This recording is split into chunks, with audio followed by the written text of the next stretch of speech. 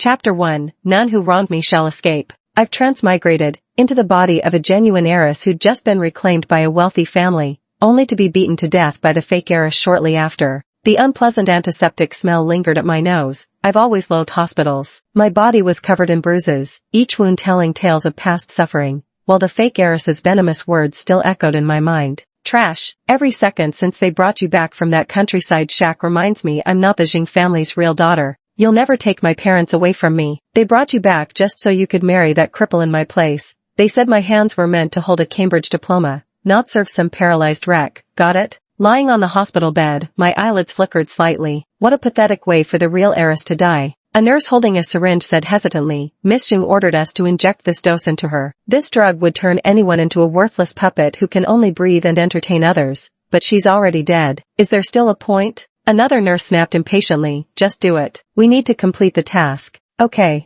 I felt someone grabbing my arm, my eyelids heavy as if weighed down by 1,000 pounds, struggling to open them. The next second, my consciousness fully returned, my gaze sharp as I flipped my wrist and tightly gripped the nurse's hand. Ah, the nurse screamed, looking down to see that I had somehow woken up. Having just woken up, I didn't have much strength, and the nurse easily broke free, the syringe falling to the ground. Phone. I spoke, propping myself up from the bed. The nurse, still shaken, was annoyed that I'd startled her and snapped impatiently, we don't carry phones at work. Slowly lifting my gaze, my pitch-black eyes fixed on her as I stated in a tone that brooked no argument, then go get one for me. The nurse scoffed coldly. If you want a favor, you should at least ask properly. I'm the heiress of the Jing family, I said lightly, almost like a friendly reminder. But the nurse wasn't having any of it, so what if you're an heiress? You could drop dead any moment. Like you even have human rights? Another nurse quickly brought me my phone and signaled her colleague to shut up. I made a call and got straight to the point. Grandma, it's Meng Jia.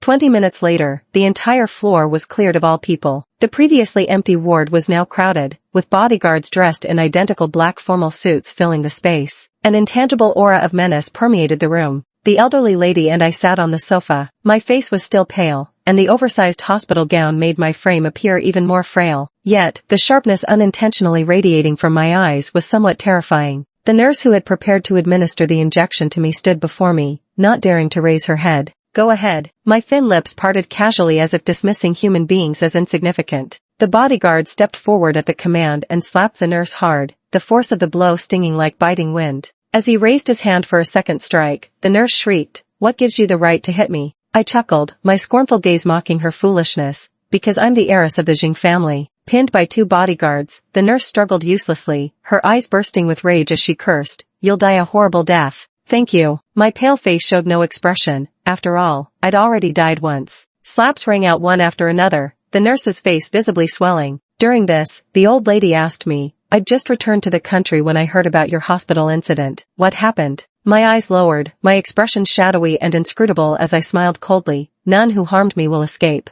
The old lady glared at the nurse being beaten and said angrily, You're the Jing family's true-blooded one. These underlings are getting more and more insolent. I nodded slightly. I'll handle matters here myself. Grandmother, you've just returned. You should go back and rest first. The old lady pondered for a moment, then finally relented with a nod. All right, call me if anything comes up. The old lady left, leaving me with 20 bodyguards. I raised my hand, and the guards stopped their actions. The nurse slumped to the ground, barely alive, dazed and unresponsive, with blood at the corners of her mouth. At that moment, the door was flung open abruptly, and Jing Rani strode in. Chapter 2, Who the hell do you think you're fooling now? The Jing family's feng shui nurtured people well. Over the years, Jing Rani had grown quite attractive, tall and slender with clear, bright eyes. At first glance, she really did seem like a decent person. The clothes she wore were worth at least 300,000, living quite the comfortable life. Meng Jie, what the hell do you think you're doing? The moment Grandma returns, you start throwing your weight around? Jing Rani seized the initiative, aggressively confronting him.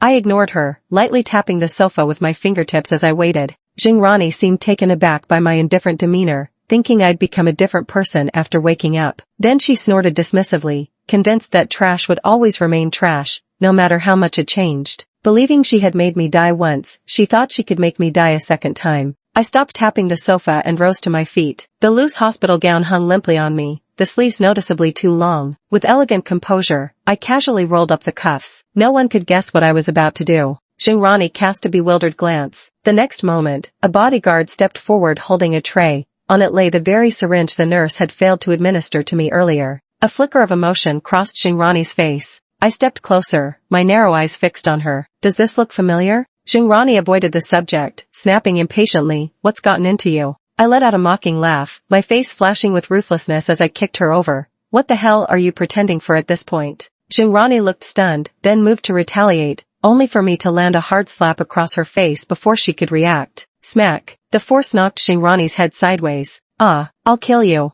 I slapped her again, then flicked my hand and flexed my wrist after the blow. A bodyguard instantly restrained the struggling Xingrani. Stunned by the slap, her ears were ringing. Having never experienced anything like this in her privileged life, she froze in furious disbelief, glaring motionlessly at me. Pointing at the thoroughly subdued nurse in the corner, I said deliberately, I doubt any nurse without powerful backing would dare commit such an unconscionable act. Has being with the Jing family for over 20 years made you lose yourself? Do you really think you're their biological daughter? Xingrani's eyes welled up with tears. I don't. I've never thought that way. Then make sure you never do. If I ever catch you thinking like that, a simple slap won't be the end of it, I snarled, gripping her chin harshly. With that, I let go, snatched a wet wipe from the table, and scrubbed my hands vigorously as if touching something filthy, then tossed it carelessly onto the floor. Without even looking, I said, discharge me. I'm going back to the Jing residence. The bodyguards left by the old lady worked with crisp efficiency, parking the car at the Jing family's entrance in just 20 minutes. The March air still carried a chill, so one of the bodyguards draped an overcoat over my shoulders. I strode straight toward the entrance, where a guard raised his hand to stop me,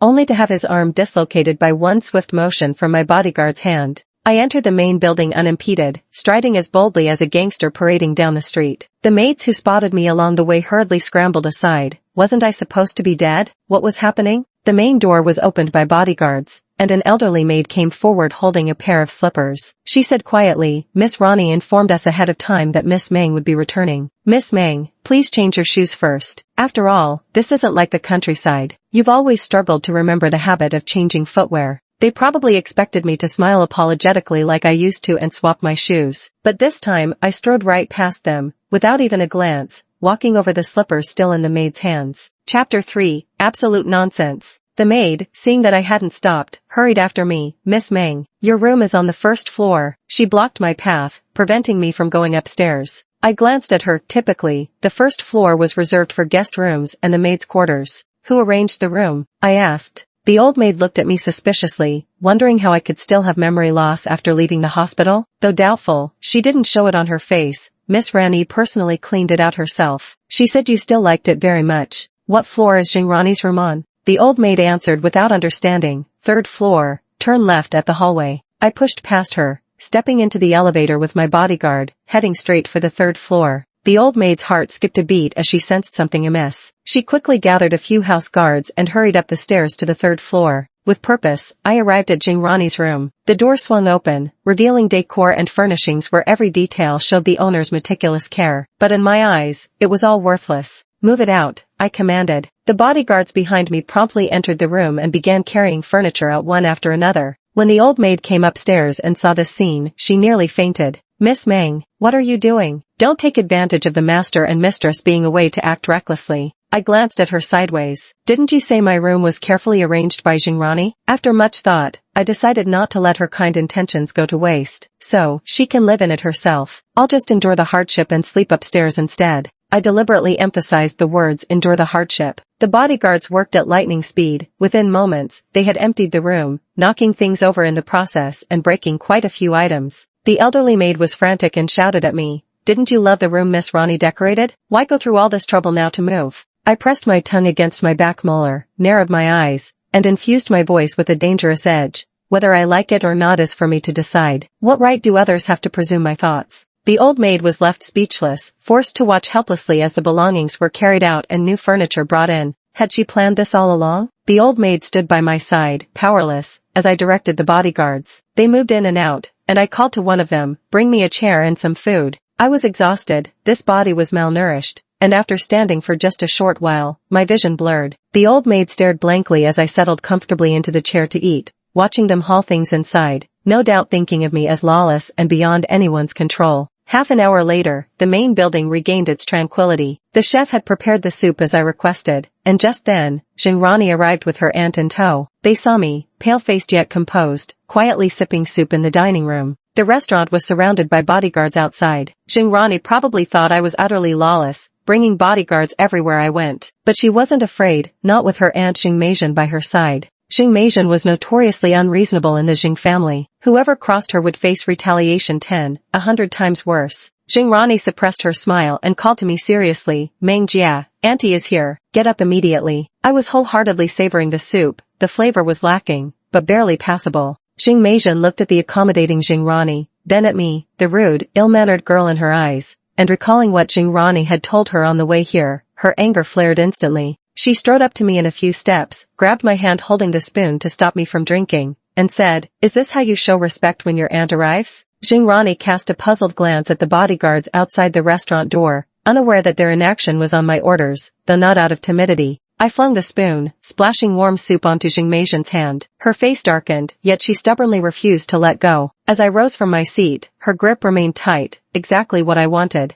A razor blade flashed in my left hand as I swiftly slashed across Jingmeijian's wrist. She barely registered the motion before a sharp sting pierced her skin, crimson blood oozing slowly from the severed vein. Her instinctive jerk backward met my iron grip on her wrist. When her free hand lashed out to shove me away, I intercepted it midair, then twisted my fingers into her shoulder blade, forcing her knees to buckle against the floor. The sharp pain in her wrist and the dull ache in her shoulder made Jingmeijian gasp in pain. Blood dripped drop by drop onto the marble floor, blooming into crimson flowers. She feared the sensation of losing blood the most, feeling as though her life were slipping away bit by bit. "Let go of me," she struggled helplessly, screaming hysterically in terror. I suddenly laughed out loud. "Look how scared you pathetic creature are." With a tightening grip, I made the blood flow faster. "I much preferred your earlier arrogant demeanor. Let me go." She didn't care what I said, consumed only by her fear of death. Seeing this, I tightened my grip even more. Jingrani thought about stepping up to show off. Considering what I'd done in the hospital room, she quickly abandoned the idea. She couldn't count on Jingmeijian, who couldn't even protect herself, to shield her.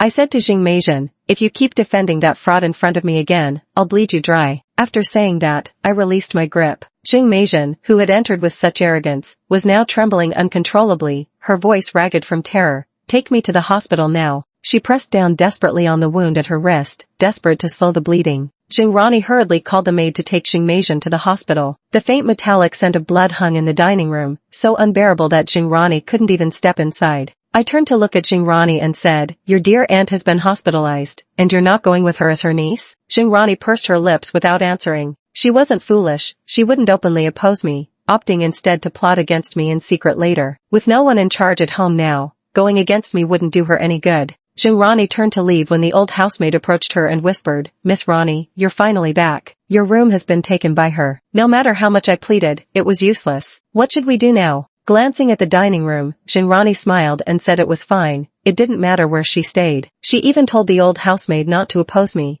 adding that I was just an ill-mannered villager and not worth the maid's anger. The old maid sniffled and shed tears at these words, growing increasingly displeased with me. Jingrani's lips curled slightly as she said she was going back to her room to rest, but the moment the door closed, her face turned icy cold, no doubt plotting how to make me pay. The sun was sinking below the horizon, painting the sky with dazzling hues of twilight. I lounged comfortably on the balcony recliner, eyes half closed in contentment. A knock came at the door. The maid announced that the old lady had arrived and requested my presence downstairs. Stretching leisurely, I threw on homeware and headed down. The elevator doors opened to reveal Jingrani fawning over the old lady, who remained expressionless and indifferent, keeping her distance. As I approached, the old lady glanced up at the sound and revealed a faint hint of a smile, her furrowed brow softening. "How does it feel to be back?" the old lady asked me. "Not bad," I replied, lowering my head slightly. She chuckled and took an invitation from someone beside her, saying, "An invite to the archery club. Some from the upper circles will be there. You could join the warm-up."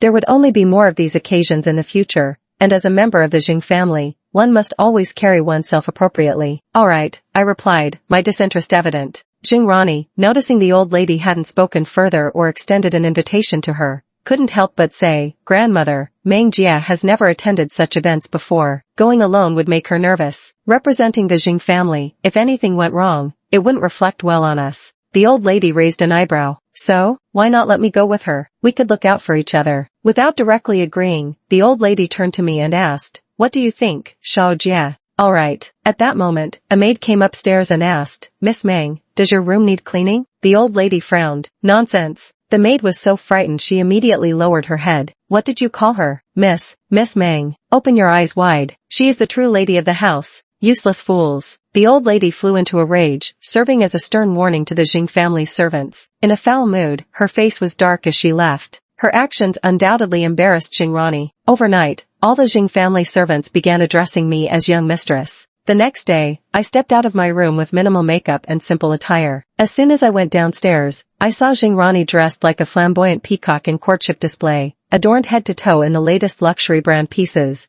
all highly sought-after items that were nearly impossible to acquire. TSK, how did the Jing family raise such trash? Jingrani lifted her chin with supreme arrogance and said, let's go, sis. At the archery club, luxury cars packed the parking lot, and everyone stepping out wore designer labels, their outfits easily costing as much as a downtown apartment. Jingrani stepped out of the car and glanced around, realizing none of the wealthy young ladies were dressed as impeccably as she was, her vanity instantly gratified. She stood meekly by the car door, waiting for me to alight, already envisioning how my awkwardness would highlight her effortless poise. I stepped out of the car while she was poised to enjoy the spectacle. Without so much as a glance sideways, I strode briskly toward the entrance. Beneath my dark green overcoat, its hem fluttering gracefully in the perfect breeze, I wore a simple white shirt paired with straight-leg trousers that elongated my silhouette. My fair skin glowed, and the whole effortless confidence of the moment was nothing short of exhilarating. My name is Meng Jia. When words like country bumpkin surfaced in Jingrani's mind, she snapped back to reality, hastily shaking her head as if to dispel her own thoughts before quickly catching up.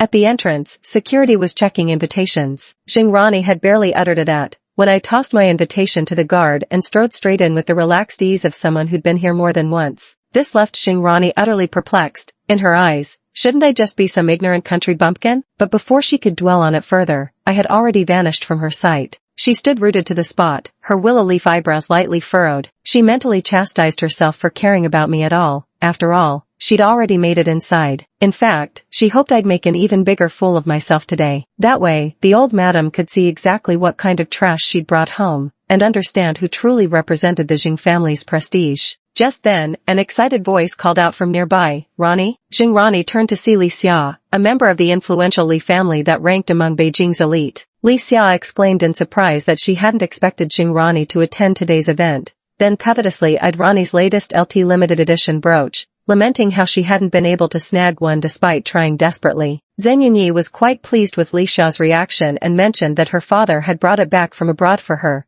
adding that she had another one she'd bring for Li Xia next time they met. Li Xia's eyes lit up, and she excitedly declared that she adored Zhen Yunyi. Afterward, the two strolled around together. Li Xia casually asked Zhen Yunyi if she practiced archery. Zhen Yunyi shook her head, saying she didn't. She believed it was a brutish sport and that a proper lady should focus on reading books and enjoying afternoon tea. But suddenly, Li Xia grew excited, claiming she had spotted a devastatingly handsome man and immediately dragged Zhen Yunyi in that direction. Zhen Yunyi shook her head indifferently. Look. Li Xia forcibly turned Zhen Yunyi's head to make her see. With just one glance, Zhen Yunyi froze. The man's features were as if sculpted, deep-set, strikingly handsome, with sharp brows and star-like eyes, his chiseled jawline impeccably defined. The perfectly tailored suit accentuated his lean, toned waist to perfection. Li Xia was fangirling beside her, squealing about how huggable the man must be. Broad shoulders, slender waist, even his jawline was irresistibly sexy. Jingrani unconsciously swallowed hard, forced to admit the man was breathtakingly handsome, like God's most flawless creation. Her feet carried her toward him involuntarily. Meanwhile, from the second floor, I watched it all unfold. My gaze had been on Jingrani when suddenly, my eyes landed on that man, Yu Qi.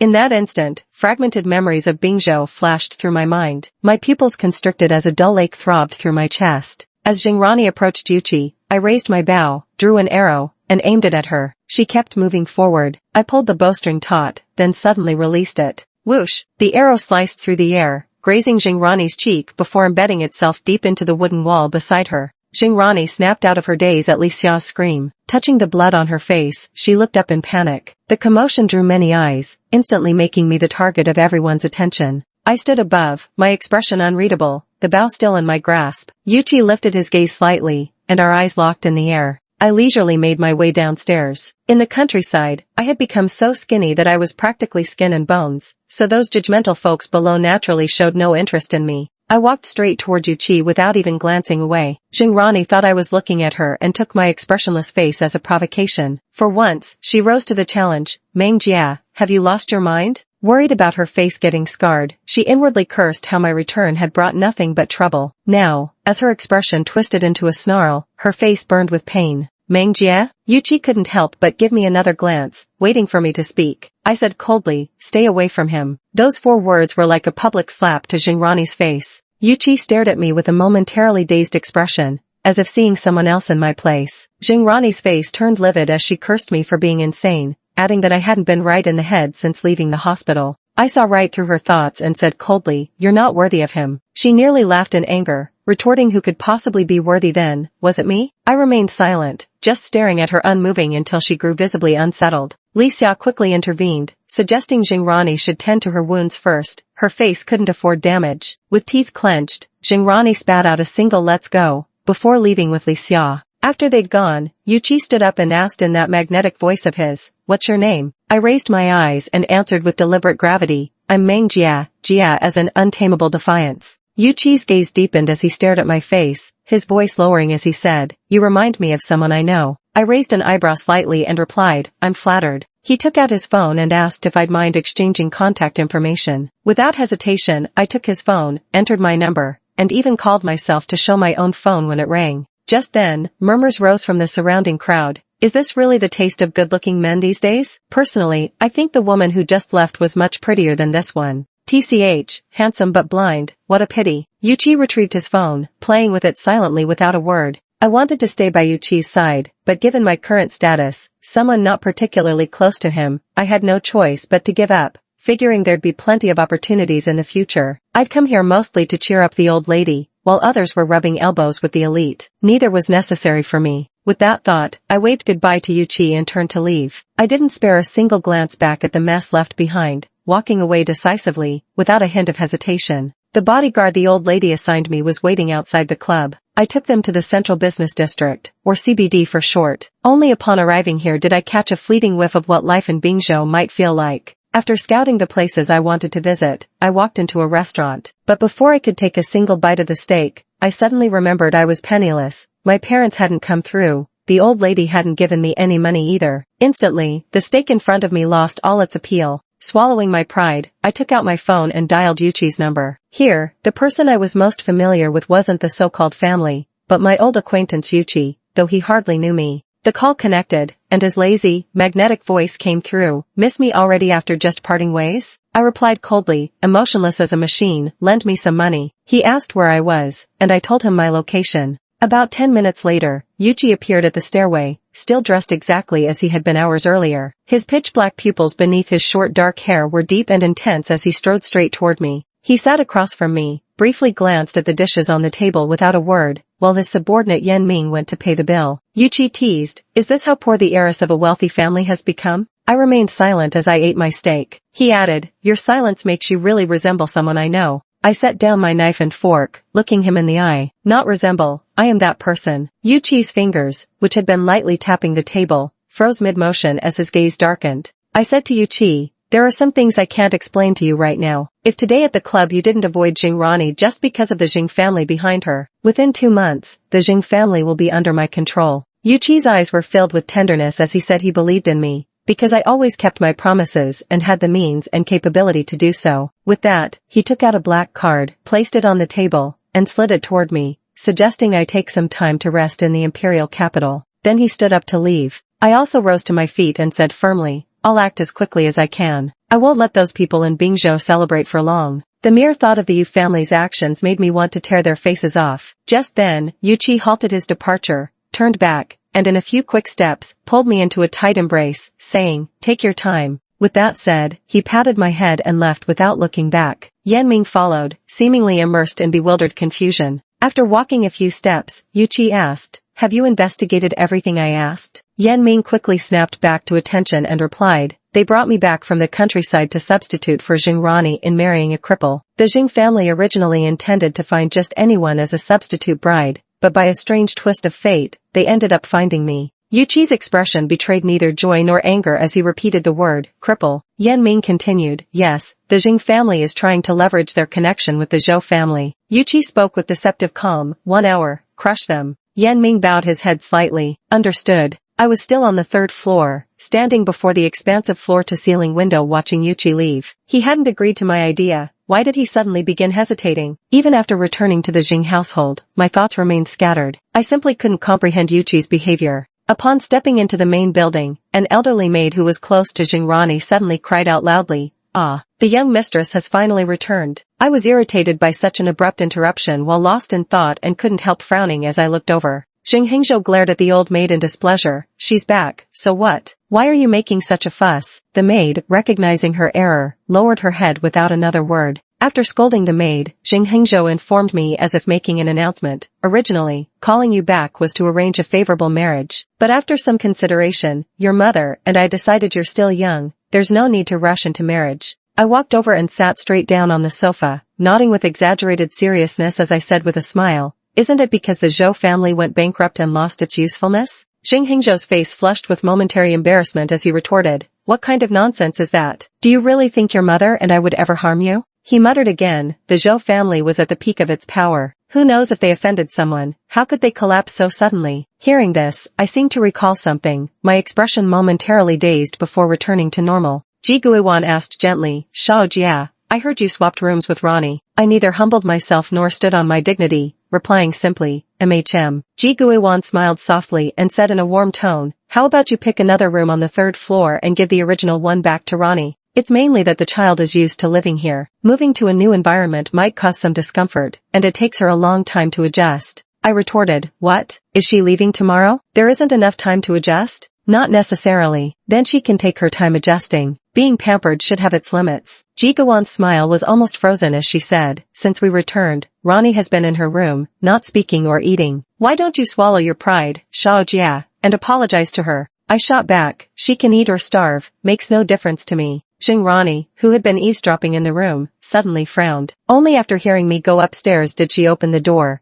coincidentally catching Ji Guan's remark, Shao Jia is exactly like you when you were young. Arrogant and overbearing, looking down on everyone. Xing Henzhou raised an eyebrow slightly, well, whose daughter did you expect? Xing Rani's heart sank. She realized her parents had already started gradually accepting me, and if this continued, there'd soon be no place left for her in this family. With sharp eyes, Ji Guiwan noticed her coming out and quickly stepped forward to ask, Ronnie, are you alright? Are you hungry? I had the chef prepare some soup. You haven't eaten all day, have some first. I knew mother loves me best. It's alright, I'm fine. Those marks on your face, were they made by Shao Jia? Thinking she would scold me, Xing Rani quickly pretended to be forgiving and said reassuringly, she just came back from outside, still carrying some bad habits. I'll help her correct them. Ji Guiwan let out a sigh, his gaze full of pity. Bear with her a little more. Who knows what Shao Jia has been through all these years? Let's be good to her. Just barely. Xing Rani's smile almost slipped from her face. Your eldest uncle just came by earlier. Seeing you were in low spirits, he didn't call you. This time, he's entrusting his company's jewelry design to you. Xing Rani was both flattered and alarmed. What if I mess it up? It's fine, we're all family here. No need for such talk. Just take this design project easy. Consider it the stepping stone in your design journey.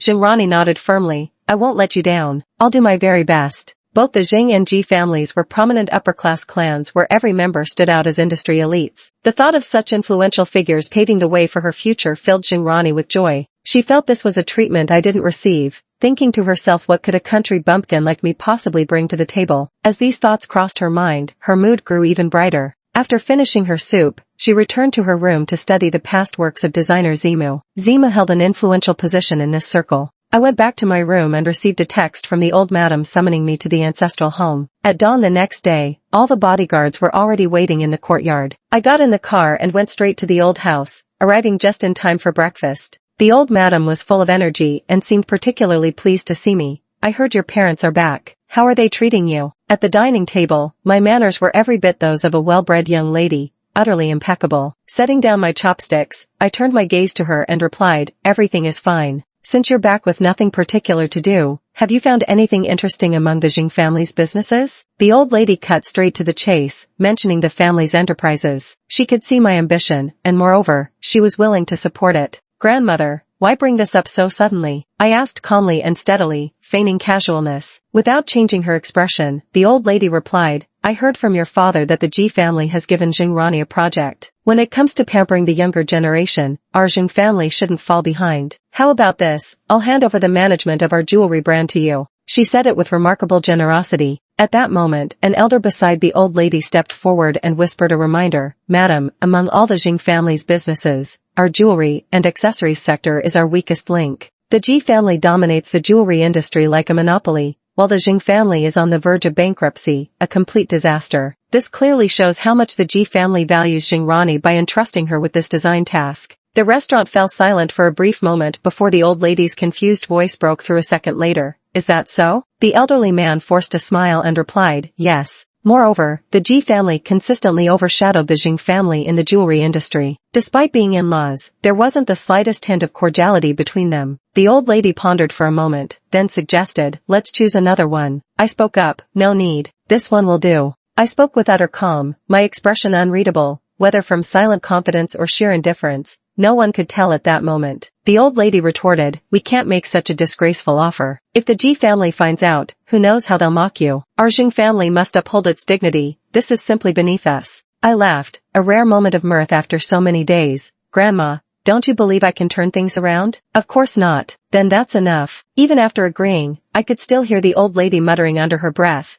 who was in charge of this area before? How could they be this incompetent? An elderly person nearby quickly interjected, we've dabbled in all sorts of industries, though we're not particularly skilled in this one. But apart from this, our medical, hotel, tourism, and catering sectors are still quite decent. In these areas, they completely outclassed the Ji family. The old lady couldn't swallow her anger. Xiaojia, crush the Ji family. I played along and responded, got it. After dinner, I stayed for a while to keep the old lady company. Having settled matters there, I returned to the Jing residence. The servants in the main building went about their tasks methodically, while a few sheets of paper on the table fluttered to the ground in the breeze. A maid, fearing that the remaining papers on the table might also fly away, gathered them all in her hands while picking up the rest. One just happened to land at my feet. I bent down to pick it up, and at the same moment, the maid reached me. I glanced at it briefly. It was a design draft. The lines were childishly crude, as if deliberately imitating a certain style, but ended up looking like an awkward mess. Some details weren't properly handled either. It's a designer's instinct, to spot the flaws at a glance. Just as I was about to hand the paper back to the maid, I saw Jingrani rushing over from the stairs in the distance, her face grim as she snatched the paper from my hand. The force was so strong that the edge of the paper sliced my palm, the wound visibly oozing thin streaks of blood. I felt nothing and withdrew my hand, letting it hang naturally at my side. Just then, Ji Guiwan walked up from behind. Jingrani's eyes reddened with anger. Meng Jia, what are you doing? My eye twitched slightly. Ji Guiwan interjected softly with a question, what's wrong? Jingrani, emboldened by Ji Guiwan's presence, spoke with full conviction. Don't you know designers hate it most when others look at their drafts without permission? Jingrani's shrill voice made my eardrums ache as she shrieked at me. I know you're jealous that uncle favors me, but you can't just look at my drafts without my permission? If you want to design too, go find uncle. What's the deal with looking at my work? I bet you'll say you were just looking, but who knows if you'll copy me. Ji Guiwan noticed her excessive agitation and took it more seriously, saying to me, Shao Jia, maybe, you should apologize? Rani takes this design very seriously, and so does the Ji family. The seasonal theme promotion was already well known to everyone. If news of plagiarism broke before the launch, it would ruin all the planning and promotion the company had put in. Seems like this is pretty serious. I completely ignored Ji Guiwan and scoffed at Jingrani, sneering, copy you? Take a look at the garbage you drew. Spoiled rich kids, so arrogant without any real talent. You're just jealous. Jingrani was convinced I was being petty, calling sour grapes what I couldn't have.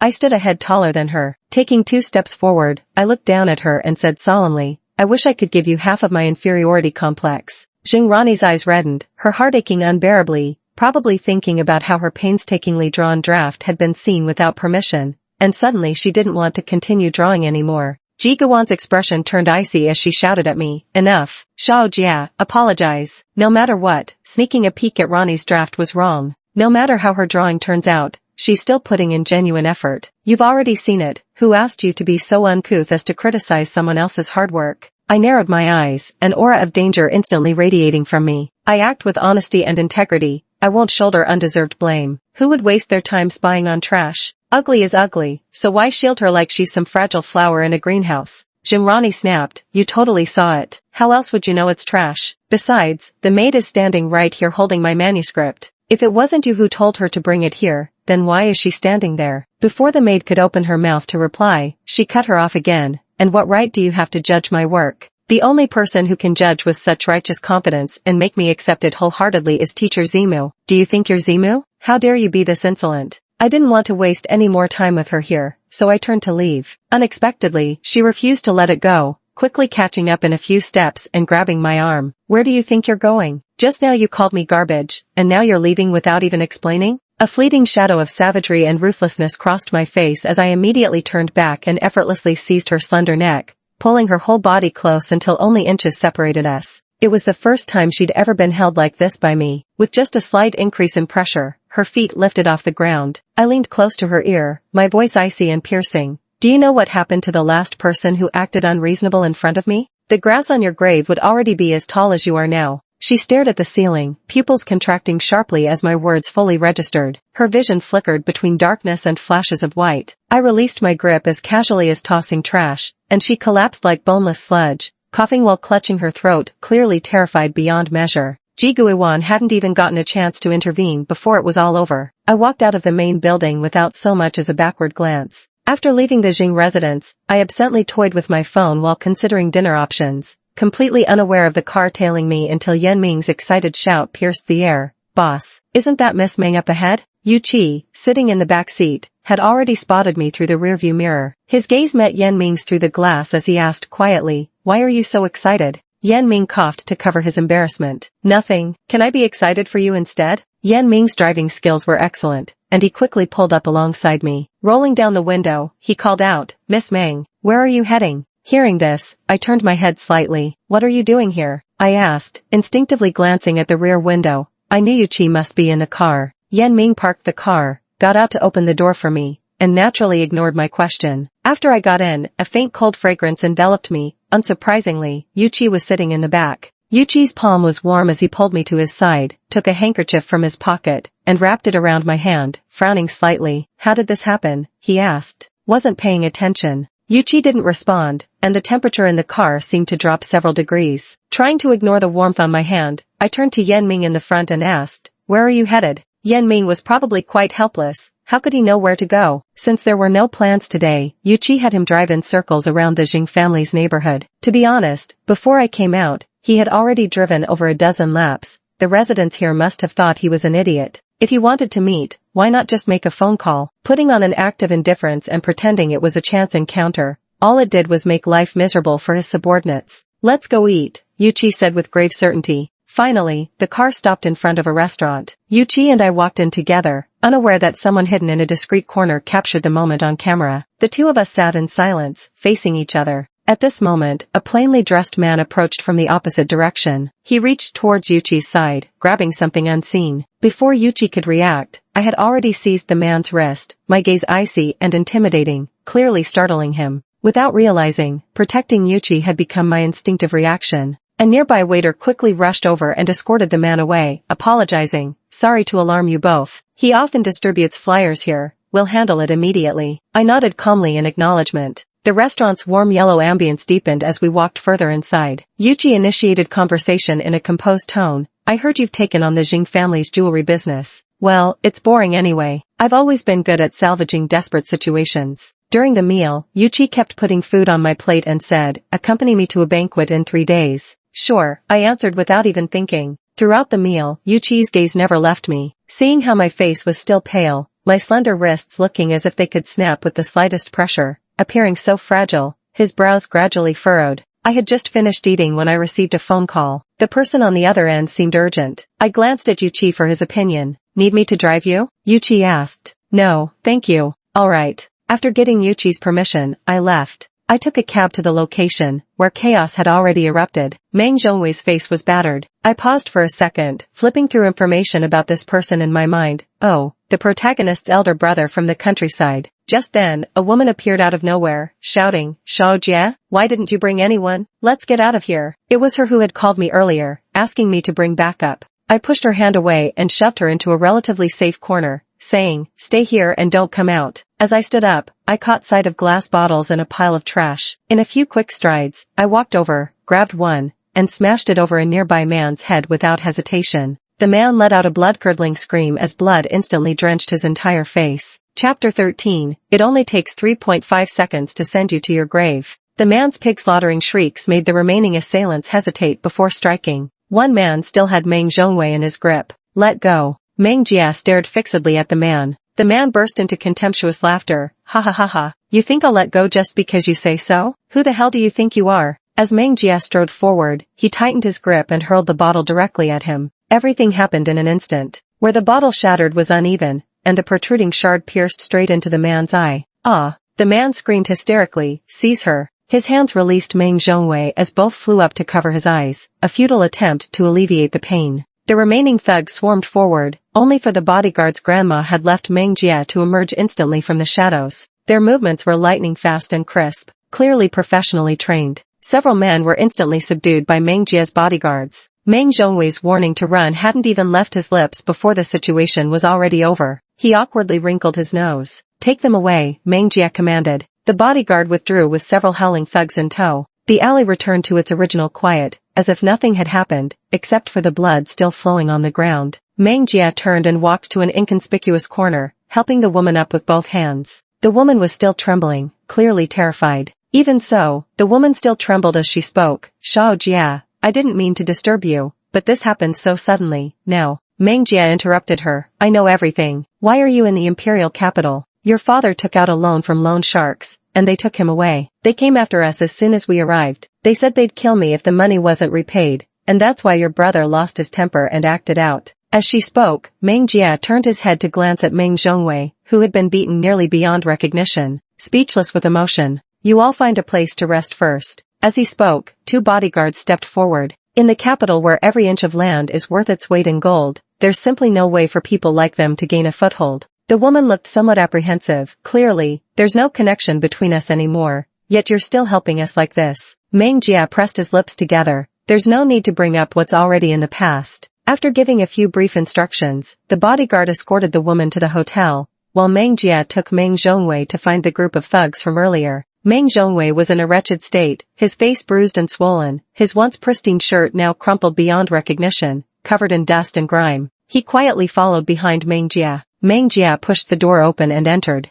The bodyguards had rented a nearby courtyard, clearly startling the landlord, who huddled with a few others watching from a distance. With clear purpose, Meng Jia crouched down in front of the man whose eye he'd blinded. Where's your boss? Give me an address. The man snorted, damn trash talking shit. Meng Jia raised her hand, and the bodyguard wordlessly handed her a folding knife. Meng Jia toyed with it in her hand before abruptly pressing the blade against the artery in his neck. Just 3.5 seconds, she said, and I can send you to the afterlife. She increased the pressure slightly. The sting at his neck made the man flinch for a moment and realize that the woman before him wasn't joking. He honestly named a location, having given her the address anyway. The chances of coming out alive weren't great. Meng Jia sheathed his dagger and tossed it to a bodyguard before leaving the courtyard with a large entourage. Meng Zhongwei followed them from a distance like a subordinate, suddenly realizing that Meng Jia wasn't the same as before, nor did she carry herself like a noble woman anymore. Instead, he looked like some rogue bandit. In just 20 minutes, Meng Jia arrived at an abandoned warehouse on the outskirts and got out of the car. By now, the sky was growing dark, with only the last lingering threads of twilight clinging to the horizon. With synchronized movements, the two bodyguards kicked open the warehouse doors. The people inside instantly became alert and reacted immediately, but no one was quicker than the bodyguards. 20 seconds, 20 well-trained bodyguards drew their guns and fired a few warning shots. For the few who dared to resist, the bodyguards promptly disarmed them by breaking their arms and legs. Only after the inside was completely dealt with did Meng Jia's tall figure leisurely appear at the warehouse entrance. Chapter 14. I asked what we should do about this mess, not why you hit them. Her entire outfit made it abundantly clear she didn't belong here. Her long, straight legs stepped directly over people lying on the ground.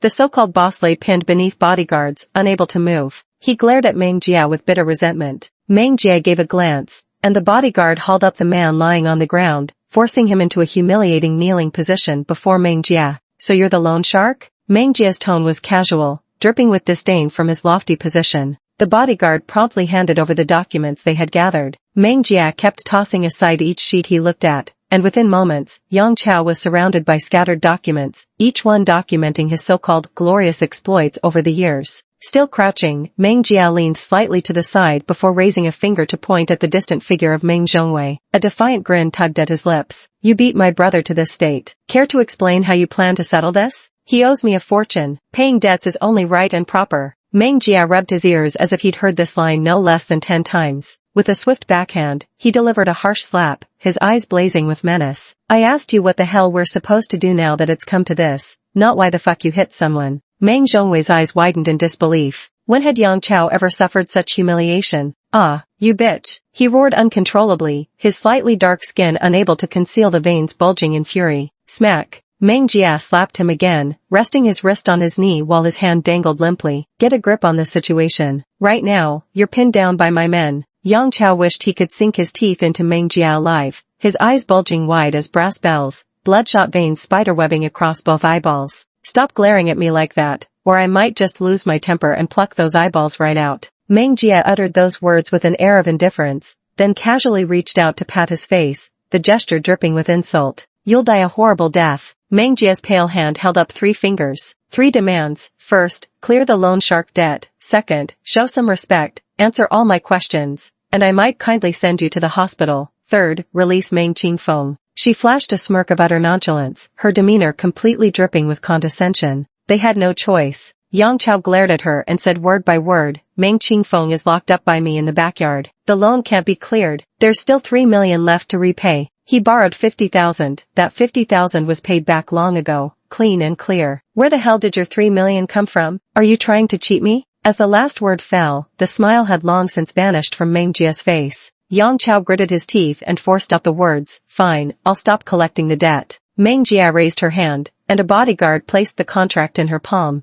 Standing before Yang Chao, Meng Jia reviewed the contract line by line, meticulously explaining each clause to him. You can see I'm no saint either, and I know people like you have nothing to lose. So, if I find you harassing Meng Qingfeng again, I'll have my people hunt you down. She threw the contract in front of him. Sign it. This contract was downright unreasonable, but what could be done? Meng Jia behaved more like a bandit than bandits themselves. Yang Chao unwillingly signed his name. With the contract secured, Meng Jia no longer gave them trouble and released them unusually straightforwardly. Yang Chao lay on the ground like a dead fish, truly lacking the strength to get up. Meng Jia, who had already walked quite far away, raised his hand slightly and said, show some compassion, send them to the hospital. Chapter 15, Don't play these dirty tricks in front of me. Meng Jia's actions flowed effortlessly like clouds and water. She met violence with violence, resolving the matter beautifully within half an hour. While bodyguards bustled about behind her, Meng Jia casually asked Meng Zhongwei with an air of nonchalance, are you hungry? Huh? Meng Zhongwei looked at her, completely baffled. Then Meng Zhongwei was taken by her to the food stall. The night market was bustling, and the food stall was quite crowded too. However, because Meng Zhongwei's facial injuries were too severe, many people kept glancing their way. Meng Jia sat there with one foot propped on the nearby stool, her posture bold and unrestrained, not a trace of a refined lady's demeanor to be seen in her. She focused entirely on skewering the meat, yet someone nearby still managed to capture her on camera. For some reason, Meng Zhongwei inexplicably felt he was in the wrong. With Meng Jia staying silent, he kept wanting to explain himself. Several times he tried to speak, but couldn't find the right words. A sense of defeat welled up inside him. Meng Jia tossed the toothpick onto the table. Have you thought it through? Meng Zhongwei knew exactly what she was asking. He nodded solemnly. I have. I'll never act so recklessly again. He knew full well he was no match, yet couldn't control himself. If it weren't for Meng Jia, he might have been beaten to death today.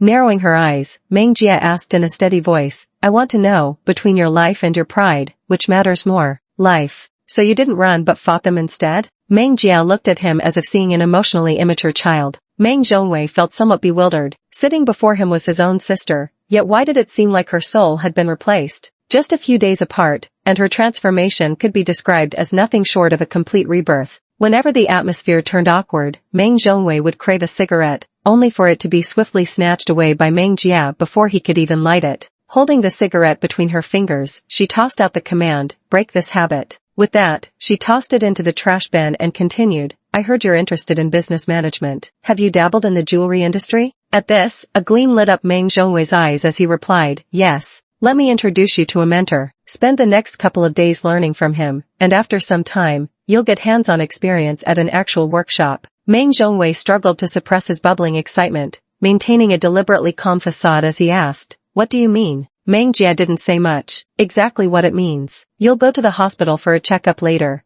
then someone will take you to the hotel." Meng Jia left at noon and hadn't returned all afternoon. Ji Guiwan had been sitting in the living room all afternoon, glancing toward the doorway from time to time. In the end, Meng Jia never came. Ji Guiwan sighed. She had been too impatient, acting before understanding the full situation. The more she thought about it, the more regretful and ashamed she felt. Xing Rani left the room, her voice hoarse from strain. "Mom, a friend of mine caught Meng Jia on camera." Ji Guiwan looked up and asked suspiciously, "How would your friend know Meng Jia?" "I noticed you've been quite worried since Meng Jia went out at noon, so I sent the photo to a friend and asked her to keep an eye out." "You're too thoughtful, Rani." Xing Rani handed over her phone. Ji Guiwan took a glance. Question mark. She rubbed her eyes. "Is this Xiao Jia?" Two photos. One showed Meng Jia and Yu Qi at a restaurant at noon, while the other captured her and Meng Zhongwei at a street-side food stall, with her even, holding a cigarette, her foot propped on the stool, wild and unrestrained. "Meng Jia smokes?" Xing Rani secretly rejoiced, judging by the outfit. "Yes." Ji Guiwan put down her phone, her breath slightly unsteady. "What's wrong with her?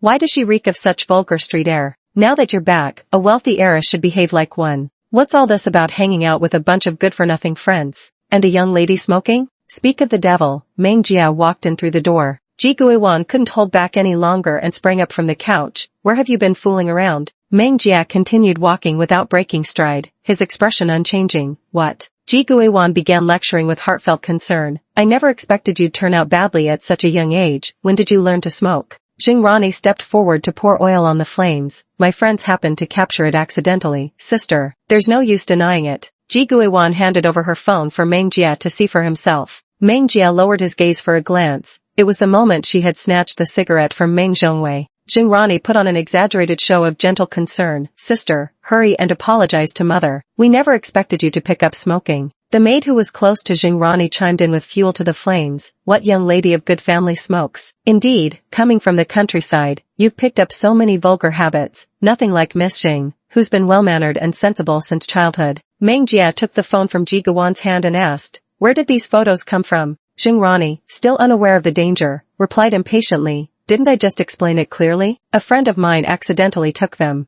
Several maids standing nearby couldn't help but gossip. With a sudden violent motion, Meng Jia hurled the phone to the ground. Bang! The gossiping maid suddenly fell silent, and the noisy hall instantly became deathly quiet. Accidentally captured? The angle and clarity don't look accidental at all. Meng Jia's tone was hostile, his aggressive stance leaving Xing Rani momentarily unable to respond. "You hired someone to take secret photos of me?" Meng Jia asked pointedly, fully aware of the answer. "I didn't," Xing Rani retorted immediately. At some point, Meng Jia had already stood before Xing Rani. "Last warning, don't play these dirty tricks in front of me." Chapter 16, Didn't anyone tell you not to enter when no one answers the door? Xing Rani found it utterly perplexing. She never expected Meng Jia would dare lose his temper in front of Ji Guiwan. Meng Jia shot her a glance before heading upstairs alone. The floor was littered with scattered phone fragments. The phone had been smashed to pieces. Judging by the damage, it was beyond salvage. Ji Guiwan was also startled, only regaining her composure after Meng Jia had left. For over 40 years, no one had ever lost their temper in front of her. Meng Jia's sudden outburst made her heart skip a beat in fright. Xing Rani wasn't faring much better either. Never before had anyone been this audacious in her presence. The servants at home went about their tasks with extreme caution,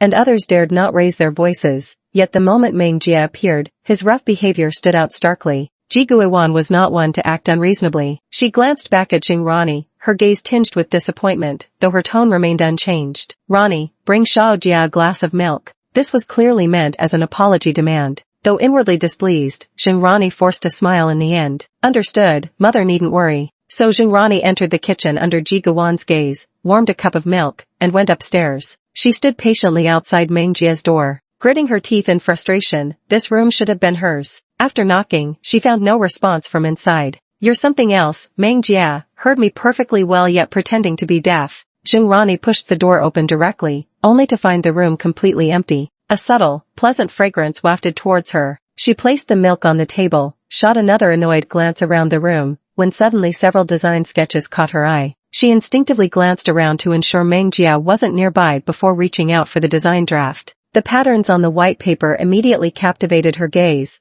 Their extravagant design and uniquely styled details were absolutely breathtaking. Jingrani instantly became engrossed in admiring them. Though without color, she imagined they'd look even more stunning once filled in. "What are you doing?" The moment Mengjia's icy voice sounded, Jingrani's heart trembled, her hand shook uncontrollably, and the design drafts scattered across the floor. Flustered, she turned around to see Mengjia standing silently behind her, his jet black hair still dripping water, wrapped in a bathrobe with a towel in one hand. Jingrani pointed to the glass of milk on the desk. "Mom asked me to bring this milk upstairs for you." Mengjia glanced at the table where a glass of milk indeed sat. "Didn't anyone teach you not to enter when no one answers the door?" Mengjia's voice was icy, his narrow eyes glazed with terrifying frost. Jingrani, initially flustered, now took offense. What exactly did Mengjia mean by that? This is absolutely fascinating. How could she, a noble lady of high stature, possibly be lectured on manners by some country-bred fop? "You'd better adjust your tone when speaking to me. I came up here to deliver milk to you, so don't be ungrateful." Jingrani practically tilted her face up to the ceiling as she spoke. "Even though your draft isn't right, didn't you check mine too? That makes us even." Mengjia's thin lips parted slightly as he muttered, "Idiot." The next second, Jingrani was grabbed by the collar and tossed out of the room by Mengjia. Mengjia exerted considerable force, nearly causing Jingrani to lose her balance and fall to the ground. Ji Guiwan had just wanted to come up and check on the situation, hoping the two sisters wouldn't become bitter enemies. Unexpectedly, the moment she arrived, she witnessed this scene. Jingrani staggered slightly as she straightened up, only for Mengjia to point directly at her nose and snarl with intensified fury, "Get lost." Chapter 17, I've got money and power, what's wrong with having no manners? Bang! The door slammed shut in her face, the gust of wind from its closing like a stinging slap across Jingrani's cheek. Ji Guiwan. Jingrani couldn't resist kicking the door hard. Suddenly, the door swung open again from inside. Mengjia, his face dark with anger, hurled the glass of milk directly at Jingrani. "Don't fucking let me see you again anytime soon. Or else you'll get beaten every time we meet." Jingrani was in complete disarray, with milk splattered all over her exquisite clothes. Sensing something amiss, she glanced sideways only to discover Ji Guiwan standing there without her noticing. Recalling her earlier actions, she felt both embarrassed and ashamed. Ji Guiwan didn't speak, just slightly furrowed his brows before leaving. Inside the room, Mengjia wiped his hair with one hand while picking up the drafts from the floor with the other. "These are just random sketches I did on the way back today, not very polished yet. I'll find time to revise them later." While the Ji family began promoting their seasonal new designs, the Jing family launched their campaign simultaneously. The two families' events were just one day apart. The Ji families came first, followed by the Jing families. Hot comments flooded the internet. "I wonder what high-end luxury products the Ji family will release this year. They've never disappointed me in the past. I'm all set to rush in and buy. I wonder what the Jing family is trying to pull. Their jewelry designs are mediocre at best. They can't seem to recruit good designers, and they keep recycling the same old patterns, so commonplace. I thought they'd just quietly follow trends and ride on the Ji family's coattails, but who knew they'd suddenly start this massive promotional campaign this year? Let's wait and see." It's not often we get to witness such a clash. Almost everyone in elite circles has already concluded that the Ji family utterly outshines the Jing family. While the Jing family excels in other fields, their achievements in the jewelry industry are truly insignificant. A coffee shop. "What?" Li Xia suddenly exclaimed and stood up. Jingrani glanced around and quickly pulled her back down, whispering, "Don't get so excited." Unable to contain her excitement, Li Xia's eyes widened dramatically. "You're telling me you're this year's designer for the Ji family's new collection?" Yes, my dear sister, don't get worked up. Wow, you're about to become a designer adored by thousands. Being so close to the moon, you get to enjoy its light first. Tell me, how does it feel to create such a masterpiece that will go down in history as a railway designer?" Jing Railway shyly swatted her. "Stop teasing me." Alright, I'll stop. You're so busy yet still made time to come out with me. I'm truly flattered. Hurry back and work on your designs. I'm already looking forward to seeing them." Jingrani smiled faintly and pursed her lips. Alright. She had come out today to seek inspiration, but no matter how hard she tried, the design sketches from Mengjia's room yesterday seemed etched into her memory, impossible to forget. As a result, the piece she created bore an indistinct resemblance to Mengjia's work. When she returned home, she discovered her eldest uncle had arrived at some point, seated across from none other than Mengjia himself. You could feel the tension between them from a mile away. Ji Qingyun carried himself with elegant nobility, clearly the young master of a prominent family. There was a faint resemblance between his features and those of Ji Guiwan. He appeared to be a gentle and amiable person, but his attitude toward Mengjia right now was decidedly less so. I heard from family that you not only peeked at Ronnie's drafts but also physically assaulted her, and not just once. Ji Qingyun had a kind face, but his questioning manner could still be somewhat intimidating. Whatever attitude he showed, Meng Jia mirrored right back at him. Is it appropriate for you to come accusing me without distinguishing right from wrong or even investigating the facts? Is this how recklessly an elder should act? No proper address, no hint of respect. This inexplicably stirred anger in Ji Qingyun. He'd never encountered someone like Meng Jia before. Now that you're back in the Jing family, wouldn't it be improper to remain as ill-mannered as before? Meng Jia crossed his legs with complete ease, his dark eyes lazily glancing at Ji Qingyun. I'm rich and powerful, what's wrong with having no manners? Chapter 18, I'm afraid you'll lose everything down to your underwear. Ji Qingyun slammed the table and stood up. Audacious! Meng Jia sat motionless on the sofa, glaring coldly at Ji Qingyun. For a junior to behave in such a manner, it was no wonder Ji Qingyun was angry. Is this the attitude you show when your elder speaks to you?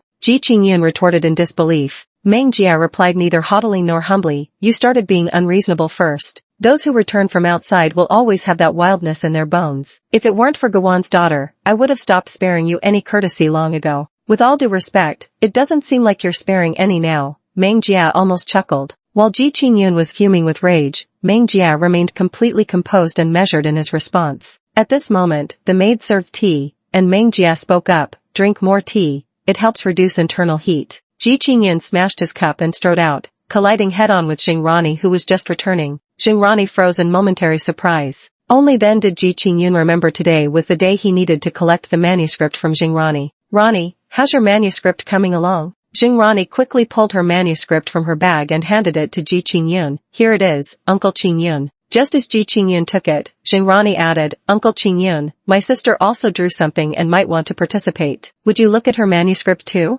Ji Qingyun, already in a fit of anger, snapped, bad character taints even the finest art, I won't dignify it with a look. Every word was dripping with disdain for Meng Jia. As for Meng Jia on the sofa, he drank his tea as if he hadn't heard a thing. Ji Qingyun rolled her eyes at him and turned to leave. Xingrani openly advised Meng Jia in front of everyone, really now? If you just show some respect to uncle, he might actually give you a chance next time. I'm not in the habit of begging for things. The word beg was wielded with malicious precision. Xingrani's face turned pale again and again, but in the end, she didn't want to stoop to Meng Jia's level. The Ji family had obtained the manuscript, and a few minor details were revealed in the promotion. These seem really good too, just waiting to grab them when they're released. Can't wait. The Ji family's prominence had completely overshadowed the Jing family. By the day the new products launched, the first batch had already sold out entirely. This was something Ji Qingyun hadn't anticipated, so he promptly placed an order for a second batch. Although the Ji and Jing families were in-laws, business was like war, who would show mercy on the battlefield? He spared no effort in promoting it. The Jing family's final promotional campaign hadn't even been released yet, sparking rampant speculation among netizens. Why has the Jing family suddenly gone quiet? Did the Ji family break them so badly they've gone into hiding? Probably thought since they couldn't compete anyway, they might as well not waste the money. TSK, you could practically feel the Jing family's awkwardness through the screen. If they're not good at it, why force themselves to vie for this opportunity? Online opinions were divided, with all sorts of speculation. Ji Qingyun gave an interview with reporters that same evening and had Xingrani appear for one as well. This was Xingrani's first time receiving such an honor, so Ji Guiwan invited Jing Hingzhou and Meng Jia to come and cheer her on. Meng Jia disliked such occasions and sat in the corner, playing with his phone with his head down.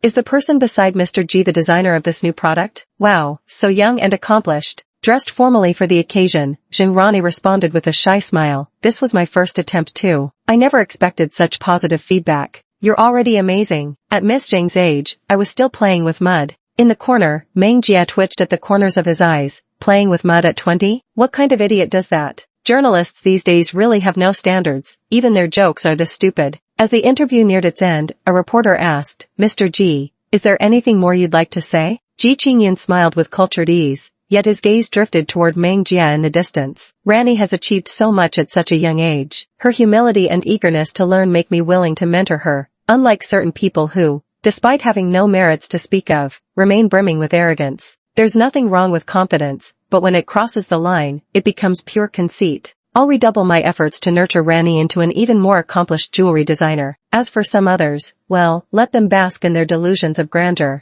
The sharper cameramen had already pivoted their lenses toward Meng Jia, following Ji Qingyun's line of sight. The interview ended, but Meng Jia didn't go back with them. Ji Qingyun noticed and made a veiled criticism. It's very late already. What's a young lady doing running around? She really seizes every opportunity to mix with unsavory characters. A frown passed over Jing Hengzhou's face as he disliked Ji Qingyun's manner of speaking. Ji Guiwan held Jing Hengzhou back, not wanting to see her brother and husband argue. She was just about to speak up to mediate. Having already walked several steps away, Meng Jia suddenly turned back and approached him. Leveraging his superior height advantage to lock eyes with Ji Qingyun without conceding an inch of presence, he said, "I'll make sure you understand. Some things simply can't be propped up, no matter how hard you try." Meng Jia wasn't finished. His dark eyes remained fixed on Ji Qingyun as he continued, "And one more thing, stop placing those additional orders now. I'd hate to see you lose so badly you're left without even your underwear." Ji Qingyun sneered in response. "Oh, so you think the Jing family would let my products sit unsold?"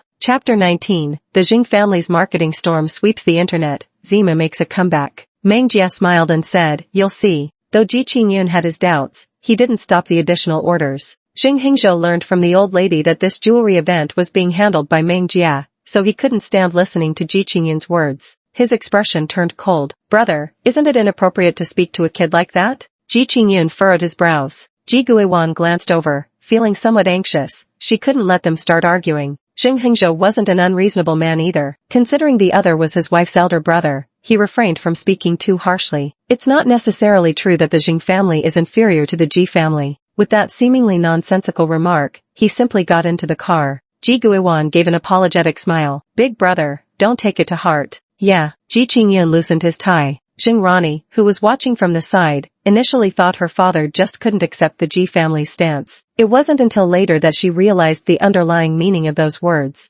It didn't necessarily mean Meng Jia was inferior to Jing Rani. At this moment, roughly 10 minutes remained before the Jing family's final publicity push. Jing Hengzhou opened his tablet in the car, his fingers continuously scrolling through the official website as faint sweat dampened his palms. The timing of the Jing family's new product launch was unfortunate, coinciding with the Ji family's release, inevitably inviting comparisons, where they didn't hold much advantage, though it was a given that the Jings could never measure up to the JIS. Meanwhile, the interview footage was released simultaneously. After the announcement, some onlookers were puzzled. Who is Ji Qingyun talking about? No idea, can't understand all the twists and turns among the wealthy families. The camera caught the girl, but it wasn't very clear. I truly envy Jing Rani for having someone who can nurture her like this. Having a mentor is one thing, but more often it's about innate talent. Don't you think Jing Rani herself is already exceptionally talented? Her very first design work was already this outstanding, definitely not some second-rate Zimu. True, but Zimu hasn't released any work for 5 years now. Both my mother and I are her devoted fans. It's such a pity she suddenly went silent. When I saw the Ji family's collection today, I almost thought Zimu had made her grand return. Li Xia knew that Jing Rani was often oppressed by Meng Jia at home, and seized this opportunity to get revenge for her. She hired a group of trolls to comment below. Attached is a high-definition photo of Meng Jia. Jing Rani is the biological daughter brought back from the countryside by the Jing family. Back then, she was accidentally switched with Meng Jia as babies. My mother worked for the Jing family and personally witnessed how Meng Jia oppressed Jing Rani by flaunting her status as the true heiress. Wow, that's too much. It wasn't Jing Rani's fault back then. Even if Meng Jia is the real heiress, she shouldn't behave like this, right?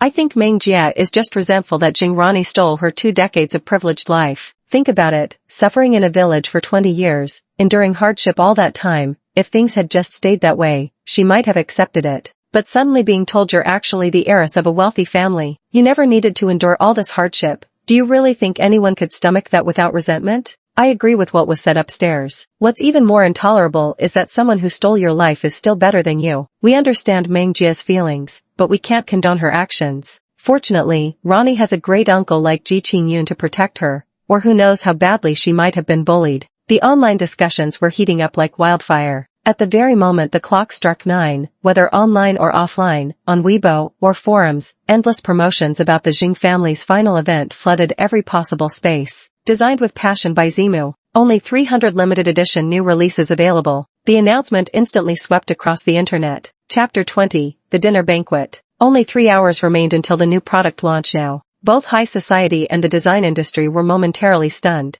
After 5 years of silence, has Zima suddenly made a move and appeared at some obscure company? Holy shit, isn't Zimu Okti's chief designer? Why is she suddenly working for the Jing family's brand? Did she switch jobs? Rumor has it even the Ji family couldn't poach her back then. Who'd have thought she'd end up with the Jings now? First, let's verify if it's really Zimu's work. There've been plenty of pretenders these years. Besides, with no photos of Zimu for 5 years, how can we even tell what's real? I've verified it's genuine, whether it's the manuscript signature, the style, or even the color palette, it's real. Zimu has appeared. Xing Hengzhou watched the online reactions with inexplicable excitement, his eyes growing slightly moist. The moment the clock struck midnight, 300 new pieces were snatched up in seconds. Even though Zimu's works carry astronomical prices, more than 5 times the cost of Xingrani's creations. At the same time, after the first batch of new products completely sold out, the Xing family released a preview of the second batch. The first batch was just a warm-up, the second batch only had 100 pieces, and the price had tripled. The usually bleak Xing family store suddenly surged with a flood of customers in the early hours of the morning,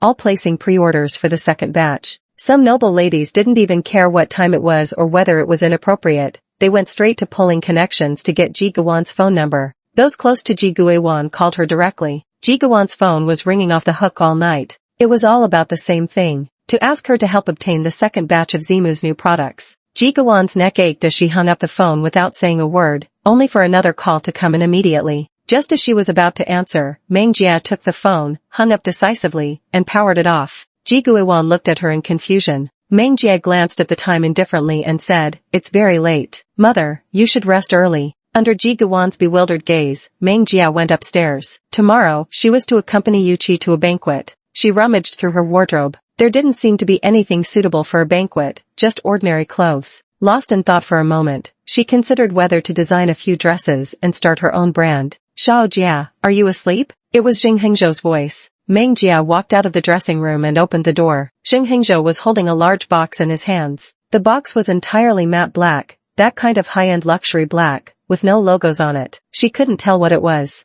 Xing Hengzhou stood at the doorway in his loungewear, hesitating to enter. "These are things your grandmother arranged to send over, also a belated welcome home gift for you. Don't mind the delay." Meng Jia shook her head. "It's quite all right, thank you, father." As she reached out to receive it, his hesitant expression didn't escape her notice. "What did you wish to ask, father?" she prompted. "Did your grandmother say you were the one who planned this jewelry event for the Xing family?" She denied it. "No, it was my older brother, Meng Zhongwei." Xing Hengzhou initially thought she was referring to Xing Ziding, but then reconsidered. Xing Ziding was abroad, and her affectionate tone suggested it must be someone from the Meng family. He nodded. "That's good. By the way, tomorrow is the mayor's wife's birthday. You should go with your mother and Ronnie." "No, I've got something to do tomorrow." Since Meng Jia didn't want to go, Xing Hengzhou didn't press the matter. "Then rest early." "You too, father." Every word from Meng Jia carried an air of detachment from Xing Hengzhou. As Xing Hengzhou walked away, she opened the box. Inside lay an evening gown. She ran her fingers over the fabric. The material was exquisite, the design cutting edge. This dress had arrived at just the right moment. She carefully stored it away for tomorrow. Recently, all the upper circles can talk about is Zimu, and the Xing family has suddenly become everyone's target for currying favor. The birthday banquet for the mayor's wife was held at the Xing family's Tingyue Hotel. Xing Rani wore a white gown with her long hair styled simply, her light makeup accentuating her features to perfection, like an angel untouched by the dust of this world. She obediently followed Ji Guiwan into the hotel. Not long after they entered, Yu Qi and Meng Jia arrived. Chapter 21. Why ask him? Aren't you familiar with your own mother? Inside the car, Yu Qi lightly pinched Meng Jia's cheeks, turning her face left and right to examine it before releasing her with satisfaction. "You've gained weight." Compared to their first meeting when she was pale and skinny, she now had a healthy glow and an enviable figure. Yu Qi stepped out of the car and extended his hand back inside. Meng Jia placed her hand in his and alighted from the vehicle. The two of them standing together were a mismatched sort of perfect pair. Upon entering the hotel, quite a few people had already arrived. The moment the two appeared, they drew numerous gazes. Yu Qi was strikingly handsome, a living clothes hanger, broad-shouldered yet slender-waisted, his tailored suit fitting impeccably, his long legs impossible to miss. His expression carried an air of detached indifference, except when his gaze landed on Meng Jia. Only then did his eyes soften. Looking again at Meng Jia, she wore a flowing black dress with a light and airy hem, her long hair curled and cascading down her back. Her upturned eyes were accentuated by subtle red eyeshadow, giving her an enchanting, mischievous aura. A faint smile played at the corners of her lips, while her gaze revealed effortless ease. Her entire demeanor exuded grace and nobility. She outshone all others in beauty. "What a perfect match, the man's talent and the woman's beauty," murmured someone from the depths of admiration. Everyone present knew the Xing family had found their biological daughter. They'd expected some rustic village girl, but never imagined she'd stun the crowd like this. Good genes will out, after all. Meng Jie's beauty was striking, the kind you remember at first glance. Whispers circulated through the crowd. She gives me the vibe of a fox and a snake, both bewitching and alluring. Now that the true heiress has appeared, it's inevitable that some would compare her to Jingrani. Did you notice? Meng Jie carries herself with an effortless nobility that doesn't require pleasing anyone. Even Jingrani, who grew up in the Jing family, can't pull that off. She always gives me the impression of subtly trying to win over the elders. Though the speaker kept their voice low, Jingrani still caught the words. The smile gradually faded from her face. Was it really that obvious? Before Meng Jie arrived, she was the center of attention, but the moment Meng Jie appeared, everything changed. Jingrani bit her lip silently. Since Meng Jie's return, she had been snatching everything away from her. Yes, Meng Jie never had to curry favor. She was born successful, but she had to grovel and flatter everyone who could be of use to her just to get what she wanted. More than once, she had thought, what right does Meng Jie have? Meng Jie led Yu Qi before Ji Guiwan and bowed respectfully with lowered head. Mother. Ji Guiwan brushed it off with a faint smile, her gaze settling on Yu Qi. Exceptionally handsome, even more refined than in photographs. But why was he standing beside her daughter? Jingrani's teeth nearly ground to dust when she saw Yu Qi standing next to Meng Jie. When exactly did those two get together? Doesn't Yu Qi dislike other women getting close to him? Logically speaking, he should be disgusted by shameless women like Meng Jie who throw themselves at him. So why do they seem to have such a good relationship? Looks like a battle of equals. The moment this phrase appeared, Jingrani shattered it to pieces. To hell with being evenly matched. Auntie. Ji Guiwan never displayed her emotions in front of outsiders, yet at this moment she calmly uttered a faint before turning to speak to Meng Jie. Yesterday your father asked if you wanted to come with me. I thought you weren't coming, but it seems you already had company. As she spoke, she even shot a sidelong glance at Yu Qi. It must be said that within Emperor's capital's circle of pampered young nobles, Yu Qi stood out remarkably well. Yes, Mr. Yu contacted me 3 days ago. Stay by my side, Shao Jia, Ji Guiwan said. Meng Jie refused. No, mother. Jingrani chimed in. Exactly, sister. What will people think of you standing beside a man? And how will others view our Jing family? Meng Jie regarded her leisurely, thinking you're a Jing just because you share the surname Jing family? Jingrani was rendered speechless, feeling rather awkward under the surrounding onlookers' gossip-filled gazes. Shao Jia. Ji Guiwan frowned with displeasure, not fond of Meng Jie bringing up such topics in this setting.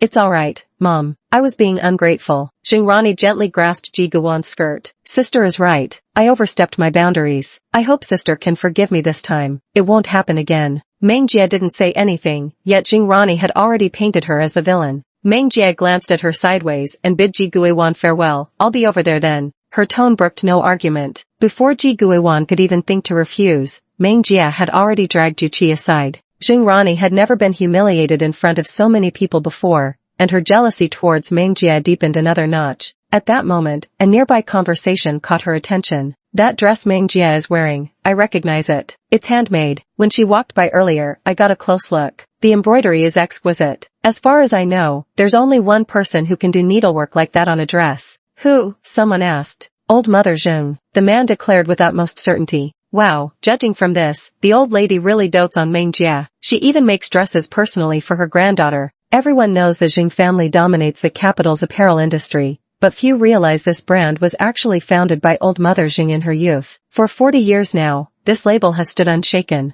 The old lady was already advanced in years, her eyesight weakened, yet she personally made a dress for Meng Jie. Anyone with eyes could see she always had Meng Jie's back no matter what happened. When Jingrani looked at Meng Jie, there was envy in her eyes. To think that in her 20 years with the Jing family, the old madam had never once gifted her a dress. Yu Qi and Meng Jie had barely settled down when a girl came running downstairs. His face still carried a hint of youthful innocence, retaining some childishness. She ignored everything else and headed straight for Yu Qi. Beside them, Meng Jie's brow twitched involuntarily. Yu Qi immediately turned his gaze to Meng Jie. I'm not close with her. His eyes showed a hint of nervousness as he looked at Meng Jie. I know, Meng Jie replied with an easygoing yet indifferent smile. His lips curved, but the warmth never reached his eyes. Yan Ming discreetly stepped forward and whispered to Meng Jie, that's the mayor's daughter. She saw you at a banquet once and has been relentlessly pursuing you ever since. That kid is annoyingly persistent. You've turned her down multiple times, but she won't take no for an answer. I've never seen a woman so shameless. Expressionless, Meng Jie took a sip of red wine, calmly waiting for her to approach. Brother Yu Qi. The girl, pure and innocent, walked straight up to Yu Qi. Her eyes could only see Yu Qi, filled with endless admiration.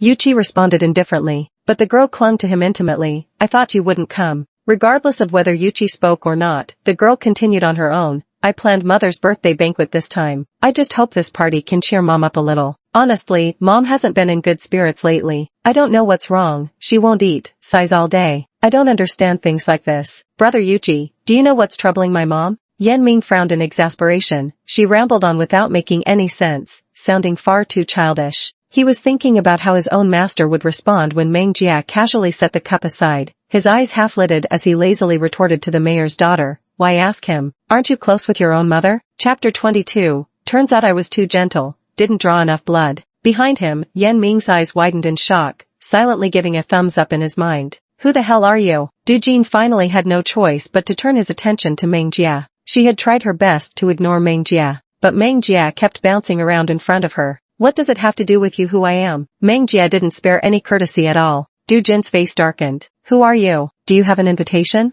Yuchi's voice was cold and indifferent. I brought her. Do you have a problem with that, Miss Du? Brother Yuchi, you. Du Jin glanced at Yuchi, then at Meng Jia, before finally running off in a huff. You truly can't stay out of trouble for even a minute. Meng Jia lifted her head at the sound. It was Jing Meijian. Jing Meijian came tonight. Meng Jia smirked. Oh, so Auntie's been discharged from the hospital? As he spoke, his gaze drifted downward, settling on her wrist. Delicate wrists wrapped with decorative gauze ribbons. I heard you've been bullying Moni quite a bit while I was hospitalized. I suggest you know your place. Now that I'm out, I won't stand by and watch you continue your wrongdoing. Meng Jia scoffed coldly. Seems I was too lenient, didn't draw enough blood. Otherwise, how could my dear aunt still have the audacity to provoke me so recklessly in front of me? Meng Jia, don't you dare overstep your bounds. Meng Jia said nothing, merely staring at her in silence. Jing Meijian snorted and walked away. Meng Jia was annoyed by the flies buzzing around in front of him. Need me to take care of them for you? No need. She's still an elder after all, just spoiled brainless by the Jing family. All these years under Jing Rani's brainwashing turned her into an idiot. I'll find the right time to knock some sense into her. Yuchi chuckled. All right. The banquet began. After the mayor's wife finished delivering her remarks, the meal commenced. Prominent figures from esteemed families of influence were seated at the same table as the mayor's wife and her family. Meng Jia sat beside Jing Meijian, who was next to Jing Rani, followed by Ji Guiwan. Meng Jia had little interest in engaging in superficial pleasantries with them, remaining quiet the entire time. Suddenly, the mayor's wife turned the conversation toward her. The Ji and Jing families have both had events recently, haven't they? I heard Ji's designer was someone named Meng Jia. Is that you?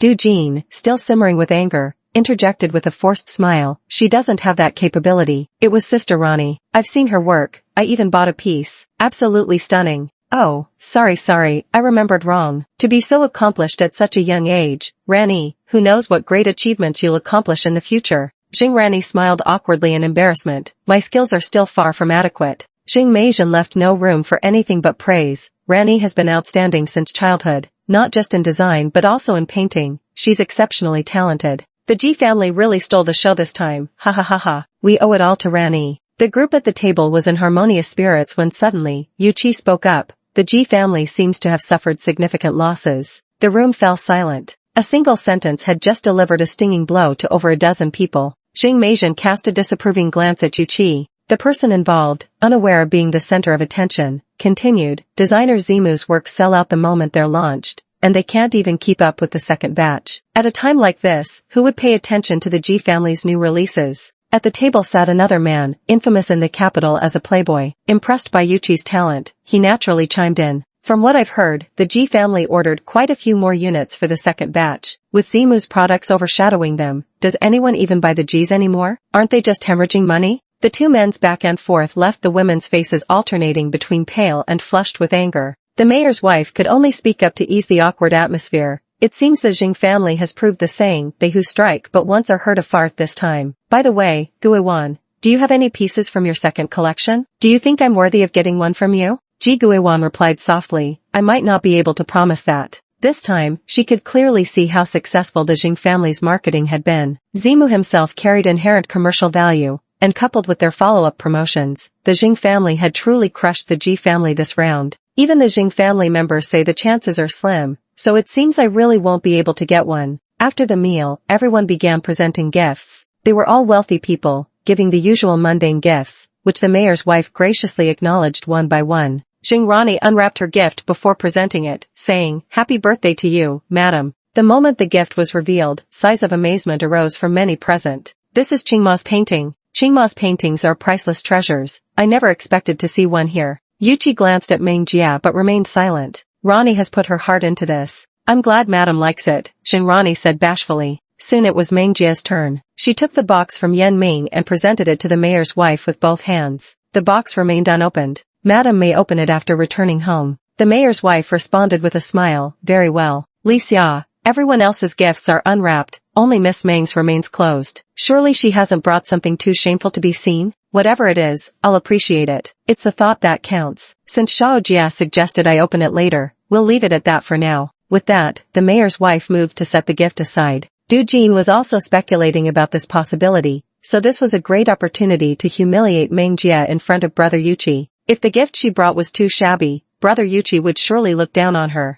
"Mom, open it, hurry. So many people are waiting to see. I want to know what Miss Meng has brought too." The mayor's wife was a sensible woman. She wouldn't have reached her current position otherwise. She shot Du Jin a disapproving look. "Xiao Jin, don't be so rude." However, Du Jin couldn't be reasoned with at this moment, solely focused on humiliating Meng Jia. She lifted her head directly to ask, "Miss Meng? It's just a gift. Surely you wouldn't mind, would you?" Meng Jia was completely baffled. She didn't want to cause trouble, so she swallowed her curses and casually nodded instead, saying, "Drive if you want to." "Mom, look." Miss Meng agrees. The mayor's wife sighed helplessly, unable to embarrass her daughter in front of so many people, so she tore open the outer packaging of the box. The moment she touched it, the quality of the box astonished her. She had never seen such an exquisite box before, with its strangely novel material resembling both wood and fabric, extraordinarily smooth, its cool texture making her momentarily reluctant to lift her hand. She had never encountered a box of such exceptional quality. Yuqi knew Meng Jia. From the production stage to the point of sale for any product, her focus was always on quality control. Quality control refers to the management of product quality standards. The quality control for the Jing family's new product this time was personally overseen by Meng Jia every step of the way. The brands under Meng Jia's management have never had any issues with quality, while other brands might vanish from the market due to product quality issues, leading to corporate bankruptcy. Companies under Meng Jia's umbrella wouldn't. Everyone looked over. The mayor's wife opened the box, which was ingeniously designed, so exquisite that the box alone could be a collector's item. The moment it was opened, someone exclaimed, "It's the second batch of Zimu's new releases." Chapter 23, Waiting for me to undress you? The new products hadn't been released yet, but Meng Jia had already gotten his hands on them. Even Jing Jian's Ji Guiwan wasn't confident about obtaining it, yet Meng Jia managed to acquire it. And he gave it away so generously too. A set of jewelry lay quietly in its case, the gemstones refracting dazzling, enchanting brilliance under the light,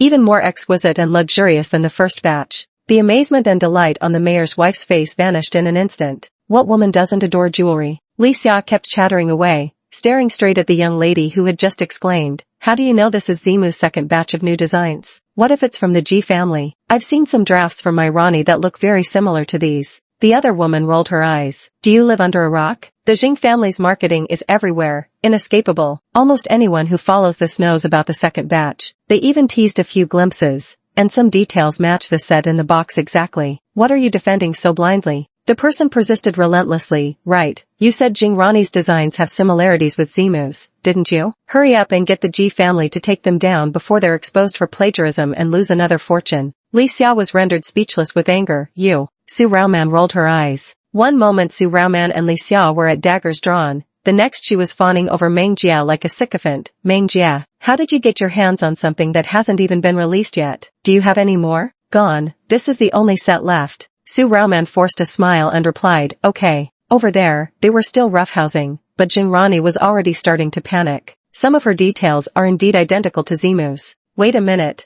Speaking of design drafts, Meng Jia is Zimu?" Zimu is derived from the characters of Meng and Jia." Suddenly, Jing Rani's heart turned to ashes. Meng Jia looked at Du Jin. "Had enough, Miss Du?" Du Jin stared at the jewelry in a daze. How could this be possible? The farce ended here, and Meng Jia became their target. "Miss Meng, how did you obtain that piece of jewelry you gave to the mayor's wife? Did your brother or someone give it to you? Or are you involved with Zimu?" A woman's intuition was spot on. Meng Jia had some connection with the organizer of this event. Then again, it made sense. She was from the Jing family, yet Ji Guiwan couldn't manage to get in. For a moment, Meng Jia ascended to godlike status in their eyes. Meng Jia refused to answer. Sorry, I can't disclose that for now. She quickly emerged from the crowd and fled to the restroom. Just as she stepped out for some fresh air, she heard noises not far away. Let go of me. The woman's voice sounded familiar. Meng Jia thought about it. It was remarkably similar to Su Raymond's. After hesitating for a moment, she still headed in that direction. With each step closer, the voice grew progressively louder. I'm warning you, don't you dare lay a finger on me. Otherwise, my family won't let you off easy. Ha, any woman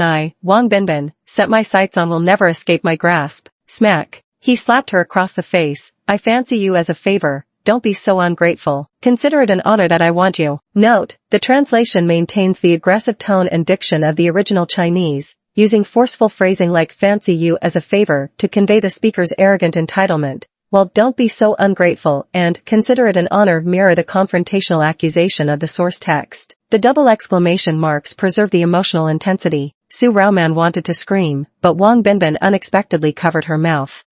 Let me go. Now she was truly in a helpless situation where neither heaven nor earth would heed her cries for help. Meng Jia arrived at the bathroom door where Su Raoman was cornered against the sink, while Wang Binbin kept winking flirtatiously at her. Su Raoman averted his gaze and looked helplessly toward Meng Jia at the door. Meng Jia glanced aside, spotting a mop leaning against the doorframe. She grabbed it, snapped it in half with one kick, then swung the wooden shaft straight into Wang Binbin's ribs, shoving him away. Su Raymond's strength instantly gave out, and her knees buckled as she began to collapse. Meng Jia embraced her and helped her up. Wang Binbin was shoved aside and began cursing loudly. Who the hell's blind enough to ruin my fun? Your dad, Meng Jia spat coldly, uttering just 2 words. Before Wang Binbin could react, Meng Jia, his face full of fury, reached out, gripped his head, and smashed it into the bathroom counter. Wang Binbin's face was pressed against the cold sink, water blinding his eyes as he writhed helplessly. Meng Jia's crushing weight left him no room to struggle. Not enough. With a sharp crack, Meng Jia kicked his kneecap. Wang Binbin's scream tore through the air. Ah! His body plummeted instantly, all support gone. Meng Jia broke both his arms with a mop handle, his head submerged beneath the faucet. Meng Jia turned on the faucet, water gushing down as Wang Binbin choked on several mouthfuls. He wanted to escape, but there was no way out. Meng Jia turned away, supporting Su Raoman out of the restroom just as Yuqi walked in. Give me some clothes. Neither Yuqi nor Yanming moved. Meng Jia frowned, glaring at them. Yuqi turned to Yanming. Strip? What are you waiting for? You want me to undress you myself? Yanming finally realized what was happening and hurriedly started taking off his clothes. Oh. She took Yanming's suit jacket and draped it over Su Raoman, wrapping her up tightly. Send out 2 people.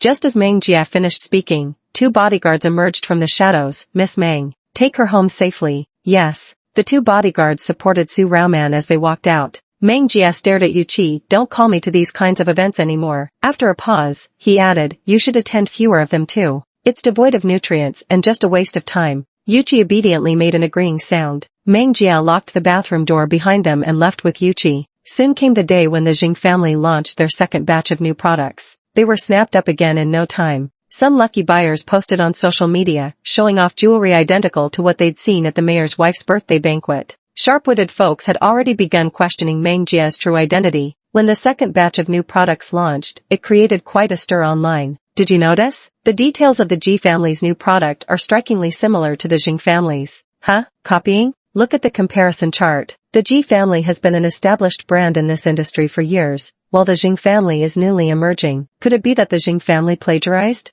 Are you out of your mind? Open your eyes and see who the Jing family's designer is. It's Zimu. Several leading figures in the design industry stepped forward. Zimu is my mentor. I stake my career on this. There's no way she plagiarized. I was personally trained by Zimu. Anyone accusing her of plagiarism will have to go through me first. The Ji family's design clearly shows inexperienced strokes and vague themes. Any discerning eye can tell it's just a novice trying to imitate Zimu. We hope the Ji family or the Jing family will come forward with an explanation. The Ji family was suddenly thrust into the spotlight. The already difficult-to-sell second batch became even harder to move due to the plagiarism scandal. The Ji family's position was liquidated. The losses were immense. Ji Qingyun immediately contacted Jing Rani, cutting straight to the point. Rani, we're alone here. Be honest with me. Did you really plagiarize your work? While Ji Qingyun was still pressing Jing Rani for answers, Meng Zhongwei had already acted on Meng Jia's instructions. Using the official account, he leaked Zimu's photo and even uploaded surveillance footage showing Jing Rani secretly looking at Meng Jia's work. For all these years, no one knew what Zimu looked like, even collaborating brands had kept silent, but now, the Jing family had exposed Zimu's photo. It instantly trended on social media. Chapter 24, Zhou Mo, take someone to find her. Holy shit, Meng Jie. Holy damn, Zimu is Meng Jie? Woo-woo, so this is what teacher Zimu looks like. All this time she's been teaching students online without showing her face, and now she's revealing herself just to prove Xingrani is plagiarizing. True, Meng Jie had absolutely no reason to expose her image, let outsiders say whatever they want. But this time she couldn't bear to let Meng Zhongwei's efforts go to waste. Remembering what Ji Qingyun once said, this really makes my face sting with shame. Tisk, let Ji Qingyun cultivate all he wants, in the end, he'll just foster a plagiarist. Plagiarism is despicable no matter when it happens. Just apologize. Originally, the Ji family could have used some means to suppress this, provided they acted before the Jing family issued their statement. But now that the Jings have made their move, they're on the defensive and have no choice but to apologize. Xingrani completely broke down reading the online abuse. The PR team hired by the Ji family is still trying to divert public attention. Why would anyone install cameras inside their home? It's almost as if they were deliberately waiting for Xingrani to copy them. Exactly. Imagine how terrifying the mentality must be to put cameras inside bedrooms. When someone criticized Zimu, his fans, and a group of designers immediately took offense. It's their own room, why do you care if they install cameras or not? Would you like it if I counted how much toilet paper you use when you shit? If they hadn't installed cameras, we wouldn't have known the Ji family hired a plagiarist as their designer. Ji Qingyun is desperately promoting his niece. I just don't get it. What's the point of pushing someone with neither talent nor virtue? The online chaos raged on, but Meng Jie couldn't care less. The next day she went to find Su Raoman. The information she found said she was an orphan, but through her own efforts had started an entertainment company. Such a person was exactly Meng Jie's type. Su Raoman opened the door and walked in, Meng Jie followed, and had barely taken 2 steps before she tripped and stumbled. She stood up speechless and turned around to see half a pumpkin lying on the floor. Su Raoman hurried to pick it up. Meng Jie walked further inside and found her home filled with all kinds of trash. Meng Jie couldn't find the right words. Did you go bankrupt? The toothbrush was only half left, stuck together with the toothpaste cap. Su Raoman followed her gaze and said, when the toothpaste runs out, it's time to change the toothbrush. A plastic bottle shaped like a swan hung on the wall, holding tissues inside. I made this tissue storage box myself, isn't it awesome? The dishware in the kitchen was actually stored in shampoo bottles. As for those ketchup and sweet bean sauce bottles, their caps were actually Sprite lids. Meng Jie, have you fallen on such hard times already? Not at all, I learned this from life hacks. It's just that after watching them, my home started looking like a recycling center. Meng Jie found a place to sit down. Why did you ask me to come over? Oh, I was originally a judge for a singing competition show, but as you can see, I've got such a bad cold. Could you possibly go in my place? Not interested. Meng Jie, would you? Please, huh? Su Raoman pleaded with her for ages. In the end, Meng Jie had no choice but to agree. During this period, people from Bingzhou had already located Meng Zhongwei. Meng Zhongwei stared blankly at the group of people in his office. In the vast office, a man stood at the center, with numerous people casually arrayed behind him, likely his subordinates. Just standing there alone made it hard to breathe. With chestnut-brown short hair and gold-rimmed glasses perched on a high-nose bridge, he leaned on a cane wound with a lifelike golden python so realistic it could fool anyone. Dressed in a suit with a black overcoat, his appearance was effortlessly dignified. Meng Zhongwei suddenly felt insignificant in the presence of these people. These people seemed to be the true nobility, the very pinnacle of high society. The man wore a perpetual smile at the corner of his mouth, yet his demeanor was far from as approachable as it appeared. Under his gaze, Meng Zhongwei felt cold sweat break out across his back as he steeled himself to ask, "You are?" Zhou Mo's brown eyes studied Meng Zhongwei through his glasses. "We wish to know Miss Meng Jie's current whereabouts." "Sorry, I can't disclose that information." "Then I'll go find out myself directly." Zhou Mo remained smiling, uttering those words as calmly as drifting clouds. Moreover, Bingzhou's intelligence organization ranks among the world's most renowned. Meng Zhongwei snapped back to his senses after just a second's daze. These people already knew Meng Jie's location. They came to ask you. If you told them, they'd verify with their own intel. If not, their visit was merely to courteously inform you they'd be searching for her. Utterly gentlemanly conduct. What business do you have with her? Zhou Mo left directly with his men without answering Meng Zhongwei's question. Meng Zhongwei could also tell that while Zhou Mo appeared polite on the surface, the look hidden in his eyes clearly regarded him as nothing more than an ant that could be crushed at will. When had Meng Jie gotten involved with this kind of person? At the same time, he also noticed how lightly that group walked, each one exuding icy killing intent as they passed him. Just thinking about it now sends a shiver down my spine. While searching for Meng Jia, Zhou Mo recalled what happened in Bingzhou. These so-called works by Zimu are identical to Meng Jia's creations. They eagerly placed the newly acquired products on the table. The first batch of new products mostly ended up in the hands of people from Bingzhou, and these individuals were all top-tier figures from various industries. This design is almost identical to Meng Jia's work, whether in style or color usage. Plagiarism? There's no ruling out that possibility. Don't let me find out who it is. If I catch them, I won't let them off easy. He wouldn't allow those scum with wicked intentions to sully Meng Jia's belongings. If Meng Jia were still alive, he'd never let them get away with this. Suddenly, Zhou Mo seemed to have thought of something. He took a piece of jewelry and went to an extremely secretive place. The massive door was carved with ancient patterns. As soon as he arrived, the door swung open from within. An old woman sat in the center, slowly opening her eyes. On the table before her lay 6 copper coins, some facing up and others down. The woman suddenly looked up at Zhou Mo's grim expression and said, "This divination shows a dragon concealed in mist, brimming with vitality. The dragon's direction points to the Jing family of the imperial capital. Zhou Mo, take men to find her, she may still be alive." Chapter 25. I've come to ask Madame Wang for that person. The woman produced a deck of cards. These are her cards. Take them with you. Sir, we've arrived. A single sentence snapped Zhou Mo out of his reverie. Through the car window, the standalone villa looked somewhat shabby. Should we go in? Zhou Mo, wait. By the time Meng Jia finished his business and came out, it was nearing evening, with a line of cars waiting nearby. Su Raoman, wrapped in a blanket, spoke with a stuffy nose. Sorry to trouble you for coming over today. Meng Jia lowered his eyes as he adjusted his cuffs. No trouble at all. Call me if you need anything. All right. Su Raoman was about to close the door after watching Meng Jia walk away when suddenly a hand reached in. Before she could see who it was, she lost consciousness. Meng Jia hadn't walked far when she felt persistent eyes clinging to her back. Raising her gaze sharply, she snapped, "Come out." Heavy footsteps approached steadily from behind her. When they drew near, Meng Jia turned, her expression freezing momentarily in disbelief. It was Zhou Mo. Without a word, Zhou Mo lunged at her, his face betraying nothing. Meng Jia raised her hand to block and followed with a side kick, but Zhou Mo narrowly dodged by turning sideways, only to face another relentless barrage of attacks. Both moved with lightning speed, yet in the blink of an eye, Zhou Mo stood motionless, no longer advancing. The evening breeze carried a chill, stirring the hidden currents in the air around them. Meng Jia's breathing grew uneven, her body was still far too weak. Barely managed to fight Zhou Mo to a draw. They saw Zhou Mo bow deeply at a 90-degree angle. Lord, MHM. Meng Jia didn't offer much explanation. Bingzhou always confirmed matters before acting. Zhou Mo wouldn't have come without absolute confidence, so she needed no explanation. Are you going back? Not just yet. Then I'll stay with you for now. Meng Jia nodded slightly. Zhou Mo walked side by side with Meng Jia, his voice as pure as Buddhist chants. After you left, that woman was taken away by someone.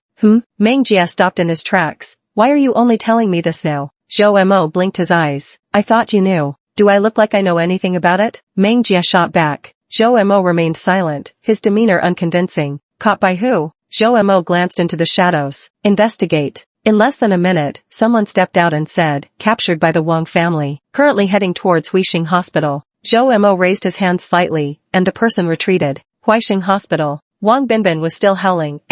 Be gentler. If his foot could still move, he would have kicked that doctor right then and there. But now he's like a complete invalid, unable to move or speak, forced to endure the indignity of having this old man grope all over his body. Everyone knew how spoiled Mother Wang was with her son. Now she twisted her plump body and kicked the doctor. Do you even know how to treat patients? If Huixing wasn't the best hospital in the capital, who'd bring their son here to suffer? The kicked doctor was actually a leading expert in this field. This kick immediately provoked his temper. I refuse to treat him anymore. You. Mother Wang was livid. Despite the pain, Wang Binbin managed to spare a moment to persuade his mother. Enough, Mom. Hurry up and let him treat me. I'm dying in pain. Suppressing her emotions, Mother Wang forced out a stiff smile. Sorry to trouble you, doctor. My son can't bear the pain anymore. Her son hadn't come home the previous night, which wasn't unusual, but he would always return the next morning, yet this time, he hadn't. She went to Tingyue Hotel and finally found her son in a men's restroom. What a wretched sight it was. Just thinking about it now makes her heart ache unbearably. The Queen Mother would compromise anything for her son, but she would never let go of those who caused her son to become what he was. The doctor continued the treatment grudgingly, yet his hands worked with ruthless force, filling the entire ward with screams akin to a pig being slaughtered. Half an hour later, the doctor stepped back, sweating profusely. A torn muscle and broken bone take 100 days to heal. You need to rest in the hospital.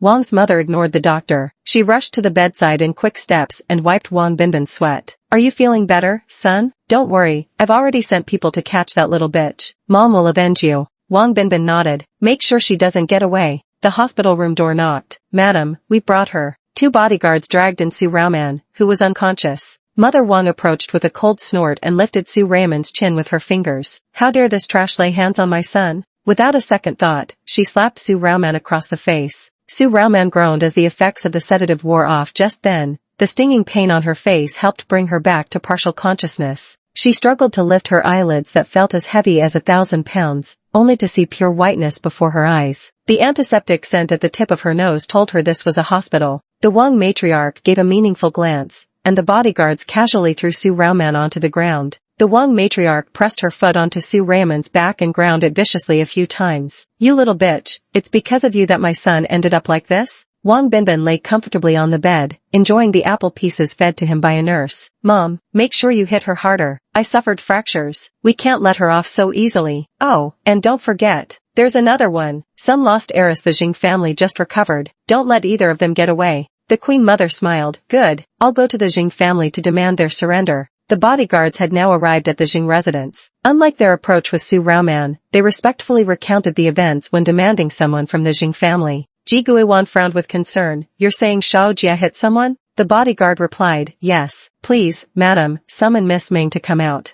Ji Guiwan spoke up. Since she's not here, I'll go with you. Jingrani overheard from the side. Mother, I'll come with you too. All right. Right at that moment, Jing Hengzhou returned from outside and looked puzzled by the commotion at the door. What's going on here? Shao Jia beat someone up and put them in the hospital. We need to go check on it. Jing Hengzhou's expression changed instantly. Let's go take a look together. The moment Jing Hengzhou and his group entered the hospital room, they saw Madame Wang ordering her bodyguard to strip Su Raoman of her clothes. Su Raoman resisted frantically, struggling to break free with all her might, but it was of no avail. Meanwhile, Wang Binbin was yelling, hurry the hell up. Even when Jing Hengzhou and the others entered, he showed no restraint, his face alight with excitement. Su Raoman's tears welled up in her eyes as she glared at them with despair and hatred, screaming hysterically, let me go. Ji Guiwan immediately covered Jing Rani's eyes to shield her from the sight. Jing Hengzhou closed his eyes. The Queen Mother's demeanor was elegantly composed. Just because you've started an entertainment company, you think you're above others? Our Wang family could acquire your company with ease. Without another word, she turned to the Jing family as they arrived, maintaining the requisite courtesy. Since you're here, it's because of her and your daughter that my son has behaved this way. Don't take it personally. Jing Hengzhou's face darkened as he avoided glancing at Su Raoman's side. Even so, isn't Madame Wang's behavior rather unbecoming? Come inside, all 3 of you, Madame Wang said with a smile. The 3 of them sat on the sofa. Su Raoman hadn't finished yet, her upper garment torn into tatters. Madame Wang's face turned cold. Don't you see we have company? Make her quiet down and continue. Ji Guiwan's heartbeat was still racing, not yet calmed down. Jingrani was too. Wang Binbin burst into laughter. This is what happens when you offend me. Bang! The ward door was kicked open from outside. As everyone turned to look, Meng Jia withdrew his leg with a face full of malice, his voice bone-chillingly cold. I've come to claim someone from Madame Wang. Chapter 26. How much is your Wang family's dignity worth? The door slammed violently against the wall, the impact leaving Jingrani momentarily deafened by the ringing in her ears. Wang Binbin's wild laughter abruptly cut off, his earlier arrogance vanishing entirely, replaced by a rising tide of fear. Meng Jia strode towards Su Raoman, where 2 bodyguards raised their hands to block her. Radiating menace, she immediately kicked one in the crotch while turning to the other. Her fist clenched, she began pummeling him mercilessly. The bodyguard stood utterly defenseless against her onslaught. Su Raoman burst into uninhibited tears upon seeing Meng Jia arrive, weeping pitifully like a child. Meng Jia's ankle-length coat was promptly shed as she tightly wrapped Su Raoman within it, the garment's lingering warmth and delicate fragrance soothing her distress. Behind Meng Jia, Zhou Mo handed his cane to an attendant before stepping forward to scoop the crumpled Su Raoman from the floor. He retreated carrying her while his subordinates thoughtfully closed the teetering door behind them. The entire sequence unfolded with such fluid precision that the 3 Jing family members could only gape in astonishment. Here I am, madam. You may speak with me now. Meng Jia stood there effortlessly, his domineering aura crushing her underfoot, leaving everyone in the ward breathless. Did you do this to my son? Yes. Do you know you've crippled his limbs? I know. Aren't you afraid of my Wang family's revenge? So what? She retorted. Meng Jia's attitude could be described as outrageously audacious. I'm telling you straight up, I'm coming for you. You think I'm scared of you? The Queen Mother was speechless. With the Queen Mother silenced, the home turf now belonged to Meng Jia. I wonder what unspeakable thing Su Raoman has done to deserve such treatment from you. Meng Jia stepped closer to Lady Wang, one step at a time. That worthless woman without status or name has ruined my son like this. Meng Jia continued approaching. Madam seems to have misunderstood. It was I who crippled your son. Yet instead of coming for me first, you brought Su Raoman here. Are you just picking on someone weaker? Humph, Lady Wang sneered disdainfully. Our Wang family has built its foundation over decades. Why would we need to pick on someone weaker? Ha, Meng Jia laughed, his eyes dismissing her entirely. Just a few decades of existence and you think you're hot shit? Meng Jia's vulgar language displeased the Queen Mother. How dare you? A junior like you dare speak to me like this? Have you no regard for my Wang family's dignity? How much is your Wang family's reputation worth? Ji Guowan. She seemed to be seeing Meng Jia's demeanor in front of outsiders for the first time. Xing Hingzhou, truly my daughter, just like me in my younger days. Just as Madame Wang was about to turn her head and tell the Xing family to control her, Meng Jia unexpectedly grabbed her face, forcing her to look directly at him. Tomorrow, I'll make sure the Wang family ceases to exist. Madame Wang clawed at Meng Jia's hand, realizing she couldn't break free, then turned her gaze toward Xing Hingzhou and the others. Aren't Mr. and Mrs. Xing going to do anything about this? Xing Rani turned to look at her parents beside her. Xing Hingzhou, what's for dinner tonight? Ji Guiwan, up to you. Shao Jia hasn't been feeling well lately, he needs nourishment. Let's add some chicken soup. Alright. The two were wholly absorbed in discussing what to eat for dinner when Lady Wang broke down and shouted, how could you aid and abet such cruelty? Yet still, nobody paid her any heed. Xing Rani couldn't bear to watch any longer. Mother, isn't Meng Jia going too far? Regardless of the circumstances, Lady Wang is still our elder. Ji Guiwan uncharacteristically didn't follow Xing Rani's lead. Rani, we can't say that. When someone makes a mistake, they must be corrected. Xing Rani, don't get so cocky. Sooner or later, I'll make you pay for this. Meng Jia had heard such threats hundreds of times before. They'd grown tiresome. Smack. With a swift backhanded slap, Meng Jia retorted, Madam seems unfamiliar with my ways. I'm the type who returns hostility tenfold. Not just you, your son won't escape punishment today either. As soon as the words fell, the door opened, and Zhou Mo personally handed his cane to Meng Jia. The cane was made of an unusual material, thick, weighty, and cold to the touch, pitch black all over. Grasping it, Meng Jia swung it straight at Madame Wang's face. Ah! The howling wind swept up by the cane carried an edge of ruthlessness. Lady Wang was knocked to the ground, 3 teeth knocked loose from her mouth. Meng Jia ran his hand along his cane as he approached Wang Binbin lying on the bed, pressing the cane against his head with added force until his skull met the cold wall. What do you think you're doing? You weren't such a coward before I arrived. You were the loudest one screaming, if I recall. She moved the cane downward, its sharp tip pressing against his Adam's apple. Wang Binbin remained motionless, his entire body trembling uncontrollably as his Adam's apple bobbed up and down. Ah! Numerous doctors rushed into the ward. Xing Rani stepped out of the ward in a daze, that scene forever imprinted in her memory. Meng Jia had smashed Wang Binbin's Adam's apple straight inward. The scream still echoed relentlessly through her mind, even the memory of it was excruciating. What should have been a simple bed-rest recovery for Wang Binbin had now become emergency surgery courtesy of Meng Jia's fists. Xing Hingzhou and Ji Guiwan clearly had something to say to Meng Jia, but the occasion wasn't appropriate, and with Xing Rani also present, they had to simply tell Meng Jia to hurry back. They were bursting with questions they wanted to ask. For instance, who was this man with the gold-rimmed glasses? He looked refined, but the aura of lethality he inadvertently emitted told them his identity was far from ordinary. After they left, Meng Jia asked Zhou Mo, where's Su Raoman? In a ward downstairs. She's shaken up, but otherwise fine. I'm going down to see her. Alright. When Meng Jia's figure appeared on the 3rd floor, Yang Chao's subordinate came scrambling into Yang Chao's ward in a panic. Holy shit, boss, Meng Jia's here. Yang Chao bolted upright from his bed. What's she doing here? No idea. Rumor has it there was trouble upstairs. The nurses are gossiping about some young woman who beat the Wang family's young master so badly he landed in the operating room. That, couldn't they be talking about Meng Jia, could it? Yang Chao, that woman's always fighting and killing. Underling, boss, the way you said that just now, there was no hatred in it, but rather something like, affectionate scolding? Get out, just get out. Yang Chao impatiently shooed them away. Yeah. The 3 of them supported each other as they left the ward. The ward fell quiet again. Yang Chao gazed out the window, thoughts drifting to Meng Jia. All these years while they were debt collectors, they were also being hunted down by many people, appearing prosperous on the surface only. There were people above them. If they failed to collect, they'd be the ones getting beaten.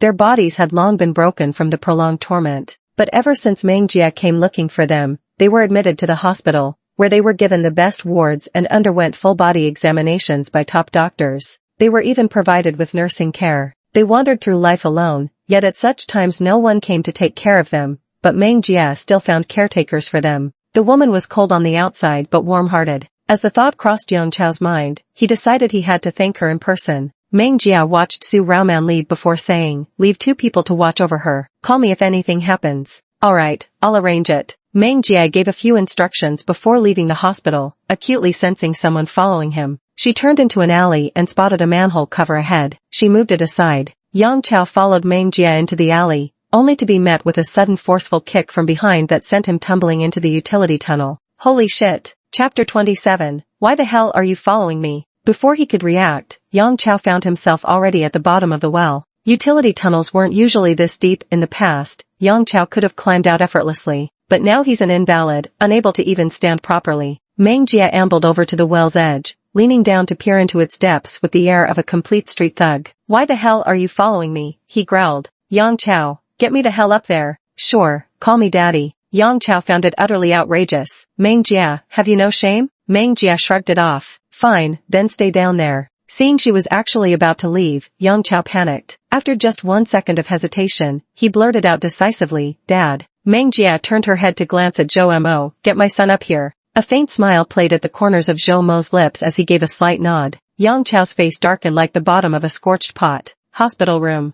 Yang Chao, who had nearly recovered, now sported several fresh scratches on his face from being kicked down the communication shaft. He awkwardly glanced at Meng Jia on the sofa. "I just wanted to thank you." He wasn't ungrateful. "You're welcome." Meng Jia had casually done a good deed. Whether it would bring any return, she truly didn't care. If Yang Chao wanted to express gratitude, she would simply accept it. "If you ever need anything in the future, just let me know. I'll go through fire and water for you." Yang Chao spoke with utmost sincerity. "Alright." On their way home, Zhou Mo showed Meng Jia the Ji family's statement and Jing Rani's apology video. "So this matter is just going to end like that?" Meng Jia had no intention of pressing further.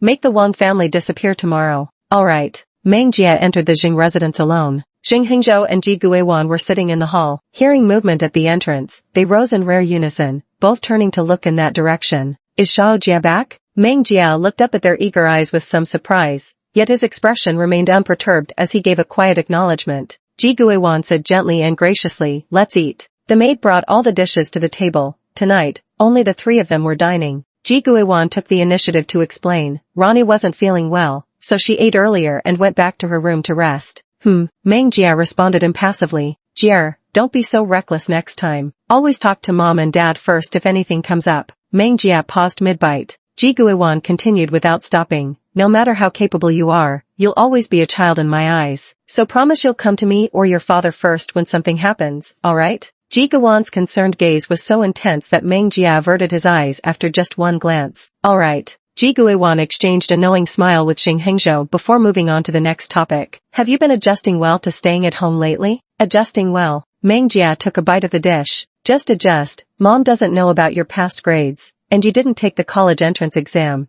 But at your age, you should still go to university. The day after tomorrow is Monday. How about you start school then?" Meng Jia's hand holding the chopsticks trembled slightly as he looked up and met Ji Guiwan's hopeful gaze. Going to school? How many years had it been since she last heard such a term? Not to mention that advanced mathematics was nothing short of a nightmare for her. "Yes, whether you plan to go abroad or not is another matter, but right now you must attend school." Bloody school. If she remembered correctly, the original owner was already 20 this year. "I'm already 20. Isn't it a bit late to start college now? There's no need for that, right?" She flatly refused. Ji Guiwan's expression changed at this moment. "I know you don't want to study, and I don't want to pressure you either. That's why I picked a vocational college for you. At least you can get a diploma out of it. Rani is at Tsinghua University. I originally planned to arrange for you to enroll there too, but Tsinghua is a 985 institution. Not only would it be extremely difficult for you to get in, but even if you did, the academic pressure there would suffocate you. So I just want you to happily complete these 2 years. After graduation, I'll arrange a job for you, or you can simply pursue whatever interests you.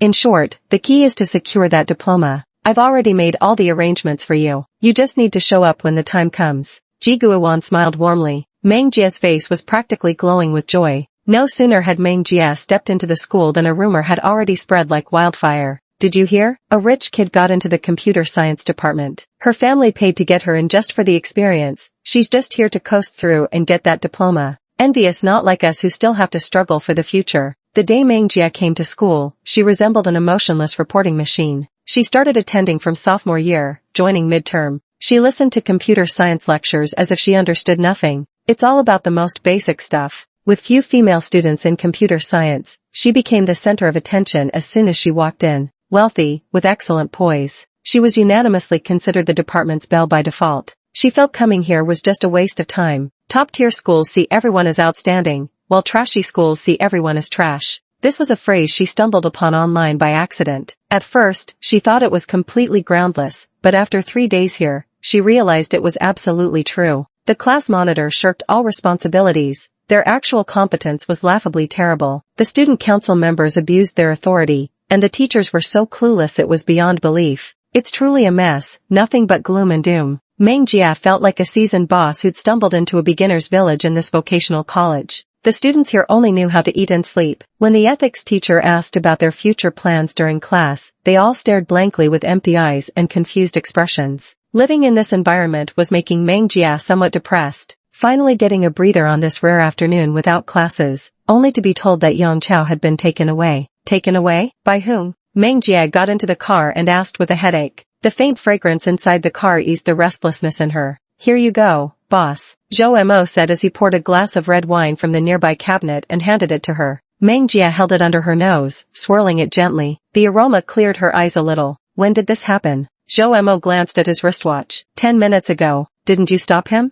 I had no obligation to save him. Zhou Mo replied methodically. Not just anyone was worth his effort. Meng Jia was at a loss for words. Where's Yang Chao? Right around here. Meng Jia downed the red wine in one gulp and got out of the car, with Zhou Mo following closely behind. In the courtyard of the abandoned house, the evening wind blew unchecked. Bang! A dull thud of a punch sounded, and Yang Chao collapsed to the ground. The burly man ignored Yang Chao lying on the ground, instead rubbing the fist he had just struck him with. Kid, do you even know who you're working for? Did 2 days in the hospital scramble your brains? Since when do you dare talk back to me? He delivered another kick. Yang Chao let out a muffled groan as a coppery taste of blood rose in his throat. Even if you want to wash your hands of this, you should remember all the despicable things you've done. I'll give you one last chance. Take those useless lackeys of yours and go collect my debts. Yang Chao struggled to breathe, each gulp of air stinging his lungs as he resisted desperately. We won't work for you anymore. The man's face darkened with murderous intent, raising his hand threateningly. Say that one more fucking time? Yang Chao shut his eyes tightly, but the expected blow never came. Slowly, he opened them again. An unexpected person appeared here. Meng Jia had arrived at some unknown time, dressed in her usual attire, a white inner layer with a black hoodie on top, paired with black cropped pants. Her ankles were delicately slender. Her long hair was tied up in a high ponytail, giving her an exceptionally sharp appearance. Her strikingly beautiful face showed no expression. Clad in black, only her hands were exposed, their pale skin standing out against the dark fabric. At this moment, her hand was gripping the man's wrist, the veins faintly visible beneath her pale skin. Chapter 28. Well, you win. The man struggled to break free, but realized all his efforts were in vain. The woman who didn't seem very strong had a grip like steel on his hand. Who the fuck are you? Meng Jia didn't answer his question, instead saying, don't look for Yang Chao anymore. The man suddenly burst into wild laughter. Ha ha ha ha. Who the hell do you think you are to tell me what to do? Facing the man's mockery, Meng Jia remained expressionless and merely said in a low voice, then let's make a bet. Each gets one strike at the other. If you win, he'll be at your mercy. If I win, the man comes with me. Yang Chao, sprawled on the ground unable to get up, couldn't figure out what Meng Jia was trying to do at that moment. The man exchanged a glance with his brother. Kids raised by wealthy families really didn't have much going on in their heads, did they? The man agreed without hesitation, his eyes filled with absolute confidence. After lightly caressing Meng Jia's cheek, he burst into unrestrained laughter. I won. The brothers watching nearby joined in with coordinated laughter. She couldn't possibly be lighter than him. An unconscious aura of hostility enveloped Zhou Mo. Yang Chao's eyes reddened. He couldn't bear to see Meng Jia treated this way in front of him.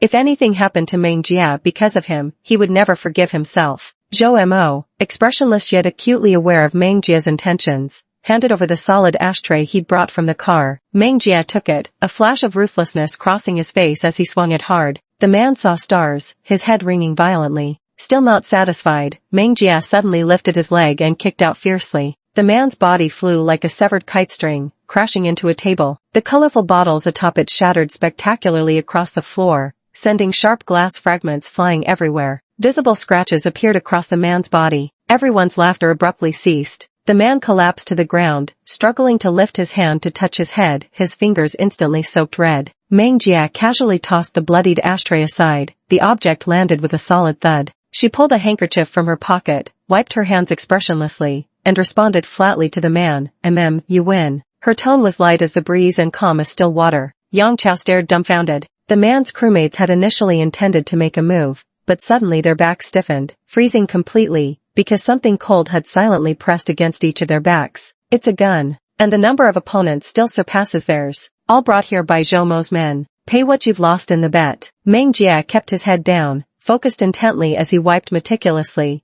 But it seems you don't have what it takes to take Yang Chao away. The words were crystal clear. I've left the person here for you, but if you can't take them away, then I'll be taking them instead. Brazenly up front, there was a moment of silence. As if wiping her hands clean, she tossed the handkerchief onto the man and added in a cold, measured voice, by the way, my name is Meng Jia, Jia as an untamed and unruly.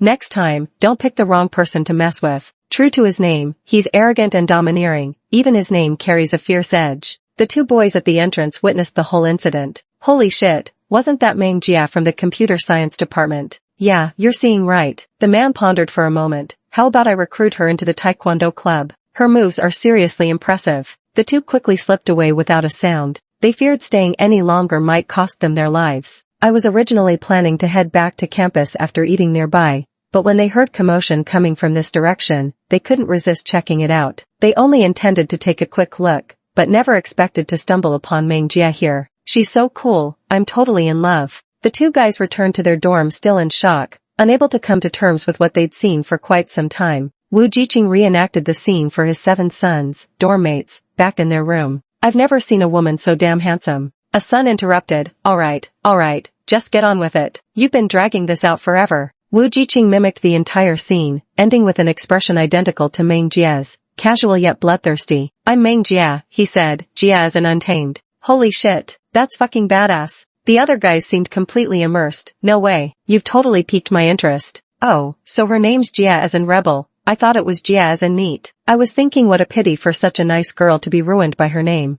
The name Meng Jia might as well have been custom made for her. Wildly arrogant, bound by no conventions. Wu Jiqing was exhilarated. My Taekwondo club is exactly lacking this kind of talent. The next day, after class, Wu Jiqing trailed behind Meng Jia wherever he went. He followed Meng Jia when he ate. He followed Meng Jia when he played basketball. Meng Jia was reading, and he was still following along. Initially, he thought that when Meng Jia couldn't take it anymore, he would ask what he wanted, but after asking for 2 days, there was no response from Meng Jia. He couldn't hold back any longer. Meng Jia, do you remember me? Wu Jiqing. Meng Jia pronounced his name with flawless accuracy. Wu Jiqing asked eagerly in delighted surprise, you remember my name? Setting down the book in his hands, Meng Jia replied in an impassive voice, you've been following me for 2 days, with people constantly shouting, Wu Jiqing, what are you doing? It'd be hard not to remember. Wu Jiqing, actually, would you be interested in joining the Taekwondo club? Not interested. Meng Jia never wastes time on such meaningless matters. Are you really not going to reconsider? You're so skilled, doesn't your hand itch if you don't fight occasionally? You're mistaken. My skills aren't for fighting. Alright.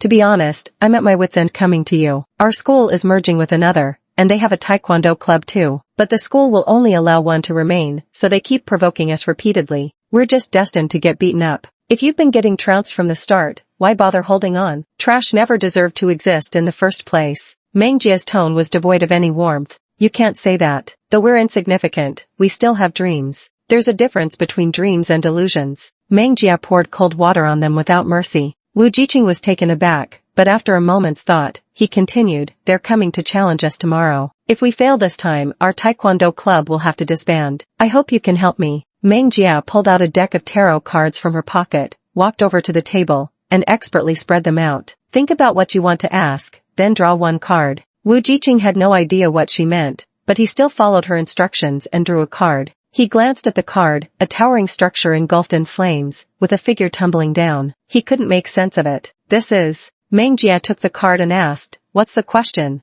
Tomorrow, if you don't help, what will become of the Taekwondo club? Meng Jia's lips twitched slightly, but he still offered an explanation. The tower is the only card in the major arcana where neither its upright nor reversed position carries a favorable meaning, so the outcome is bad. Wu Jiqing's eyes sparkled as he refused to let Meng Jia off the hook. Then helping our Taekwondo club definitely won't lead to tower babble. Meng Jia put away the cards without a word and left. The next morning, Wu Jiqing's schedule was packed with classes, while Meng Jia happened to have none. This is the Taekwondo club where Wu Jiqing and the others train. Let's go, boys, time to crash their party. Looks like Wu Jiqing and his crew aren't here today. Their schedule's full with classes. Come when no one's around. By the time they arrive, it'll be too late. The ship will have sailed. Everything will be settled by then. No matter how much Wu Jiqing kicks up a fuss, it won't make a difference. The old Taekwondo club was just a bunch of useless deadweights. What's the point of keeping them around? Such a waste of resources. A large group of people walked uphill, chatting and laughing.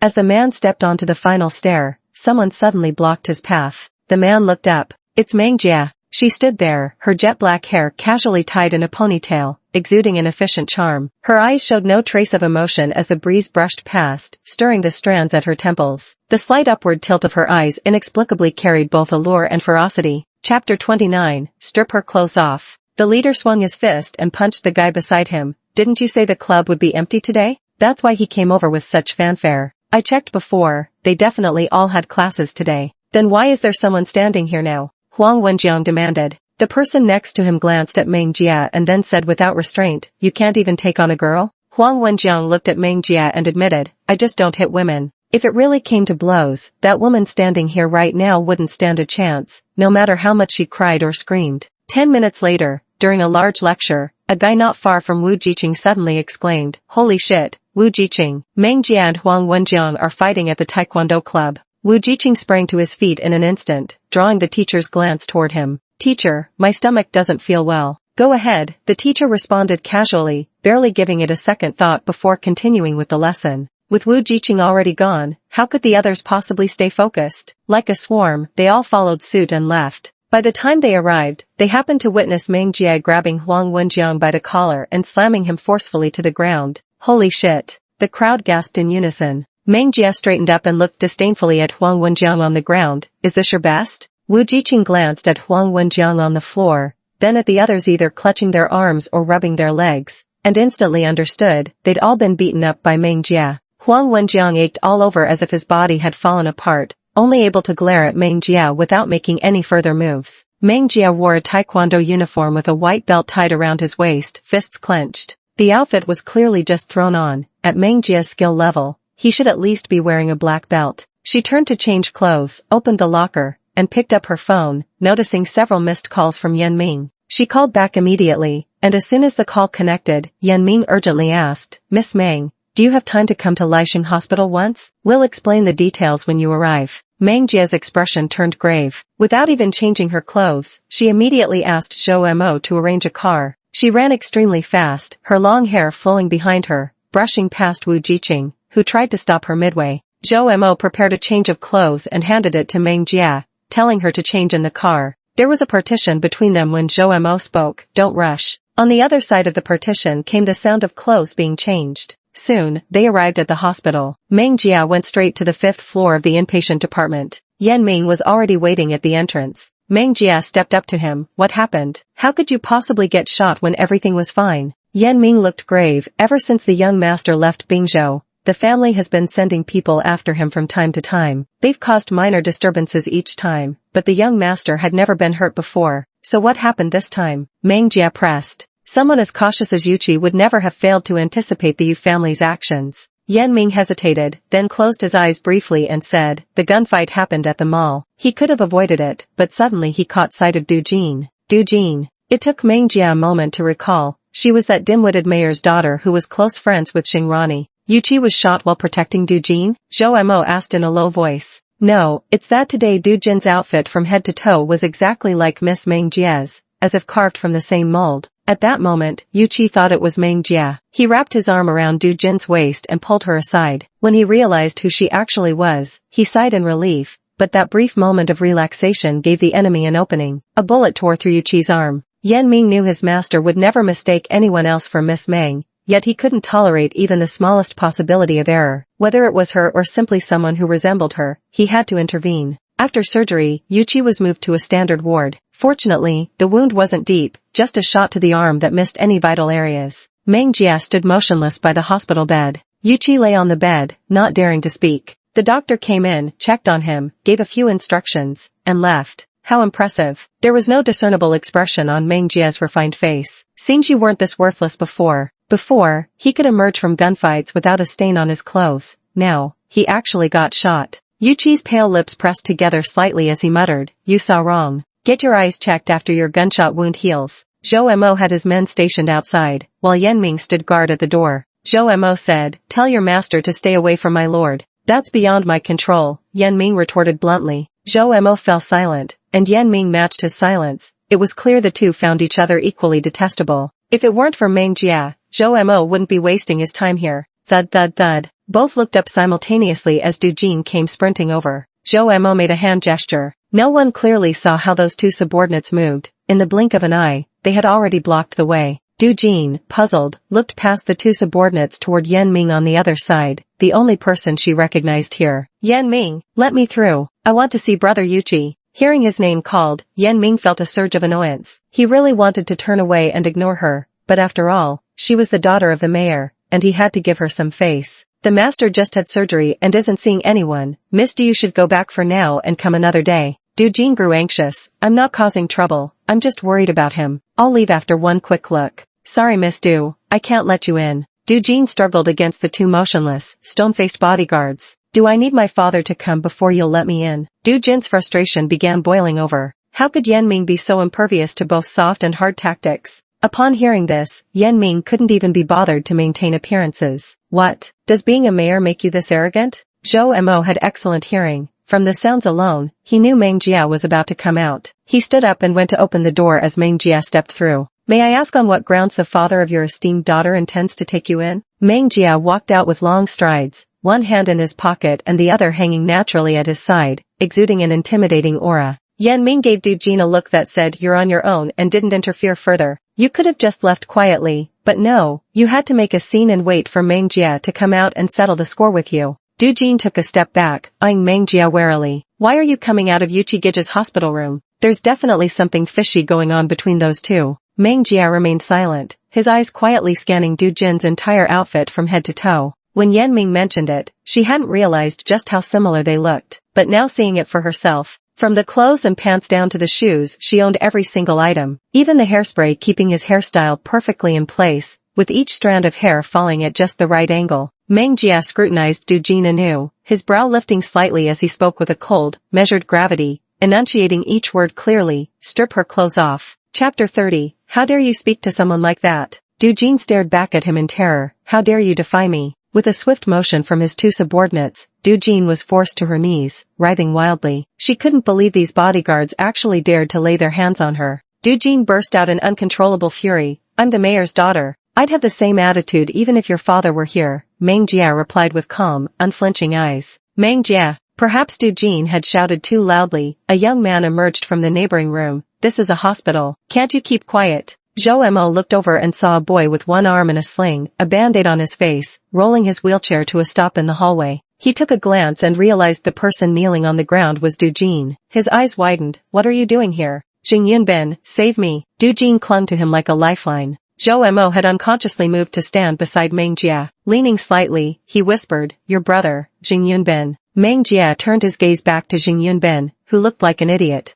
Jing Yunben wheeled the chair forward and stared at Meng Jia, arrogant and domineering, hardly a decent guy. He bent down to pull Du Jin up from the ground, shielding her behind him. "What the hell are you doing? In broad daylight, with so many people watching. This isn't right." He glanced around, not a single bystander in sight, only Meng Jia's men. He gulped, outnumbered and overpowered. What else was there to do but run? He turned his wheelchair to leave, but Meng Jia yanked it back, her face dark with menace. "Little brother, where do you think you're going?" The initiative was firmly in Meng Jia's hands now. Unless she let go, Jing Yunben couldn't move an inch. "Do you even know who I am? Do you know who my father is? If my dad finds out you hit me, he won't let you off easy." "Who's your dad?" Meng Jia asked. "Xing Hengzhou." Jing Yunben felt extraordinarily proud after saying this, but didn't hear any response from Meng Jia's side. In his heart, he sneered contemptuously, ha, immediately backing down at the mention of Xing Hengzhou. How disappointing. Meng Jia looked at him with meaningful eyes. Ah, then I can rest easy. Jing Yunbin couldn't immediately grasp what this woman meant by that. When he looked up, he saw Ji Guiwan had arrived. In the very next second, Ji Guiwan witnessed Meng Jia's smugly defiant grin as he kicked Xing Yunbin right out of his wheelchair. Holy shit!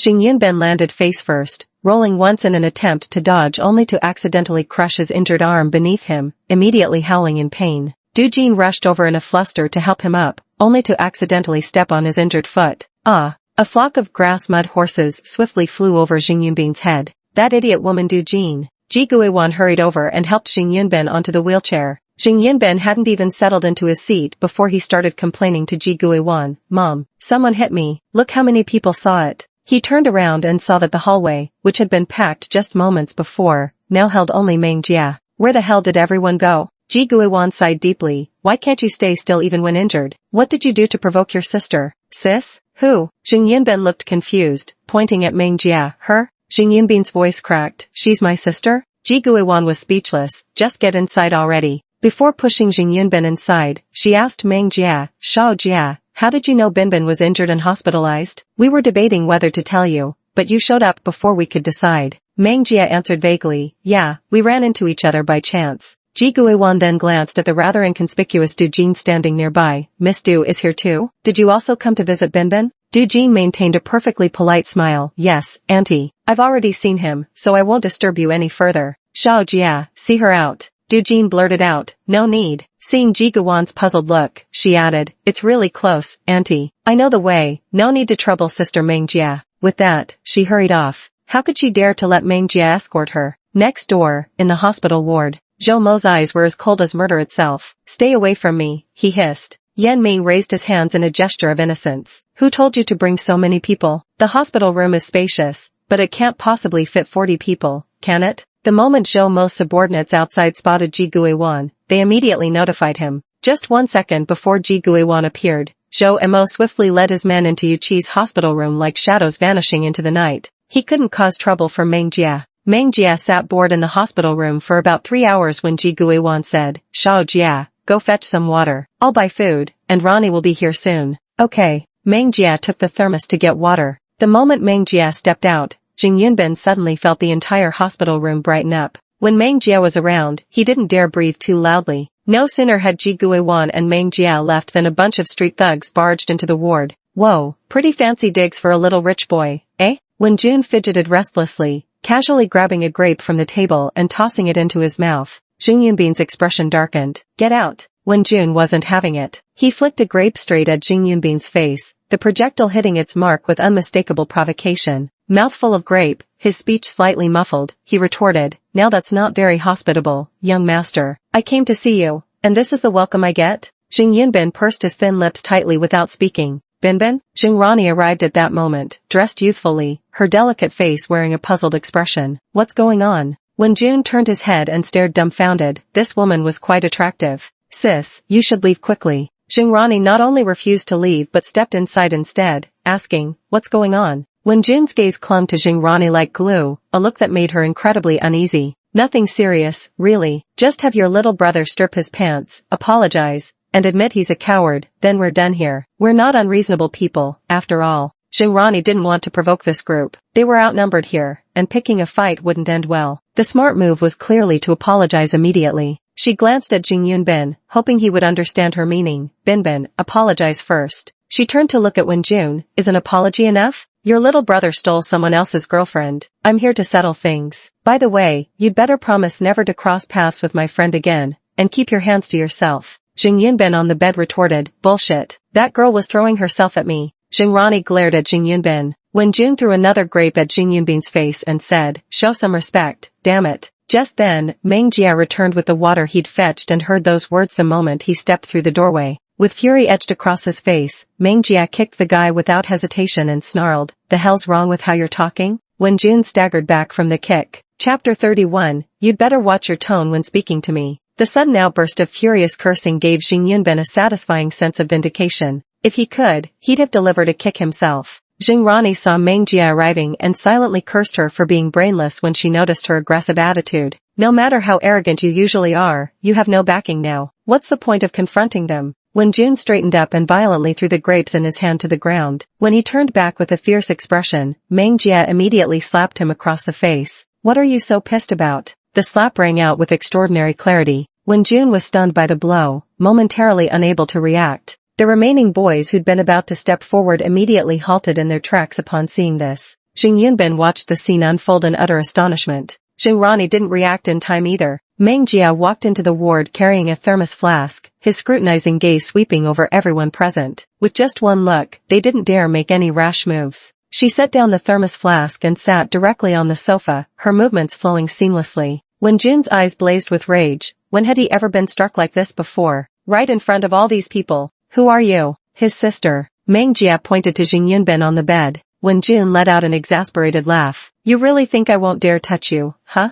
Meng Jia had a plate of grapes right beside her. She grabbed it and hurled it straight at Wen Jun's face. Who gave you the balls to come here and act wild? You. Meng Jia stood up abruptly from the sofa, causing Wen Jun to instinctively take a step back in alarm. Narrowing her eyes, Meng Jia exuded a dangerous aura from within. Tell me, did you lay a finger on Jing Yunbin? Wen Jun puffed out his chest. Yeah, believe it or not, I'll beat you up just like that too. Without a word, Meng Jia slapped him again. Even I didn't dare hit him that hard, and you went and did this? Jing Yunbin on the bed. The hell you didn't dare. Who was it that just kicked him out of his wheelchair? Still though, his sister is so cool. When June flared up, you really think I don't fucking dare to hit you? This bastard was really pushing his luck. The next second, Meng Jia kicked him straight out of the ward. Just arriving at the ward door, Ji Guiwan. She held the food in her hand, gazing in confusion at the people in the room and the mess on the floor. She had no idea what had happened. Xiao Jia? Ji Guiwan turned to look at Meng Jia. Meng Jia shot Wen Jun a threatening glance, warning him to watch his words. Wen Jun felt aggrieved, muttering reluctantly, Hello, Auntie, I'm Jing Yunbin's friend. I heard he got injured, so I came to see him. Ji Guiwan suddenly understood. Ah, I see. But your face. The huge slap mark was faintly red, impossible to ignore. Wen Jun touched his slightly swollen face and said,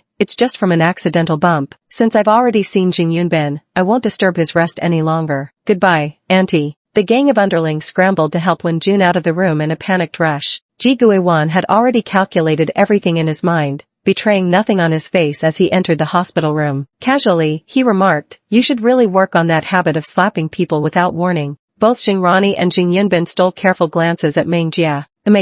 What's deserved must be repaid, and when it comes to beatings, they should still be dealt. The next ward. Yu Qi, did she really come to see me? All he got was silence. Zhou Mo and Yan Ming were still shoving each other back and forth. The surrounding murderous aura made the underlings hold their breath. Why aren't you leaving yet? Yan Ming's temples throbbed violently. She couldn't stand having a man so close to her. Though Zhou Mo couldn't bear it either, his voice was as gentle as a spring breeze. I won't leave until Lord arrives. Finally, after 2 hours, Meng Jia walked in and then retreated. What are you two doing blocking the door? Zhou Mo shoved Yan Ming aside, his expression sour as he straightened his suit. Disdain was written all over his face. Zhou Mo emerged with his crew, and in the blink of an eye, they had scattered in all directions and vanished. Meng Jia entered the hospital room, looked at Yu Qi, and said with a calm expression, I'll leave after seeing you. Focus on recovering. Instantly, dissatisfaction flashed across Yu Qi's handsome face. Where are you going? I have to return to school. Yu Qi fell silent for a moment. What kind of school are you attending? Was school really necessary for Meng Jia?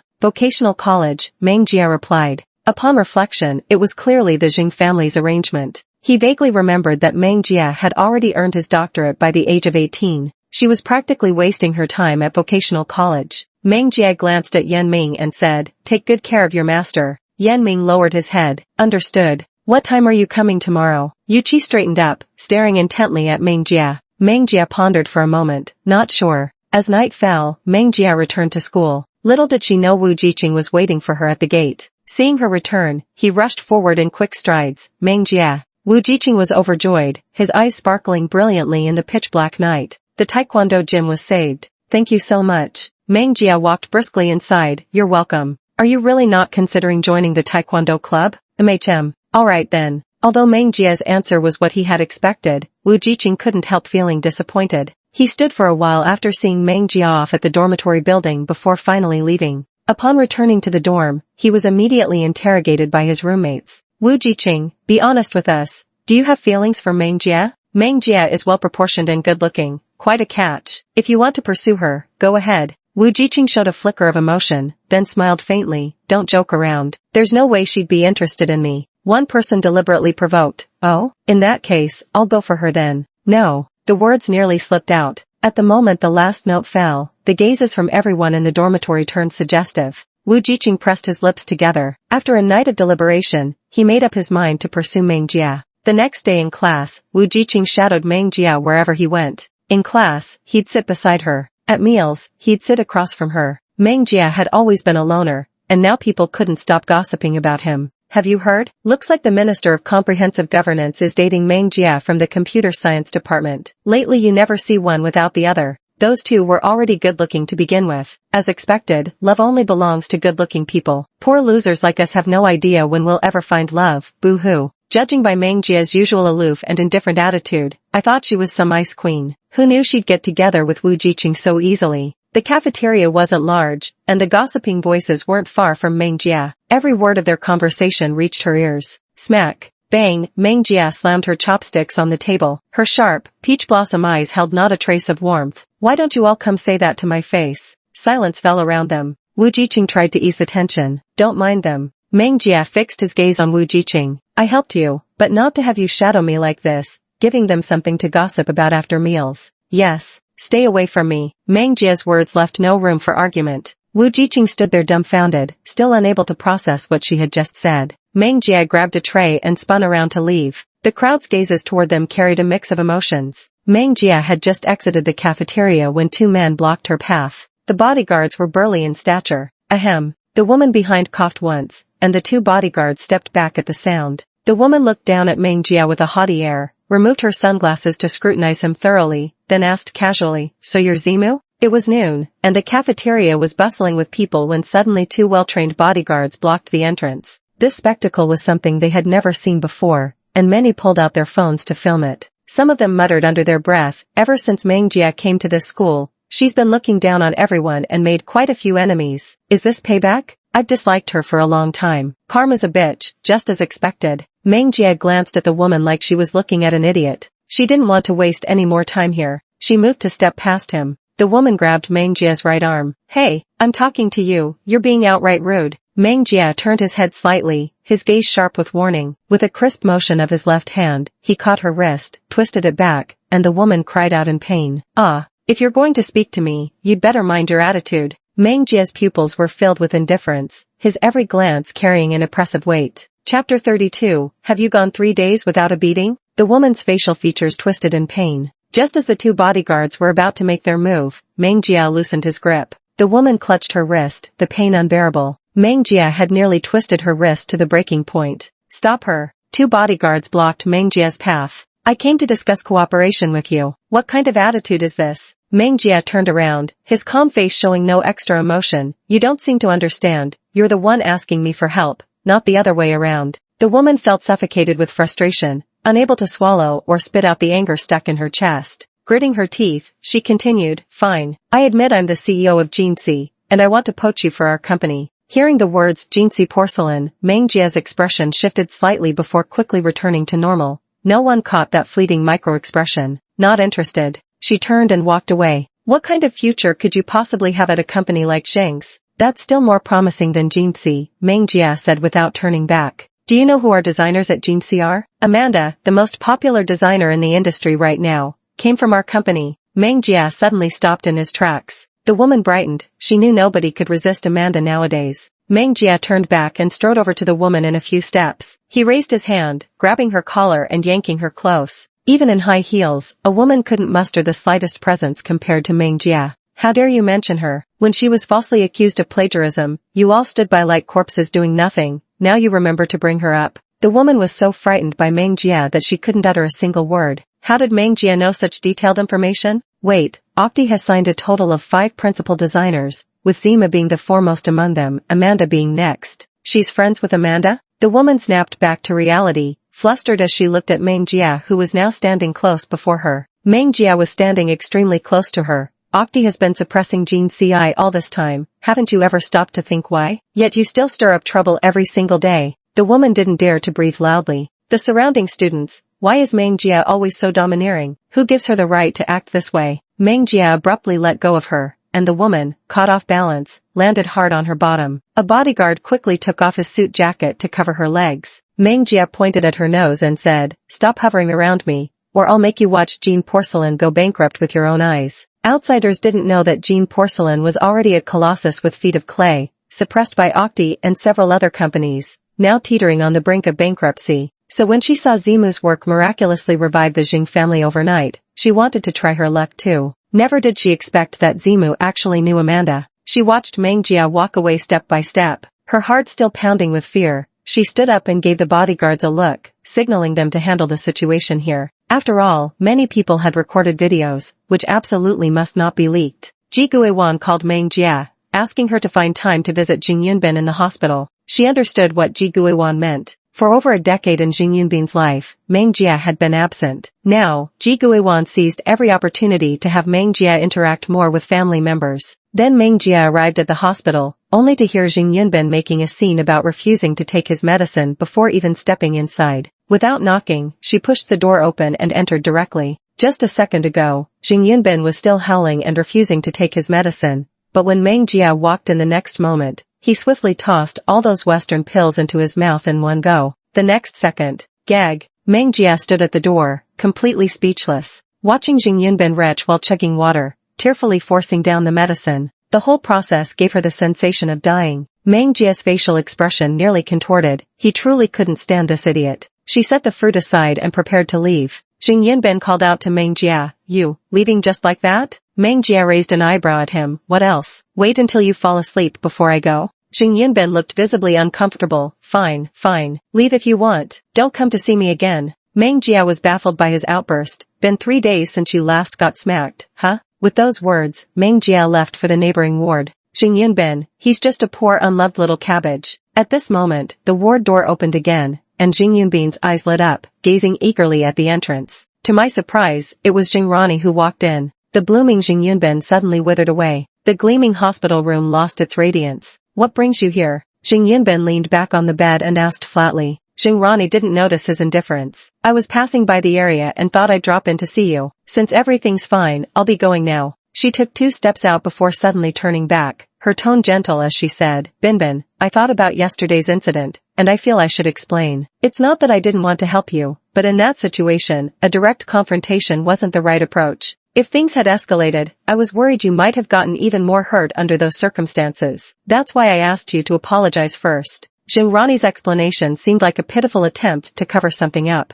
Jing Yunbin, being straightforward and never one to mince words, retorted bluntly, "But Meng Jia already taught them a lesson for me." Now there was one sentence from Meng Jia that remained fresh in his memory. "Even I wouldn't dare hit them like that. Who told you to beat them into such a state?" This sentence made him feel for the first time that he too was being protected. He mattered more than some people. Only Jing Yunbin himself knew what he had experienced at school. He couldn't let his family know, and he didn't know who to tell about these ordeals. Even his parents would encourage him to handle matters rationally. Only Meng Jia. Only she would protect him unconditionally, regardless of reason or consequence. Jing Yunbin lacked this kind of blatant favoritism. He never expected it would come from Meng Jia. Jing Rani hesitated, failing to find the right words, and could only leave in silence. Leaving the hospital room, her expression gradually twisted with malice. This couldn't go on. Meng Jia was already step by step winning over the Jing family's hearts. Before long, both the Jing and Ji families would come to adore Meng Jia just like Jing Yunbin did. Meng Jia remained in Yuqi's hospital room. Yuqi watched the news while Meng Jia reviewed documents. The two shared an inexplicable harmony. Meng Jia glanced at the time. It was nearly dinner time, so she stood up and asked, "Anything you'd like to eat?"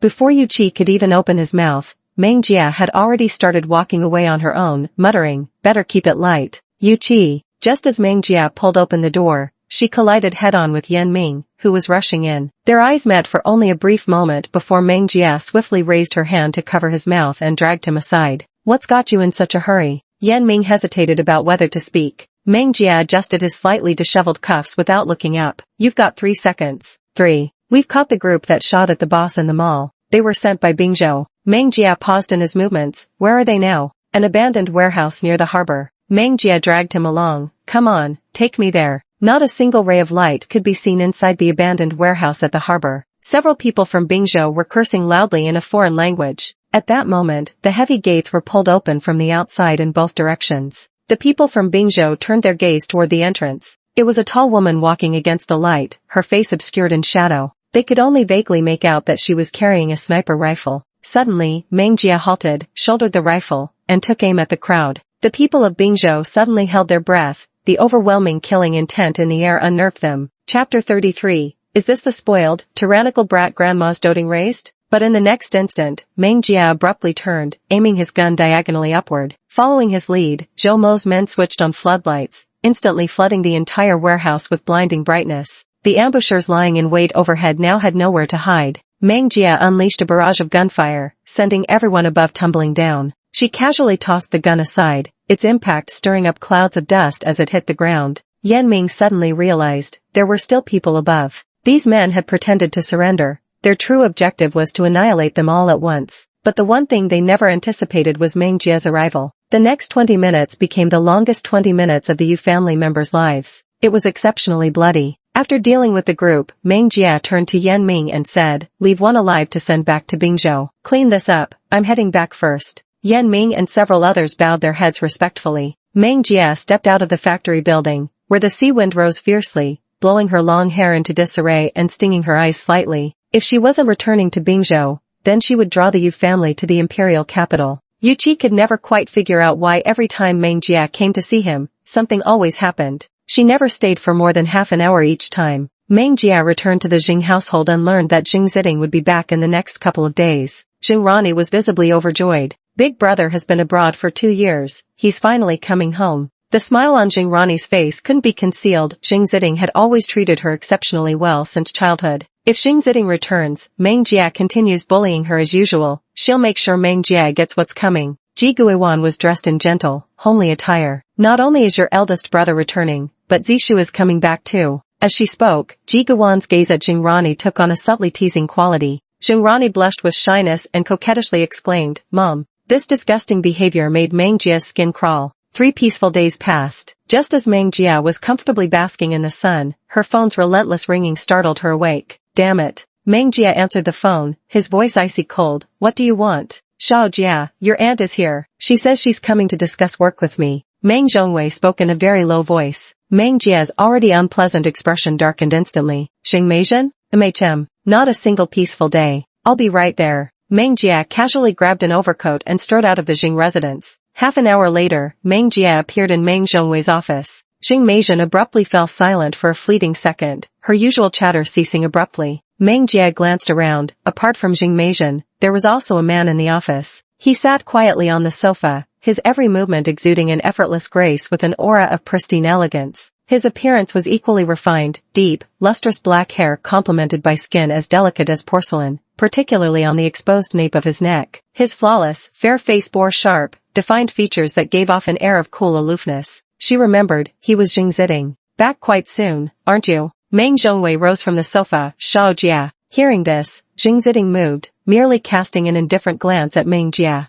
There was no change in his expression, making it impossible to discern his thoughts. Meng Jia walked over and calmly sat down opposite Jing Meizhen. "What did you want to discuss with me, aunt?" He cut straight to the point. Jing Meizhen adjusted her sitting posture, her attitude becoming increasingly haughty. "It's nothing much, I just think it's inappropriate to leave this LK in the hands of someone completely incompetent." Meng Zhongwei stood awkwardly to the side. Although he'd been exposed to high society for quite some time now, he still couldn't help feeling somewhat ill at ease in the presence of such composed and dignified people. Meng Jia raised an eyebrow, waiting leisurely for Jing Meizhen to explain herself. "I'd like to hear why it's inappropriate. First of all, I'm not comfortable handing over our family business to an outsider. Secondly, I've heard Meng Zhongwei came late to this industry. One successful operation could just be luck, and with Zimu's reputation carrying weight, even a dumb dog could do well with that name attached. Besides, I'm just taking precautions to cut losses early." His words sounded perfectly reasonable. Meng Zhongwei's face turned slightly pale.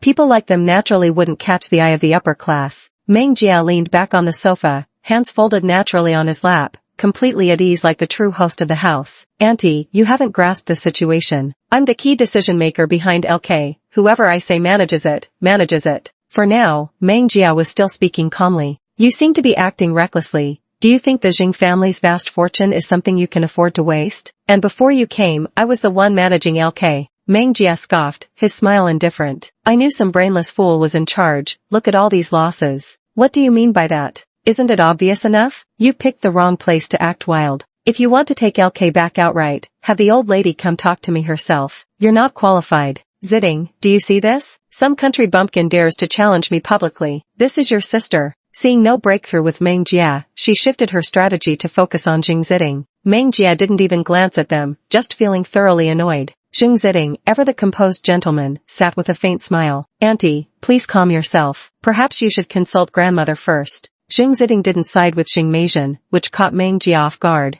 Xing Meizhen was in a foul mood seeing such a profitable company slip from her grasp. With a cold snort, she grabbed her bag and made to leave. Stop, Meng Jie called after her. Xing Meizhen ignored him. As she opened the office door, she found a man blocking her path, wearing gold-rimmed glasses and leaning on a cane. Zhou Mo's pupils were lifeless, sending chills down one's spine when stared into. Xing Meizhen turned her head impatiently. What more do you want? Meng Jie articulated each word with force. Apologize to my brother for your words. Meng Zhongwei didn't want Meng Jie to quarrel with the Jing family members, as they had to live together after all. Forget it, Shao Jie. No sooner had the words been spoken than Xing Meizhen's voice turned shrill. Are you kidding me? You want someone like me, worth millions, to apologize to some village bumpkin? Meng Jie, don't push your luck. Meng Jie suddenly kicked over the pearwood coffee table with a violent thud. I was going to spare you some dignity since there are others here today. The table toppled, sending tea splattering across the floor. Wisps of steam curled up from the dampened carpet. Her eyes narrowed slightly, but Auntie seems rather ungrateful. Every sentence brings up the village. Every word clings to that fool dog. I wonder where your upbringing went. Meng Jie stood up, his height instantly overpowering Xing Meizhen.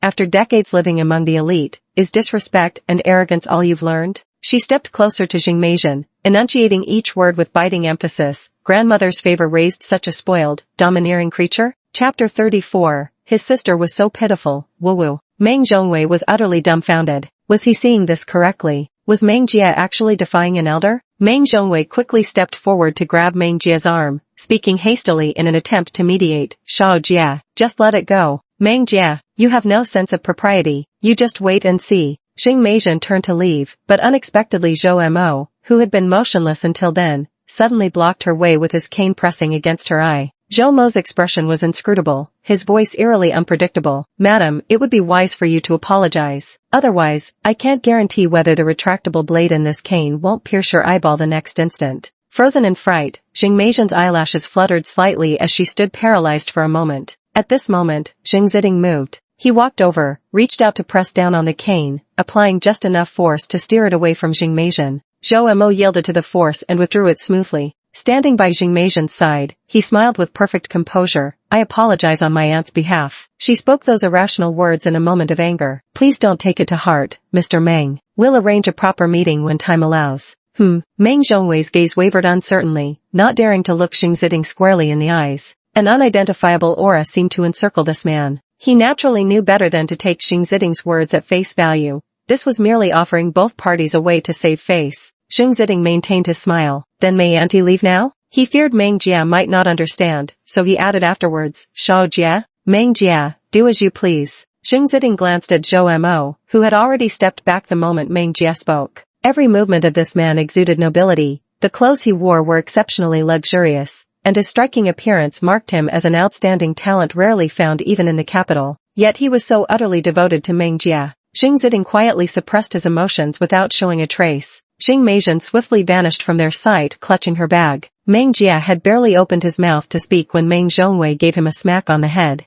A dull thud. Meng Jie covered his head and stood up expressionlessly. Zhou Mo was about to strike the next second. However, Meng Jie stopped him. Meng Zhongwei admonished Meng Jie. How did you get so bold in just a few days? Though I have no right to discipline you now, I can't help wanting to give you a piece of my mind. You weren't like this at home. How come after just 2 days with the Jings, you're ready to pick fights with everyone? At least show some respect to your elders. However much you disagree, you should be courteous. What if you face retaliation once you return home? Meng Zhongwei wore a troubled expression. He was genuinely worried about Meng Jie. Whether he managed LK or not didn't matter to him. Yet Meng Jie had suffered grievances at the Jing family because of him. Meng Jie remained silent. Meng Zhongwei shot her a glance. What are you looking at? Think you're something special now? Kicking tables? Go on, pick it up. Xing Zitting looked at Meng Zhongwei, then turned his gaze to Meng Jie. She actually started moving. Truly unbelievable. This marvelous food chain relationship. Meng Jia hadn't taken 2 steps when Zhou Mo swiftly stepped in, blocking his path. One of Zhou's subordinates entered, righted the overturned table, cleaned up the mess, then exited. Zhou Mo's icy stare bore down on Meng Zhongwei with terrifying pressure. Meng Zhongwei, get out. As soon as Meng Jia spoke, Zhou Mo stopped looking at Meng Zhongwei and quietly stepped out. Meng Jia glanced back at Meng Zhongwei and said, I'll take my leave first then. Meng Zhongwei softened his tone, won't you sit down and rest for a while? No, be safe on the road. MHM. In the evening, since Jing Ziding had returned, Jing Hengzhou's entire family went to the old residence for dinner. Besides them, there was also the family of younger uncle Jing Guangzhong. The spread on the table was a dazzling array of dishes. Meng Jia had been eyeing a plate of shrimp from the start, though no one else noticed. Tonight, the old lady was clearly in high spirits. Ziding has come back too, now we're only missing the second one. As she spoke, she reached for the wine to pour. Ji Guiwan sat beside the elderly lady and cautioned, Mom, don't drink too much. The elderly lady fixed her gaze on Ji Guiwan and sweetly negotiated, just a little bit. Ji Guiwan couldn't help but chuckle, just a little bit. The atmosphere was delightful. They started eating while chatting about trivial matters. Somehow, the conversation turned to Meng Jia. Jing Guangzhong addressed Jing Hengzhou. Ronnie is truly outstanding. I hear she's one of the top students at Tsinghua and Peking University. Jing Hengzhou replied, nothing worth mentioning. Finally, Jing Guangzhong looked at Meng Jia sitting not far away. His brows and eyes bore a striking resemblance to Jing Hengzhou and Ji Guiwan. Rumor had it he had just slapped Jing Meijian in the face earlier that day. His beloved younger sister, doted on since childhood, had actually been bullied by such a little brat. After some thought, he decided this matter couldn't simply be dropped. Jing Guangzhong directed the conversation toward Meng Jia. I heard Meng Jia attends a vocational college in the capital? Jing Hengzhou mumbled between bites of food, failing to grasp what he might say next. As expected, Ronnie is more outstanding. Ronnie, study hard. Once you graduate, your uncle will mentor you. Jing Ronnie replied shyly, thank you, uncle. As she spoke, her sidelong glance lingered on Meng Jia, who clearly hadn't noticed what was being said here. Meng Jia was wholeheartedly peeling shrimp, although somewhat clumsily. Jing Yunbin beside her couldn't bear to watch any longer, his brows furrowing in frustration. Can you manage or not? Watching you is driving me crazy. Meng Jia gave him a sidelong glance. What's it to you, huh?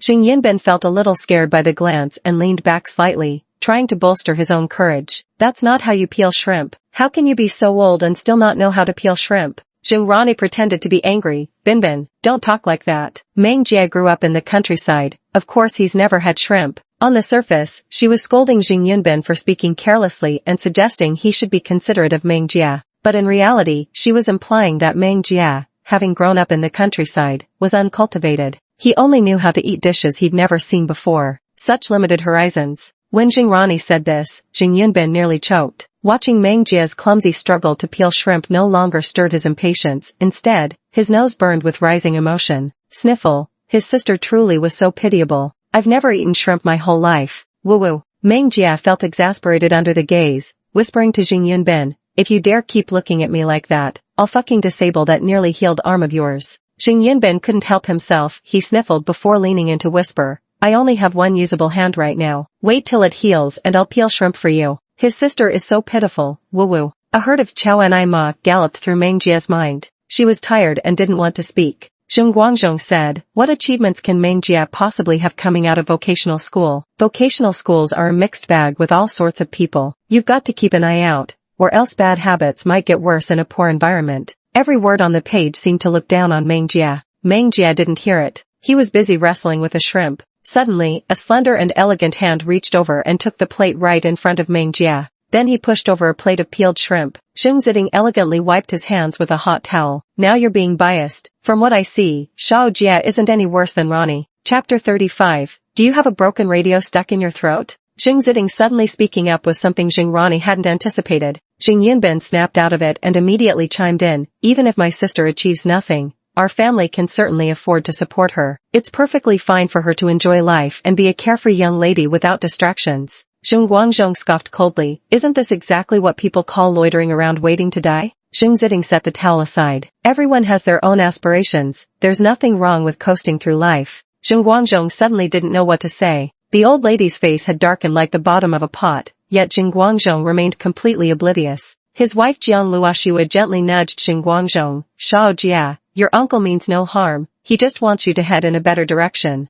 It's fine. Meng Jie didn't care at all. After all, she wasn't listening either. Zheng Guangzhong opened his mouth to speak again, but the old lady gave a warning cough. His words got stuck in his throat. Seeing the displeased look on his mother's face, he fell silent. The meal proceeded with everyone harboring different thoughts, except for Meng Jie, who ate contentedly. I spent the whole evening just eating shrimp. After dinner, Meng Jie kept the old lady company with some chat. Meanwhile, Zheng Guangzhong pulled Zheng Rani aside for a private conversation. Rani, I've watched you grow up. I wouldn't say I know you inside and out, but I'm quite familiar with you. Zheng Rani said modestly and courteously. I'll always remember Uncle's kindness to me. Yes, I recall you composed music in middle school. There's currently a show short of one judge. Why don't you go take a look? A judge? Zheng Rani cast a puzzled glance. It's a new program launched by a company. I want to give you this opportunity. Su Raoman is also among the judges. You could build connections with her. You need your own network. The event is scheduled for the day after tomorrow, and it'll be broadcast live. Other talent shows are pre-recorded before airing, but Su Raoman is breaking the mold this time. The hype alone has already drawn significant attention even before the premiere.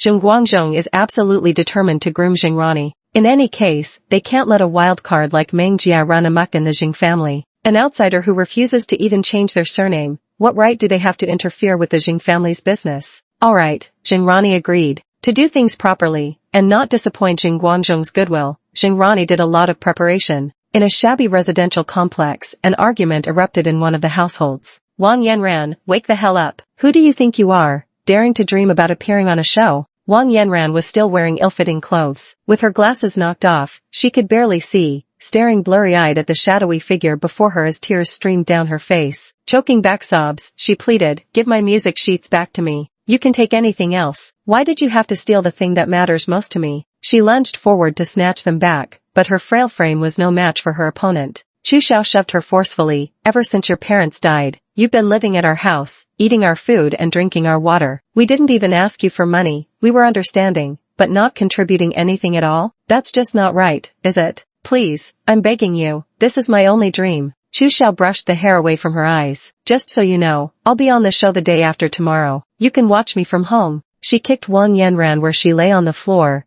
then stormed out of the room, breath ragged with anger, and locked Wang Yanran inside from the outside. Kneeling despairingly against the door, Wang Yanran hugged her knees and wept bitterly. The noise outside the door was incessant. Mom, I want nice clothes. I'm going to be on TV tomorrow. I have to look really gorgeous. Chu Xiao's voice grated on Wang Yanran's ears. Chu's mother humored her daughter. Alright. Oh Mom, when the show airs, you must make sure she watches it on TV. She absolutely has to see it. Yes. I've written down everything you've said. Human sorrows and joys are never truly shared. Wang Yanran closed her eyes in despair, tears streaming down her cheeks. She even had thoughts of dying, but she couldn't die so simply. If she died, wouldn't that bastard Chu Xiao get off too easily? On the day the program aired, Zheng Rani arrived early, with Li Xia accompanying her. Don't be nervous. You look beautiful and photogenic. It's such a waste for a face like yours not to be in the entertainment industry. I'll be sitting in the back row. Good luck. Li Xia cheered her on. Zheng Rani took a deep breath. She glanced toward where the judges would be seated. No one had arrived yet. She'd done extensive research in private. She knew every detail of Su Raymond's preferences like the back of her hand. Yuqi was sitting in a rather discreet location, with Yan Ming beside him. Just as the event was about to begin, Meng Jie made his entrance. Dressed in casual attire with one hand casually tucked in his pocket, he strode in with an untamed confidence, completely at ease. Yuqi straightened up slightly. Yan Ming muttered, does Master's wound really not hurt anymore? She walked straight to the judge's table and took her seat. Li Xia and Zheng Rani exchanged puzzled glances. Li Xia, wasn't that Su Raymond's original seat? Zheng Rani's expression was complicated. In the end, Zheng Rani still sat down next to Meng Jie. She thought for a moment when suddenly she remembered why Su Raoman hadn't come. Perhaps she hadn't fully recovered from her illness yet. After all, she was there that day when the mother and son from the Wang family bullied her. The director called for action. Zheng Rani sat upright with a serious expression. Beside her, Meng Jie lounged lazily, one arm resting on the chair while the other lay casually on the table. The pen spun deftly between fingers. Meng Jie was extremely photogenic. Her flawless skin looked impeccable even under close-up shots, her striking features radiating an effortless elegance with every subtle expression. The selection process began, with contestants from around the world taking the stage one after another to perform. Meng Jie simply gave scores throughout, barely interacting with the other judges. Meanwhile, Zheng Rani consistently engaged in cheerful exchanges with the other judges. On the live broadcast screen, aside from comments supporting contestants and evaluating their performances, most of the remaining discussion praised how impressive Jingrani was. A small minority of viewers couldn't stand Mengjia's aloof and arrogant demeanor. Why isn't she saying anything, just giving scores? Maybe she doesn't even understand music at all. She just puts on a haughty pose and gives scores in the end. Her looks are undeniable, though clearly brought in by the production team as eye candy. It's not like she can't do anything, at least she can twirl a pen. Ha ha ha. People were saying all kinds of things. After this round, Chu Xiao stepped onto the stage. Chu Xiao bowed politely. Sitting before the television, Wang Yanran's eyes burned with resentment as her hands gradually clenched into fists. The moment Chu Xiao uttered her first words, Meng Jia frowned. Listening further, Meng Jia suddenly stopped twirling his pen. After finishing her song, Jingrani consulted with the other judges while the camera zoomed in, capturing everything she said. Her composition and lyrics are quite good, though her vocal technique needs improvement. So let's pass her, she can train properly with me later. Jingrani spoke these words gently. The public screen was flooded with compliments for her. Wow, this girl is so gentle. She's always giving newcomers a chance. Who wouldn't love a judge like this? She's the best. Wang Yanran closed her eyes. Just as Jingrani was preparing to summarize, Meng Jia, who had remained silent throughout, suddenly spoke. Her voice was icy, carrying a scrutinizing tone. Did a broken radio get stuck in your throat? Her words came through the microphone with perfect clarity. Chapter 36. Play a tune for me. This statement came completely out of the blue. It thoroughly embarrassed Chu Xiao. Wang Yanran opened her eyes in astonishment, while Mother Chu, who was also watching the live broadcast, had already begun cursing loudly. What kind of woman is this? The other three were already prepared to pass her. What's she suddenly trying to pull? Does this show let just anyone on? Damn it, if my daughter wasn't picked because of her, I swear I won't let her off easy. While Chu's mother chirped away from the side, Wang Yanran's eyes could only fix on Meng Jia at that moment. The TV screen was mostly filled with Meng Jia's face. She was beautiful. The entire room suddenly fell silent. The atmosphere grew tense. Chu Xiao flashed an awkward smile. I'm sorry, teacher. Since childhood, I've always had a dream of music. Because I never received professional training, my singing skills might be somewhat lacking. But please believe me, given time, I'll definitely show you my improvement. Meng Jia sneered. Is this the level of performance you brought to the show? Chu Xiao could no longer force a smile, yet maintained her courtesy. This is my only chance, so I wanted to seize it. The atmosphere had frozen solid at this point. The dramatic tension the director wanted was nearly achieved.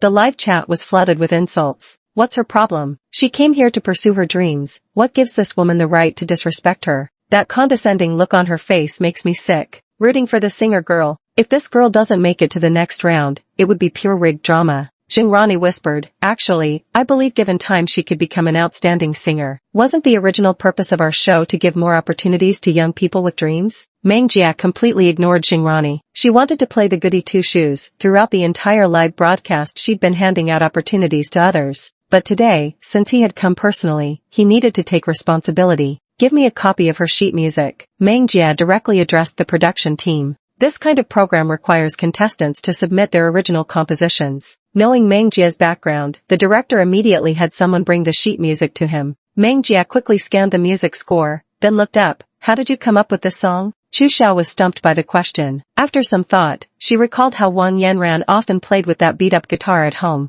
Without hesitation, she answered truthfully, with a guitar. Meng Jia kept his eyes fixed on her and told the staff, get her a guitar. Now Chu Xiao was completely dumbfounded. How could she possibly play the guitar? Isn't it just about singing directly? What's this woman trying to do? Wang Yanran's eyes gradually lit up before the television screen. Soon, Chu Xiao was holding a guitar in her arms. Play something for me. Meng Jia's expression was terrifyingly cold. This was the standard procedure, so Jingrani couldn't say much either, and could only remain quiet along with the other three judges. Chu Xiao steeled herself, since when could she play? But if the guitar gets broken, it wouldn't be her fault, right? She gave a forceful pluck, and the string indeed snapped apart. She looked down at the people below with an innocent expression. Sorry, I didn't mean to. Wang Yanran frowned deeply. Chu Xiao would actually resort to such tricks. It seemed certain Chu Xiao would advance to the next round. She had already seen the discussion among those three judges moments ago, though she had gained recognition in this matter. Unexpectedly, Meng Jia suddenly let out a mocking laugh and tossed the score onto the table. This song isn't yours, is it? Her statement carried absolute conviction. Chu laughed. You really shouldn't say that. This is Chen Miao's score. Chen Miao's style is truly unique. So tell me, are you the mysterious idol adored by niche fan communities online? Meng Jia's peach blossom eyes turned icy. radiating an intense glare as his voice rang out sharp and commanding, pressing in like relentless waves. Wang Yanran felt her heart tremble. Did she know herself? How did she know this was Chen Miao's score? Chu Zhao's mind was in complete chaos on stage. What the hell was this Chen Miao thing anyway? You're submitting someone else's work for the competition while claiming it your own original creation? Chu Xiao choked on his words, realizing it was all over for him. The production team will contact Chen Miao for verification. You may leave now. Blushing with shame, Chu Xiao scrambled off the stage in utter humiliation. Xing Rani was stunned beyond words. Meng Jie acted as if nothing had happened, returning to his initial demeanor, leaning back in his chair and spinning a pen. Let's continue, he said. The internet moves at lightning speed. The moment Chen Miao was mentioned, her fanbase caught wind of it almost instantly. Countless fans flooded into the live stream. Damn, is this shameless bastard really stealing Chen Miao's songs? This is a new track, right? Judge Meng Jia was absolutely right. Do you fucking have a broken radio stuck in your throat? How disgusting was that singer just now, bullying our Chen Miao because no one's standing up for them. All Chen Miao wants is to make music in peace, and now even this turns into drama? Is this judge also a fan of Chen Miao? She recognized Chen Miao's composition at just a glance. Thank goodness for sharp-eyed judges like her, seriously. Otherwise, with people like Xing Rani around, encouraging plagiarism and stealing others' work, who knows how chaotic things would get? How many original artists would suffer? You were just talking about giving newcomers a chance. Can you even handle it? Who wants to train anyone now? Ridiculous. Hilarious. Because of all this commotion, the show's popularity soared even higher. Yan Ming couldn't stop shaking his head in amazement. Wow, Miss Meng is absolutely incredible. If he were a woman, he would have married Meng Jia long ago. Yu Qi's voice was icy cold. Stop your dangerous thoughts. Yan Ming maintained a polite smile. The past 2 hours concluded with the show's recording, requiring all advancing contestants to take a group photo with the judges on stage. Meng Jia didn't want to get involved in such matters, but since she was here on Su Raymond's behalf, no matter how reluctant she felt, she still stepped onto the stage. After taking the photo, Meng Jia took out her phone and sent Chen Miao's home address to Su Raoman, telling her to send someone over to sign the paperwork. Su Raoman replied with an okay. Meng Jia remained standing on the stage as nearly everyone else had already left. Meng Jia turned around and spotted Jing Yunben in his wheelchair.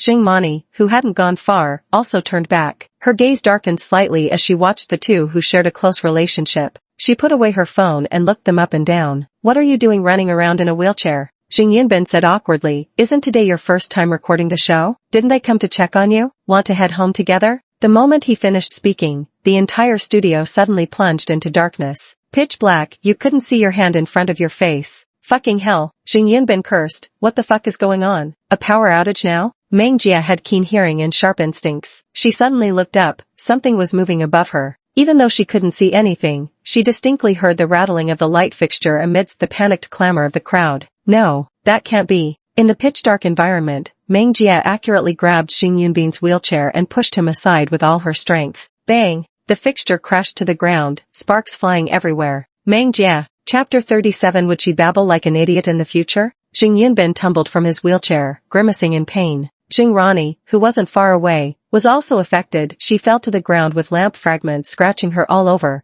leaving numerous fine cuts across her body. Additionally, her legs suffered burns. After the deafening noise, everything fell into silence. Zhou Mo's team immediately went to check the circuits, and the studio lights came back on. Many female staff members screamed. A pool of crimson had already formed beneath Meng Jia's head. She was completely pinned beneath the light fixture. Sis! Xing Yunben screamed hysterically, scrambling desperately toward Meng Jia. Meng Jia had lost consciousness entirely. Yu Qi moved the lamp aside, his face flustered and dark eyes filled with tension. He first stopped Meng Jia's bleeding using standard procedures, then checked if she had any other injuries. Zhou Mo's men had already prepared a stretcher. Yu Qi carried Meng Jia onto it, and the group headed to Huixing Hospital. On the way, Zhou Mo was utterly distraught, speaking faster than usual. Contact Xing Yan. Get him here as soon as possible. Xing Yan, a rare prodigy in the medical field, hailed from Bingzhou. Not long after, his subordinate approached and said, unfortunately, Dr. Xing Yan isn't in Bingzhou at the moment. Zhou Mo's expression changed instantly. He didn't trust the doctors here. Xing Yunben sat beside her, sobbing uncontrollably. Sis, wake up. Don't scare me like this. Yu Qi remained silent, his body stained with Meng Jia's blood. As he carried Meng Jia out of the broadcast hall, he had already ordered Yan Ming to retrieve matching blood types from major hospitals in the capital to revive him. His hands were still trembling, the bloodstains already dried. Jing Meizhen already had investments in the medical field, so when she learned Jing Rani was injured during filming, she rushed to the hospital to make arrangements. She also notified Jing Hingzhou and Ji Guiwan. Li Xiao brought Jing Rani to the hospital. Ji Guiwan and Jing Meizhen stood together, both equally concerned for Jing Rani. Ji Guiwan, what happened? How did things suddenly come to this? Jing Rani's clothes were more or less stained with blood seeping through. The wounds had begun to crust over, sticking firmly to the fabric. Tearing the clothes away would be agony in itself. Huixing Hospital's major stakeholder, Jing Meizhen, a woman of considerable influence, comforted Jing Rani. Don't be afraid, Rani. I heard Dr. Xing Yan is currently at Huixing for an academic exchange. I'll have him treat you. Jing Rani had heard this name before, the youngest elite physician. She thought for a moment, wouldn't this be too much trouble? Her wound wasn't particularly severe in the first place. Having a doctor as distinguished as Xing Yan treated struck her as overkill, like using a sledgehammer to crack a nut. Jing Meizhen knew what she was thinking. Doctors exist to heal, regardless of the severity. I'll send someone to fetch him right now. Jing Hingzhou stepped forward from the side. Was there only one casualty at the scene, you? If it had been just Jing Rani who was targeted, he wouldn't have doubted it was deliberate. Jing Rani pressed her lips together. Just then, a group of people emerged from down the corridor. It was clearly the conclusion of an academic exchange, with Zhang Yiyan leading the group, followed by various esteemed medical professors. Jing Rani glanced over and froze instantly at the first look. Zhang Yiyan was strikingly handsome, exuding an air of quiet aloofness. No matter what those around him said, he only responded with calm detachment. Plum blossoms. As noble and pure as a plum blossom. He was tall, with an innate air of nobility. His phone rang, and he answered. It was a call from someone in Bingzhou. The caller briefly explained the situation, and Zhang Yiyan, who had been expressionless, suddenly furrowed his brows. I'll return immediately, he said. Doctor. Jing Yunbin raised his head and called out loudly. Zhang Yiyan abruptly looked up toward the doorway. Zhou Mo was there too, along with Yu Qi. The one being wheeled in was Meng Jia. Zhang Yiyan tucked away his phone and started running. Because Jing Rani and the others were on the same level plane as Meng Jia, when Zhang Yiyan ran toward Meng Jia, from Jing Rani's perspective, he appeared to be running straight for her. For the first time ever, she felt her heart flutter in that moment. Zhang Yiyan looked really handsome running over here for her. Jing Meizhen smiled warmly. Did you two know each other before? He seemed quite nervous. No, we didn't. Jing Rani kept her gaze straight ahead without glancing sideways. As Zhang Yiyan drew nearer, Jing Meizhen's smile grew wider, while Jing Rani's face noticeably flushed with redness. Just as Jing Meizhen was about to respond, Zhang Yiyan unexpectedly brushed right past her. His white lab coat fluttered and his short hair tousled wildly as he ran. He led a formidable group of medical professors charging toward Meng Jia with full force, the spectacle so grand it resembled a thunderous cavalry charge. He ran over and, along with several professors, pushed Meng Jia toward the operating room, his voice cold and stern. What's the situation? Zhou Mo rapidly explained the circumstances. In the blink of an eye, they reached the operating room, and Zhang Yiyan declared with firm resolve, leave it to me. Then he closed the door. Mr. and Mrs. Jing Hingzhou sensed something was wrong the moment they saw Jing Yunbin and hurried over, only to find some unfamiliar faces among the group. Ji Guiwan paid them little attention as she turned to Jing Yunbin, asking, what happened? Jing Yunbin's eyes brimmed with tears as he choked out, Mom, my sister got hurt saving me, sob. His eyes were completely bloodshot. What? Ji Guiwan gasped sharply. The person who'd just been wheeled in was Meng Jia? Jing Yunbin choked back a sob, barely controlling his emotions. She could have dodged it, but because I was in the wheelchair directly beneath the chandelier, unable to move quickly, she pushed me aside, and didn't have time to get out of the way herself. His sobs grew uncontrollable. Mom knows your leg is hurt too. Go get it checked first. Jing Yunbin refused to leave, still worried. The senior professor, who had missed entering the operating room just moments before, crouched down to examine his injury. Your fracture wasn't fully healed, and the excessive movement caused a secondary break. Let me set it for you, alright? Before Jing Yunbin could agree, the doctor suddenly took action. Ah! Jing Yunbin let out a hearty scream. Suddenly, he started crying even more violently. It hurt so much. How much more pain must his sister be enduring? After recasting Zhang Yunbin's plaster cast, he refused to leave, insisting on sitting there waiting for Meng Jia's surgery to conclude. Jing Meizhen walked over. I heard that Meng Jia got injured. Jing Hingzhou couldn't ignore his younger sister. Jing Meizhen stood up for Jing Rani, protesting. But you can't just keep watching here. The surgery won't be over soon, and Rani is still injured. Why don't you go check on her first? Jing Hingzhou was somewhat irritated by what Jing Meizhen said. Just go take a look if you want to. Xiao Jia is still in surgery, and as an elder. After speaking, he felt it was impossible to have a proper conversation with her, so he stopped talking. After roughly 2 hours, the light in the operating room turned off. Yuqi suddenly stood up and walked over, with Zhou Mo following closely behind. Even Jing Yunbin, with Ji Guan's support, managed to hop on one leg all the way to the operating room door. Jing Hingzhou stepped forward. Yuqi and Zhou Mo at the front suddenly realized this was Meng Jia's nominal father and took a step back to make way for him. Zhang Yiyan gave Jing Hingzhou an indifferent glance. The surgery was successful. She dodged when the light fixture fell, avoiding fatal injuries. If it had been slightly more severe, it might have caused cerebral palsy. The atmosphere was solemn when Jing Yunbin, standing at the very back, suddenly asked, cerebral palsy? Would she end up drooling and babbling nonsense? Chapter 38, The Domineering Meng Jia Smashes Doors Online. As soon as these words were spoken, Yuqi and Zhou Mo's murderous gazes shot straight toward Jing Yunbin. The atmosphere suddenly turned eerie. Meng Jia was wheeled into the ward. Zheng Ziding rushed to the show set immediately upon hearing about Meng Jia's injury. Little did he know the place had already been sealed off by Zhou Mo's men, where not even a fly could slip through. Yet Zheng Ziding managed to enter without hindrance. The staff present, including the director, totaled 150 people. No one has been able to leave since the incident. The entire studio was filled with the smell of burning. Zheng Ziding covered his mouth and nose with a handkerchief as he stepped inside. He had brought people with him too. The director knew him. Although the Jing family, synonymous with power, kept a low profile, people feared offending them out of ignorance and thus memorized every face belonging to the Jings. At this moment, the director stepped forward with flattery. What brings the young master here today? Zheng Ziding didn't even glance at him. My sister was injured here. I came to see why. His words carried an air of detachment. The director glanced at the mess on the stage and said, it was an oversight in our work. The chandelier came loose and fell unexpectedly. By this time, Zheng Ziding had already walked onto the stage. He crouched down to inspect the scene, then called someone to check the connecting parts. It was an intentional act. The chandelier fell due to tampering. I want to see the surveillance footage. When Zheng Ziding spoke, the director immediately led him to the monitoring room without question. By the time he arrived, Yuqi and Zhou Mo were already there. The three men didn't feel uncomfortable in the cramped space, watching the surveillance footage with clear division of labor. Half an hour later, they identified 3 suspicious individuals. Zhou Mo gave a meaningful glance, and his subordinates immediately sprang into action. In less than 5 minutes, the 3 men were brought before them.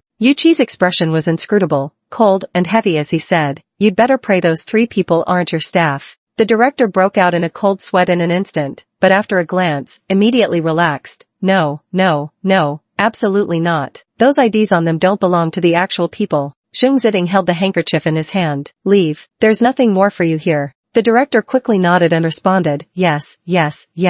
He finally felt like he could breathe again after stepping out of the surveillance room. It had been pure torture inside. Who would have thought Zheng Ziding would dote on Jing Rani so much? I wonder if the Jing family would ever let her go, considering she's only participated as a guest for 1 season. Since Zheng Ziding was present, Yuqi and Zhou Mo didn't cross the line. Only after Zheng Ziding left did the real torment begin for those 3, the kind that made death seem merciful. Meng Jia's anesthesia wore off by the next morning. She was conscious but couldn't wake up. Jing Yunbin buzzed around like an annoying fly. You said my sister would wake up today, didn't you? It's already 9 o'clock. Why is she still completely motionless? Are you some kind of quack doctor? Then came a cold voice, please don't doubt my abilities. It sounded somewhat familiar. She realized her brain wasn't functioning quite right after being smashed. She couldn't recall who this person was. You're telling me not to doubt, so I shouldn't doubt? What if my sister never wakes up? You've no idea how pitiful she is. She'd just come back from the countryside, barely had a few good days before being smashed into this state. Woo-woo, she hasn't even gotten to eat shrimp yet. I was waiting for my hand to heal so I could peel some for her. Jing Yunbin burst into tears, his face a mess of snot and sorrow, wailing in the hospital room like he was at a funeral.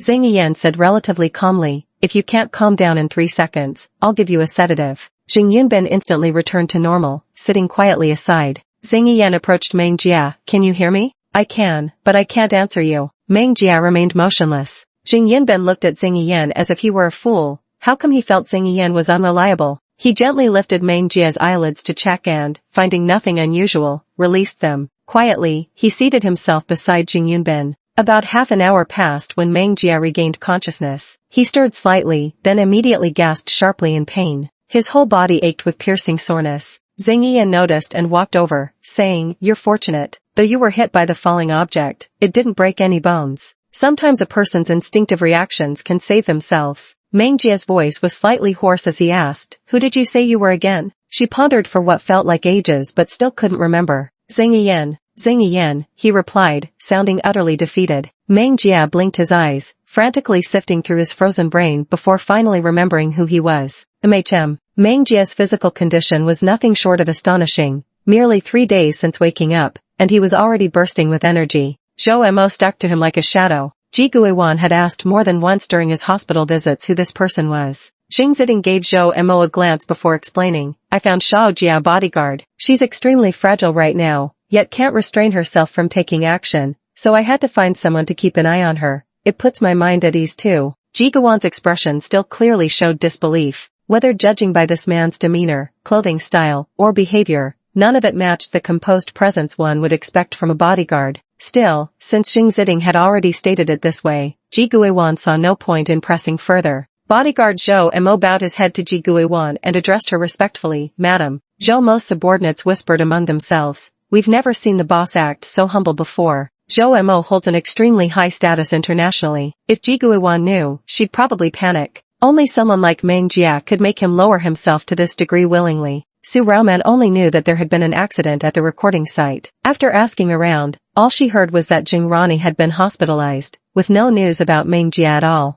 Meng Jia woke up and called her back, reassuring her he was fine. Only then did Su Raoman let out a sigh of relief. I hadn't heard from you for days, I was so worried. I'm glad you're okay. Yeah, what did you call me about? It's like this, you asked me to find Chen Miao. I managed to track down her address through all sorts of channels, but it seems her family doesn't agree with her signing the contract. I can't exactly force the issue. Meng Jia hit the nail on the head, so you still haven't managed to sign her up yet. Su Raoman sighed, to be honest, I haven't even seen his face. Meng Jia pondered for a moment, give me the address, and your company's contract as well. Alright, Su Raoman agreed readily. When it was someone Meng Jia fancied, she had no reason to hesitate. After Ji Guiwan left, Meng Jia got out of bed with some difficulty, changed clothes, and gave Zhou Mo an address. Zhou Mo had never once opposed Meng Jia's wishes. What she says goes. Even if her current condition isn't suitable for going out. Zhou Mo personally drove Meng Jia to a shabby residential area. He followed Meng Jia up to the 5th floor. Meng Jia's face turned slightly pale, with faint pains radiating from multiple spots on his body. She stepped aside as Zhou Mo moved forward to knock on the door. After just 2 knocks, an angry woman's voice immediately erupted from inside. Will you people ever give up? I told you again and again, no signing. No signing. Wang Yanran's radiant eyes dimmed instantly. Zhou Mo turned back to glance at Meng Jia. Meng Jia said nonchalantly, break it open. Chapter 39, she wants to have dinner with me. Where are you sending her? Zhou Mo kicked straight at it, and the decrepit door opened with ridiculous ease. The person inside was startled. Mother Chu shivered. Wang Yanran, locked in the room, couldn't help but stand agitated in the center. She pressed her lips tightly together, her heart filled with unease. At this moment, she actually wished the other party would take her away. When the door opened, Zhou Mo took a step back, waiting for Meng Jia to enter the room first before following her inside. Both of them naturally exuded an air of nobility, making Chu Xiao feel utterly inadequate in their presence. There was something in Meng Jia's eyes, an intensity so commanding that no one dared defy her will with even a casual glance. Meng Jia walked over to the side room and with a single knife-handed strike, the lock on the door fell to the ground. Her arm was left numb from the impact. The home's interior was shabby, the furniture so old that breaking the lock had been startlingly easy. As the door swung open, Meng Jia appeared before Wang Yanran like a savior. Tall, lean, and radiating formidable presence, she cast a glance at the younger woman and casually inquired, Chen Miao? Wang Yanran hurried forward a couple steps, nodding eagerly. It's me. Meng Jia said, pack your things and come with me. Wang Yanran swiftly pulled a suitcase from under the bed and stood behind Meng Jia. I'm ready. Mother Chu panicked at the sight. This little bastard had packed so quickly, clearly planning to leave long ago. She couldn't just let her walk out like this. How dare you take someone from our family, forcing your way in by smashing the door in broad daylight? Is there no law left? Daughter, call the police. Stunned, Chu Xiao snapped out of her daze at the shout. Oh, right. She frantically fumbled for her phone. Meng Jia spoke up. How much? Chu's mother asked knowingly. What? Meng Jia remained silent, and Chu's mother took the hint. It'll take at least 3 to 5 million to settle. Plus, you broke 2 of our doors. Shouldn't you compensate for those? Meng Jia gestured to the side, and Zhou Mo pulled a wad of cash from his pocket, placing it in her palm. The red banknotes were right in Meng Jia's hands. Chu's mother had never seen so much money in her life, swallowing hard unconsciously, her eyes fixed straight on them. I'm taking him with me. Any objections? Chu's mother scoffed coldly. I said 3 million, not a penny less. This was a classic case of pushing one's luck. She could tell that Meng Jia wasn't lacking money, no shortage of money, but unwilling to give it. Wang Yanran felt she didn't deserve it. Don't give it to her. Chu's mother burst into curses. You ungrateful wretch. I'll beat you to death. She grabbed the nearest object at hand to hit Wang Yanran, but Meng Jia stopped her. She flung the money at Chu's mother. Here's 100,000 to fix your damn doors. Don't even think about squeezing another cent out of Wang Yanran. Chu's mother's heart sank. Do you think this is still thousands of years ago? You can't just take someone away as you please. I have custody rights over Wang Yanran. No matter where she ends up, she'll have to acknowledge me. Meng Jia raised an eyebrow. Then let's settle this in court. The words were spoken as lightly as a passing breeze. The legal team on Meng Jia's side naturally hailed from Bingzhou, famously known as the strongest legal team on the planet. A petty lawsuit was hardly worth mustering such forces, but their appearance was simply a matter of Meng Jia's say-so. With those words, Meng Jia left, taking Wang Yanran with him, while Zhou Mo made sure to close the door behind them. Chu's mother was furious. That ungrateful wretch. I say we absolutely must take this to court. Think you can just walk away from us? Not a chance. Chu Xiao, who hadn't said a word until now, had listened with perfect clarity. Mom, lawsuits cost a fortune these days. Besides, anyone can see the other side is loaded. Their lawyers would be in a completely different league from whatever we could afford. Let's not waste our money on this, okay? And honestly, what good is Wang Yanran anyway? The only thing she's ever been useful for is money. Do you really want to spend every penny we have just for Wang Yanran's sake? Her words struck Chu's mother like a thunderbolt of realization. Indeed, what chance did Wang Yanran stand against them in a lawsuit? Chu's mother quickly crouched down to pick up the money, muttering as she gathered the bills. This amount would take your father a full year to earn. Meng Jia took out the pre-prepared contract in the car and handed it to Wang Yanran. Signing contract. Read it yourself. Ask me if you don't understand, he said. Wang Yanran accepted it with both hands, casting a tearful and grateful glance at Meng Jia. Wang Yanran flipped through the contract. She wasn't foolish enough to claim complete trust in Meng Jia. Her rationality remained intact as she scrutinized the document with meticulous care. This was precisely the quality Meng Jia admired in her. She approached matters without emotional impulsiveness. This was also the kind of artist Su Raoman lacked. On the way, Wang Yanran occasionally asked questions, and Meng Jia patiently answered each one without the slightest annoyance. The car came to a stop in front of Su Raoman's company, and Zhou Mo got out to help open the door. Su Raoman was waiting at the entrance. Seeing that Meng Jia had actually brought someone over, she wore an incredulous expression. I've visited many times without ever meeting her, yet you managed to bring her here directly. Su Raoman was a principled and polite person, but Meng Jia wasn't. She was arrogant and lawless, unbound by rules or conventions. Swift and decisive actions combined with pure intentions shape the image of someone who appears uninhibited in the eyes of outsiders. Meng Jia nodded. I brought her here. Stay put and behave. I admire her too, and I will. Don't worry. Meng Jia, then I'll take my leave first. Hearing that Meng Jia was leaving, Wang Yanran abruptly looked up. Are you not coming along? She pointed to sign the contract. In just a short while, she had already grown dependent on Meng Jia. Meng Jia shook his head and pointed at Su Raoman. She's your boss. Wang Yanran pressed further. May I have your contact information? In her heart, Meng Jia was nothing short of a godlike figure. Meng Jia pointed at the billboard in the distance. When your photo's up on there, I'll give it to you. Keep striving, youngster. With just those words, he departed. It was these very words that planted faith in Wang Yanran's heart. Her eyes shone with determination as she gazed at the billboard on the opposite building. One day, without fail, she would see herself up there. She swore she wouldn't let Meng Jia down. After an uneventful fortnight in the hospital, with most of her injuries healed, Meng Jia returned to school. That day, as she was about to find Du Qi for some skewers, she had just stepped out of the school gate when Du Jin blocked her path. Her expression was urgent as she spoke directly. Do you have any time? No. Meng Jia remained composed and lifted her leg to walk around her. Du Jin moved to block her again. Xing Yunbin caused trouble at school. The other parents came demanding answers and won't let it go. Xing Rani can't handle it alone, so I thought of coming to you. %%. Only someone as ruthless as Meng Jia could suppress such unreasonable parents like Wen Jun's. Narrowing his eyes comfortably, Meng Jia retorted, you seem quite concerned about Xing Yunbin. Du Jin froze, momentarily at a loss for words before finally snapping in irritation. Are you going or not? Yu Qi appeared silently behind Du Jin at some point, his demeanor as cold as glacial meltwater. She's having dinner with me, he said icily. Where exactly are you telling her to go? Chapter 40. I'd say 2 slaps was too lenient. Yu Qi's face turned as black as the bottom of a pot. Why must someone always stand between him and Meng Jia? Jin felt a chill run down her spine. Turning her head, she saw Yuchi standing there like a wrathful god, looking as if he'd gladly shove her head down a sewer. Jin was speechless. Meng Jia, on the other hand, remained perfectly calm as she casually pulled Yuchi into the car. Let's go. When little brother causes trouble, big sister has to clean up the mess. If Xing Hingzhou knew how wildly Jing Yunbin was behaving at school, he'd break his legs when they got home, which was precisely why over the years,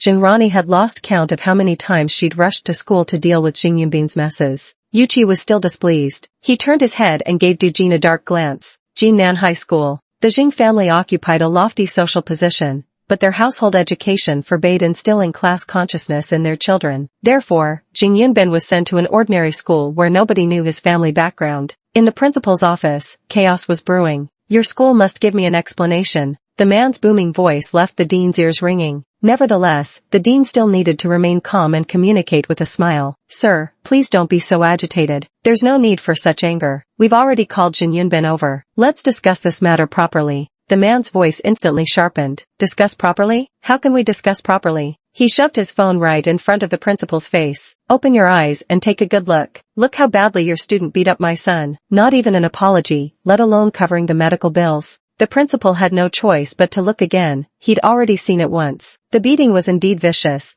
The boy's face was swollen beyond recognition. Regardless of what happened, admitting fault first was always the safest move. Yes, this is our mistake. The man was furious, his eyes wide with anger, shouting at the principal in a booming voice. Don't you dare brush me off. The principal was exasperated, his face darkening under sheer exhaustion. Why is being a disciplinary officer so damn hard? Someone please come and save him already. Wen Jun stood to the side, looking aggrieved. When he noticed Jing Yunbin's icy glare directed at him, he responded with a sinister smirk. Jing Yunbin could barely restrain himself from slapping the guy twice across the face. If his sister were here, she'd have smacked him ages ago. How could they tolerate this bastard strutting around so arrogantly with his parents in tow? The school would undoubtedly want to avoid escalating matters and had too many concerns at stake. Today, he could already foresee an unfavorable outcome looming for himself. The school had specifically contacted Jinrani, leaving him no chance to call Meng Jia. The more he thought about it, the angrier he became. Jinrani had been listening for quite some time, but there was no way to negotiate while the other parent couldn't calm down. She turned her head and whispered to Jing Yunbin, just tell the truth, say you didn't hit him. That'll make it easier to resolve. Meng Jia isn't even from this school, so it doesn't matter if you mention him. The Jing family is wealthy and influential. They won't let Meng Jia suffer any injustice. No way, why should I admit it? It was me who hit him. Jinrani really had a headache. She felt that trying to reason with Rani's father, someone who refused to listen to reason, was like talking to a brick wall. She was, after all, an outstanding debater on the debate team. There's just no reasoning with someone who refuses to listen. The rant continued, listen here, don't think just because yours is a prestigious school I'll let this slide. If you don't give me a proper explanation today, I'll call the news station and expose you immediately. When in doubt, call the news station. If this escalates, they'll have no choice but to compromise. The director glanced at Jing Yunbin standing to the side. Jing Yunbin, care to explain? Old man Wen snorted, steam practically coming out of his nose as he waited for Jing Yunbin's response. You'd better explain why you hit my son.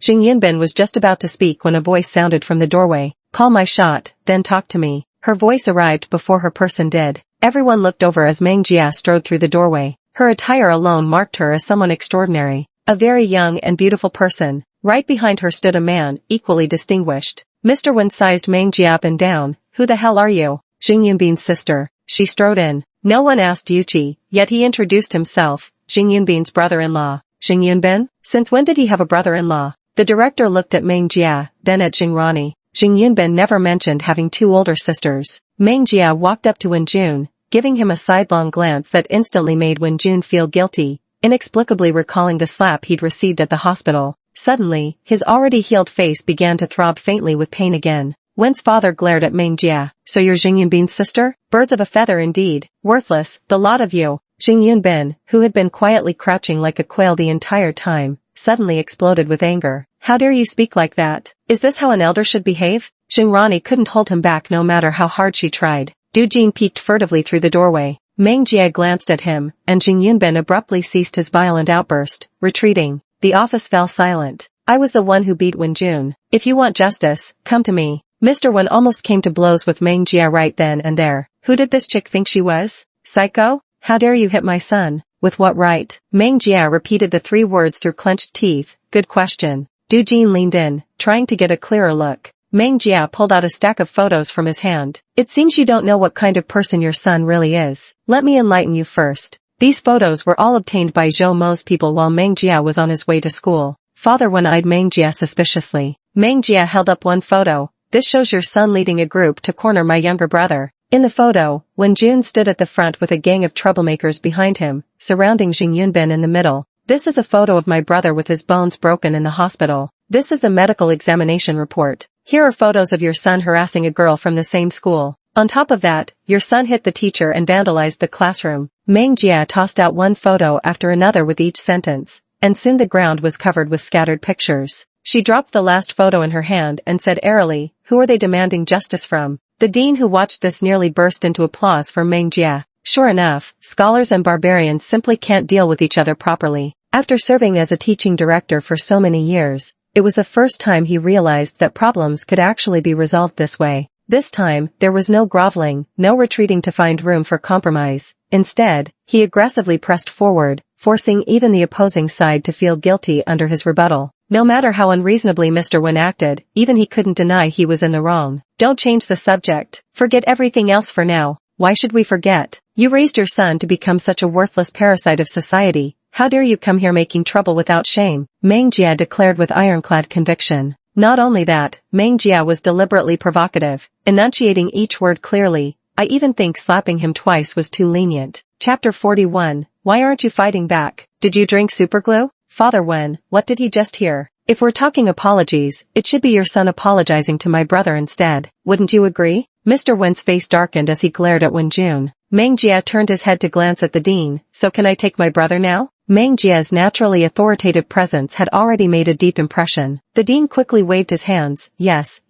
of course. We really appreciate you making the trip. Meng Jia gave a polite nod before turning to escort Jing Yunbin out of the office. As soon as they stepped out, Yu Qi immediately kicked Jing Yunbin. Staggered forward by the kick, Jing Yunbin turned back and looked at Yu Qi in bewilderment. Had he somehow offended him? Yu Qi calmly stated, that was on behalf of your sister. Meng Jia's injuries hadn't fully healed yet, and any strenuous movement still caused some pain, so Zhou Mo had frequently stepped in for Meng Jia during the past half-month. Since he's not here right now, Yu Qi will step in instead. Meng Jia asked, if you're not at fault, why didn't you speak up? Did you drink some glue? I just didn't want to escalate things. Jing Yunbin kept sneaking glances at Meng Jia as he spoke, his tone lacking conviction. Meng Jia pointed out bluntly, you're just being cowardly. Jing Yunbin was about to retort, but he simply couldn't think of what to say. To some extent, Meng Jia wasn't wrong, he was indeed spineless. Not wanting to escalate things was just an excuse. He couldn't be as carefree as Meng Jia. What are you hesitating about? This line sounds gentler than the previous one, though still far from pleasant. I don't know. Jing Yunbin, I'll clean up your mess just this once. Your life is yours, not mine. If you want others to fight your battles every time something happens, are you fucking stupid? Meng Jia's words may have been harsh, but he wasn't wrong. Just as a docile horse gets ridden, an overly kind person gets bullied. The Jing family taught their children to be polite and humble, but excessive humility becomes weakness. Meng Jia said, if another person like Wen Jun appears next time, I want you to take action immediately. Our family taught you to be sensible, not to hesitate like a spineless coward. Meng Jia paused mid-sentence, as if suddenly remembering something, and added, if the Jing family could be shaken by such trivial matters, we wouldn't have maintained our position till now. With a final glance at him, Meng Jia left with Yu Qi. Du Jin emerged from a corner at that moment. Standing before Jing Yunbin, she voiced her agreement with Meng Jia's words. Your sister's right. The Jing family kept your identity hidden so you could live like a normal person, not so you'd shrink from doing what needs to be done. She might understand Jing Yunbin's perspective. As a member of the Jing family, whatever he does remains inextricably tied to the family. With many watching his every move, any misstep could be recorded and splashed across media headlines. So this is the true nature of the Jing family. Were that to happen, the fallout wouldn't limit itself to him alone, but would extend to his family and the Jing business empire alike. It must be said, Meng Jia saw right through it. Jing Rani was visibly moved by his words. All these years in the Jing family, she had been constantly mindful of her demeanor, terrified of embarrassing herself in public and becoming a laughingstock. It had truly exhausted her. To be honest, she envied Meng Jia's fearless disregard for such concerns. Meng Jia suddenly brought up serious business with Yu Qi during their meal. On the day that chandelier fell on me, was the perpetrator caught?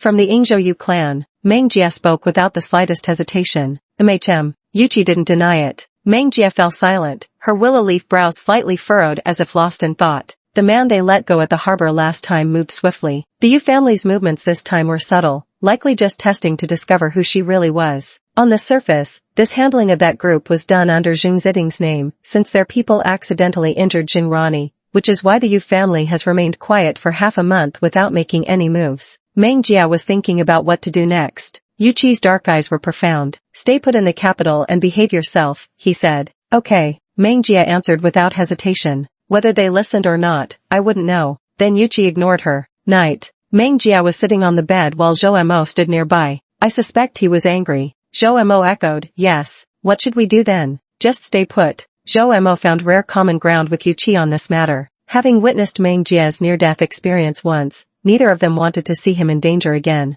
Meng Jie rested his chin on his hands, finding it unbearable. Those bastards from the Yu family have gone too far. I can't help wanting to teach them a lesson. Zhou Mo responded coldly, this has nothing to do with you. No matter how outrageous the Yu family acts, it's always directed at Yuqi. Meng Jie glanced at him and recalled, remembering how I was shot 15 times by their people makes me wish I could slice them into 1,000 pieces. Zhou Mo tightened his grip on the cane, his expression murderous. I won't let them get away with this. It's just not the right time yet. What ill intentions could little Meng Jie possibly have? She just wanted to persuade Zhou Mo to agree to let her work together with Yuqi. Meng Jie was quite satisfied with Zhou Mo's reaction. However, Zhou Mo added, for now, you'd better behave and focus on studying at school. With your current noodle arms, you couldn't even beat my fingernail. Meng Jie? Damn arrogant bastard. So how am I supposed to apologize to him? She had never done something like this before. Zhou Mo kept his mouth shut and didn't respond. In the end, it was Su Raoman who replied to Meng Jie with unwavering certainty, saying, send it. He definitely won't get angry. Trust me. Without even glancing at it, Meng Jie forwarded it directly to Yuqi. One day, a group of little ducks was crossing the river. One duck tried to get them to line up neatly, but no matter how hard it tried, they just wouldn't align properly. So it kept quacking, can't align, duck, can't align, duck.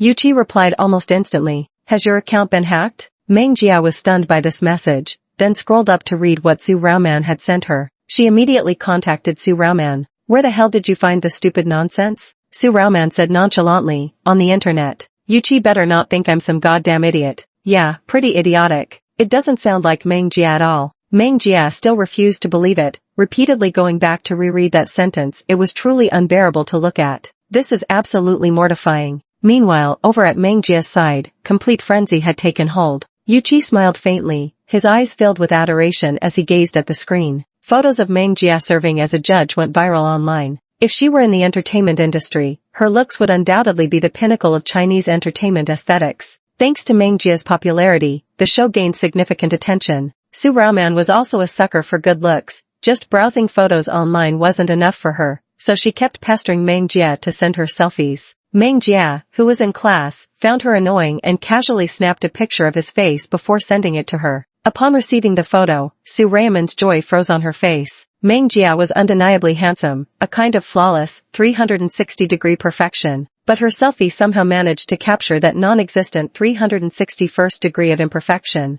Old Mrs. Jing went straight to the school at noon. From the moment she entered the school grounds, the elderly woman had been visibly displeased, and her expression only brightened slightly when she laid eyes on Meng Jie. Meng Jie escorted the old woman into her dorm room. Grandma, what brings you here? You could have just called if something was up. The grandmother made no effort to conceal her distaste. I only came because I heard some things when catching up with friends the other day. Meng Jie raised an eyebrow. What they say doesn't matter. That group keeps comparing you to that outsider at every turn. The outsider was Jinrani. Grandma still cares about such things? Meng Jie smiled faintly. I'll follow your lead in everything. You said no to changing your surname, so we won't change it. You said no to a welcome banquet, so we won't hold one. You said to keep quiet about you being the real heiress, so I've kept quiet. But they're getting more and more outrageous, all saying you're not as good as Jinrani. Shao Jia, Grandma finds it infuriating to hear. Now I only learned from others that you're attending a vocational college. No, you must go to Tsinghua or Peking University. Grandma believes in your capability. Chapter 42, Meng Jie, member of Mensa. Meng Jie simply thought the old lady was being unreasonable. There's no need for this, Grandma. She felt that going to school was just a waste of time. I know the presidents of Tsinghua and Peking University, and I've already scheduled a meeting with them this week. You must be there. Grandma, this is favoritism, Meng Jia tried to persuade her helplessly. The old lady looked at Meng Jia with an exceptionally firm gaze. As long as you don't disappoint the presidents, it won't be favoritism, it'll be them missing out on a brilliant talent like you. Meng Jia couldn't quite understand why the old lady had always believed she could do it. Meng Jia's gaze faltered slightly. The old woman's belief in her seemed as if she knew exactly what Meng Jia had been like before. Meng Jia had lunch with Xing Yan and Zhou Mo. Xing Yan's refined face remained expressionless as he said, "You finally have a chance to get into Peking or Tsinghua University." Zhou Mo also maintained his dignified demeanor. Absolutely, vocational college was simply a waste of time. Not to mention Meng Jia, even he felt it was a waste of time being there. For heaven's sake, let the kid go. Xing Yan paused his tea-pouring motion. Now you have grandmothers doting too. Meng Jia never fought for anything, yet the old lady fought tooth and nail on her behalf. Since Meng Jia believed wasting time was inevitable wherever she went, she might as well attend the very best institution.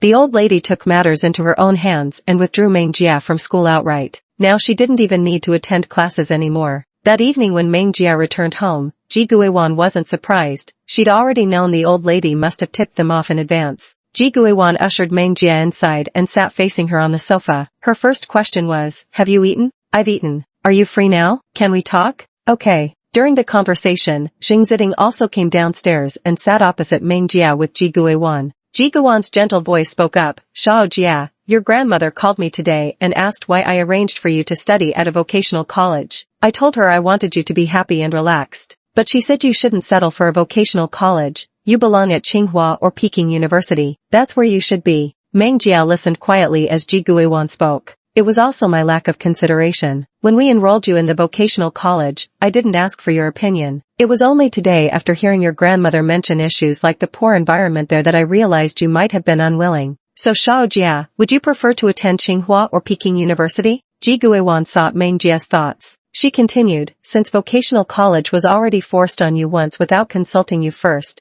and you've been upset about it for a while, what about Tsinghua or Peking University? Do you want to go? If not, I'll talk to Grandma about it tomorrow." Every sentence was spoken with Meng Jia's best interests at heart. There weren't many people in the hall. Aunt Wang brought over a fruit platter, placed it on the table, and then stood respectfully to the side. Meng Jia said, "Since Grandma has already arranged to meet someone, I'll go ahead with it. If the other party isn't satisfied, they naturally won't let me in. So Mom doesn't need to worry about me struggling to keep up with the coursework or handling the pressure at Tsinghua or Peking University." Ji Guiwan nodded in agreement. It made sense. Then try not to suffer any grievances. There was more beneath those words, and Meng Jia caught it. Ji Guiwan was afraid that the Tsinghua University president might look down on someone like her with no foundational knowledge, and that she might even suffer humiliation because of it. Meng Jia's heart softened for a moment. "Grandma's here too. She won't let me suffer any grievances." Ji Guiwan nodded, but his face still showed concern, as if he wished he could have gone that day himself. Xing Ziding, who had been listening quietly, spoke up, "Don't be nervous. Barring any surprises, the principal might bring a professor that day to evaluate your skills. Just adapt on the spot. If you really don't want to go, there's no harm in underperforming a bit." Xing Ziding meant that he didn't want to go there, so he performed poorly. The Jing family spoke as if they had Meng Jia's best interests at heart in every word. This was all beyond Meng Jia's expectations. After their conversation, Aunt Wang privately contacted Jing Rani and informed her of the old lady's arrangements. Jing Rani unconsciously tightened her grip on the phone. Was Meng Jia coming too? Why is she so uneasy? Jing Rani hasn't done anything to Meng Jia yet precisely because she attends such an outstanding university like Tsinghua Beijing University, an institution Meng Jia could never enter in this lifetime. This makes Jing feel she has one area where she surpasses Meng Jia. But now Meng Jia is going to enter as well. Still, Meng Jia comes from the countryside. No matter how much the old lady tries to groom her, she'll never truly rise to the occasion. She breathed a sigh of relief. She had been overthinking it. Time flies like sand slipping through one's fingers, and soon it was Sunday. That morning, Meng Jia got up slightly earlier than usual, simply dressed, and took a bus to the hotel arranged by the old lady. By the time she arrived, the old lady was already there. The elderly woman was in high spirits today, beaming as she sat in the center, leaning on her cane. Meng Jia pushed the door open and entered, taking a seat beside the old lady. Zhou Mo followed closely behind her, entering without a word and standing guard behind Meng Jia, looking every bit the bodyguard. The old lady glanced at them but said nothing, only telling Meng Jia, "He'll be here in a moment." Meng Jia was puzzled, Under normal circumstances, shouldn't he have given her more instructions to prevent her from making mistakes? Roughly 10 minutes passed before the private room's door was finally opened from the outside. In walked a silver-haired elderly man, spry and vigorous despite his full head of white hair. He was humble and polite, not the type to wear his emotions on his sleeve. The principal greeted the elderly lady. "I'm truly sorry for being late, traffic was terrible." Without mentioning the delay, the old woman smiled and let it go. "Please have a seat." Before the principal could even take a sip of water, she got straight to the point. "This is my granddaughter, the one I mentioned to you over the phone."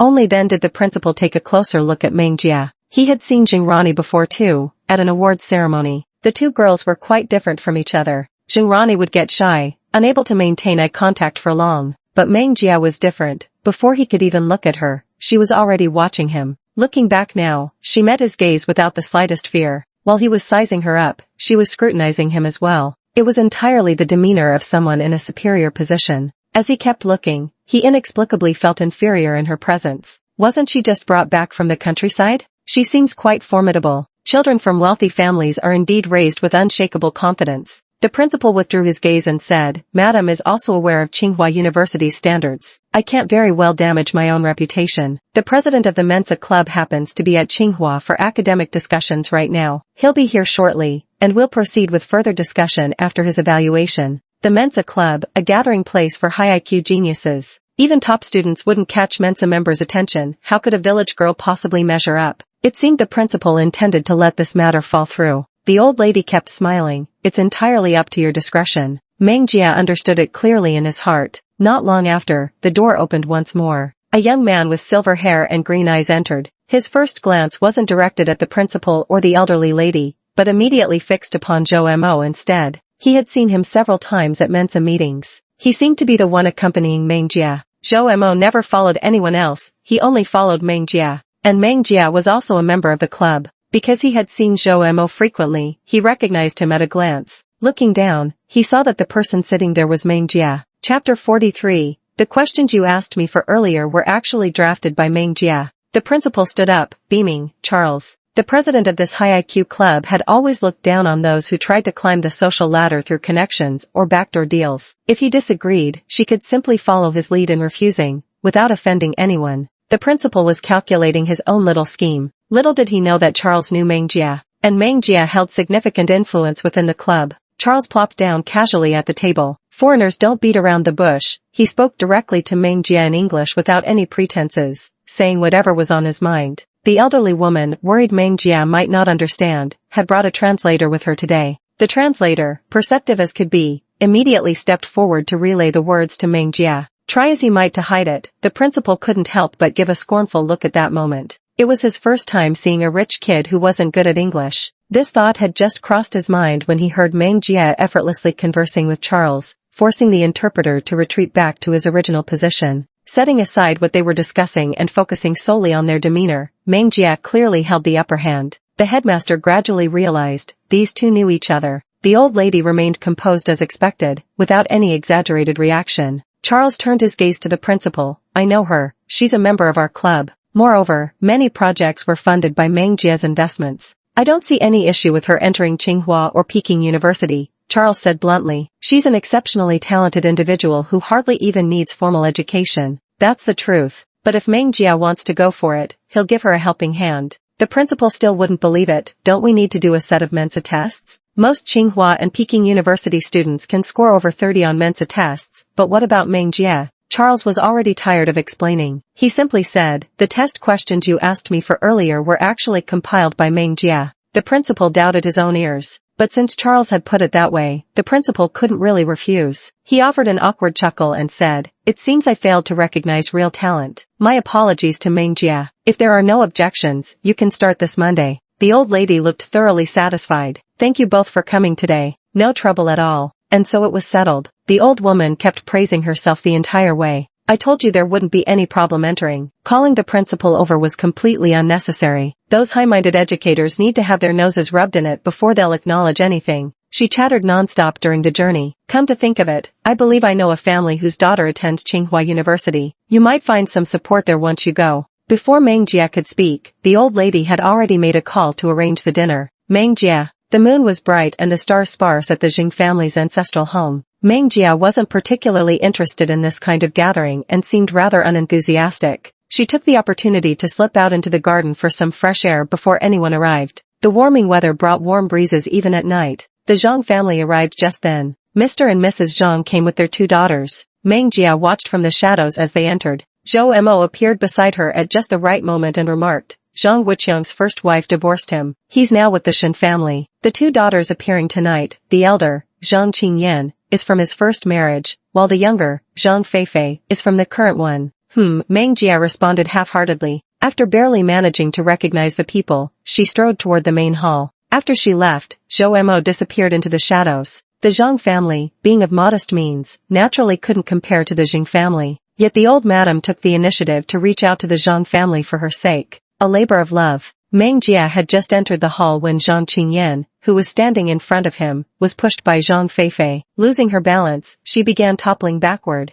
Meng Jia reached out to catch her and pushed her back upright. Zhang Qingyan turned around in flustered surprise, her breath still uneven. Yet she lowered her head politely and murmured a soft thank you. Meng Jia brushed past her and strode further inside. The elderly lady came out and exchanged pleasantries with the Zhang family. Thank you for troubling yourselves to come all this way today. Mother Zhang's well-preserved face broke into a smile, so wide it nearly reached the back of her head. No trouble at all. It's not often we get the chance to see you otherwise. The old lady smiled without speaking. Mother Zhang immediately spotted Meng Jia. So this is Ronnie. I've long heard how dearly the mistress dotes on you. The old woman's smile faded. Meng Jia, however, grinned. Oh really? Certainly. Look how handsome the young man is. As Aunt Zhang was about to heap more praise, Meng Jia cut in. But I'm Meng Jia. Standing at the very back, Zhang Qingyan felt utterly embarrassed and rubbed her forehead. Mother Zhang's smile froze, stammering slightly.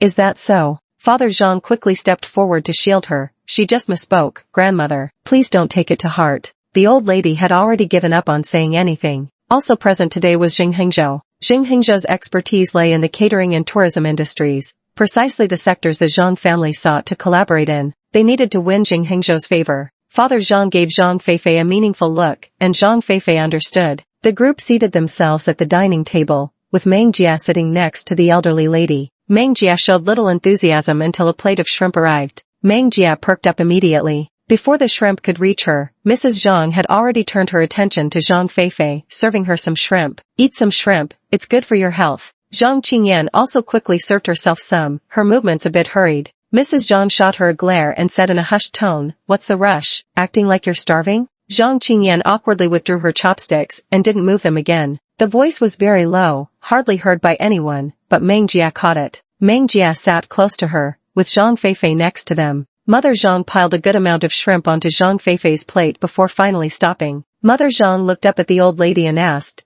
Was there something you wanted to discuss with us today, madam? It's like this. I heard both your daughters are at Tsinghua or Peking University, and since Xiao Jia is about to enroll soon, I thought it'd be good for the kids to get acquainted beforehand. That way, they can look out for each other once school starts. Mrs. Zhang quickly chimed in, Yes, indeed, you should get to know each other beforehand. Feifei is such a good student, she'll be able to lend a hand to Xiao Jia. Grandma, don't worry, Zhang Feifei whispered gently. The old lady was very pleased. As soon as Mother Zhang started talking about her daughter, she went on and on, making Meng Jia feel a bit overwhelmed by the noise. Just then, a plate of peeled shrimp was pushed over from the side. Meng Jia turned his gaze to look. Taking her time to wipe her hands, Zhang Qingyan spoke in a quiet voice. I noticed you like to eat them. Thank you. Meng Jia said thanks. Jing Hengzhou noticed Zhang Qingyan keeping a low profile. Qingyan, huh? What's your major? Zhang Qingyan smiled appropriately. I am a computer. Jing Hengzhou nodded and asked, How's this major? When it came to her area of expertise, Zhang Qingyan became more talkative. The computer science department at Tsinghua and Peking University is quite decent. One time, someone actually hacked into the school's system. Before she could finish, Mrs. Zhang interrupted, If you ask me, girls should study economics and trade. The topic was instantly derailed, and everyone present began asking questions about economics and trade. Zhang Qingyan felt somewhat embarrassed at being interrupted. She touched her nose, having grown accustomed to such awkward situations. Just as she was inwardly squirming with embarrassment, Meng Jia's voice rang out at a perfectly moderate volume, and then, that simple, understated question flowed into Zhang Qingyan's heart like a warm current. Chapter 44. So the Jing family sent you to Tsinghua University just to make you their accomplice in evil. Meng Jia's voice was neither too loud nor too soft, just enough for everyone to hear. Mother Zhang was forced to shut her mouth, somewhat displeased with Meng Jia's manners. Zhang Qingyan's eyes lit up, and then I cracked it. Meng Jia couldn't help but laugh. Fantastic. Zhang Qingyan smiled sweetly. She stared blankly at Meng Jia's profile as he ate. To be honest, after being interrupted by others so many times, Meng Jia was the first one who asked her, and then what happened? Meng Jia is such a wonderful person. After Meng Jia asked, everyone's attention turned to Zhang Qingyan. Xing Hingzhou also asked a few questions. Every question thrown her way was answered with perfect poise by Zhang Qingyan. Her words and actions were just right. The meal left Mrs. Zhang and Zhang Feifei with a bad taste in their mouths. They barely exchanged a word the entire time until they left. Zhang Qingyan was delighted. I look forward to seeing you on Monday. A faint smile tugged at Meng Jia's lips as he responded, all right. On Monday, Meng Jia went directly to Tsinghua University. Tsinghua University spanned 400 hectares, too vast to take in at a glance, equivalent to a small town. Meng Jia moved into the dormitory. Jingrani was the first to get the news. Meng Jia actually got in? There's no way the principal would allow an illiterate like her to enter. It must be that old lady using the Jing family's influence to threaten them. What on earth does Meng Jia have to make the old lady support her like this? Her grip grew stronger until the ballpoint pen snapped in half in her hand. The sharp sound caught Zhang Feifei's attention. She turned her head. Rani, are you okay? Jingrani snapped back to reality and quickly released her grip. I'm fine. Zhang Feifei's gaze involuntarily fell on the broken pen. Jingrani quickly tossed it into the trash bin. I got lost in thought. Yeah, are you also troubled by that Meng Jia? Jingrani pretended not to understand. To be honest, yesterday my dad called me home, saying I had to visit the Jing family matriarch. I went, but who'd have thought the old lady just wanted me and Zhang Qingyan to look out for Meng Jia at school. She grumbled, they're already adults, not missing arms or legs, still needing people to watch over them. Are they useless or what? Thinking about what happened at last night's dinner table makes me irritable. That Meng Jia is seriously so annoying. Jingrani sighed. Ever since Meng Jia came back, Grandma has been doting on her. Don't worry, Rani, you're miles ahead of Meng Jia. How long can someone who bought their way in last in a place like this? Alright. Come with me to find Zhang Qingyan later. Last night, because Meng Jia talked to her so much, even Dad started treating her better. She's getting carried away now. She wouldn't even respond when I spoke to her. Jingrani sighed helplessly. Alright. Peking University and Tsinghua University are so vast that Zhang Feifei found it hard to locate someone, but she had the computer science department's class schedule. She went to their classroom, casually inquired, and quickly learned that the person was in the restroom. Zhang Feifei's curly wool-like hair cascaded down her back, a girl radiating youthful energy. She headed straight for the restroom. By this time it was almost time for the next class, so the restroom was nearly empty. She went in and didn't even need to search. Zhang Qingyan was already standing by a stall door waiting. Zhang Feifei entered with Jingrani right behind her. Hearing the noise, Zhang Qingyan glanced backward. Recognizing them both, she showed no particular reaction nor offered any greeting, simply turning away dismissively. Ignored, Zhang Feifei found it somewhat amusing. How interesting. You didn't even greet me when you saw me? Zhang Qingyan thought she was being unreasonable and frowned. What nonsense are you pulling now? Who's being unreasonable? Yesterday at home I held back for courtesy's sake, but now that we're at school and you're still acting like you're above everyone, I won't stand for it. What? After all these years of keeping it in, you suddenly think you're hot stuff just because Meng Jia talked to you more than usual yesterday? You don't actually think you'd gain any standing in father's eyes just because of Meng Jia, do you? Zhang Feifei viciously yanked Zhang Qingyan's long hair backward. Jingrani wanted to intervene, but after some consideration, she remained still. What did the Zhang family's affairs have to do with her anyway? Besides, Zhang Feifei is her actual friend. Zhang Qingyan couldn't take it anymore. Still holding books in her arms and unable to fight back, she snapped, "Let go of me. What the hell is wrong with you?" Instead of releasing her, Zhang Feifei became even more aggressive. "Watch your tone when speaking to me," she threatened. "If you keep talking like this, I won't be polite anymore." Zhang Qingyan pressed her lips tightly together. She had truly had enough. She flung the book aside and raised her hand to slap Zhang Feifei across the face. Jingrani, who had been motionless until then, suddenly moved. She seized Zhang Qingyan's wrist. Hitting people is wrong. Zhang Qingyan violently shook off her grip. "Let go of me." Zhang Feifei, still clutching her hair, gave another sharp yank backward. "How dare you hit Rani? You really don't know your place. Let me tell you, don't think just because you've latched onto Meng Jia that all your troubles are over. You wish. Even though Meng Jia is their biological daughter, haven't you noticed the Jing family hasn't made any grand announcements? Can't you see what that means? Rani will always be the precious daughter. No one can shake her position. Open your blind eyes and have some self-awareness. Aren't you close with Meng Jia? Look how I'm treating you now, so where is she? Go ahead, call her out here if you dare." With a sudden shove, Zhang Qingyan was about to crash into the restroom stall door behind her. Abruptly, the stall door swung open from inside. Meng Jia reached out to steady Zhang Qingyan's waist, then swiftly kicked at Zhang Feifei, who was still advancing aggressively. Ah! Zhang Feifei let out a scream as she fell to the ground, her bottom aching from the impact. Meng Jia emerged from the restroom, his towering height exuding an intimidating aura of dominance, enough to make anyone tremble with fear.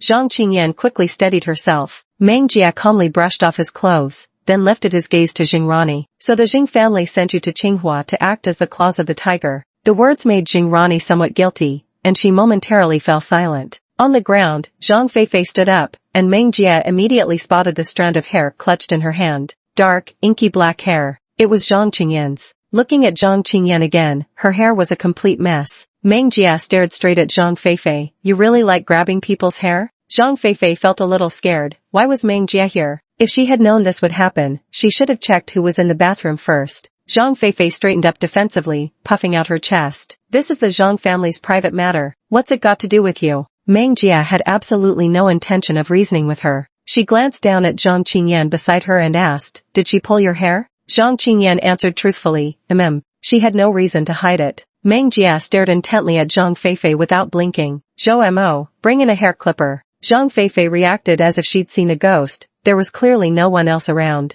Soon enough, an elegant and dignified man entered through the door, handing a pair of clippers to Meng Jia. He then strode toward her, and a sharp pain shot through her knee, forcing her to kneel on the ground. Helplessly, she watched as Meng Jia approached with the clippers. Chapter 45. Can't you tell I've been tolerating you? She writhed and twisted, desperate to break free, her eyes widening in disbelief, unable to accept that Meng Jia would actually dare to do this. Jingrani tried to block the way but was immediately dragged aside by Zhou Mo's men before she could utter a word. It's too much, Meng Jia, Jingrani blurted out. Meng Jia ignored her. Holding the clippers with deft precision, he worked swiftly, and in no time, Zhang Feifei's head was smoother than her face. Aha! Zhang Feifei shrieked. Meng Jia threw the clippers aside, and they landed on a pile of hair. Zhou Mo finally let go and left with his subordinates. Jingrani rushed over immediately to comfort Zhang Feifei. Meng Jia took his book from Zhang Qingyan's hands and led her out of the restroom. She ignored Zhang Feifei's desperate screams in the bathroom. The two went straight to their next class. Only after sitting down did Zhang Qingyan speak up.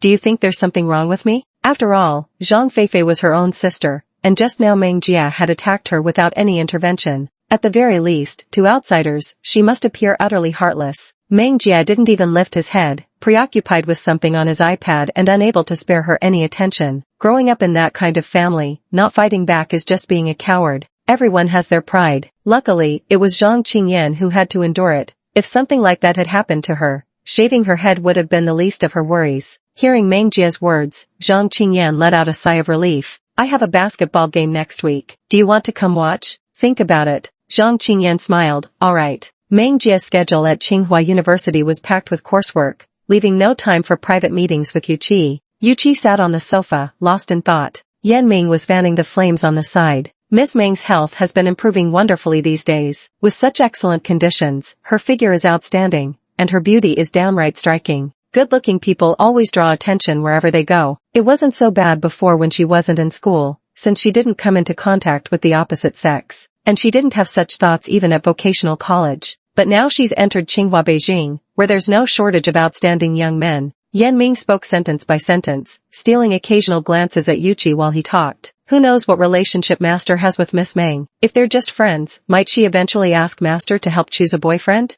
Yuqi abruptly shoved a tablet towards him, his voice icy cold. Get out. Yan Ming immediately bent at a perfect 90-degree angle and scrambled out, remembering to carefully close the door behind him. The moment the door closed, a subordinate who was on good terms with him stepped forward and teased, "You really dare to say that?" Yan Ming crossed his arms and glanced at the door. Since I started following the boss, he and Miss Meng have known each other. Their friendship goes back at least 10 years. Now they act like friends, and it drives me crazy watching them. What if they really are just friends? Yan Ming glared at him. Would a friend die for you? Would a friend mobilize their entire family's influence to crush your enemies? Would a friend be so afraid of anything happening to you that even if they mistake someone else, they can't bear to see you hurt? The subordinate. There's plenty you don't know. Based on my years of experience, just friends is always an excuse. If they weren't pushed to take that step, someday they might end up sharing the same bed just to chat. What an unremarkable little genius he was. 3 days before the women's basketball game was set to begin, Zhang Qingyan's ankle swelled badly. Meng Jia crouched in front of her, examining the injury with a stern expression. How did this happen? It was serious. As if recalling something, she looked up. You went back to the Zhang family 2 days ago. She didn't spell it out, but her meaning was crystal clear.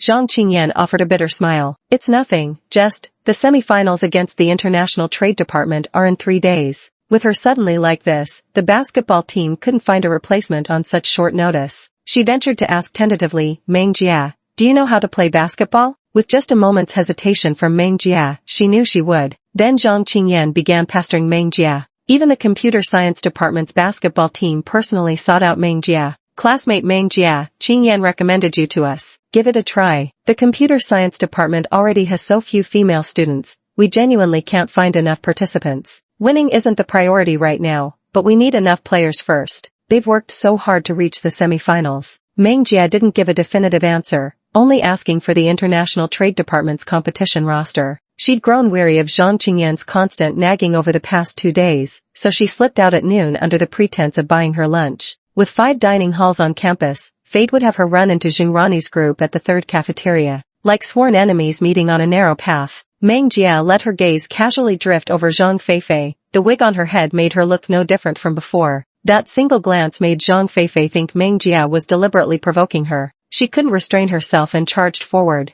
The cafeteria was packed at noon, where even the slightest commotion could draw a crowd of onlookers. Jingrani couldn't even hold her back. Meng Jia was standing in line when it suddenly happened. She glanced over coldly. What were you just looking at? Zhang Feifei wasn't afraid of Meng Jia, and at this moment she questioned him with full vigor. Meng Jia thought he must be seeing ghosts. How come there were always these idiots who didn't know their place coming to pick fights? Zhang Feifei wasn't particularly tall. Looking down at her, Meng Jia said disdainfully, still dare to come provoke me? Did your hair grow back too fast? You. Zhang Feifei was speechless with anger. Coincidentally, the person in front of Meng Jia had just finished getting their meal. That person turned around and hadn't gone far, holding their tray of food while watching from not too far away. Meng Jia ignored the fool and went about selecting dishes for Zhang Qingyan. Just as she was about to leave with her packed meal, Zhang Feifei grabbed it and threw it to the ground. A complete mess. Quite a few people turned to look. Jingrani hesitated, instinctively glancing at the boy beside her.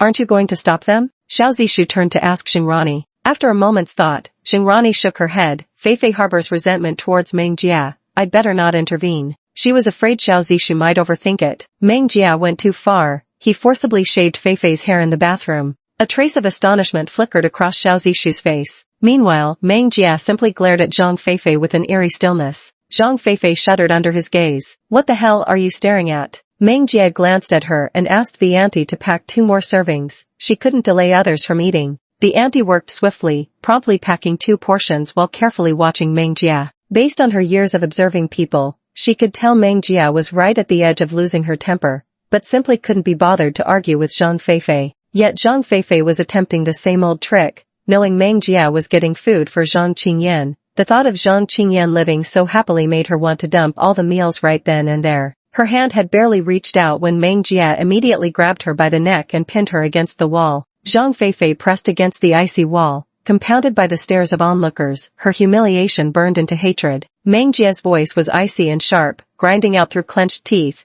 Can't you fucking tell I've already been tolerating you? Chapter 46, See you on the field, watch how thoroughly I destroy you. How could there be such ungrateful trash? Meng Jia, let go of me. You shaved my hair off and still think you're in the right? When Zhang Feifei realized she couldn't break free, she stopped struggling. Instead, she used her free hand to rip off the wig on her head. A completely bald, slightly gleaming scalp was exposed to everyone's shocked gazes. The crowd collectively gasped. No one reached for their phones to take pictures. That was their civility. Meng Jia tightened his grip another fraction, pressing Zhang Feifei's face harder against the wall. Playing the victim first, are we? Causing trouble wasn't allowed on university grounds, but Meng Jia paid no heed to such rules. Meng Jia, you shameless bastard. How dare trash like you get into Tsinghua and Peking University? How much did old lady Jing bribe for you? Meng Jia ignored her and simply knocked her to the ground. Zhang Feifei let out a muffled groan. Before she could get up, Meng Jia stepped on her ankle the very next second. Her breath caught in terror. Meng Jia merely pressed her down without exerting real force. At least to onlookers, she appeared domineering and overbearing. Jingrani could no longer stand by. She rushed over. Meng Jia, stop this. Feifei is just upset for the moment. Don't stoop to her level. Anxious, she urged, lift your foot right now. The basketball match is about to start. Are you deliberately trying to prevent her from playing at this crucial moment? I know the computer science department isn't as skilled, but that doesn't excuse such underhanded tactics. Her words flipped the situation upside down. Though the International Trade Department had been completely outplayed by the Computer Science Department and barely managed to reach the semi-finals, Jingrani made it sound like the Computer Science Department had resorted to underhanded tactics. The female contestants from the Computer Science Department couldn't help but feel offended upon hearing this. What exactly is Jingrani? How infuriating. Meng Jia didn't even glance at Jingrani. He merely lowered his gaze, asking Zhang Feifei, who was lying on the floor, with little warmth, tell me, what happened to Zhang Qingyan's ankle? Zhang Feifei, are you out of your mind? How would I know what happened to her ankle? Meng Jia's expression turned fierce upon hearing this, and his footsteps grew noticeably heavier. Ah! Zhang Feifei cried out in pain. As for matters like these, Meng Jia had already had Zhou Mo investigate thoroughly. When Father Zhang wasn't home, Zhang Feifei returned to complain to Mother Zhang. Since they couldn't do anything to Meng Jia, clever Feifei accused Zhang Qingyan of cozying up to Meng Jia and bullying others at school like a tiger with borrowed claws. It was Zhang Qingyan who had shaved her head. Mother Zhang immediately called Qingyan back home. Mother Zhang had entered the Zhang household when Qingyan was very young, and she knew Qingyan's fear of her had become an ingrained instinct. Whatever Mother Zhang said was law. No sooner had Zhang Qingyan stepped through the doorway than Mother Zhang struck her ankle with a rod, hurling vile insults. This beating will make you remember what kind of trash you are. How dare you lay hands on your own sister? You wretched bastard, don't let there be a next time. Tears of pain welled up in Zhang Qingyan's eyes, yet Father Zhang later showed no reaction when he learned of it. This precisely was what infuriated Meng Jia. Meng Jia moved his foot away, pointed at her nose and said, so you play basketball too, huh? See you on the court, watch how I utterly destroy you. Meng Jia picked up his meal and walked away. Jingrani hurried over to help her up, examining her ankle with concern. It's red, are you okay? Zhang Feifei looked at her ankle with tear-filled eyes. Xiao Zishu, who had been observing from the sidelines, stepped forward and bent down to take a look. It's nothing serious. She didn't use much force, it's just a bit red. Since Xiao Zishu had already spoken like that, Zhang Feifei couldn't bring herself to continue making a scene. However, this matter still ended up being brought before the teacher. In the end, the counselor still contacted Meng Jia's parents. Although this was just a minor fight, what starts once will likely happen again, she had to consider the student's safety. She'd heard that Meng Jia was originally from the countryside, uncivilized and unreasonable, but doted on by his grandmother, which made him unruly. That's probably why he got in so easily. She despised students like him. The contact number Meng Jia provided was actually Meng Zhongwei's. Meng Zhongwei was bumped into by Jing Ziding, who happened to be at the school for some business. Meng Zhongwei could only be here because of Meng Jia. He followed them. Meng Zhongwei met Meng Jia's academic advisor. Beneath the well-tailored suit lay somewhat coarse behavior. The counselor didn't pay much attention but truthfully reported the situation. This is Meng Jia's performance at school. As family, don't you think you should do something about it? The counselor spoke softly, hinting subtly at something with her words. Meng Zhongwei echoed the counselor's concern. You're absolutely right. Meng Jia grew up wild in the countryside. I'll have a word with her when she gets home. The counselor's eyes beneath his glasses were indifferent, just about to speak when Jing Ziding entered from outside. The counselor quickly stood up. Professor Zheng. Jing Ziding was the newly invited lecture professor, the youngest one at that. Meng Zhongwei knew him, Meng Jia's elder brother from the Jing family. Jing Ziding raised his hand slightly, signaling there was no need for such nervousness. Is there something Professor Zheng wishes to discuss? Jing Ziding calmly took a seat on the sofa. I'm Meng Jia's elder brother. Could you please repeat the matter to me once more? The counselor knew something about Meng Jia. Jing Ziding was good-looking, and the female counselor couldn't resist him, so she repeated everything to him again. An educated person didn't sound as shallow as Meng Zhongwei. Jing Ziding responded calmly, Xiao Jia is my sister, I know her well. She doesn't usually resort to violence unless provoked. If she did, it must mean the other party acted improperly. While you notified her parents, did you also find out what the other side did? The counselor was taken aback. With just that reaction, Jing Ziding knew the answer was no. Jing Ziding leaned back on the sofa and said, you called Xiao Jia's parents without understanding anything. Was it because of her background that you're biased against her? Or do you simply assume she's in the wrong? His words were measured, fair and impartial. The counselor looked thoroughly ashamed. Jing Ziding stood up. Please look into the matter further. If it turns out Xiao Jia was truly being unreasonable and causing trouble intentionally, I'll return to discuss how we should resolve this. His words made the counselor hang his head even lower. Jing Ziding's reasoning was impeccable. Compared to Meng Zhongwei, who simply admitted fault without explanation, he took protecting his own to the absolute extreme. Meng Zhongwei was reflecting on himself. The basketball semifinals were scheduled for the afternoon. Thanks to the scene Meng Jia and Zhang Feifei caused in the cafeteria, quite a crowd had gathered for this basketball match. Xiao Zishu cheered Jingrani on, saying, "Don't be too nervous, just play like you normally would." Jingrani responded with a sweet smile, "Alright, I'll go prepare first then." The two teams took the court, with Meng Jia radiating unrestrained confidence, his loose basketball jersey lending him a dashing air. Her aim was very deliberate. She had specifically set her sights on Zhang Feifei and Jingrani. The Jing family members had come to watch too. Ji Guiwan, this is my first time seeing them play basketball. Jing Yunbin, damn, my sister's so cool. Jing Hengzhou and Jing Ziding remained silent, but seemed somewhat expectant too. Jing Guangzhong and Jing Meizhen scoffed in unison. Yu Qi was sitting right behind them when Yan Ming exclaimed with admiration, "Ms. Meng is so impressive." Seated in the audience stands, Zhang Qingyan kept smiling while watching Meng Jia on the field. The referee blew the whistle. Chapter 47. Her waist injury hadn't fully healed. Jingrani's team got the ball first, and the formation on the court immediately shifted. The boys watching from the International Trade Department weren't enthusiastic. Girls' games are just for fun, not very professional. Just watch it as entertainment, one commented. Xiao Zishu, standing nearby, disagreed with this mindset. It's better not to have such prejudices, he said. Male student A, whoa. Meng Jia stole the ball from Zhang Feifei. Baby snorted, if this shot goes in, I'll eat shit. Meng Jia leapt forward with every third step, executing an impeccably standard shooting motion, and the ball swished through the net. Gaia looked at Gai B, whose expression was a bit off, and said, that shot doesn't count. Just lucky. Jing Yunbin's eyes sparkled with admiration. Sister, your arm strength is impressive. You made that shot from way out. Three-pointer. The opposing team couldn't quite figure out Meng Jia's position. Was she a forward, center, or maybe a guard? She was substituting for Zhang Qingyan, so logically she should be playing power forward. Yet she was performing all the tasks of a small forward. Zhang Feifei glanced at Jingrani, thinking they couldn't let Meng Jia pull ahead by too many points at the start. As Meng Jia reached the basket, Zhang Feifei ran forward to block him, but he swiftly dribbled past her with a skillful crossover. The center is Jingrani, she must guard the rebound and prevent Meng Jia from scoring. Meng Jia didn't even glance at her. Dodging her movement, he leaped up and shot the ball straight out.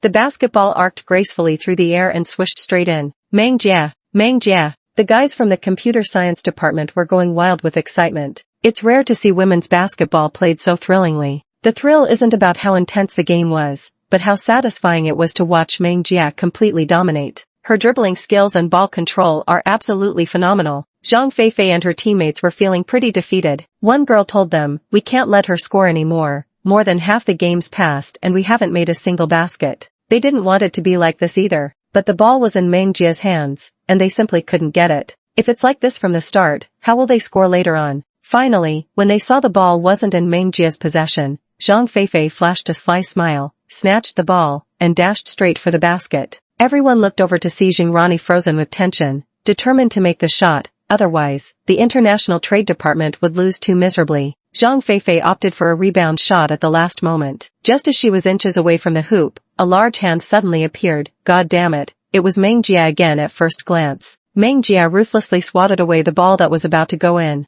Zhang Feifei's eyes widened in shock. What the hell is this? The girls from the International Trade Department felt somewhat defeated. The first half ended with Meng Jia scoring a beautiful dunk. Score 36-0. Cheers grew louder and louder, with Meng Jia's name echoing throughout the venue. All the boys from the computer science department turned into devoted fans. Meng Jia's name spread across the entire basketball court, electrifying every male student in the computer science department. Jing Guangzhong and Jing Meizhen sat among the roaring crowd, their shouts of Meng Jia deafening the air. These students are so annoying. Yan Ming's expression was as gratified as a father looking at his daughter. Hey, do you know when the opposite sex is most attractive to these teenagers? Yu Qi ignored him. Yan Ming, it's when they shine on the basketball court. Miss Meng is so dashing, so cool. Yu Qi really wanted to kick him off. In the first half, Meng Jia ran all over the entire court, yet her complexion didn't change a bit by the end. Meng Jia sat in the rest area, a towel casually draped over her neck. At that moment, Zhang Qingyan, who had mobility difficulties, approached and handed her a bottle of water. Meng Jia followed the arm up with her gaze, then stood up to let Zhang Qingyan take her seat. Water is available everywhere.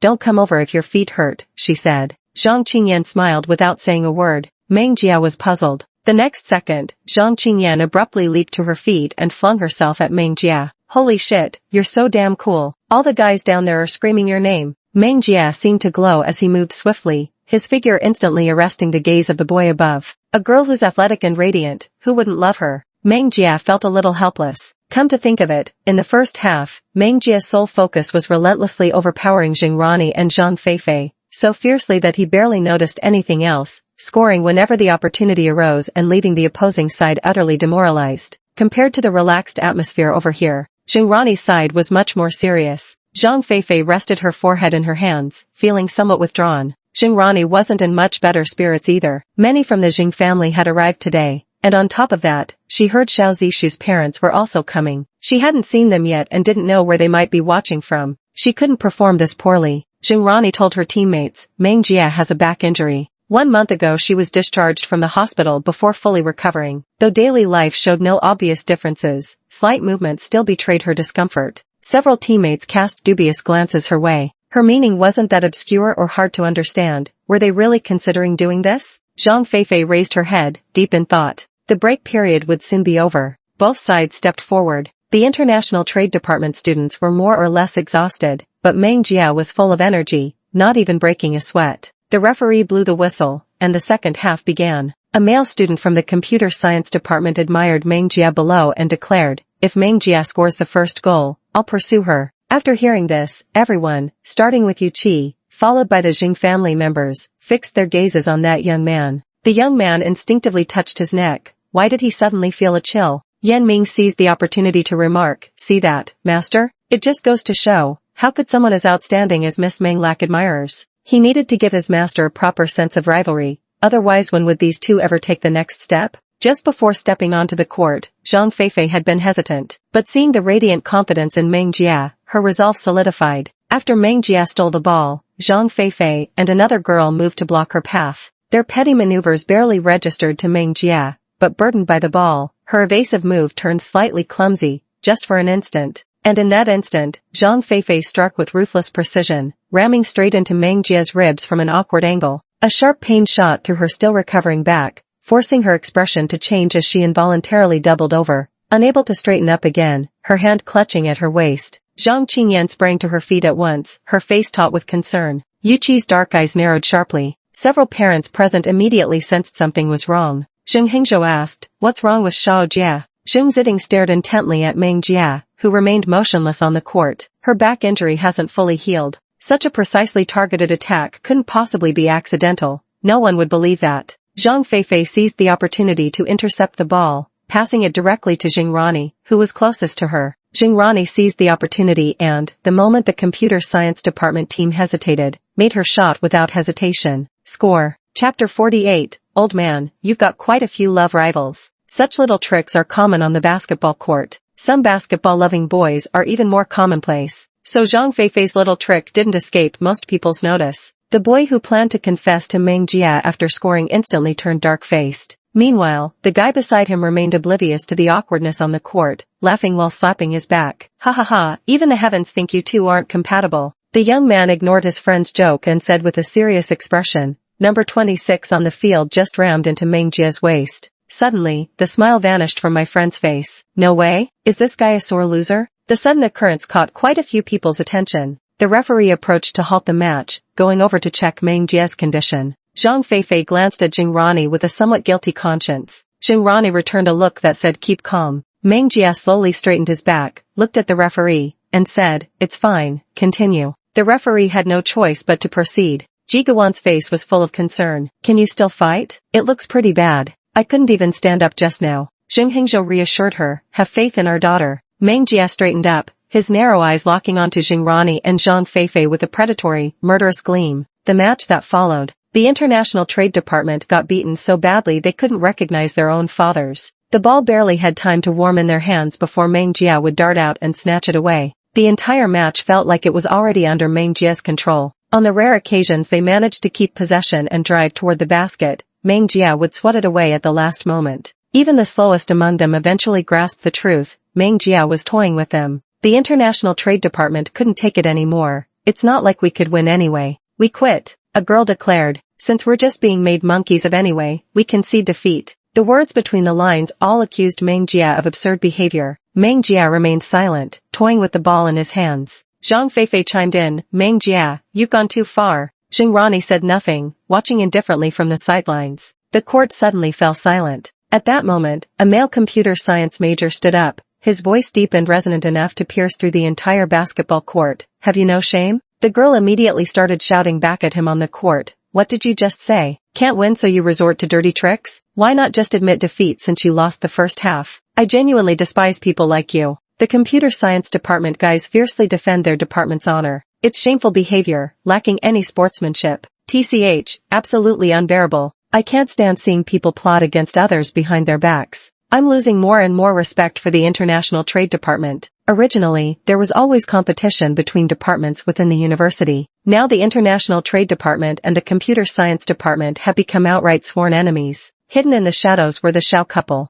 Zhao's mother, Meng Jia, has issues with her waist. That girl was clearly targeting her waist. Zhao's father dismissed it. Some conflicts between children are normal. But from what happened on the field, that girl who struck out seemed very close to Ronnie. Zhao's mother, maybe it was Ronnie who told the girl about it. They were both sharp individuals. Though their words weren't explicit, the implications were crystal clear to them. Zhao's mother consulted her husband. We had originally scheduled a dinner with the Jing family for today. Should we still go ahead with it? Of course. Zhao's mother thought back and still felt that a girl who was too scheming getting close to their son wasn't good. Meng Jia threw the ball and walked off the court. Zhang Qingyan immediately went over to ask about the situation. How are you? You looked quite serious just now. Couldn't even straighten my back. Meng Jia's face was somewhat pale from the pain. She gave Zhang Qingyan a disdainful glance and said, you handle the finals yourself. It's killing me. Zhang Qingyan was so angry she laughed. Only she could say something like that at a time like this. After the sharp pain subsided, Meng Jia snapped back on her own. But because she moved too intensely in the second half of the match, her bones might have shifted out of place again. Changing her clothes, she noticed Yu Qi standing right at the door. Let me take a look at your waist. Meng Jia obediently turned around and lifted his clothes to show him. Yu Qi reached out and touched it. It's dislocated. I'll set it back for you. They often did this kind of thing in Bingzhou, so there were no other emotions involved. Try to bear with it a little. Yu Qi gave a sudden push. Meng Jia stumbled forward, the sharp pain making her vision go black. Her breathing became somewhat labored. Yu Qi straightened her clothes and said, there, done. Meng Jia gave a thumbs up. Not bad at all, Master Yu. Fine craftsmanship. Yu Qi shot her a sideways glance. The two of them couldn't stay together for too long, especially with the Jing family present today. She changed her clothes and went out. The Jing family waited outside. She walked out and noticed Xiao Zishu with her parents as well. She merely glanced in their direction before calmly averting her gaze. Zheng Ziding stepped forward, reaching out to touch Meng Jia's lower back. After confirming there was nothing unusual, he withdrew his hand and asked, are you alright? It's nothing. The siblings' conversation was overly formal, not a single word more. Jing Yunbin didn't understand all those complicated nuances. He just stepped forward with admiration and said, sis, you were so cool today. I had no idea until I saw it myself. Turns out you're this awesome at school. Watching from the audience got me all excited. Besides that, Jing Yunbin chattered non-stop. I heard lots of people in the audience talking about wanting to pursue you. Meng Jia glanced at him, and Jing Yunbin froze for a moment. Oh, there were parents present today. He obediently fell silent. Ji Guiwan introduced her to the Xiao family. This is Xiao Zishu, from the International Trade Department, same as Ronnie. You probably don't see each other often. These are Uncle Xiao and Auntie Xiao. Xiao Jia, say hello. Meng Jia lowered her head and said, Uncle, Auntie. Mrs. Xiao quietly observed Meng Jia, the biological daughter reportedly brought back from the countryside. Based on the rumors, she had expected the girl to be rather coarse in behavior. But now, seeing her in person, the child turned out to be quite outstanding. Mrs. Xiao stepped forward and affectionately patted Meng Jia's head. I'd heard long ago that Xiao Jia had returned, but never found the time to meet you. It's good that we finally have the chance today. Meng Jia smiled. She truly wasn't accustomed to dealing with people. Zhao's mother glanced at Ji Guiwan. Guiwan, from the first moment I saw little Jia, I felt an instant connection. This Saturday, I'd like to take young Jia to attend a banquet with me. Would that be convenient? Ji Guiwan couldn't think of a diplomatic refusal. Little Jia, do you have time? Meng Jia said solemnly without cracking a smile. Yes. Zhao's mother was delighted now. Jing Rani looked displeased. Before Meng Jia arrived, Aunt Xiao had liked her and often took her to various parties. Now that Meng Jia was here, Zhao's mother immediately shifted her focus. Indeed, everyone values the identity of the true heiress. As Jing Rani kept thinking, the smile on her face gradually faded. Zhao's mother said, "This is Zishu. You can arrange to go out together when you have time." From the shadows, Yan Ming remarked, "Master, you have quite a few love rivals." Chapter 49, Mengjia's favoritism. They exist both inside schools and outside. Moreover, that person was perfectly open about it in front of Miss Meng. Unlike them, who had to meet in secret. Yu Qi directly kicked him, "Get lost." Yan Ming dodged reflexively with perfect understanding. Hearing Mrs. Xiao promoting her son like this, Jing Ziding stepped forward with impeccable manners. "Auntie, they're all adults now. They have plenty of ways to meet people, so there's no need to play matchmaker like this." Yan Ming secretly cheered for Jing Ziding, truly impressive. The group went to the nearest hotel for a meal. On the way, Jing Ziding sat side by side with Meng Jia and briefly explained the situation of the Xiao family to him. Meng Jia rubbed his wrist and said, "The power and background of the Jing and Xiao families are worlds apart. Could two such families really come together?" The words may be unpleasant to hear, but they speak the truth. Jing Ziding didn't deny it. When Grandma was starting her business, the old master of the Xiao family offered considerable support. After the Jing family rose to prominence, the Xiaos gradually declined. "Our family knows we owe them a debt of gratitude, so of course we should help support them. But even with our assistance, people still look down on the Xiao family to some extent." Meng Jia understood completely. On the other side, Xiao Zishu spoke gently, "Mother, Rani and I grew up together. No matter how much you like Meng Jia, you shouldn't force her to get to know me like this. It was just an offhand comment. If you disagree, Mother won't mention it again."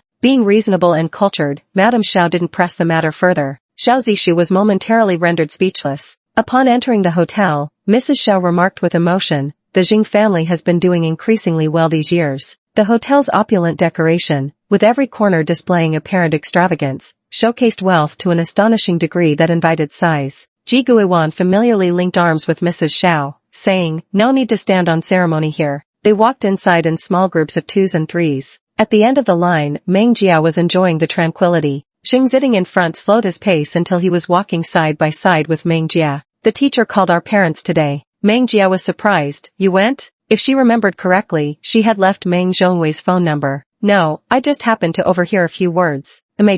In the future, if you're wronged at school, you can tell me directly without having to handle it yourself. Even though you might think you can cover the heavens with one hand, right now your identity is just a student." Meng Jia shot him a sidelong glance. "Can you pin Zhang Feifei to the ground and beat her up?" Jing Ziding. That left him utterly speechless. Nothing worse than an awkward silence. Meng Jia continued, "I can." The two entered the private room, and Meng Jia said in a low voice, "I still prefer to live a little more unrestrained. She has always been like this." Jing Ziding raised an eyebrow. "Forget it. If younger sister were more sensible, what use would there be for an elder brother? At most, I'll just have to cover for her more in the future." Everyone took their seats. The elders discussed matters while the younger generation sat quietly eating to the side. Jing Yunbin deliberately sat next to Meng Jia, and hadn't stopped fidgeting since they'd sat down. He ordered several more plates of shrimp. With practiced ease, he peeled the shrimp effortlessly, clearing a whole plate in no time. He placed the peeled shrimp in front of Meng Jia with a flourish, exceptionally bold and generous, waving his hand grandly. "Eat as much as you want." Meng Jia,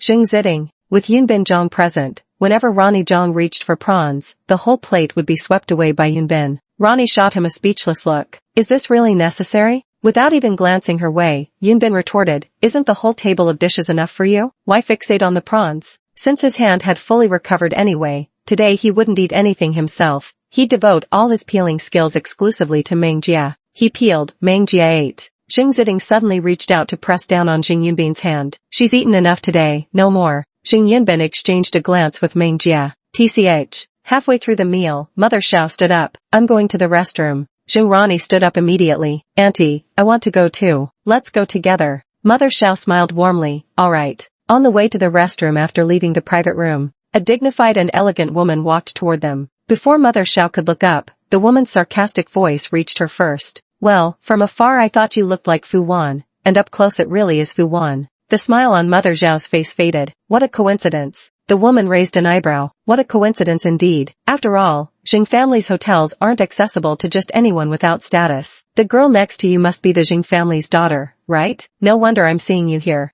Jing Rani, who was mentioned, responded with a smile. The woman also cast an approving look. "Such a well-mannered girl, though spending time with Fu Wan seems like a bit of a waste. We should go out together sometime when you're free." Unable to refuse outright, Jing Rani gave a slight nod in response. Their behavior in front of Mrs. Xiao made her feel greatly embarrassed. "I am Gao Qin." Jinrani greeted politely, "Auntie Gao." Gao Qin was quite pleased and, without another word, walked past Mrs. Xiao in that direction. After she walked away, Jinrani comforted Zhao's mother, "Auntie, are you alright?" Zhao's mother forced a smile. "I'm fine." Jinrani noticed her unusual mood, but didn't press further. Zhao's mother wasn't that important to her anyway. Zhao's mother returned to the private room looking completely dispirited. Sunday. Meng Jia appeared punctually at the Xiao family's doorstep. The butler led her inside, where Lady Xiao seemed rather out of sorts. Everything she did seemed to lack vigor. "I'm sorry, Xiaojia. I was the one who invited you, but I might not feel like going anymore today." She felt genuinely apologetic. Meng Jia didn't respond to her remark. Instead, he took out an exquisite box and offered it with both hands. "Grandma heard I was attending a banquet with you and told me to behave properly. This is just a small gift I prepared, if you wouldn't mind accepting it."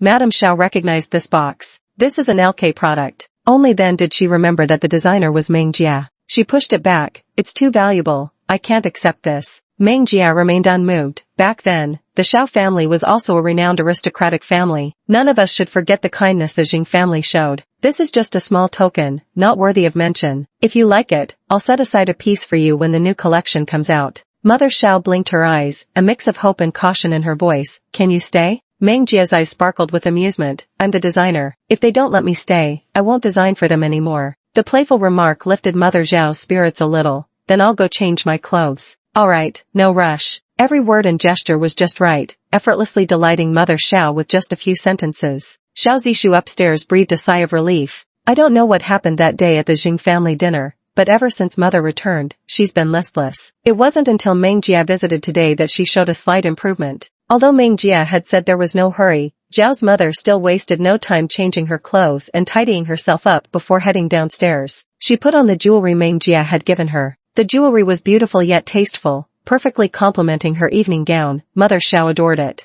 She remained in high spirits throughout the journey. The two stepped out of the car at Tingyue Hotel. No sooner had she stepped inside than Gao Qin approached, and trailing beside her was none other than Jinrani. Zhao's mother stiffened without even realizing it, while Meng Jia, who was holding her arm, gave her two reassuring pats. In the blink of an eye, Gao Qin was standing before Zhao's mother. "Fu Wan, what brings you here?" Every word dripped with undisguised contempt. Chapter 50, which toilet lid was left open for you to crawl out? Mother Xiao could barely hold on to her polite expression. Gao Qin was about to play her old trick again, humiliating herself in front of the younger generation. Under Gao Qin's teasing gaze, Meng Jia's voice was cold, every word dripping with bias towards Zhao's mother. "The Xiao family is an esteemed lineage. What's so inappropriate about attending such a modest occasion?" As soon as Meng Jia spoke up, Zhao's mother turned her head to look at the girl beside her. Gao Qin felt somewhat humiliated by this rebuttal. "So you're the one the Jing family brought back from the countryside? No wonder you lack manners." Meng Jia didn't show the slightest fear. "My attitude depends on who I'm dealing with. You were the one who started this." Gao Qin narrowed her eyes, giving off an intimidating air. "Do you even know what standing the Gao family holds in the capital? Since you're new here, I can understand your ignorance." Before she could finish speaking, Meng Jia interrupted. "No matter how lofty the Gao family's status may be, they must still bow before my Jing family. Let me ask you this, madam, the Jing family can pressure the Gao family for my sake, but would your Gao family dare to offend the Jing family for yours?" The words left Gao Qin utterly speechless. Jinrani felt Meng Jia had gone too far and spoke up to admonish him. "Meng Jia, you shouldn't be so rude." Meng Jia shot her a sidelong glance and sneered. "Which toilet lid wasn't properly closed to let you crawl out? You." Jinrani's eyes widened to their limits, yet she found herself utterly speechless to counter Meng Jia's remarks. This left her choking on suppressed frustration. While Gao Qin was still dazed, Meng Jia delivered additional blows. "If Madame Gao fails to comprehend the relationship between the Xiao and Jing families, allow me to clarify, without the Xiao family, there would be no Jing family. Understood now? Pure power play.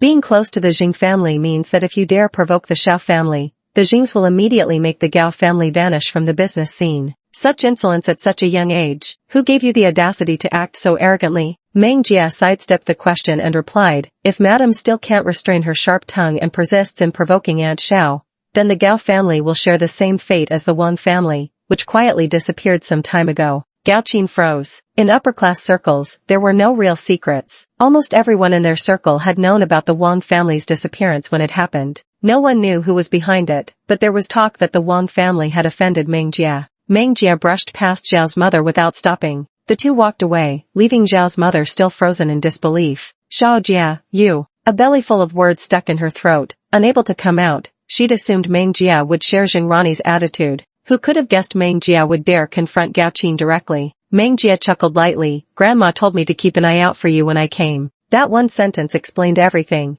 Zhao's mother felt her eyes grow warm. I'll definitely pay you a visit when I have time. Meng Jia nodded. Next quarter, if madam would like a few more new pieces, you just need to let me know. The sudden remark left Zhao's mother utterly bewildered. Even one new piece was extravagantly precious. How could she possibly ask for multiple? The commotion at the entrance had drawn quite a few people's attention to that side. Meng Jia hadn't spoken quietly, so they clearly heard that the Zheng and Xiao families were on very good terms. Some of the more perceptive guests had already stepped forward to ingratiate themselves with Madame Xiao. As the crowd grew larger, Meng Jia withdrew from the throng and found an inconspicuous corner to settle in. Zhou Mo appeared silently behind her. Should we make a move against the Gao family? Those who know Meng Jia are Zhou Mo. Not yet, let's wait a little longer. Meng Jia had always been patient with those who posed no threat, like a cat torturing a smaller creature before killing it. Zhou Mo silently stayed by Meng Jia's side without uttering a word. Meanwhile, over at Mrs. Zhao's gathering, the atmosphere was buzzing with excitement. One guest exclaimed, "Madam, isn't that the latest seasonal piece from LK you're wearing?" Hearing this, everyone turned to look, and upon closer inspection, it was unmistakably Zimu's design.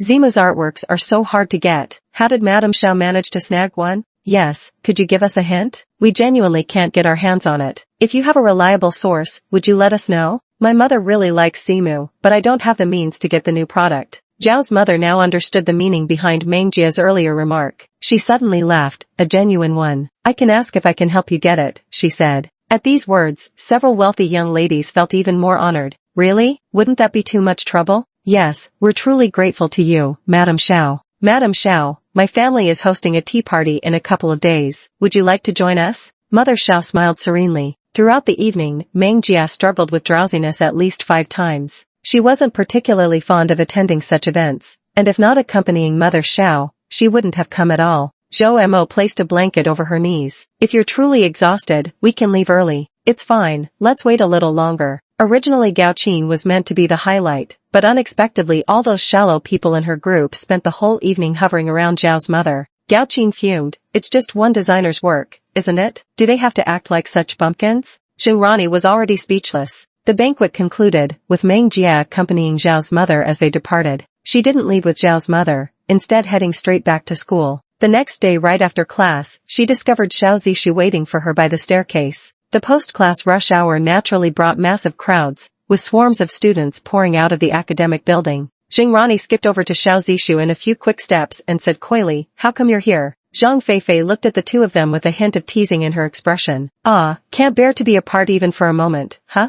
There are too many people here. Why don't you two find somewhere else?" Xingrani appeared slightly bashful, while Xiao Zishu remained rather indifferent. After all, as a top-tier campus heartthrob, his presence here naturally drew quite a few gazes. As Meng Jia passed by Xiao Zishu, the usually silent Xiao Zishu suddenly called out to stop him. Meng Jia halted his steps, causing Zhang Qingyan to also look over and whisper into Meng Jia's ear, "What does he want with you?" Meng Jia didn't understand either. The two of them rarely interacted. Xiao Zishu shrugged off Xingrani's hand gripping his arm and walked toward Meng Jia. "There are too many people here. Can we talk somewhere else?"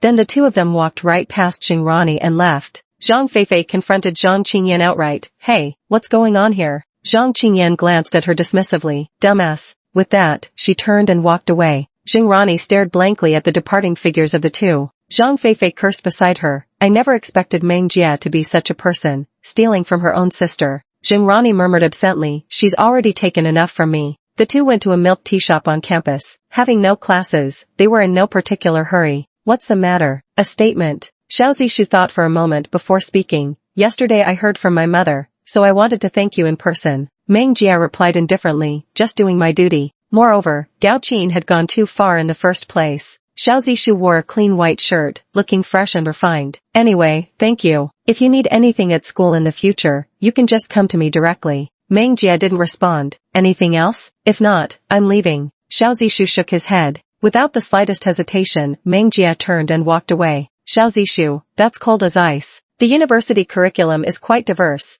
In kendo class, Zhang Feifei directly closed in on Meng Jia and snapped at him with a harsh tone. "Meng Jia, have you no shame?" Chapter 51. I truly don't have your shameless talent for stirring up trouble. How could I have never noticed your habit of stealing other people's boyfriends? Zhang Feifei finally lost her patience and deliberately chose a crowded moment to confront Meng Jia. She wanted everyone to know exactly what kind of person Meng Jia was. Zhang Qingyan immediately stepped forward to retaliate, but Meng Jia raised her hand to stop her. Lowering her gaze at Zhang Feifei, Meng Jia looked at her as if she were nothing more than a fly. Such low intelligence actually appeared on the campus of Tsinghua University. Meng Jia, what do you want? Face me in a match. If you lose, stay away from Xiao Zishu. You've already taken so much from Ronnie. She's too soft-spoken to say anything, but as a bystander, I can't stand it anymore. Dare to compete with me? Zhang Qingyan spoke up. Zhang Feifei has been studying since childhood and is now a 5th dan in kendo. I've also practiced since I was little. Otherwise, I can fight her for you.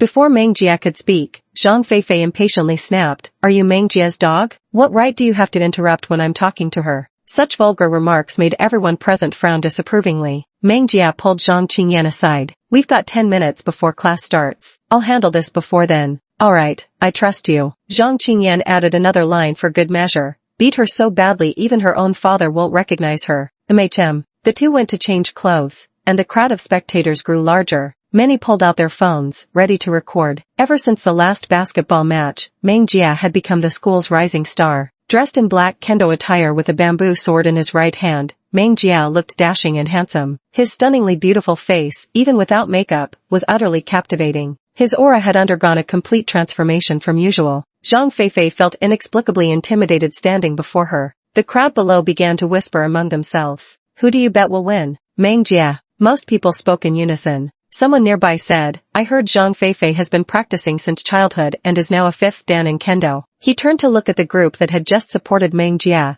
What makes you all so confident in betting on Meng Jia? Has Meng Jia also been practicing since childhood? Onlooker A, I don't know, I just believe in Meng Jia. Onlooker B, my gut tells me to trust Meng Jia. Spectator C, Meng Jia's insane. Can't you see just him standing there makes Zhang Feifei too scared to move? On the field, Zhang Feifei made the first move. Attack is the best defense. The bamboo sword came straight down with a fierce whistling wind. Kendo emphasizes speed above all. Within just 2 or 3 seconds, the two had already exchanged numerous strikes. It was uncanny. Every time Zhang Feifei's bamboo sword was about to touch Meng Jia, the latter would always dodge a split second earlier. Throughout the entire sparring session, Zhang Feifei found herself trapped in what one might call the shadow of Meng Jia. Without even needing to think, Zhang Feifei was completely dominated by Meng Jia. Meng Jia moved so fast that after images appeared, smack, Meng Jia's bamboo sword forcefully batted Zhang Feifei's aside, seizing the opening to thrust forward with his blade. The bamboo sword came to a steady halt right at Zhang Feifei's neck.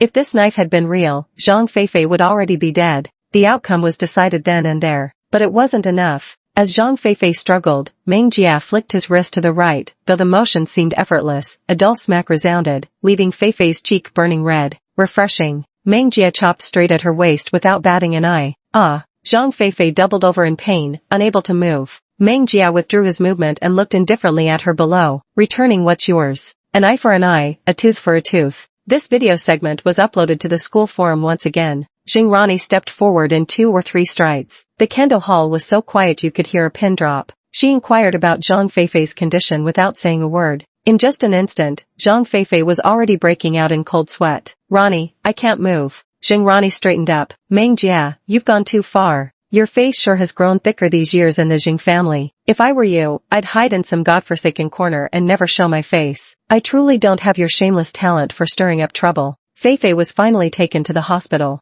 Zheng Ziding appeared in the counselor's office once again. The counselor was somewhat speechless. Zheng Ziding calmly asked for a cup of tea, composed as ever. We meet again, Professor. I presume Professor Zheng already knows why I've called you here. Meng Jia beat Zhang Feifei so badly in kendo class that she couldn't straighten her back. Kendo is fundamentally a combat sport. Minor scuffles are perfectly normal. Is this really worth summoning me over? Hearing Zheng Ziding's response nearly made the counselor spit out blood in frustration. Minor scuffles? Your sister literally gave someone a herniated disc with her beating. You call that petty squabbles? Zhang Feifei's parents were furious when they heard and will be arriving shortly. Perhaps you two should talk first? Fine. Zheng Ziding wasn't the least bit rattled. Half an hour later, Mrs. Zhang stormed in and had someone kick open the door of the advisor's office. Mrs. Zhang had brought 2 bodyguards with her. Teacher, you'd better explain why my daughter ended up in such an accident. The advisor quickly stood up. I'm truly sorry this happened. She glanced sideways at Zheng Ziding, who was lounging comfortably on the sofa,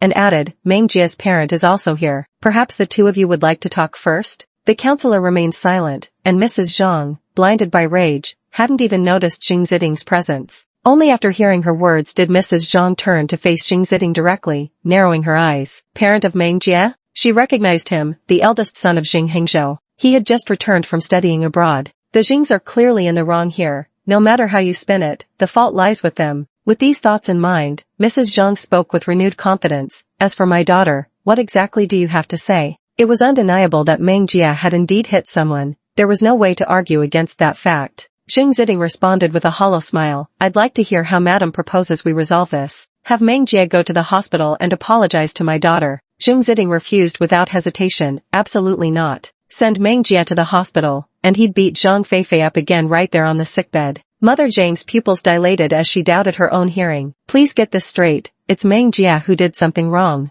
That was your daughter who provoked first. Mother Zhang laughed in anger. The Xings really all have glib tongues. At that moment, Zhang Qingyan appeared at the door. The counselor let her in. Zhang Qingyan had initially intended to shoulder the blame herself, but she hadn't anticipated her mother's presence. As expected, the situation escalated dramatically. Before Zhang Qingyan could speak, her mother stepped forward and delivered a swift slap across her face. Where were you when Feifei was being hit? As an older sister, not only did you fail to protect your own younger sister, but you also conspired with outsiders against her? Zhang Qingyan's head was knocked to the side from the blow, her eyes slightly reddened. This is my fault, I didn't stop it. Let's talk at home. Why go home? I want to say it right here. For once, Zhang Qingyan raised her head and met her mother's gaze. At home, you can do whatever you want, this has nothing to do with Meng Jie. Who knew you and Meng Jie were such close sisters? The commotion was quite intense, and Meng Jie hadn't seen Zhang Qingyan since changing clothes and leaving the kendo dojo. She randomly grabbed someone and asked, have you seen Zhang Qingyan? The girl shrank back slightly. I think she went to find the counselor. Zhang Feifei's parents have arrived. Meng Jie instantly furrowed her brows. Chapter 52. If there's a next time, I'll show you how many teeth a single slap can knock out. When Meng Jie arrived at the office, he happened to witness Zhang's mother slapping Zhang Qingyan across the face once again. She strode in, pulling Zhang Qingyan behind her, her tall figure shielding her completely. A few days apart, and you've grown even more graceful and serene, like delicate blossoms in the soft spring. Meng Jie had come, and though Mother Zhang's attitude was far from welcoming, remaining stiff and cold, she still managed to utter a thank you. Thank you for the compliment, Miss Meng. Mother Zhang failed to pick up on the nuance, but the other three present did. The line came from Zhang Xian's Drunken Whip, a poem depicting women of the pleasure quarters. In modern times, it can also imply mistresses and women of questionable morals. I don't know what Zhang Qingyan did, but you shouldn't slap her in public. Don't I have the right to discipline my own daughter without Miss Meng's permission? Slap. Meng Jie directly swung a slap right back at her. The counselor widened her eyes in disbelief. Xing Ziding remained unfazed, having seen it all before. Zhang Qingyan reacted with such shock that she couldn't move for a second before belatedly remembering to grab Meng Jie's arm. Zhang's mother covered her face and screamed, her eyes bulging wide. Are you crazy? Meng Jie rubbed his wrist leisurely and said, naturally, you don't need my approval, but I can't bear to see her get hit. The bodyguard behind Mrs. Zhang immediately moved toward Meng Jie, but just as he was about to strike, Zhou Mo appeared out of nowhere. With lightning speed, he grabbed the bodyguard by the head and dragged him out. Mrs. Zhang couldn't control her hitting hands, so I'll help you control them. If Mrs. Zhang can't discipline her own daughter, I'll help you discipline her. Zhang Qingyan understands propriety, so all these years in the Zhang family, she hasn't made things difficult for you. You entered the Zhang household after her, your status is lowly. Regardless of everything, she is the Zhang family's young lady. In ancient times, you'd be nothing but a concubine. How could a mere concubine dare oppose the legitimate eldest daughter? Her words left Mother Zhang feeling utterly humiliated. Meng Jie's every syllable dripped with venom. I don't care what chaos befalls the Zhang family. This time I acted merely as a warning. If there's a next time, I'll show you how many teeth one slap can knock loose. This was the first time Mother Zhang had ever encountered such blatant threats, leaving her stunned and speechless. Turning her gaze past Meng Jie to Zhang Qingyan, she cried, Are you blind to how I'm being treated? Have you nothing to say? Zhang Qingyan remained motionless, her smile tinged with self-mockery. So all these years, I've actually been afraid of something like you. If you still have any shame left, get out now. Don't force me to say something truly ugly. Oh, and given your temperament, I'm sure you'll run straight to father with tales. Madame Zhang mistook Zhang Qingyan's pause for fear. Lifting her chin haughtily, she said, It's not too late to be afraid and regretful now. Out of consideration for you, I might even let this go. Zhang Qingyan looked at her mother with undisguised contempt, that identical attitude Meng Jia often wore, and countered, then you'd better give it your all when you tattle. Otherwise, I'll make sure you're slowly driven out of the Zhang family without a single penny to your name. Mother Zhang was momentarily stunned. Zhang Qingyan cast her a sidelong glance. Still not leaving? Mother Zhang clenched her back teeth tightly. How dare she rebel like this? With a darkened expression, she fled in disgrace. Meng Jia finally turned to look at his stunned counselor standing nearby. Professor, was there anything else? The counselor quickly waved his hands. No. How could he dare to have anything else? Without further ado, Meng Jia nodded briefly at Jing Ziding before leaving. Zhang Qingyan followed closely behind. Meng Jia asked without turning his head, why have you come here? I was worried you might be in trouble with your family, so I thought maybe I could come and convince her to let it go. It was abundantly clear that meeting violence with violence had proven most effective. Can barely save yourself yet can't bear to see others wronged. In the afternoon, Meng Jia handed Zhang Qingyan a contract. This is the Jing family's latest catering industry contract. Take it back to your father. Zhang Qingyan received it with both hands, somewhat stunned, and asked, surely you didn't do this just for me. Meng Jia responded. Zhang Qingyan pressed her lips together, thought for a moment, then pushed the contract back. I know exactly what state the Zhang family is in right now. We're not qualified enough to sign contracts with the Jing family. She couldn't let the Jing family suffer losses because of her. If the Jing family could be so easily brought down by a single company, how would they have established themselves in a place like the imperial capital? That makes sense. But, Meng Jia shot her an impatient glance. Scram.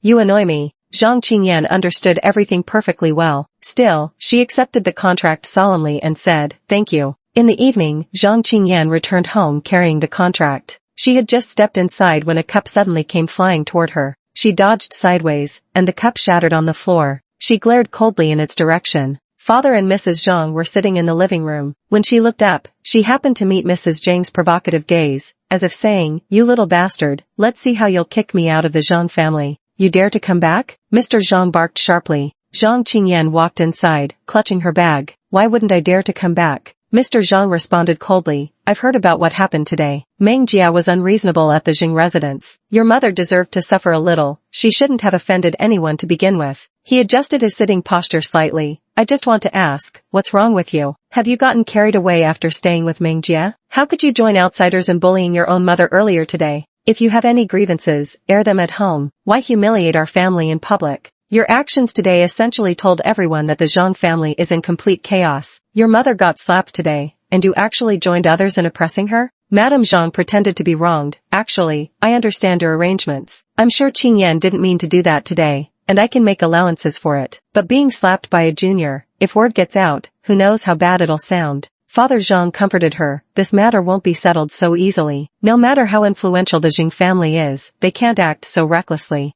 As they were speaking, Zhang Qingyan had already arrived before them. She was the one causing trouble. Today she even tried to attack Meng Jia. Father Zhang frowned, but she didn't actually do it, did she? I asked you to accompany Meng Jia and help him, to get familiar with the Jing family, not to become Meng Jia's lapdog. Father Zhang was also a man of principle. Whenever there was a chance to collaborate with the Jing family in the future, outsiders would still see them as having thrown away their principles for money. Even if the company improved by then, wouldn't they still be looked down upon? They wouldn't say it openly, but who knows how much they'd secretly scorn you. Zhang Qingyan sat down. In the past, she wouldn't have dared to talk back in such a situation. But today, Meng Jia's brazen violence made her realize that endless retreat wasn't the solution. She was going to fight back now. She pulled out a contract. This is the Jing family's newly developed project contract. Many coveted the Jing family's project but never got the chance, yet now, she had effortlessly produced the contract right before their eyes. Zhang's father reached out to take it. Zhang Qingyan withdrew her hand, dodging him. Why don't you first explain how you plan to punish me, father? Chapter 53.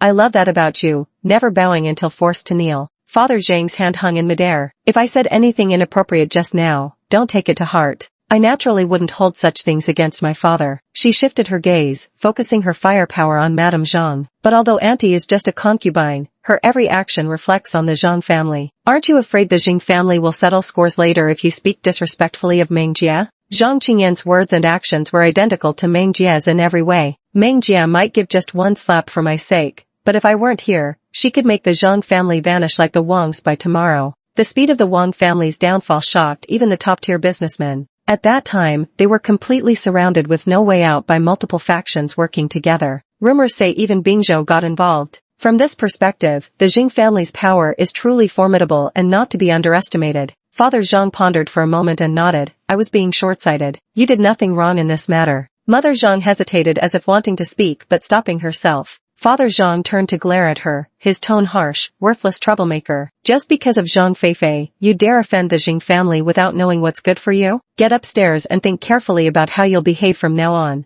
Yes. Mother Zhang climbed the stairs resentfully, shooting Zhang Qingyan a spiteful glance before leaving. She went upstairs before Father Zhang turned his gaze back to Zhang Qingyan. What about the contract? Zhang Qingyan handed over the contract. Father Zhang was in a much better mood. The next day, Zhang Qingyan recounted every word to Meng Jia without missing a single detail. With that, Zhang Qingyan once again expressed her sincere gratitude. Thank you. This contract finally gave her words weight before her father. Don't mention it. Walking side by side on campus, Zhang Qingyan asked, there's a Peking University gathering tonight. Would you like to go and check it out? The gathering was a regular occurrence, bringing together people from 2 universities to eat, drink, and have fun. It was a kind of social event. To put it simply, it was a friendship-building activity or organization, a loosely structured group event centered around emotional bonding. Afraid Meng Jia might refuse, Zhang Qingyan linked arms with her and pleaded, come with me, I'm scared I'll be awkward alone. All right. At night, the two took a taxi to the gathering venue,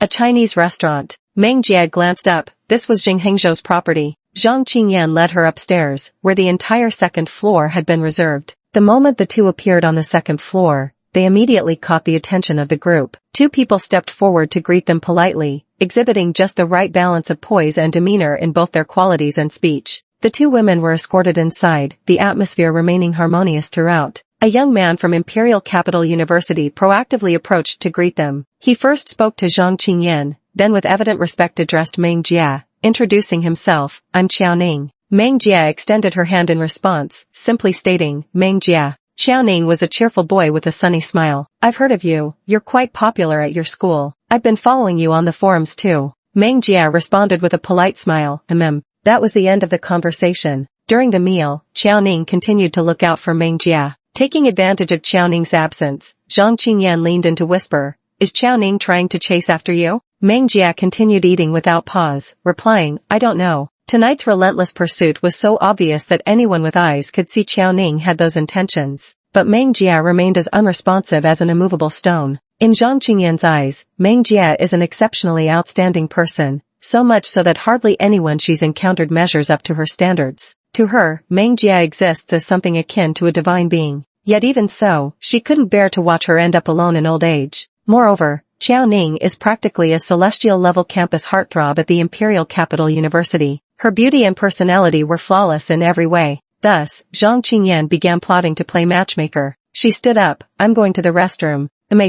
After flashing a meaningful glance at Qiao Ning nearby, Zhang Qingyan headed downstairs to the second floor. Qiao Ning casually took a seat beside Meng Jia. Do you like shrimp? Before her, a small mountain of shrimp shells had piled up. Not particularly, Meng Jia replied, popping another peeled shrimp into his mouth. Though Qiao Ning was grasping at conversational straws and Meng Jia remained distant, she somehow managed to keep up with everything he said. Sports, finance, design, writing, painting, jewelry, physics. Meng Jia knew everything he could possibly think of. Such awareness was truly terrifying. The breadth of Meng Jia's knowledge was downright frightening. Qiao Ning maintained a humble attitude, frequently asking questions, to which Meng Jia patiently responded. At the adjacent table, Zheng Rani noticed the situation unfolding nearby. She knew Qiao Ning, slightly more outstanding than Xiao Zishu. Since Xiao Zishu was currently giving her the cold shoulder, perhaps, Zheng Rani took advantage of the moment when no one was paying attention and slipped out, returning to her seat shortly after. Meng Jia was talking to Qiao Ning and didn't notice the approaching waiter. Just as she turned her head, the waiter spilled hot water all over her. Her sweatshirt was instantly soaked through over a large area. Meng Jia turned her gaze. Wang Jinbo, her cousin,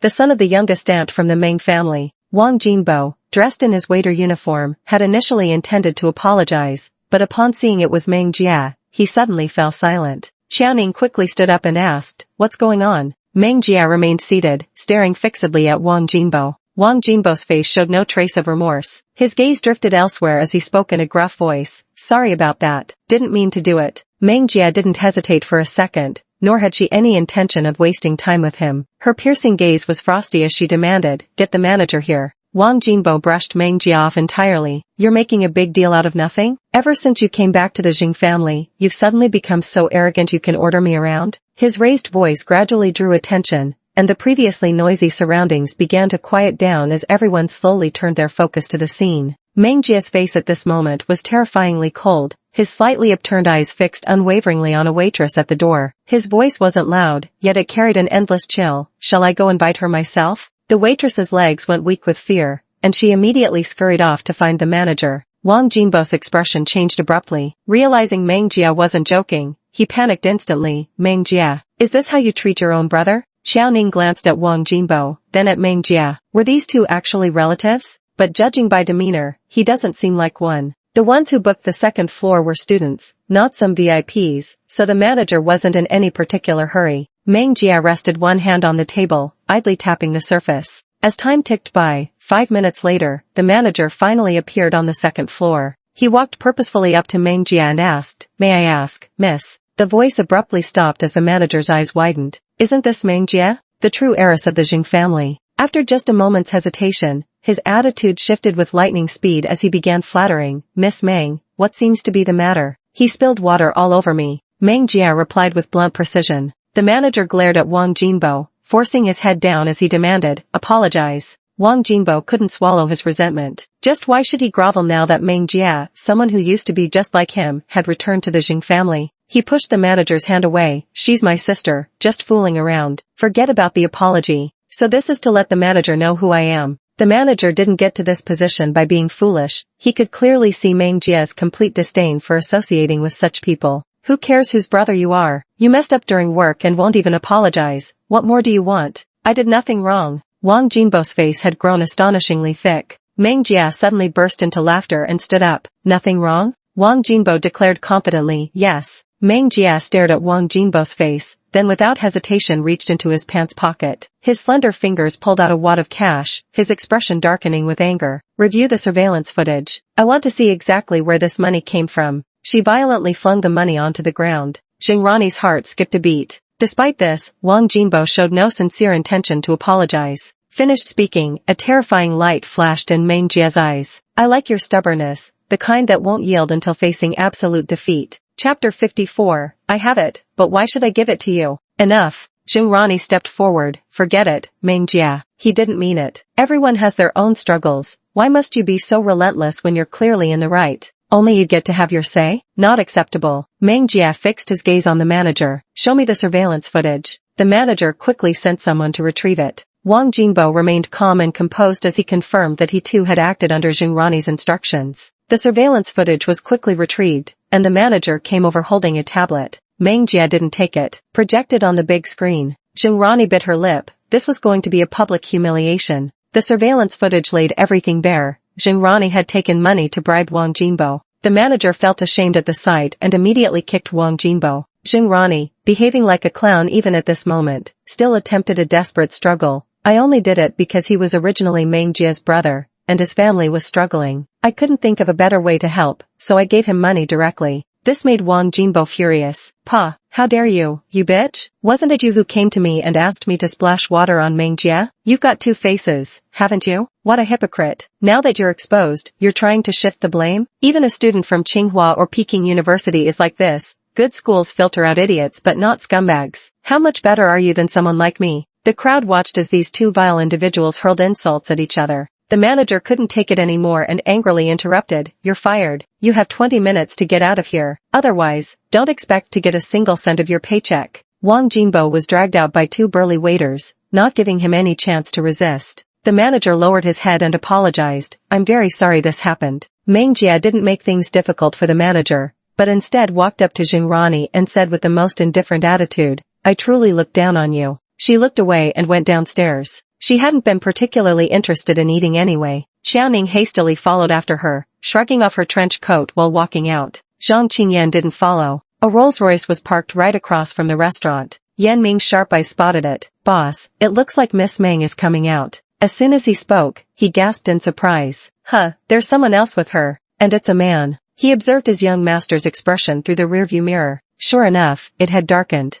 The weather had been warming up recently, and the nights weren't as cold anymore. In just a short while, his clothes were nearly dry. Meng Jie descended the stairs with his hands in his pockets. Xiao Ning followed him out and directly draped the clothes over Meng Jie's shoulders. Meng Jie immediately tried to return them, but Xiao Ning was firm, tightly wrapping the clothes around him. It doesn't look good for a girl to be wearing wet clothes. I'll come get it from you when I have time, just wear it for now. Meng Jie fell silent. Zhou Mo was already in the shadows with his clothes ready. He truly had no need for Xiao Ning's. Xiao Ning's expression turned serious. Never mind. Got it. Hearing Meng Jie agree, he finally let go. Should I walk you back? No need, it's not far. Oh. Meng Jie descended the stairs, walking farther and farther away. After walking for a short while, she noticed a car following behind. Turning her head, she saw it was Yu Qi's vehicle. She walked straight over and got into the car. Yan Ming parked properly before stepping out. Meng Jie didn't understand what was happening. The entire car was filled with a tense atmosphere. Yu Qi asked, "Did you have fun?" "Not really." The next second, Yu Qi grabbed the back of Meng Jie's clothes and flung them out the window. Yu Qi closed in, his handsome face suddenly magnified in front of Meng Jie.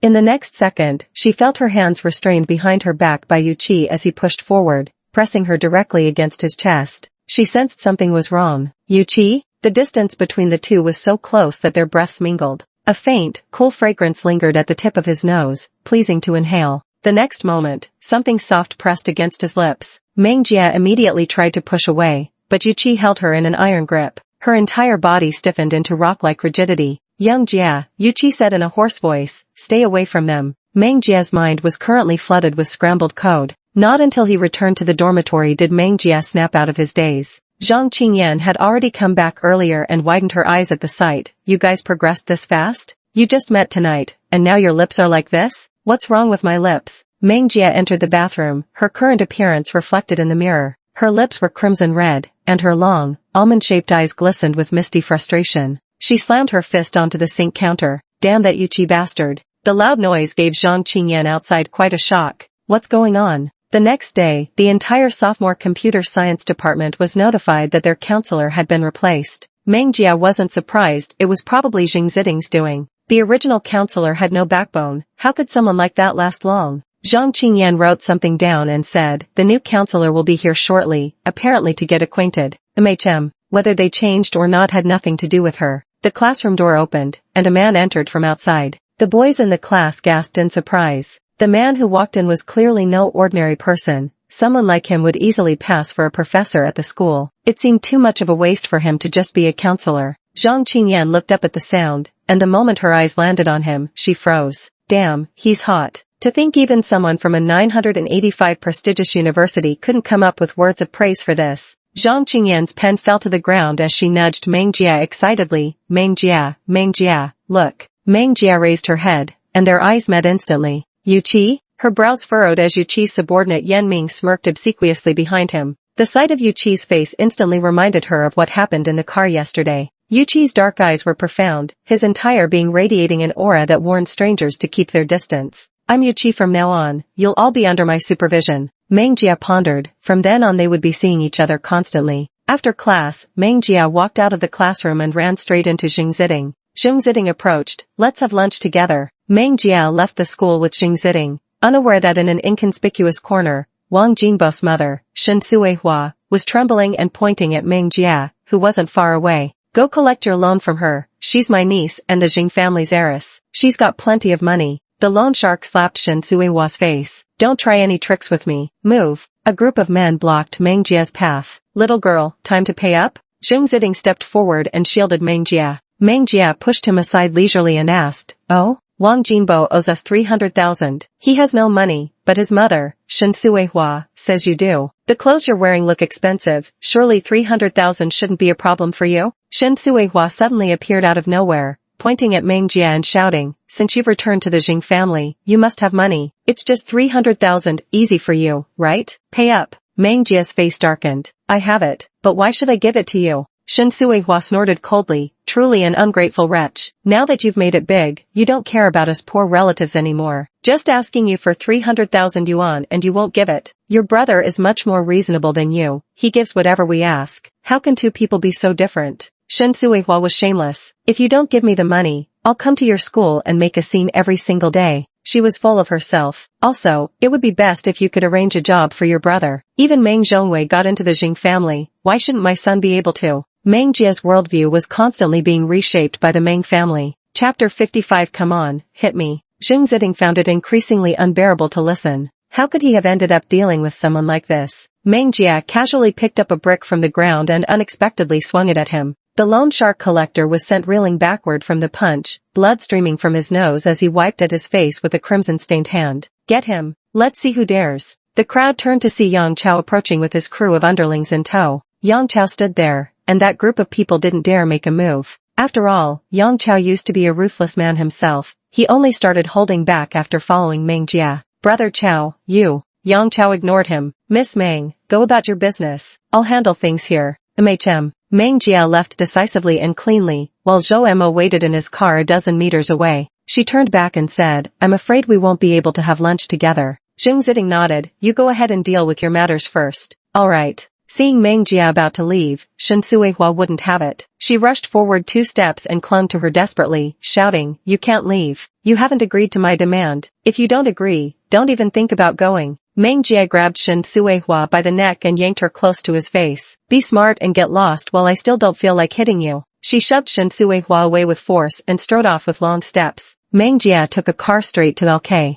Zhou Mo followed her into the building, encountering no obstacles along the way. Meng Jia entered the elevator, and several people huddled together gossiping. It's rare to see Miss Meng this angry. Exactly, even when her aunt came here to make a scene last time, she wasn't in such a hurry. It was just noon, and Meng Zhongwei wasn't around. When the person isn't in, Meng Jia sits waiting at the workstation. The secretary enters the office with 2 cups of tea, but before she can speak, Meng Jia asks, Where's Meng Zhongwei? President Meng has gone out for lunch. Call him back. Meng Jia's expression was extremely grim. The secretary, not daring to say much, quickly stepped out to make a phone call. Upon returning, she respectfully inquired, President Meng has been notified. Is there anything else Miss Meng requires? Bring me this quarter's financial records. Summon 2 accountants, I'm auditing the books. With bowed head, the secretary retreated swiftly. In remarkably short order, the accountants arrived in the office bearing the ledger. Meng Jia wasted no words. Check. Meng Zhongwei hadn't gone far and hurried back upon receiving his secretary's call. The moment he entered, he saw 2 accountants reviewing the books before Meng Jia. The oppressive atmosphere made it hard to breathe. He walked in. What brings you here today, Shao Jia? Meng Jia raised her head, her dark pupils flickering with barely concealed anger. Meng Zhongwei froze, unsure what had upset her. A vague unease settled in his heart. The previously bustling accountant suddenly froze mid-action. She handed the ledger to Meng Jia, revealing, There's indeed 5 million unaccounted for. It's been found out. Meng Jia stared at the suited Meng Zhongwei, his voice icy. Care to explain? The 2 accountants tactfully withdrew, closing the door behind them. Meng Zhongwei panicked. Shao Jia. There were reasons for this. What made you embezzle company funds? Meng Jia threw the accounting book at his feet. Meng Zhongwei picked it up, his hands trembling. I had no choice. When my aunt found out I worked at the Jing family's company, she brought my father to see me. I've always believed we should help family when we can. What kind of heartless beast would turn them away otherwise? A vein throbbed at Meng Jia's temple. So that gives you the right to steal from the company? I thought no one would notice. Meng Jia was exasperated at his failure to improve. You're truly worthless. No matter how much help you're given, you just won't stand up. His family upbringing had molded him into this kind of character, utterly impossible to change later on. This time, Meng Jia had misjudged the person he was dealing with. Where did the 5 million go? Meng Jia gritted his teeth. 3 million gave to my father. 2 million gave to my aunt for emergency. Without money, it's simply impossible to survive in a place like the capital. Meng Jia closed his eyes briefly. Pack your things and get out of LK. Meng Zhongwei was utterly terrified, consumed by regret. I'll do whatever it takes to repay the 5 million. Give me one more chance, Xiao Jia. I swear there won't be a next time, he pleaded. Meng Jia said nothing more as 2 bodyguards entered and dragged Meng Zhongwei out.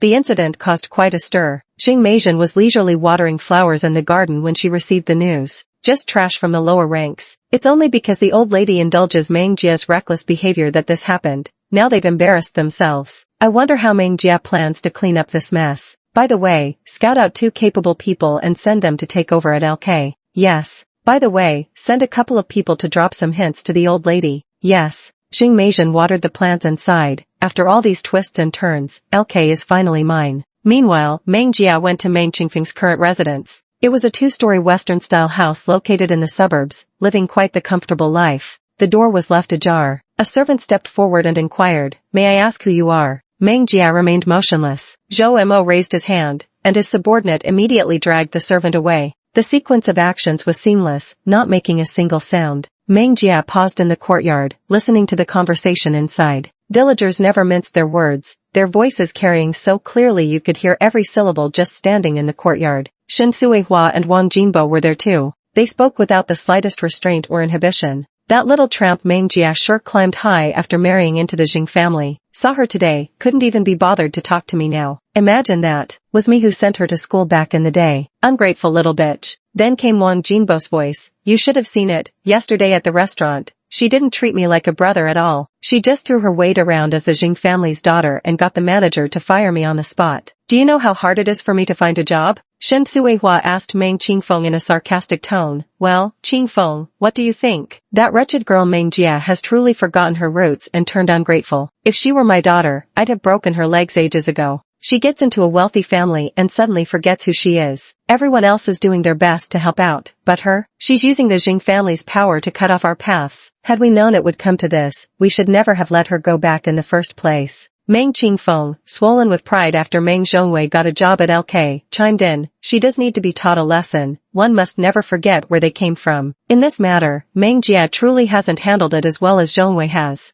Wang Jinbo said nonchalantly, yeah, when I see Meng Jia again, I won't hold back. I'll slap her twice right away to make her realize exactly what her place is. Good. Hit her hard. Shen Suihua's tone was sharp and venomous. Zhou Mo kicked the door open with a loud bang. Meng Jia walked in from outside, behaving with reckless abandon, walking into others' homes as casually as one's own. Meng Jia was enveloped in an aura that sent chills down the spine. I'm here now. Hit me if you dare. Utterly audacious. Chapter 56, Signing a Contract. Everyone in the living room fell silent all at once. As Meng Jia walked further inside, that terrifying aura grew increasingly palpable. Wang Jinbo had been lounging carelessly on the sofa with his feet propped on the coffee table, but as Meng Jia drew closer, he instinctively placed both feet squarely on the ground. Only after doing so did he realize, why was he so afraid in the first place? With this thought, he returned to his original state. Zhou Mo struck directly, his palm slicing through the air with a chilling sound, instantly breaking Wang Jinbo's leg. Ah! Wang Jinbo screamed in agony, his whites of the eyes instantly filling with red veins. His leg bent down at an unnatural angle. My son! Shen Suihua stood up and helped her son to the side. Zhou Mo took out a handkerchief to pad the sofa, and only then did Meng Jia sit down. Shen Suihua blurted out in panic, Meng Qingfeng, look what your daughter did to my son. Meng Qingfeng still felt somewhat intimidated by Meng Jia. Jia, you, what brings you here today? I heard someone wanted to beat me up. Rather than wait for them to come to me, I decided to come here myself. Meng Jia's face remained frosty as he spoke these words. Meng Qingfeng forced himself to stretch a smile. You do love cracking jokes, Jia. Meng Jia didn't waste time on pointless chatter. I'm here for the money, 5 million. As soon as he said it, Shen Suihua was the first to object. That was money Meng Zhongwei gave to honor us. What right do you have to take it? Meng Zhongwei embezzled 5 million from the company. If you can't return it, he'll be the one going to prison. Shen Suihua threw a tantrum. I don't care. The money is ours now that it's in our hands. I don't care where it came from. If you want it, go find Meng Zhongwei. He's the one who embezzled company funds, not us. Meng Qingfeng couldn't bear it. We really can't come up with the money. But your brother is so young. Can you really bring yourself to send him to jail?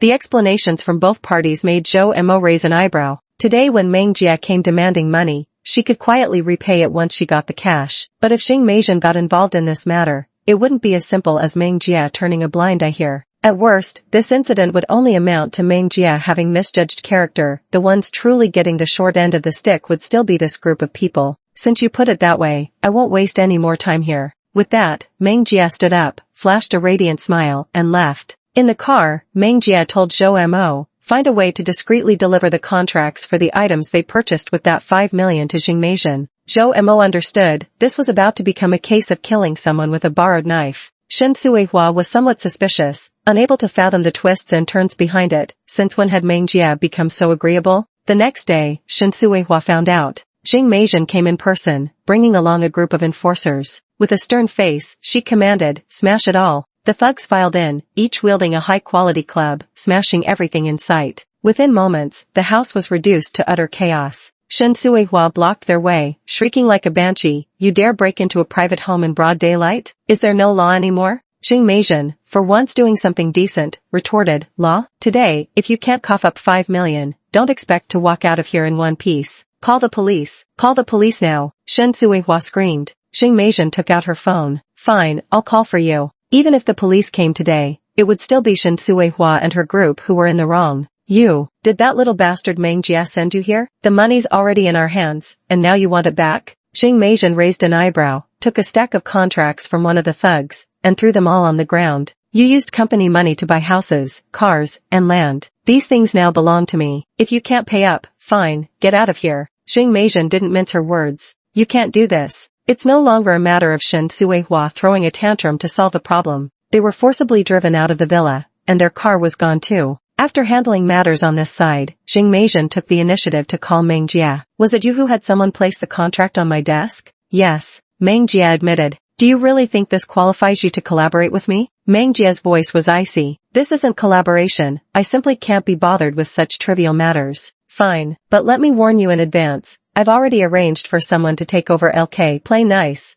and I might throw you a few shares. Don't delude yourself, the final say will always be mine. After saying this, Meng Jia hung up the phone. Xing Meizhen? He put his phone aside after ending the call. Recently, the school was hosting a music festival. Zhang Qingyan, being part of the External Relations Department, had been swamped with work to the point of exhaustion. People were often nowhere to be seen. The External Relations Department seemed to be responsible for soliciting sponsors for school events. One day, while passing by the student council office, Meng Jia heard a conflict erupt inside. Zhang Qingyan was clearly being wronged. She stopped in her tracks, lingering motionless by the doorway, listening to the commotion within. I said it, this proposal is mine. Zhang Qingyan stood her ground. Then Jingrani spoke up. Are you accusing me of plagiarizing you? She scoffed, not exactly contemptuous, yet the disdain in her eyes was unmistakable. The proposal clearly states Jean Porcelain as the sponsor. Normally I keep my family connections low-key, but now I can't help it. Only I have access to Jean Porcelain's president. Can you? Zhang Qingyan's face paled. Listing Jean Porcelain had been a gamble on her part. Meng Jia left after just hearing a few words. The head of the External Relations Department spoke up as a peacemaker. Let it be. Just assign this project to Jingrani.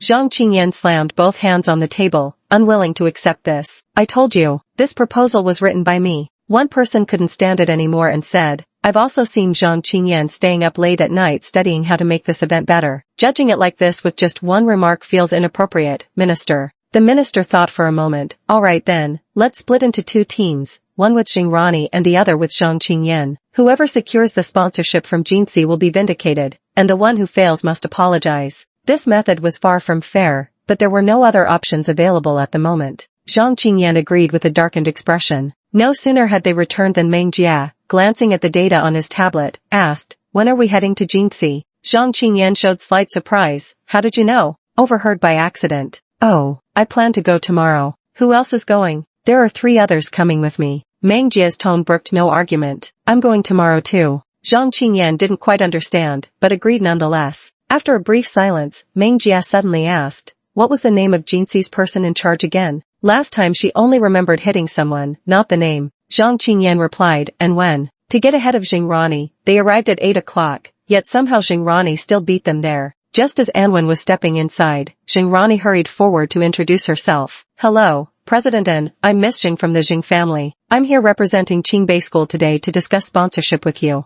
In a few words, he clearly explained his identity, background, and purpose for being there. Anwen seemed to have wind beneath her feet as she swept past with a lightning glance, ignoring her completely before heading straight upstairs. The secretary nearby quickly interjected, this is the Jing family's young mistress. Anwen retorted, what's the matter with the Jing family's young lady? Should I be treating her like royalty? The 3 people following Jingrani exchanged glances. So Jingrani is just like this after all. Meng Jia led Zhang Qingyan and the others straight inside. The receptionist quickly stepped forward, with some intention to stop them. Sorry, miss, do you have an appointment? Meng Jia cast a sidelong glance at her. Tell Anwen that Meng Jia is here. After saying this, she ignored the secretary and directly led them into the elevator. The receptionist hurriedly called the secretary's office to inform them. Before long, the receptionist told Jingrani and the others to go up as well. The elevator slowly ascended. Ronnie, don't worry too much. Anwen is clearly difficult to talk to. If you couldn't get through to her, how could Zhang Qingyan and the others? Another chimed in, exactly. Meng Jia barged in without even bothering with reason. What good did that do? In the end, the security guard still threw her out.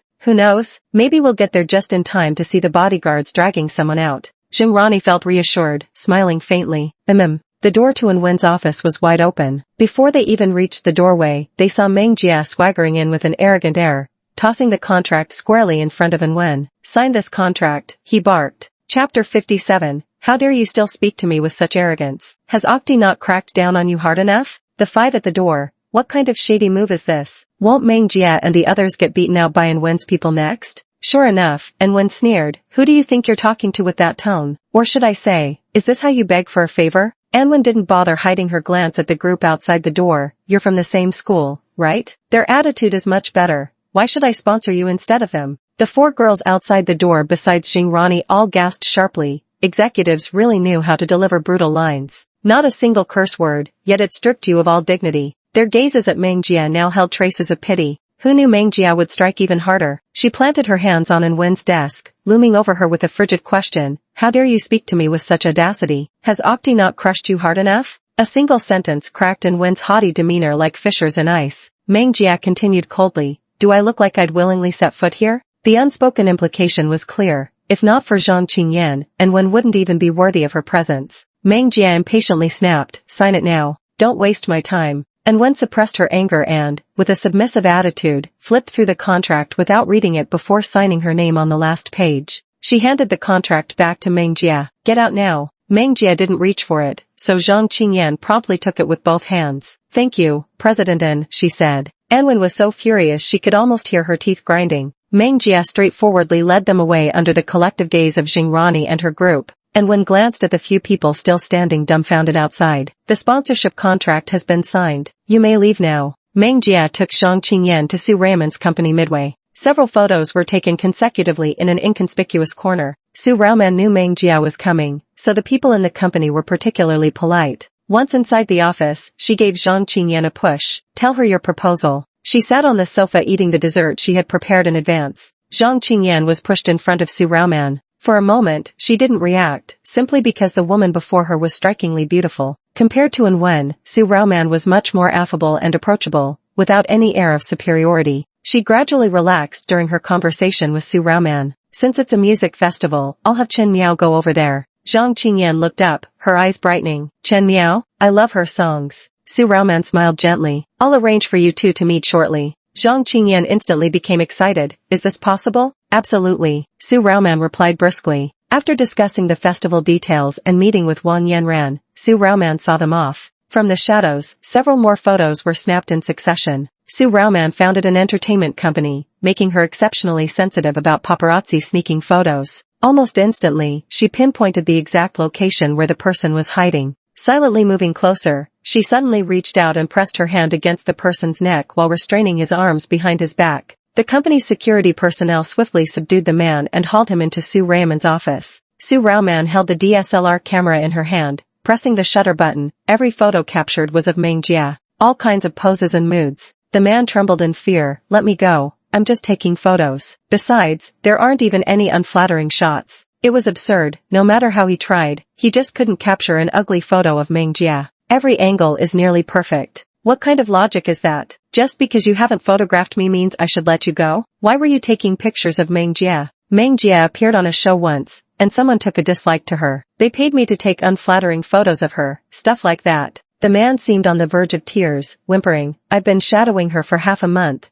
and I still couldn't get a single bad shot. This is the only failure in my entire career. This woman is downright bizarre. Seeing the man's desperate gaze, Su Raoman returned the DSLR to him. After pondering for a moment, she solemnly offered her advice. How about having her take a couple of selfies for you to boost your quota? The man gaped at Su Raoman like a fool. Zhang Qingyan returned to school with the sponsorship contract, making the department head extremely pleased. As for what happened with Xingrani, everyone in the outreach department maintained a tacit understanding. Xingrani couldn't resign herself to defeat. The moment she returned home, she sought out Jing Guangzhong. Uncle, I wouldn't bother you unless absolutely necessary. There's a music festival at school, and I was hoping you could arrange for some famous singers to perform, rising stars like Chen Miao, for instance. Jing Guangzhong agreed without hesitation. Is that all? Consider it done. Thank you, Uncle. I really appreciate it. Don't mention it, we're family. After hanging up the phone, Jing Guangzhong immediately contacted someone, hoping to have Chen Miao intervene.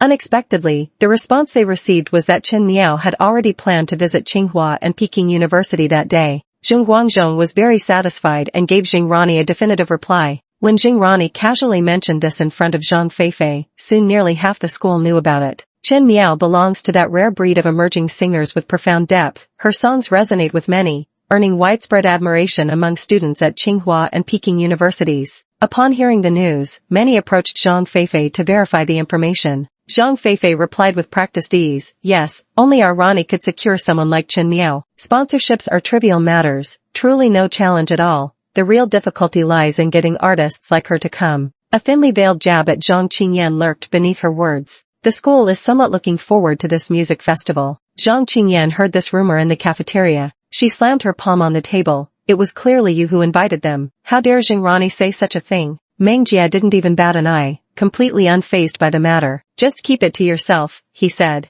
Zhang Qingyan couldn't hold back her anger. We can't just let this slide, she said. On the other side, Zhang Feifei watched Zhang Qingyan's furious display with some satisfaction. She gave Jing Rani a light, triumphant nudge. Look at her, Rani, see how furious Zhang Qingyan is? She's just jealous of you. Jing Rani settled down with her tray, unfazed. Don't bother with them, she said. Zhang Feifei wasn't one to stay composed. With such an opportunity before her, she wasn't about to let it pass, even if it meant skipping lunch. No way, I'm going over there, she declared. Jing Rani had just lifted her head when Zhang Feifei was already by Meng Jia's side. There was no chance to stop her. Well, from afar, I could see you stomping around in a rage. Some things just can't be forced, can they? Since you wrote the proposal, why didn't you invite Chen Miao yourself? Zhang Qingyan spoke coldly. He was our guest from the start. Zhang Feifei laughed uproariously. Ha, such big talk without fearing a backache? It was clearly Rani who invited him. Could you at least save some face? Did a sponsorship contract really make you this cocky?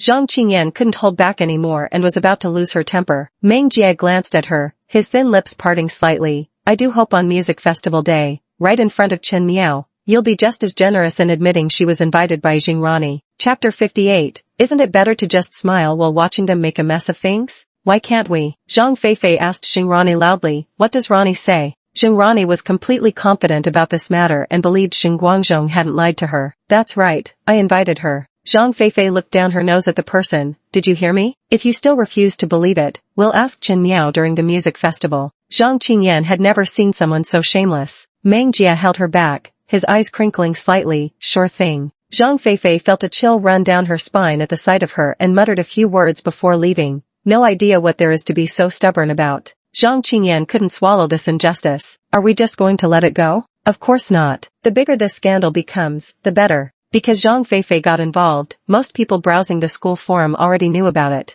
The music festival started at 7 p.m., with dazzling lights and an enormous venue packed shoulder to shoulder with people. Thanks to Jean C's investment, this year's music festival was grander than ever. Su Raoman also came. She wore sunglasses inconspicuously, and her seat was right next to Meng Jia. Can you even see anything wearing sunglasses at night? Su Raoman whispered sneakily. You wouldn't understand. I can't let people here recognize me, or it'd cause such a commotion. Meng Jia's lips twitched slightly. Relax, nobody knows who you are. Su Raoman took off her sunglasses, revealing half of her face, and noticed that people around didn't scream as she had anticipated. She shrugged. All right then. By the way, last night someone from Jing Guangzhong's side called me, offering a high price to have Chen Miao perform at Qingbei. I told them we were already planning to go. After a brief pause, she added, I've been following your school's forum. Zhang Feifei seems adamant that Chen Miao was invited through their connections. Why aren't you correcting them? Fortunately, Meng Jia had the patience for it. Meng Jia's voice remained steady. Explain what? Isn't it better to just laugh while watching them make fools of themselves?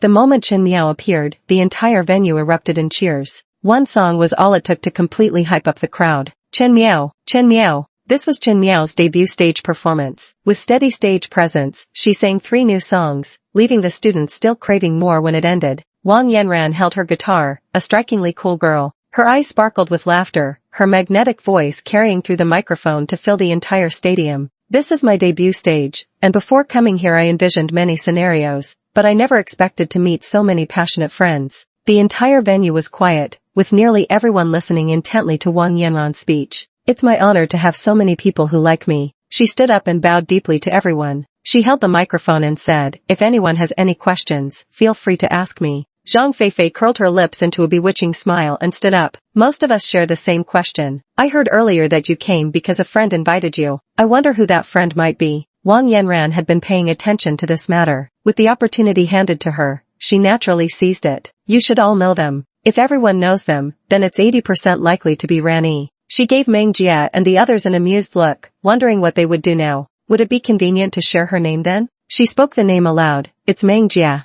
Zhang Feifei's triumphant smile froze on her face. What? Meng Jia? Xing Rani's face changed color. That's impossible. How could uncle possibly make any mistakes in his work? On stage, Wang Yanran continued speaking. The reason I can still stand here singing today is not only because of my boss's appreciation and support, but also because of everything Meng Jia did for me regardless of consequences. I'm deeply grateful to them both. Her words ground Xing Rani's face into the dirt with brutal force. Zhang Feifei sat down, utterly heartbroken. How could this have happened? Someone in the crowd said, it feels like Meng Jia is like a beacon for some people. Please, that's only if you're rich. Without money, it's all meaningless. If I were rich, I'd help everyone too. Xing Rani never managed to ask Xing Guangzhong what was going on, swallowing the bitterness in silence this time. After everything concluded, Wang Yanran took the initiative to find Meng Jia, unusually obedient and sensible. I've been practicing hard. Su Raoman, feeling left out, touched her nose awkwardly. I can tell. I'll be waiting for the day you become a superstar. Wang Yanran's hands trembled uncontrollably. I will, she said. The music festival turned out to be a great success, and many couldn't help but wonder about Meng Jia's extensive connections behind the scenes. At the same moment, Jing Meijian's personal assistant brought over a photograph and handed it to her. Meng Jia indeed grew up in the countryside, and there's nothing else to find. Her background is spotless. As for the man accompanying her, we only managed to retrieve this single photo. Jing Meijian held the photo between her fingers, set the teacup on the table, and scrutinized it carefully. What's the occasion for this? She asked. A Mensa meeting. What kind of extraordinary person could attend such high IQ gatherings in this elite club? How could such extraordinary people follow Meng Jia around? She stared at the photograph without speaking. Zhou Mo in the picture wore all black, his high nose bridge accentuated by gold-rimmed glasses that gave him an particularly refined yet morally bankrupt air. The woman sitting beside him had an even more formidable aura. Just a single expression captured in the photo was utterly mesmerizing, so strikingly beautiful it bordered on excessive, paired with an edge of sharp, intimidating intensity. Some people seem like natural-born protagonists, standing out vividly in a crowd at first glance. In the photo, both had their legs crossed, long limbs drawing immediate attention, looking perfectly at ease, radiating casual elegance. Has this woman beside him been investigated yet? The assistant shook her head. No traces found. We've checked every possible channel but can't find any information about this person. Xing Meijian tossed the photo onto the table. Only two possibilities when we can't find anything. Either the person is completely clean and not worth investigating, or their background is so far beyond our reach that our resources can't touch that level. The assistant's expression turned grave. If it's the latter, just who exactly is Meng Jia? Xing Meijian fell into deep thought too. If someone like Zhou Mo is following him, how could Meng Jia possibly be ordinary? Meng Jia was unaware that Jing Meijian had already begun investigating her. Meanwhile, Yu Qi had developed a high fever, so Meng Jia went to his place. Since Meng Jia was at school, Yu Qi lived here too. She pushed the door open and entered. The furnishings were simple, just a sofa and a table, no extravagant furniture. The place wasn't too shabby, but neither was it particularly nice. Yan Ming hurriedly ushered her in. Miss Meng, have you seen the doctor? Yes, I've taken the medicine. The doctor said he'd fall asleep within 20 minutes, but it's been half an hour since the doctor left. Not only has he not slept, he's grown even more alert. Meng Jia took off his overcoat. I'll go in and check on him. Yan Ming took it, while Zhou Mo pulled Meng Jia's clothes aside. Yan Ming, what the hell's gotten into you? Zhou Mo kept a straight face, holding Meng Jia's clothes. I'll take them. Take them then, go ahead. Freaking weirdo. Zhou Mo ignored him. Meng Jia entered the room. Yu Qi remained unchanged as ever. That peculiar condition of his where taking medication reduced his IQ, currently making him appear no older than 8 years old intellectually. Dressed in dark gray pajamas, Yu Qi was tightly wrapped in a quilt by Yan Ming, his strikingly clear black and white eyes fixed on Meng Jia. Meng Jia walked over and asked, "Why aren't you sleeping?" Yu Qi remained silent, gazing at Meng Jia with those big eyes. Wordless, she gently placed her slightly cold hand over his eyes, her tone brooking no argument. Sleep. Chapter 59. Keep it down, damn it. Yu Qi's long eyelashes tickled her palm. Watching his stubborn refusal to sleep, Meng Jia seriously considered just chopping him unconscious with a karate chop. She had never been a patient person. Just as she reached out with the intention, Yan Ming burst in, grabbing her hands with both of his face filled with panic. Absolutely not, Miss Meng. He knew exactly how strong Meng Jia's punch was. If this strike landed, the young master wouldn't wake up tomorrow. Meng Jia withdrew her hand and looked down at Yu Qi on the bed. Going to sleep or not? Yu Qi closed his eyes. Yan Ming let out a sigh of relief. It feels like Meng Jia is playing both father and mother roles. Zhou Mo walked in from outside, holding Meng Jia's clothes. Since we're just sitting around idle, Meng Jia asked, how's the Xiao family doing? Support has been quietly provided through various channels. It won't take more than a month for the Xiao family to regain its former prosperity. As he spoke, Zhou Mo couldn't help but let his gaze drift towards Yu Qi's direction. Meng Jia saw it, she turned her head, and Yu Qi, who had been staring openly, hastily shut his eyes. Meng Jia had no patience to play games with him here. He glared fiercely at Yan Ming and said, bring me a roll of wide tape. Though unsure what Meng Jia intended to do, he still brought it over. The next second, Meng Jia acted with frightening fluidity, a swift pull and bite, before directly slapping the tape over Yu Qi's eyes. Yan Ming's eyes widened in shock. This? Meng Jia casually pulled out the belt from his trench coat, wrapped it around Yu Qi's hands, and with everything settled, continued discussing matters with Zhou Mo. Yan Ming had a belly full of words he wanted to say. Several times he opened his mouth, but each time Meng Jia glanced his way, he shut it again. As Meng Jia continued his discussion with Zhou Mo, Yan Ming could only watch helplessly, silently praying that his master wouldn't beat him when he woke up tomorrow. Meng Jia planned to expand his business empire in the imperial capital, simply because he had nothing better to do. The company is located in the CBD. We haven't signed any artists yet. Shall we transfer some people from the Bingzhou headquarters? No need. I'll oversee it personally. Zhou Mo pondered briefly before adding, if we're looking for particularly talented actors, the pool from just the academies might not be enough. Meng Jia responded, we need to visit Hingdian, the film set, and the production crew. Meng Jia worked efficiently, taking advantage of the fact that she had no classes on Wednesday afternoon and Yu Qi was already free. She went to Hingdian with Zhou Mo. People without official status entering a production crew might be mistaken for fans and driven away, so before Zhou Mo arrived, he revealed his identity as a key decision-maker of Xingtian Entertainment. No one dared to stop them. It was the same earlier in Bingzhou. Meng Jia's intricate web of connections, spiderweb-like in its complexity, meant she never needed to defer to anyone wherever she went. Others had always treated her with utmost respect. She was simply born to reign. The two entered the film crew with surprisingly low profile. This series was also invested by Xingtian, so the director was very polite to both Meng Jia and Zhou Mo. Hearing that the CEO of Xingtian was coming today, some unsigned extras hoping to make a name for themselves were particularly excited, itching to showcase their talents. Meng Jia sat directly beside the director, reviewing the footage. A modern political intrigue drama, this scene involved the female antagonist framing the female lead, who then pushed the antagonist into the water. Zhou Mo obtained the actor's information sheet in just a short while. Meng Jia held it, the female lead Yan Qing, supporting actress Peng Ge. Yan Qing pushed Peng Ge into the water without uttering a single line. Cut. The director frowned. What's going on? Where are your lines? Yan Qing clasped his hands together apologetically. I'm sorry, director, I forgot. Meng Jia had previously studied psychology for her PhD, and none of Yan Qing's micro-expressions escaped her notice. She was deliberately making life difficult for Peng Ge. Meng Jia flipped through the documents. Peng Ge wasn't signed to any company and had previous conflicts with her. In just 10 minutes, the director called cut 3 times. Peng Ge crawled out of the swimming pool exhausted, her lips purple from cold and her delicate face deathly pale. Yan Qing, a currently popular actress with a professional team, had someone immediately wrap her in a blanket when she got splashed by water. Meng Jia gave Zhou Mo a meaningful glance. Zhou Mo, who usually obeyed Meng Jia without question, suddenly remained motionless this time. Meng Jia raised his eyes, silently asking, what's wrong? Zhou Mo, not going. Meng Jia? Zhou Mo, no capes for women. Meng Jia. The director leaned in to look at Meng Jia. Got sand in your eyes? Meng Jia turned back with a terrifyingly kind smile. Not sure about my eyes, but if you ask again, I'll make sure your brain gets flooded. The director immediately straightened up with solemn composure, as if nothing had happened. Once the actors regained their composure, the director said, pull yourselves together. So many people are here playing along with you too?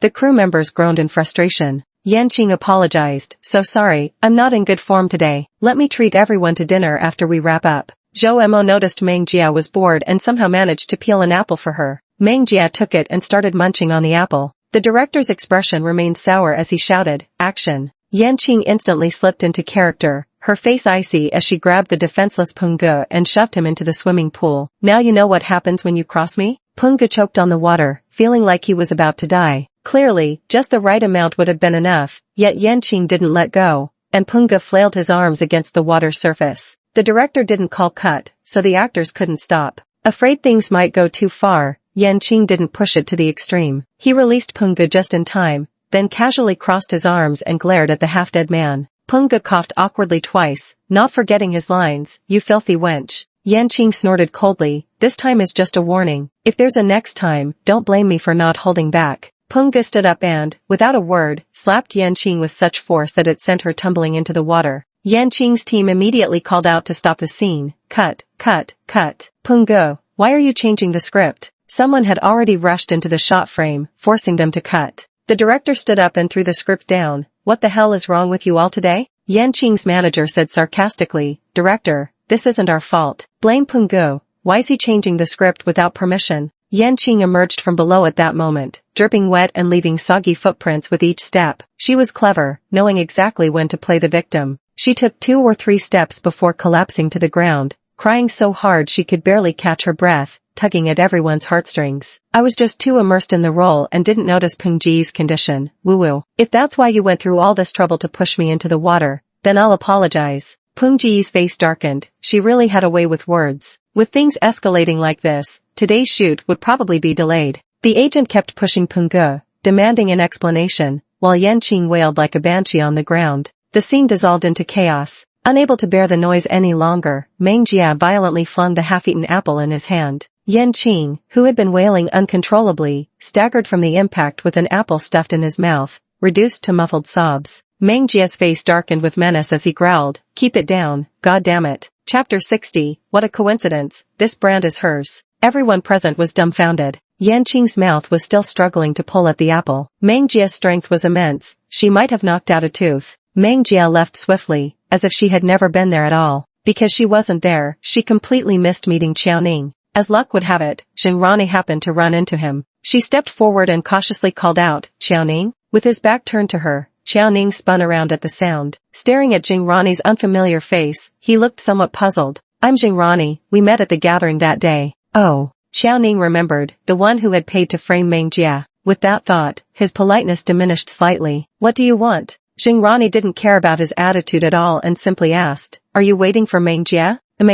She's not here, she went out." Xiaoning looked somewhat disappointed and pressed on, "Where did she go?" Jingrani shook her head and showed him her phone screen. "I happened to capture this. She got in a car and left." Xiaoning's gaze deepened. This was a Rolls-Royce Ghost, worth around 5 million. Just the license plate alone spoke volumes about the owner's prestigious status. A pretty girl getting into a luxury car would naturally lead to suspicious assumptions, especially when the man holding the door open had such a welcoming attitude. Jingrani mused, "Lately, she's been leaving early and coming back late. Xiaoning, maybe you should reconsider pursuing Meng Jia. Oh, by the way." She pulled out a neatly folded garment from her backpack. "This is yours, right? I remember you wearing it at the gathering." Xiaoning suspiciously took it over. "How did my clothes end up in your hands?" "I found them near the restaurant. I thought you might have accidentally dropped them, so I kept them, waiting for the day we meet again to return them to you." Though nothing sounded amiss in his words, they made Xiaoning's face turn pale. "Found near the restaurant?" That was Meng Jia throwing his clothes away. His fingernails turned white from gripping the garments so tightly.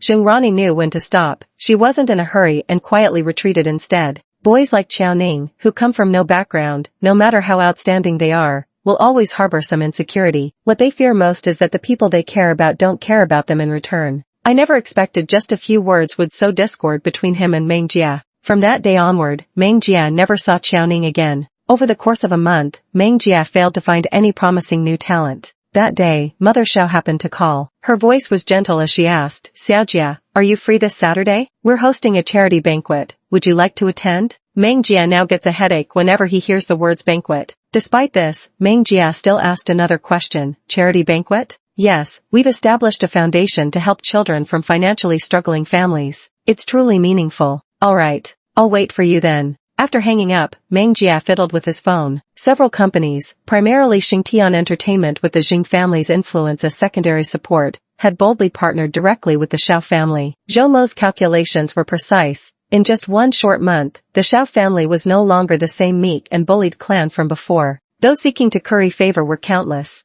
On Saturday, she appeared punctually at the doorstep of the Xiao residence, holding the accessories Zhou Mo had prepared for her in advance to serve as today's donation. Xiao Zishu waited at the gate, his scholarly demeanor laced with a touch of youthful charm. Seeing Meng Jia step out of the car, he approached and extended his hand. The path from the gate to the garden is paved with cobblestones. Those high heels might trouble you, hold on to me. Meng Jia declined. No need. Back in the day, she could walk tightropes in stilettos while eliminating targets without breaking a sweat. Xiao Zishu didn't take it to heart and followed her inside. Meng Jia had barely set foot on that path when she twisted her ankle, and Xiao Zishu immediately stepped forward to steady her. A herd of King Hell galloped through Meng Jia's mind. She'd forgotten that tightrope walking was from before her soul transmigration. With her current weak and frail body, she could even trip on flat ground. Xiao Zishu suppressed a laugh and pretended to be serious as he supported Meng Jia while they walked inside. His smile clearly didn't escape Meng Jia's notice, as her face darkened slightly. Let me say it again, it was an accident, she insisted. Xiao Zishu maintained his smile at just the right degree of pleasantness. Meng Jia walked into the main building, her black gown lending her an air of dignified elegance. Xiao Zishu observed that she seemed to favor only white and black. He couldn't recall ever seeing her in any other colors. Mother Xiao quickly came downstairs. Xiao Jia's here. They say joy puts heart into a man.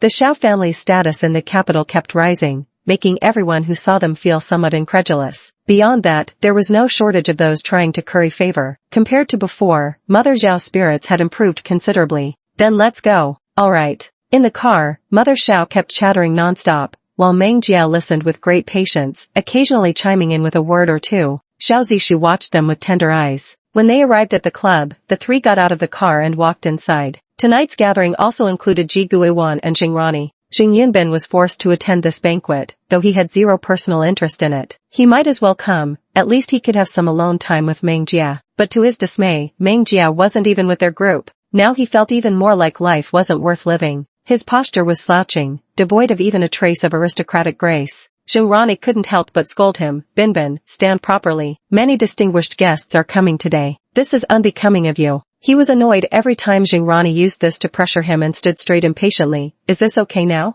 Jing Rani frowned. It's not that I'm lecturing you, but outside, we're members of the Jing family. We should still mind our appearance and image. Yeah, I got it. Jing Yunbin's face had darkened to the extreme. With an absent-minded glance, he noticed Meng Jia entering through the door. His eyes lit up immediately. Sis. After calling out, his long legs carried him swiftly toward Meng Jia. I was wondering why you didn't come with us earlier. Turns out you were keeping Aunt Xiao company.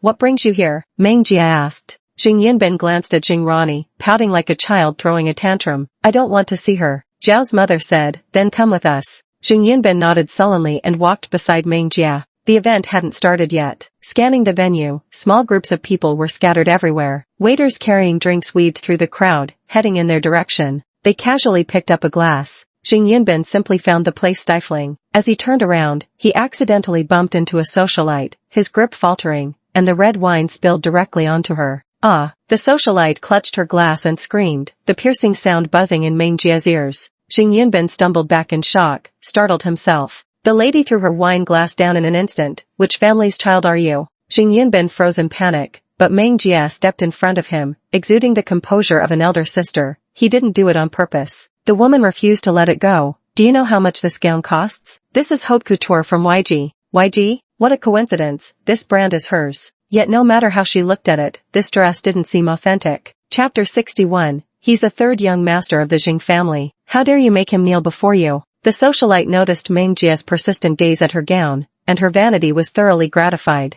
She had heard of Meng Jia, having just returned from the countryside, and naturally had never seen such a high-end dress before. The noblewoman pressed aggressively. This isn't something a simple apology can resolve. Jing Yunbin asked, then what do you want? The dress is definitely ruined, and you couldn't afford to compensate for it anyway. She pretended to deliberate. How about kneeling down and licking the spilled wine off the floor? The ruined dress couldn't be salvaged, but her bad mood could still be improved. Yet such a demand was nothing but deliberately making things difficult. Even Mrs. Xiao couldn't take it anymore. The dress is valuable, but it's still just a piece of clothing. This demand is simply excessive. The affluent lady assumed a supercilious attitude. Excessive? Mrs. Xiao, I don't want to argue with you about this. I went to great lengths to snag this dress, It's limited edition haute couture most people can't even get. There are only 3 in the world, intricately designed to stay fashionable for at least 5 years. Don't you think it's a shame such an astronomically expensive gown was ruined by a glass of red wine? I don't want to make things difficult for anyone at such an important occasion today, especially since we're both women, but this glass of wine has ruined my good mood. I only came out of respect for Mrs. Zhao's face. I've been showing such support, yet now you're standing up for a child who's clearly in the wrong? This kind of attitude left her extremely dissatisfied. Hearing this, Mrs. Zhao didn't back down either. But your demands are simply too excessive. It was just an honest mistake. Enough, Mrs. Zhao, enough. I have no interest in arguing here over such trivial matters. I don't care about the process, only the result. The dress is already ruined. Either he kneels and drinks every last drop, or he pays for it. Neither side would yield. Meng Jia wore in-ear headphones, from which Zhou Mo's voice came through. We've already checked, and you didn't mistake it. There are indeed only 3 pieces. One for you, one for the First Lady of each country, and one for the Empress of our country. No one from the imperial capital has acquired it. Meng Jia took off his headphones and continued watching the farce. Xing Yunbin clenched his thin lips. He had messed up again. Meng Jia patted the back of his hand. No big deal. Xing Yunbin lowered his voice and said, but it sounds expensive. Meng Jia opened his mouth. You said it yourself. It just sounds expensive. There's no telling how expensive the clothes are. Xing Yunbin somewhat admired Meng Jia. It seemed that no matter what happened, she always maintained an unshaken composure, as if mountains could collapse before her without flinching. Everything was clear in her mind. She had seen all kinds of grand scenes before. Ji Guiwan quickly walked over, with Xingrani closely following. Xingrani cast a disdainful glance at Meng Jia. She usually appeared so formidable, challenging everyone with that perpetually arrogant demeanor. Why hadn't she made a move today? Just a paper tiger, relying on borrowed prestige all along. Let's see how she handles situations like these. Ji Guiwan stepped forward, examining the stains on the socialite's dress. They were indeed stubborn. Even though it could be cleaned, this gown is beyond saving now. I apologize for the reckless mistake my son has made. To show our sincerity, you won't have to pay for anything whenever you visit any of our Jing family shopping malls. Whatever you want to buy, the Jing family will foot the bill. The onlookers couldn't help but gasp in astonishment. The Jing family's clothing brand may not lead the industry, but it's undeniably among the top players internationally. Such terms demonstrated Ji Guiwan's sincerity. The socialite showed a faint trace of emotion, yet it wasn't quite enough. She still wanted more. She cleared her throat with a light cough. That's it? The Jing family is also a noble household. Surely they can recognize how valuable this dress I'm wearing is. Though your brand is prestigious too, how could it compare to YG? Ji Guiwan agreed. You're absolutely right. So please, feel free to voice any requests you may have. I'll do my best to accommodate you. Ji Guiwan's step-by-step concessions made Xing Yunbin somewhat uncomfortable. Beside him, Meng Jia suddenly turned and asked, back then, was it you who accidentally bumped into her? Or did she collide with you? A single sentence struck Xing Yunbin like an epiphany. She was the one who bumped into me. Are you sure you didn't misjudge? Xing Yunbin shook his head with certainty. No. His turn hadn't been forceful. There wasn't much wine in the glass, and it shouldn't have spilled. For so much to have splashed out, she must have collided with him. He became increasingly certain that there was some gravitational force at play, which was why he hadn't held it steady. After thinking it through, he asked Meng Jia for advice. Should I refute her? Meng Jia glanced at him, a hint of appreciation flickering in his eyes. It was rare to see him being cautious for once. Wait a little longer. She was waiting for Zhou Mo to retrieve this person's information. Xing Yunbin felt anxious, but he didn't show it on the surface. He always listened to his sister. I want one of LK's new products, and I expect the same free privileges during my stays at your hotel. The onlookers gradually sensed something amiss. No matter how valuable this dress is, seeing the Jing family's sincerity should have been enough to graciously accept. Why does this person keep pushing their luck endlessly? To be frank, I detect a whiff of vulgar shamelessness about her, utterly ungrateful. After all, our social circle is tight-knit. We're bound to cross paths frequently. By treating the Jing family with such contempt, is she planning to avoid seeing them altogether later? Come to think of it, I don't recall seeing her at any gatherings before today. This seems to be our first encounter. Ji Guiwan hesitated after all. LK was under Meng Jia's management. Just as she turned to ask for Meng Jia's opinion, Xingrani spoke up sweetly. Meng Jia, LK is yours after all. What do you think? I don't agree. Meng Jia replied bluntly. No one had noticed when Zhou Mo had arrived at the clubhouse, standing quietly to the side. Very well. Xingrani concealed the smugness in her eyes. Is your work really that valuable? What's wrong with making a little sacrifice for your brother? As she spoke these words, she didn't forget to shoot a glance at Xing Yunbin. After tonight, Xing Yunbin might finally see Meng Jia for who he truly is. Jing Yunbin didn't give much thought to what Meng Jia had said. Meng Jia walked up to the noblewoman, with Ji Guiwan and Madame Xiao standing beside her. The noblewoman retorted, "What did you say?" Meng Jia enunciated clearly, "I said I disagree." "Humph, then let your brother kneel and lick the wine. There's nothing more to say. He's the third young master of the Jing family. How dare you make him kneel to you? And why wouldn't I dare? It's not my fault anyway," the noblewoman shrugged. Meng Jia's lips curled into a chilling smile. "Is that so?" "Yes, it is. Let's settle the accounts then." The lady straightened her posture. "I'd like to hear how you calculate it." Meng Jia lowered his gaze, fingers gripping the fabric of what she was wearing. YG would never use such cheap material for haute couture gowns. The fabric is too inferior. It appears similar at a glance, but to the touch, it's a world apart. The socialite tried to interrupt her, but Meng Jia relentlessly continued. "What makes YG's haute couture gowns so expensive are precisely those rare gemstone embellishments you rarely see on the market. They emit faint starlight when the lights go out. Tell me, does your plastic adornment possess such value?" Meng Jia pressed aggressively, leaving the socialite speechless. "You." Meng Jia placed a finger on her own lips. "Don't rush to defend yourself." The next second, Meng Jia raised her hand, and with a single gesture, the lights across the entire venue went dark. The only thing that remained illuminated was the distant screen. Chapter 62. Do you know how long I've been looking for you? The video above clearly showed the club's lobby, the exact place where they currently were. This was the club's surveillance footage. The cameras had captured everything that happened that night. The noblewoman had her sights set on Jing Yunbin from the moment she entered, just as he happened to turn around. Meng Jia said, "It might be hard to see clearly, let's zoom in." The footage magnified tenfold. Under everyone's watchful eyes, the noblewoman deliberately collided with him, her movement subtle and swift. But with Meng Jia's magnification and slow-motion playback, her ulterior motives were laid completely bare. The image froze at the moment the noblewoman's scheme succeeded, her grotesquely comical expression filling the massive screen. The lights in the clubhouse all came on at that moment,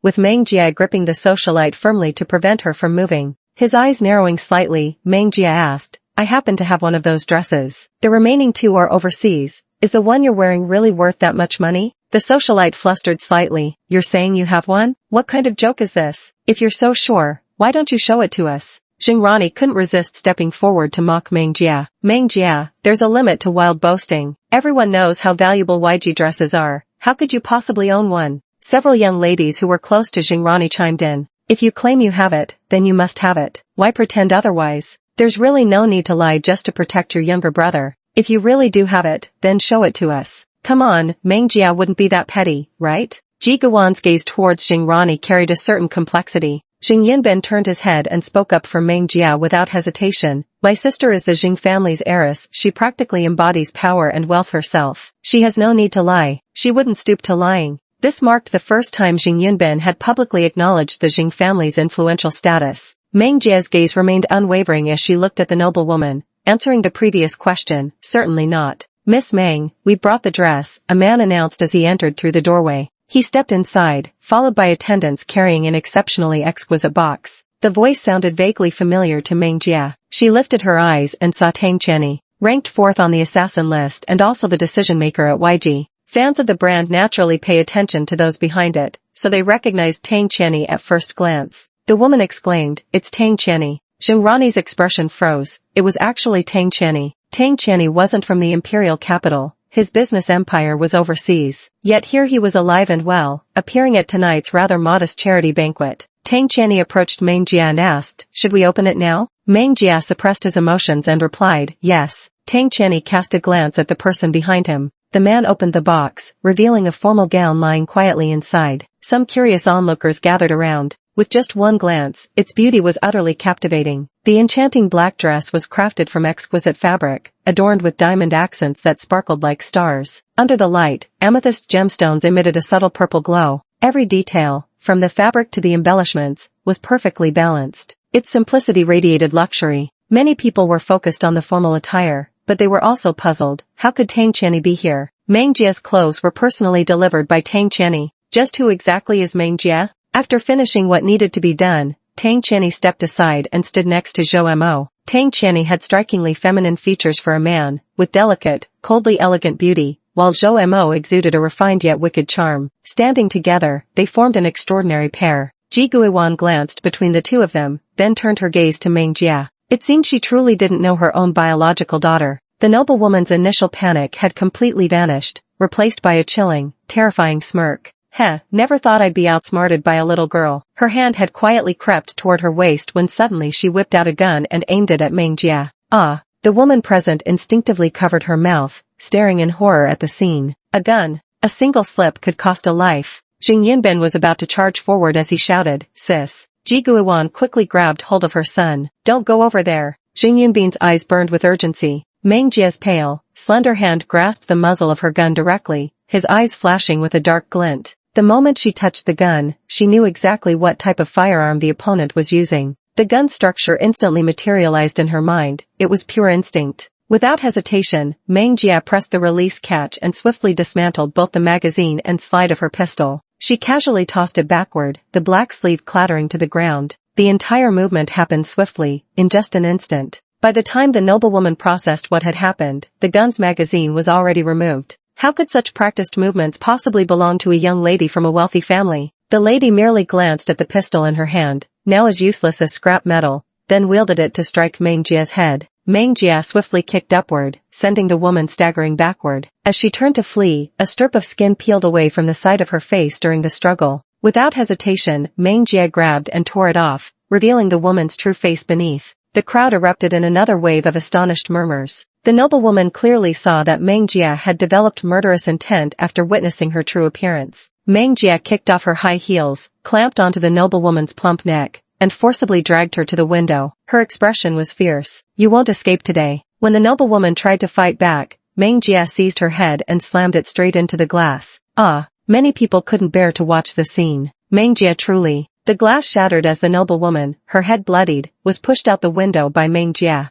Below were towering skyscrapers. A fall from this height meant certain death. The wind howled at high altitude, seeping in through shattered windows. 3 parts chill, 7 parts murderous intent. Meng Jia's hand trembled with hatred as it tightened around her throat. "Do you have any idea how long I've been searching for you?" Hearing these words, the noblewoman's initial confusion suddenly gave way to shocked recognition. Seeing they'd been identified, the woman snarled, "Kill me then." If she wasn't mistaken, this was Meng Jia from Bingzhou. Meng Jia pushed her another inch outward. Knowing her death was imminent, the noblewoman spoke recklessly, laughing wildly, "Killing me won't bring your sister back. Do you know how many men touched her before she died? 20. Ha ha ha ha. And I recorded videos too, deleted everything online, but I've kept copies. Want to see? Your sister was just a common whore anyone could have." Zhou Mo's heart suddenly sank. Damn it, the mere mention of Meng Jia's sister would send her into a frenzy. Sure enough, Meng Jia's eyes turned terrifyingly bloodshot, tears pooling at their edges, as she shoved her off without hesitation. Screams erupted from the crowd once more. Whatever was being said over there, none of them could make out. Why had she pushed her off so suddenly? Did Meng Jia just commit murder? Just as the socialite thought she was about to find release, her plummeting body jerked to a sudden stop. Meng Jia had caught her. Looking up at him, she taunted, "Are you really that cowardly? You came all the way to the imperial capital, yet you can't even manage to kill someone?" The socialite was provoking Meng Jia to kill her. The razor-edged wind cut into their skin like knives. Chapter 63. Ha! If she could wake the old lady up, I'd crawl out of the Ji family. Meng Jia's expression was savage, her voice chillingly calm. "After finally finding you, how could I let you die so easily? What you did to my sister, I'll return it to you 100-fold. I'll make you beg for death while being unable to die." With that, she dragged the noblewoman up and casually threw her to the ground. 2 men appeared seemingly out of nowhere, hoisted her up, and marched her out. Zhou Mo handled such matters with practiced ease. He efficiently managed the media present, ensuring today's incident wouldn't leak out. The farce delayed the start of the banquet. Both the Jing and Xiao families, unusually in agreement, gave strict orders that today's incident must not be leaked. Everyone tacitly agreed to keep it concealed. The charity banquet officially commenced. Meng Jia sat absent-mindedly to one side, not seated next to the Jing family members, her neighbors being Zhou Mo and Tang Chenny. The two of them wordlessly maintained their silence, both aware that Meng Jia was in a bad mood. Even Jing Rani, for once, showed some discretion and didn't provoke Meng Jia. The items donated by the noble ladies were all extremely rare and precious, commanding no small sums at auction. These funds would ultimately flow to charitable organizations. The auction items were presented one by one, and the audience below began bidding. The initially lukewarm atmosphere heated up when Meng Jia donated that YG gown. The bidding prices climbed higher and higher, nearly reaching astronomical levels. Ultimately, Ji Guiwan secured the item with a winning bid of 300 million yuan. Jingrani was stunned. "Mother, this dress isn't worth that price." Ji Guiwan showed no expression.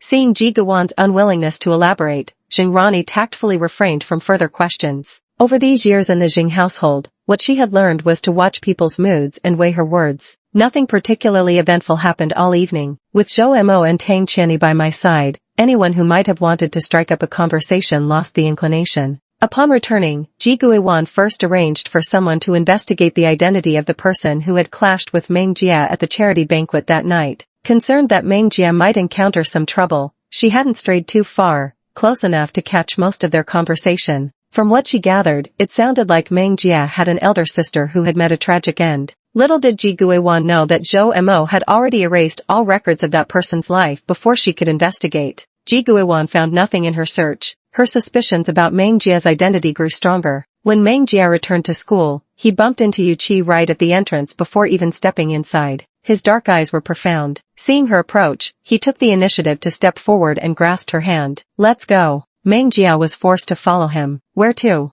To watch fireworks. Meng Jia glanced down at the time. It was already 10:30. Fireworks at this hour? The private jet stood on the vast, boundless tarmac as he pulled Meng Jia aboard. The aircraft took off immediately, ascending into the clouds. Meng Jia gazed out the window as the plane leveled off in flight. She looked outside, taking in the entire imperial capital beneath her. The sky was pitch black, like an impenetrable dark curtain shrouding the heavens. At this moment, fireworks bloomed below like fleeting blossoms, vanishing in an instant. The fireworks that once illuminated the entire sky now appeared from this height like insignificant roadside flowers. Zhou Mo was also on the plane. Yan Ming seemed puzzled. Isn't it more spectacular when viewed from the ground? Seen from the plane, the fireworks seemed too small to even notice. Zhou Mo understood Meng Jia, which was why he comprehended why Yu Qi would act this way. Fireworks are like all the people in the imperial capital, while the airplane overhead represents Lord's perspective. Yu Qi went through all this trouble simply to make Meng Jia understand that the height she now occupied was unreachable and beyond comparison for those in the imperial capital. She now stood loftily above, no longer the helpless little girl who could be trampled upon by others. She could clearly see all the tricks those beneath her were playing,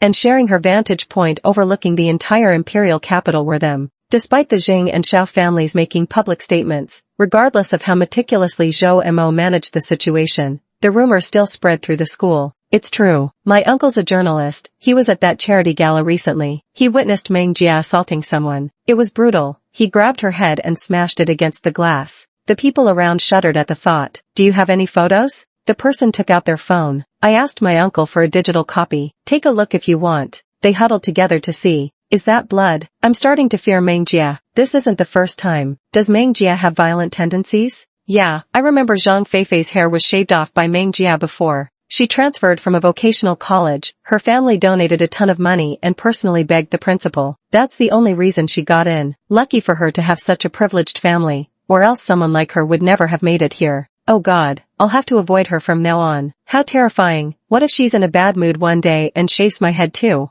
No, she might even pin you down in the cafeteria and beat you up. Ha ha ha ha ha. It seems Meng Jia needs to see a psychiatrist. No normal person would suddenly resort to violence mid-conversation like that. As the group grew increasingly animated in their discussion, a light, floating voice suddenly came from behind. Before I go see a psychiatrist, I should probably send you all to the ICU first. The lively chatter that had filled the air moments before suddenly fell into complete silence. The group of girls hastily scattered. She was utterly terrified of Meng Jia. When Meng Jia returned home in the evening, he found the house empty. Just as she was about to ask the maids where everyone had gone, Jing Ziding happened to call. She answered it. Jia, your grandmother passed out for some unknown reason. We're all at the Ji family's place. Do you want to come? If you don't want to, just ignore it. I'll keep an eye on things here for you. Jing Ziding recalled the previous conflict between Meng Jia and Ji Qingyun, thinking another encounter might be awkward. He was considering Meng Jia's feelings. Meng Jia, who was organizing his cards at the moment, casually drew one upon hearing this. The card drawn was the death card, upright. Not a good omen. She set down the cards. I'll go take a look.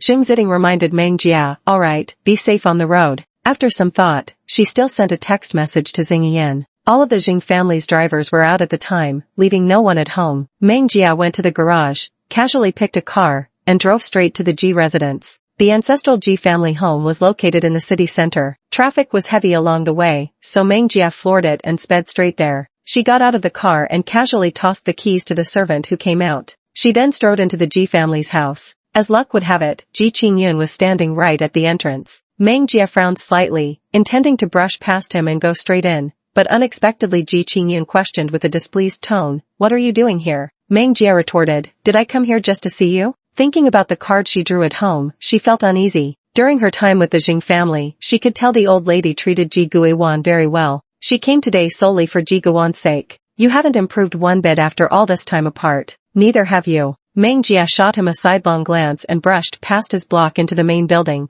The lobby was crowded. "You can tell at a glance who the doctor is." Meng Jie walked over and asked, "How is it?" The doctor shook his head. "Hard to say. When he fell, he knocked over a fruit knife on the table. It pierced his scalp, and the bleeding won't stop." "Why not go to the hospital?" Perhaps sensing Meng Jie's confusion, Xing Ziding explained, "The housekeeper by Grandma's side wouldn't let us deliver it. I don't know what they're waiting for." With that, Meng Jie took off his coat. "I'm going inside to check." Ji Qingyun blocked his way. "What could a greenhorn like you possibly figure out? Even the doctors are at their wits' end. If you want to make a scene, can't you pick another time and place?" Xing Yunbin couldn't bear it any longer. "Let my sister go in. Who said she has to figure anything out? Can't a junior just show some filial respect?" Ji Qingyun flared his nostrils and glared. "Xing Yunbin, don't you dare be insolent in front of me." Xing Ziding asked, "What if Xiao Jia has a solution?" Ji Qingyun sneered repeatedly, "Ha, if she can make the old lady wake up, I'll crawl out of the Ji family with my own hands." Chapter 64, Then I have nothing more to say. The voice of a maid trying to block someone echoed from outside. "Sir, you can't go in there." Zhang Yan shoved the maid aside forcefully. "Out of my way." He impatiently stepped back, his face darkened like the bottom of a pot, and strode in. Normally, people begged him to treat them. If Meng Jie hadn't spoken, would he ever come to this shabby place? And then he got stopped? Ji Qingyun felt a headache coming on. Why was everyone looking for trouble today? "Who the hell are you?" Zhang Yan glanced at him. "None of your damn business. I'm not here for you." Under everyone's gaze, Zhang Yan walked up to Meng Jie and asked, "Who's sick?" "Just tell him to come to the Ji family," without specifying why. "Old madam," Zhang Yan said, "then let's go in and take a look." He scanned the hall before asking a doctor for updates. Even in this idle moment, Ji Qingyun couldn't resist coming up to mock. What kind of demons and monsters are allowed in here these days? He figured, what kind of impressive person could possibly associate with someone like Meng Jie? No one paid him any attention. Zhang Yan turned to the doctor. "Brief me on this situation again," he said. The doctor was still stunned, and Zhang Yan had to call his name 2 or 3 times before he snapped out of it. He quickly began explaining the grandmother's condition. Zhang Yan exchanged a glance with Meng Jie. "Will you take the lead, or should I?" "Me." Zhang Yan responded without hesitation. "Good, I'll assist." The two changed into sterile gowns and entered the room. The room was built to hospital operating room standards, allowing surgeries to be performed outside a hospital. Just like that, the two entered the operating room. Ji Qingyun wanted to say something more, but was immediately cut off by the doctor's worshipful voice. "Dr. Zeng." "That's Dr. Zeng. I can't believe I'm seeing Dr. Zeng here. Is he really that good?" Ji Qingyun doubted. "He's a world-renowned doctor with a 100% surgical success rate. Though I don't know who that young lady is, anyone who can lead surgery in Dr. Zhang's presence must be extraordinary." The doctor's tone brimmed with admiration. Ji Qingyun began to question himself. Could someone truly be that skilled, and so remarkably young at that level? Ji Guiwan was filled with deep worry. About 2 hours passed before Meng Jie and Zhang Yan emerged from the room. The Ji family members approached, each face reflecting only urgency and concern. Meng Jie immediately reassured them. "The anesthesia will wear off in 2 hours, and he'll wake up, no major issues. Just prepare more blood-nourishing foods for recovery." Ji Guiwan hugged Meng Jie, tears streaming down her face. "Thank you for everything." Xing Hingzhou also shook hands with Zhang Yan. "Could I trouble Dr. Zeng to stay until the old lady wakes up? I'm worried about any sudden complications. If anything really happens and he's not here, that would be troublesome." Zhang Yan nodded. "Of course." Ji Qingyun acted like a complete buffoon from start to finish. When Meng Jie went to eat, he didn't forget to shoot Ji Qingyun a meaningful glance. Some couldn't help but recall Ji Qingyun's boldly declared vow that if the old lady woke up, he'd crawl out of the Ji family on his hands and knees. The comeuppance rang out loud and clear. Ji Qingyun had nothing to say, sitting on the sofa with a dark expression. Meng Jie and Zhang Yan were having a meal together. As the Ji family's lifesavers, they were naturally treated to good food and drink. Ji Guiwan sat beside Meng Jie, serving her dishes. "Don't just eat vegetables, have some meat too." She genuinely cared for Meng Jie. Seeing this, Zhang Yan felt relieved. He had been worried that she wasn't doing well here. After all, back in Bingzhou, Meng Jie had been pampered by them. Ji Guiwan occasionally used serving chopsticks to pick dishes for Zhang Yan.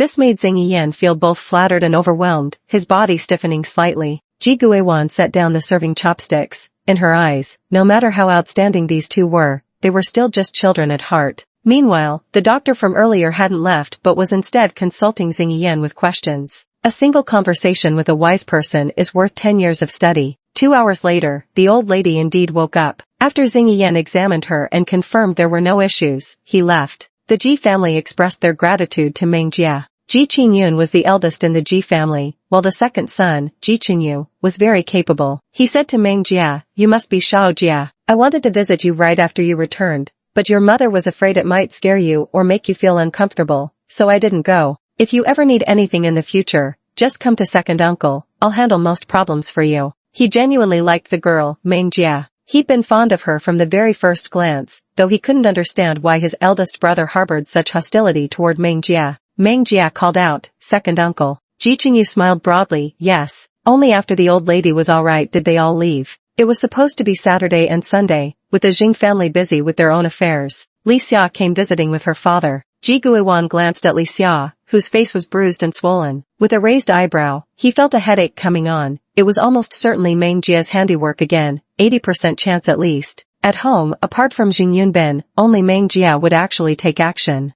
Who knows when these two kids will stop fighting. Ji Guiwan personally went to the kitchen to pour juice for the Li family. She placed it on the coffee table. Just as she sat down, before she could even ask why they had come today, Mr. Li started talking nonstop like a machine gun. "Madam Jing, I'm not an unreasonable person either. If it weren't for unavoidable circumstances, I wouldn't have brought Xia Xia here to talk." Ji Guiwan smiled gracefully. "I see. Please have some juice and take your time." At that moment, what kind of mood did Mr. Li have for drinking juice? He supported Li Xia without needing to say more. "Take a look for yourself. See what they've done to my child. A girl's face is everything. What if she's left with scars like this?" Ji Guiwan examined it carefully and had to admit, it was brutal. If you didn't look closely, you'd hardly recognize the figure sitting there as Li Xia. But there was no broken skin, just swelling. Ji Guiwan heard the sound and asked, "Then, who did this?" The words touched a nerve in Father Li, provoking his outburst. "Madam Jing, I've come to your door in person today. If it wasn't Meng Jia who did it, then who else could it be? Is there anyone in the Jing family more reckless and thoughtless than her?" Ji Guiwan's smile remained unchanged. She had guessed right. She glanced at a maid not far away. "Go call Jia down."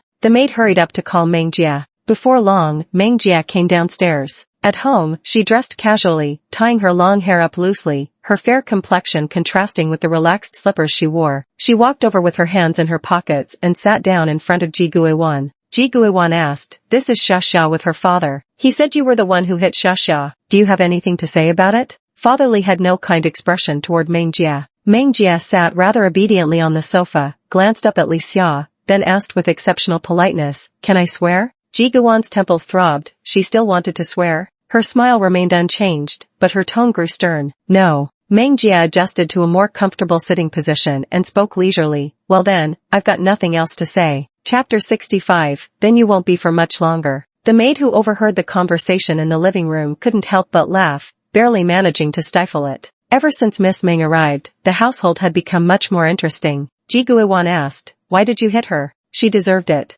Meng Jia casually picked up Ji Guiwan's juice and took a sip. Father Li nearly jumped out of his skin hearing this. What did he mean by deserved it? Meng Jia added, "Mr. Li, before coming here, did you ever think to ask what your daughter did? Do you automatically assume I'm in the wrong just because I hit her?" Mr. Li's face darkened. Was Meng Jia lecturing him on how to handle this? But in the Jing family's home, he couldn't completely disregard reason. He turned to Li Xia and demanded, "Why did she hit you?" Li Xia's lips were swollen, her eyes evasive as she mumbled incoherently. After a long while, she still couldn't give a clear explanation. Just as Father Li was about to lose his temper, Meng Jia interjected, "You're already feeling guilty yourself. What gives you the nerve to come to the Jing family demanding answers?" It had happened just yesterday. Meng Jia had originally planned to check out YG's offline customer service at the mall. She entered the store and was browsing through the clothes when a sales associate approached to assist her. She said, "I'd prefer to look around on my own." The sales associate then stepped aside, fully respecting the customer's wishes. Soon a woman bundled up tightly walked in, and the sales assistant immediately approached her. "How can I help you?" Meng Jia retreated to a corner and sat down. Another sales assistant brought over some fruit and placed it beside Meng Jia. The woman didn't seem to want to engage in conversation, casually pointing and saying, "I'll take all of these." "All right." The salesperson immediately had someone go to package it. Unfortunately, Li Xiao walked in from outside with her girlfriends, laughing and chatting as they entered. Once inside, Li Xiao happened to take a liking to the very outfit the other woman had intended to buy. She stopped the salesperson from wrapping it, saying, "Wait, do you have another one of these?" The salesperson shook her head. "I'm sorry, miss, we don't. Our other branches might have it in stock. I can make a call to transfer it over if you'd like." Li Xiao thought about the birthday party the day after tomorrow. Time might be tight. She shook her head. "I need this dress right now." As you can see, this young lady asked for it first. To Li Xiao's surprise, she was actually turned down by a sales assistant, and she felt like losing her temper on the spot. Just as Li Xiao was about to argue back, Yuan Qianqian stopped her. "Let me handle this." Yuan Qianqian stepped forward and said, "I'm the spokesperson for YG's China division. Giving me an outfit isn't too much to ask, right?" Meng Jia looked up and snorted inwardly. "Oh, a rising starlet. So Tang Qian's taste was this terrible." The sales associate maintained their unwavering attitude. "No matter who you were, even if the Emperor of Heaven came today, this outfit couldn't be handed over. Apologies, Miss Yuan. This isn't something I can decide."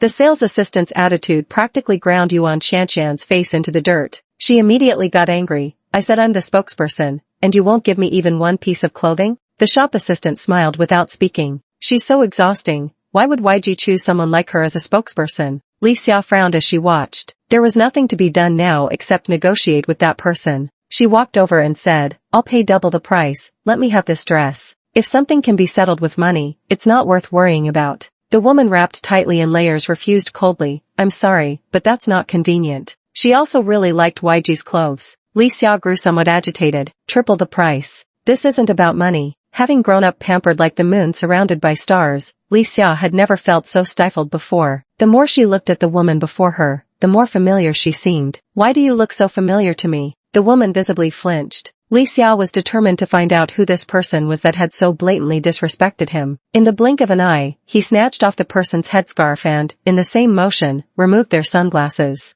A strikingly beautiful face was revealed. Li Xiao didn't recognize her, but Yuan Qianqian narrowed her eyes and scoffed. "Ha, I wondered who it could be. So it's you." Meng Jia, who had been idly munching on melon, watched the scene with great amusement. So they were acquainted after all. Xie Yuxuan quickly bent down to pick up the scarf from the ground. Unexpectedly, Yuan Qianqian stepped on the scarf first with her foot. Xie Yuxuan, who had just crouched down, unconsciously curled her fingers as she reached out. "Oh, who do we have here? Isn't this Xie Yuxuan, the one exposed for sleeping around?" The words instantly struck a nerve. Xie Yuxuan sprang up from the ground, glaring at Yuan Qianqian. "I didn't sleep around." "Ha, fine. Fine, you're not promiscuous. It must be someone who looks exactly like you and shares the same name who got exposed." Yuan Qianqian wore a mocking expression, humiliating Xie Yuxuan. She bit her lip, veins bulging on her tightly clenched hands. Such a person naturally didn't appeal to Li Xia. "Alright, I don't want to waste time here. It's all over anyway. What's the point of buying such nice clothes when there's no place to wear them?" Xie Yu turned to look at Li Xia. Such a gaze made Li Xia extremely displeased, so much so that she nearly lashed out. Pointing at Xie Yu, she said, "You'd better not look at me like that." The sales assistant didn't know how to intervene either. Li Xia told the sales assistant, "I'll take this dress. Her opinion doesn't matter." The sales staff exchanged glances, eventually conceding with a hesitant inquiry to Xie Yuxuan. "Miss, what do you suggest?" Li Xia spoke up. "Our Li family finds it quite easy to blacklist an already washed-up celebrity." Xie Yuxuan bit her lip, harder and harder, finally surrendering with a whisper, "I don't want it anymore." This pleased Li Xia greatly. There was nothing she wanted that she couldn't get. Meng Jia had almost finished her melon. She stood up from the couch. "Wait." Two words that drew everyone's gaze toward her. A sales associate thought Meng Jia looked somewhat familiar. She checked the brand network's database and, sure enough, found Meng Jia's photo. To her surprise, Meng Jia was actually a higher-level decision-maker than Tang Qianni. She quickly greeted her colleague with a nod. Meng Jia had to tread carefully. Li Xia clicked her tongue in annoyance. "What's going on today? All the unpleasant things are happening at once." Meng Jia's tall silhouette paused beside Xie Yuxuan. Casting a calm glance at the sales assistant, she remarked, "Even children understand the concept of first come, first served. If customers don't get it, don't you professionals know better?" Not fully explained, yet no one failed to understand. The shop assistant instantly knew what to do, swiftly and efficiently wrapping up the clothes for Xie Yuxuan. "What do you mean by that, Meng Jia?" "Exactly what I said." Li Xia was precisely the connection Yuan Qianqian had been trying to curry favor with. Wasn't this the perfect moment to show her loyalty? Yuan Qianqian stepped forward and shouted at a sales assistant. Let me say it again. I'm YG spokesperson. If your mistake leads to the brand losing an outstanding ambassador like me, you better think carefully about whether you're prepared to face those consequences. The sales assistant paled at the thought. Xie Yushuan hadn't expected Yuan Qianqian to stoop so low. No matter what, she couldn't let a sales assistant lose their job because of her. After some thought, she turned to Meng Jia and whispered softly, I truly appreciate this young lady speaking up for me, but I've suddenly decided I don't want this dress anymore. Let's leave it for Miss Li here. Meng Jia let out a cold laugh, pressing Xie Yushuan down to keep her from moving, aiming straight at Yuan Qianqian while saying, then you won't be one anymore very soon. Yuan Qianqian burst into laughter. Ha ha ha ha, who do you think you are? Do you really believe whatever you say goes? The sun hasn't even set, how are you already dreaming? Utterly ridiculous. Seems like anything can bark these days. Let me remind you, with the fashion show around the corner,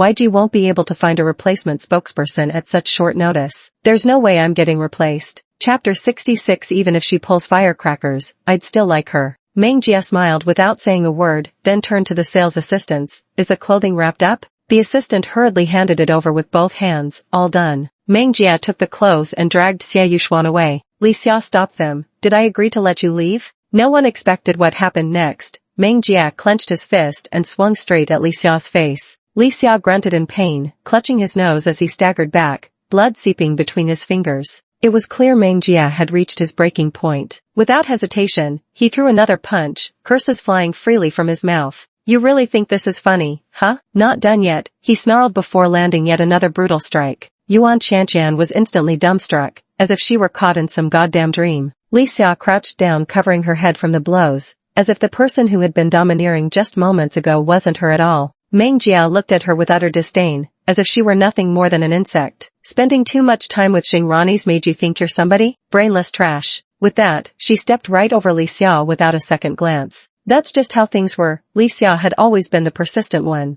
Meng Jia took a sip of juice and said, I wonder if I've made myself clear enough? Father Li's face suddenly darkened, and the atmosphere instantly froze. Looking at his hopeless son Li Xia, he felt utterly ashamed to face Ji Guiwan. With a cold snort, he stood up and left without hesitation. Li Xia glanced at Meng Jia and then at her father, who was already walking away. Without another thought, she hurried after him. With everything here settled, Meng Jia thought about leaving, but Ji Guiwan coughed deliberately. She stopped in her tracks and turned around. Ji Guiwan gazed at her intently. After a long pause, she finally asked, Shao Jia, do you think there's a chance that the Jing family might go bankrupt paying those medical fees? With just one sentence, she understood, Meng Jia could be as obedient as they come. From now on, I'll avoid using my hands whenever possible. Ji Guiwan nodded solemnly, as if recalling something serious. I remember you saying the same thing back when Binbin was in the hospital. To put it bluntly, Meng Jia's words were as reliable as empty promises, hardly trustworthy. Ji Guiwan wasn't blaming him either and didn't press the issue further. Go on then, go tend to your own business. Since Meng Jia returned, she hadn't accomplished anything, she'd just been cleaning up his messes. After Meng Jia went upstairs, Xing Ziding emerged from the kitchen in his loungewear and struck up a conversation with his mother. This is actually nice, full of energy. Ji Guiwan massaged her temples, genuinely exasperated.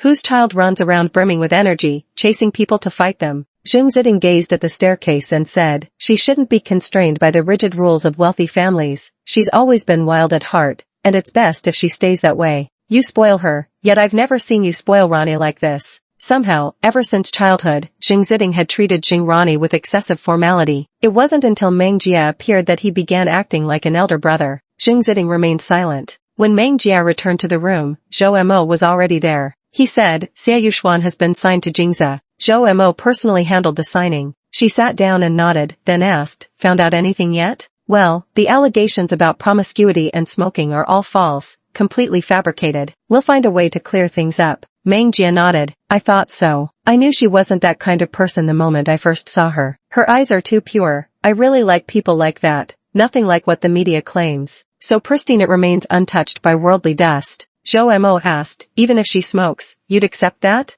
I'd fancy her even if she were setting off firecrackers. With just that one sentence, Zhou Mo could tell Meng Jia had an utterly irrational tendency to protect his own. A text message buzzed into Zhou Mo's phone. After reading it, he reported to Meng Jia, Xie Yushuan was drugged and taken to Tingyue Hotel. Frowning, Meng Jia rushed to Tingyue without a moment's delay. Xie Yuxuan woke up as well, her entire body weak and limp. She forced herself to sit up from the bed and looked around, realizing she was in a hotel room. Her heart skipped a beat as the unshakable memory of news reports from 6 months ago flooded her mind, back when headlines and trending topics were dominated by scandalous rumors of her promiscuity. The public's comments had pierced her like daggers, leaving countless wounds. Hadn't she just signed with a new company? Couldn't those people leave her alone? A chilling sensation ran through her body. Looking down, she saw someone had changed her clothes, what amounted to mere scraps of fabric barely covering her vital areas. She bit her lip and wrapped herself tightly in the bedsheet. Anticipating what might happen next, she climbed off the bed, but her long legs buckled the moment they touched the floor. She gasped for breath, completely drained of strength.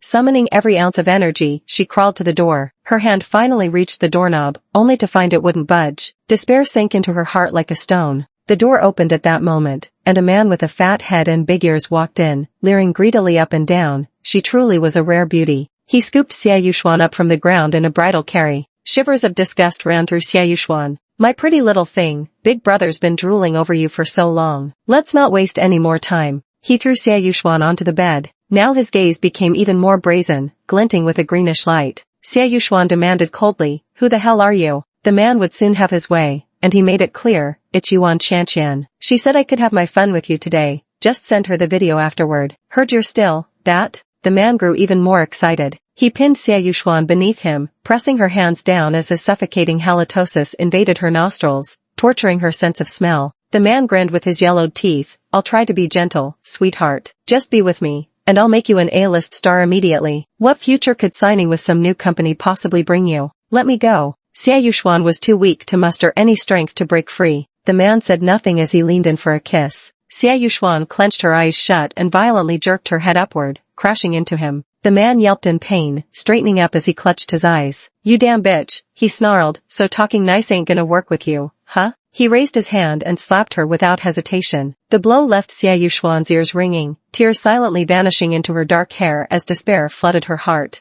Seeing her cease resistance, the man grew satisfied and reached for his belt. Meng Jia, clad in black with an intimidating aura, strode into the hotel lobby in her dark boots. Everyone recognized her as the young mistress of the Jing family and greeted her with utmost deference. She walked up to the front desk, removed her sunglasses, her peach blossom eyes devoid of warmth. Give me the key to 3065, she said. The two receptionists exchanged glances. Apologies, miss, but this involves client confidentiality. We cannot hand it over. I'll take responsibility for any issues. The receptionist still politely declined. Sorry, it's really not possible. Handing it over would mean dereliction of duty on their part. I'm going up to smash the door down then. Meng Jia turned and left abruptly, vanishing in the blink of an eye. He raced up to the 3rd floor at lightning speed, located the right door, and kicked it open with one forceful strike. Chapter 67. If you have complaints, crawl out and find another place to live. Hearing the noise, the man inside quickly straightened up, but before he could react, Meng Jia strode in, casually grabbed a vase, and hurled it straight at him.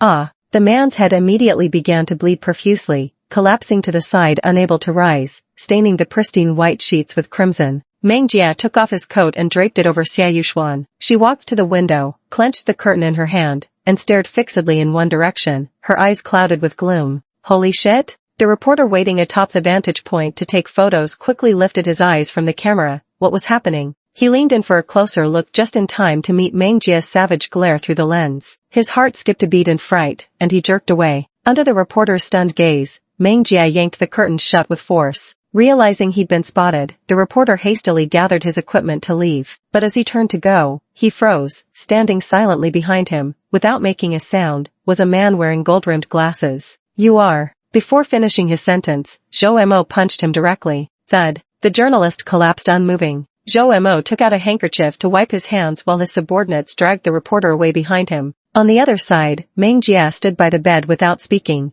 waiting for Xie Yuxuan to recover. Xie Yuxuan buried her head in the thick bedding, sobbing quietly, the sound heartbreaking to hear. With that thought, Meng Jia kicked the lump of fat on the bed again. After recovering, she sat up with eyes red like a rabbit's, her voice hoarse as she thanked him. Thank you. Meng Jia remained silent. Zhou Mo sent in a female attendant to deliver some clothes. Meng Jia placed the clothes on the bed and, unusually gentle, said, the clothes are here. Change and come out when you're ready. With that, Meng Jia dragged the man out of the room, tossing aside the hidden cameras he had scavenged inside. After leaving, Meng Jia felt his hands were filthy and went to wash them. Soon after, the innocent little victim emerged from the room, dressed in the clothes Meng Jia had bought for her, looking utterly pitiful. Meng Jia dried his hands. I'll help you get revenge. She looked up, somewhat confused. Why are you helping me? As soon as she finished speaking, she caught sight of Zhou Mo. This is her boss. She understood. She bent at a 90-degree angle and said, thank you. It turned out to be the one who gave her a place to stay when everyone else looked down on her. Zhou Mo asked, how should we handle this person? Pay them back in their own coin. Deliver them to the doorstep of the Yuan family. Zhou Mo understood that they were planning to drug Yuan Shanqian. Remember to take a few extra photos, high-definition ones. Don't blur them into pixelated messes where you can't even tell who it is. Meng Jia spoke lightly, as if it were nothing worth mentioning. All right. Meng Jia was about to leave after making the arrangements when two soft hands grasped her sleeve. She turned to look at Xia Yuxuan. Xia Yuxuan asked cautiously, can I follow you? Meng Jia turned back with a slightly serious expression. Is someone following you? From the moment she first saw her, she had noticed her subtle mannerisms. From when the scandal broke until now, she had likely been under surveillance and confinement. Xia Yuxuan hesitated for a moment before nodding slightly. Then Meng Jia led her little follower to a house in the city center. When she brought Xia Yuxuan home, Tang Qianni and Xing Yiyan were stunned. The two men were dressed casually, completely devoid of their usual cautious demeanor when facing outsiders. Holy shit! Xing Yiyan put down his cola, covering his green shorts with a pillow as he glared warily at Meng Jia by the door. Why didn't you give a heads up before coming? And not giving notice is one thing, but why did you bring a girl back too? Tang Qianni silently sat down, pulling on a random coat from nearby, a classic case of closing the stable door after the horse has bolted. Meng Jia acted as casual as if he'd long grown accustomed to their antics, leading Xia Xianxian inside without a second thought. She'll be staying with you for a while. Is that really appropriate? Wouldn't that be inconvenient? For once, these two who usually never saw eye to eye were surprisingly in agreement. Meng Jia gave a slight nod. I came to inform you, not to ask for your opinion. The two fell silent. Perfect. That was so Meng Jia. Take care of things. The two of them simultaneously cast a glance at Xia Yuxuan, who was cowering like a chicken. Ah, women. TSK. What? You two got a problem with that? Yes. Yeah. Meng Jia had no intention of beating around the bush with these two. If you've got complaints, crawl out and find your own place to live. I have no objections. Let's live together then. There are plenty of rooms here anyway. Xia Yuxuan watched their dynamic with curiosity. Xing Yiyan and Tang Qianni both appeared mature and steady,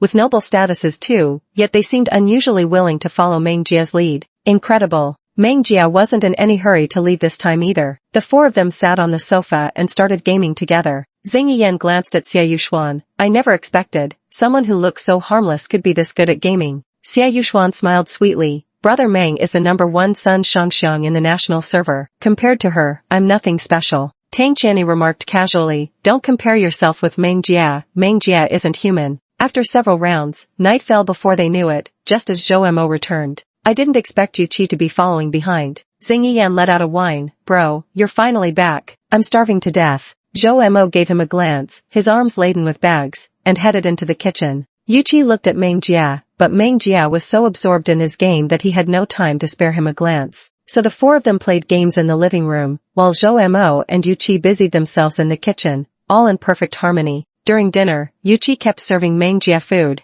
Xia Yuxuan occasionally glanced their way. After the meal, Zhou Mo said, that journalist has been caught. Did you check the details? Yeah, most couples forced to go public in the industry did so only after he took photos of them. You could say apart from shooting those sleazy rumors, he specializes in photographing couples. Thinking about how he'd also been photographed today, Meng Jia let out a sigh of relief. Scared me to death. Good thing I'm single. The kid's logic was always crystal clear. The air grew still for a brief moment, and everyone instinctively glanced at Yu Qi. Yu Qi's face darkened. After dinner, the group dispersed, with Meng Jia and Yu Qi returning to school together. In the car, Yu Qi pressed close to Meng Jia and asked in a hushed tone, good thing you're single, huh?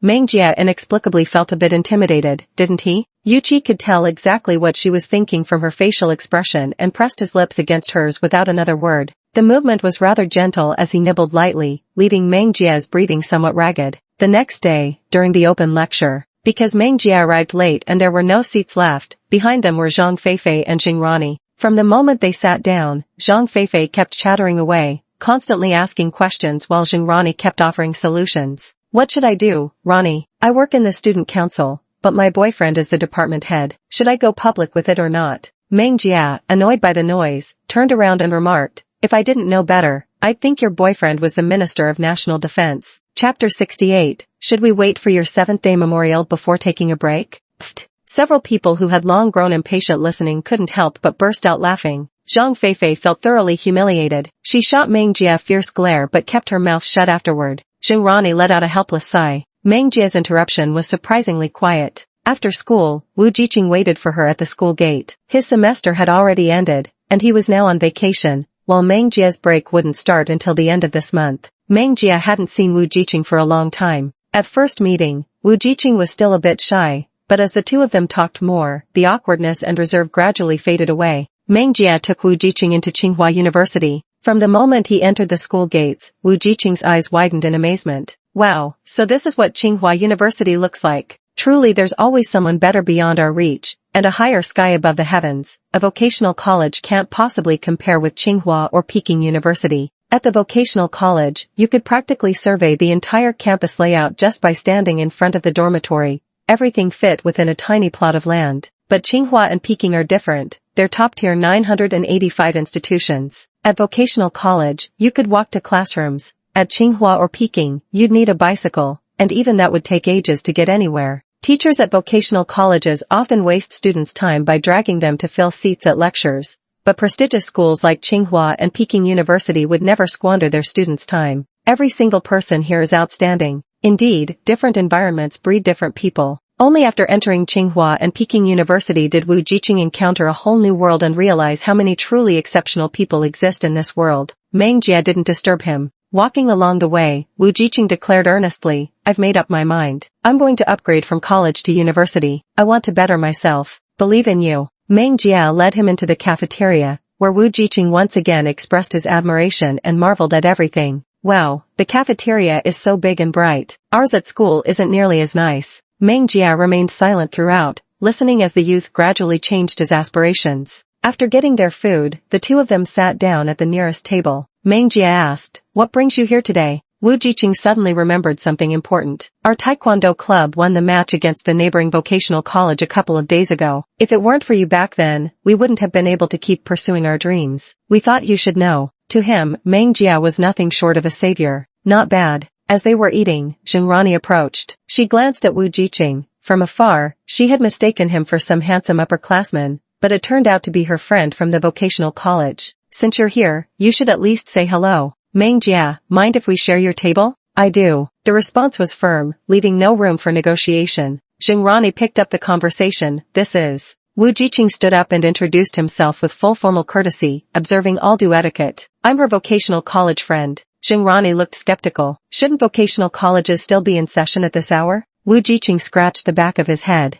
We've already started our holiday." "Oh, is that so?" Xingrani laughed. "Your vocational college always gets out early." A single sentence made Wu Jiqing rather uncomfortable. He wasn't stupid. He could hear the contempt in Xingrani's words. It was normal for vocational colleges to have earlier holidays, while prestigious 985 universities like theirs typically had later breaks. That simple remark laid bare her attitude completely. Wu Jiqing was at a loss for words. Listening to their conversation, Meng Jia put down his chopsticks and retorted, "What, should we wait until your 7th-day memorial to take a vacation?" Xingrani's smile vanished instantly. The remark was downright offensive. In the end, Xingrani left with a visibly darkened expression. Of course, Meng Jia didn't bother with it either. After finishing the meal, I accompanied Wu Jiqing for a stroll around the campus before seeing him off. Since Zhang Feifei was dating the student council president, they attended classes together, and her voice had become all sweet and coquettish. "What should we eat for lunch? Yeah. How about we have hot pot? And I still want ice cream." Some people got goosebumps listening to this. What's wrong with Zhang Feifei being like this? The girl sharing the dorm with Zhang Qingyan couldn't take it anymore, putting down her notes to look at her roommate beside her. Zhang Qingyan, who had been intently taking notes, sensed something amiss and glanced up to meet her gaze. "What's wrong?" The girl grabbed and tugged at her sleeve, swinging it back and forth. "I want to eat ice cream. I want to eat cream puffs. I want to eat that rolled cake. Buy them for me, okay? Please buy them for me." If she weren't Zhang Feifei's carbon copy, then she must have been carved from the same mold. Zhang Feifei stopped talking, watching this side. Zhang Qingyan froze in place, eyes wide as saucers, with a look like seeing a ghost. After a long pause, she finally couldn't hold back and blurted out, "Damn it, speak properly." The girl let go of her and said expressionlessly, "Your dad's hungry." Pfft. The guy behind her burst into laughter. Where on earth did this so-called hero come from? Not 2 days later, Zhang Feifei got dumped. She cried her heart out. Rani had no idea how to console her. She could tell the two of them were never meant to be. Zhang Feifei's abilities genuinely fell short of the minister's expectations. However, in the second week after their breakup, the minister began pursuing Meng Jia. At first, very few knew about it. It wasn't until Zhang Feifei kicked up a fuss that people found out. "Meng Jia, have you no shame? After seducing Xiao Zishu, now you're after my minister?" No one knew what crazy idea had gotten into her. Meng Jia didn't want to engage. Some bystanders couldn't stand watching anymore. "Hey, calm down. Don't come after Meng Jia the moment you get dumped. What sins did Meng Jia commit in his past life to keep getting cursed by you people?" "Right, Meng Jia didn't do anything. There's no point being this relentless with him. After a breakup, instead of reflecting on your own issues, you go picking on others. I think you're the main reason for the breakup. You're a college student, stop being so unreasonable. Running around every day and stirring up trouble like an idiot is truly unbearable." Most of those standing up for Meng Jia were guys. Meng Jia was quite popular with the opposite sex, good at gaming and straightforward in personality. Zhang Feifei was already in a bad mood, and hearing this only made her angrier. What makes Meng Jia so popular among so many people? Just because he's good at gaming? If I defeat Meng Jia, then I should have just as many guys speaking up for me in the future. Zhang Feifei slammed her phone onto the table and raised her voice sharply. "Meng Jia, isn't gaming your strong suit? Dare to have a solo match with me?" With a match to watch, the guys naturally showed interest. Still, some people looked down upon Zhang Feifei. Why can't she let it go and keeps comparing herself to Meng Jia? We really can't understand. With so many people in the university, why does she keep targeting Meng Jia? To slander is itself a form of admiration. These people are just jealous, can't stand others being better than them. Afraid Meng Jia might refuse, Zhang Feifei introduced herself. "I'm ranked 6th nationally for Sun Shangxiang. Know the player ranked 2nd nationwide for Sun Shangxiang? Ran into them during a match and got absolutely crushed by me. Dare to face me?" Chapter 69. Forgot to mention, I'm the nation's top Sun Shangxiang. Meng Jia leaned back, since she was bored anyway, and chuckled. "Sure, let's play a round. Woohoo." The boys were particularly excited. Zhang Feifei carried herself with an air of arrogance as the two sat together and launched the game.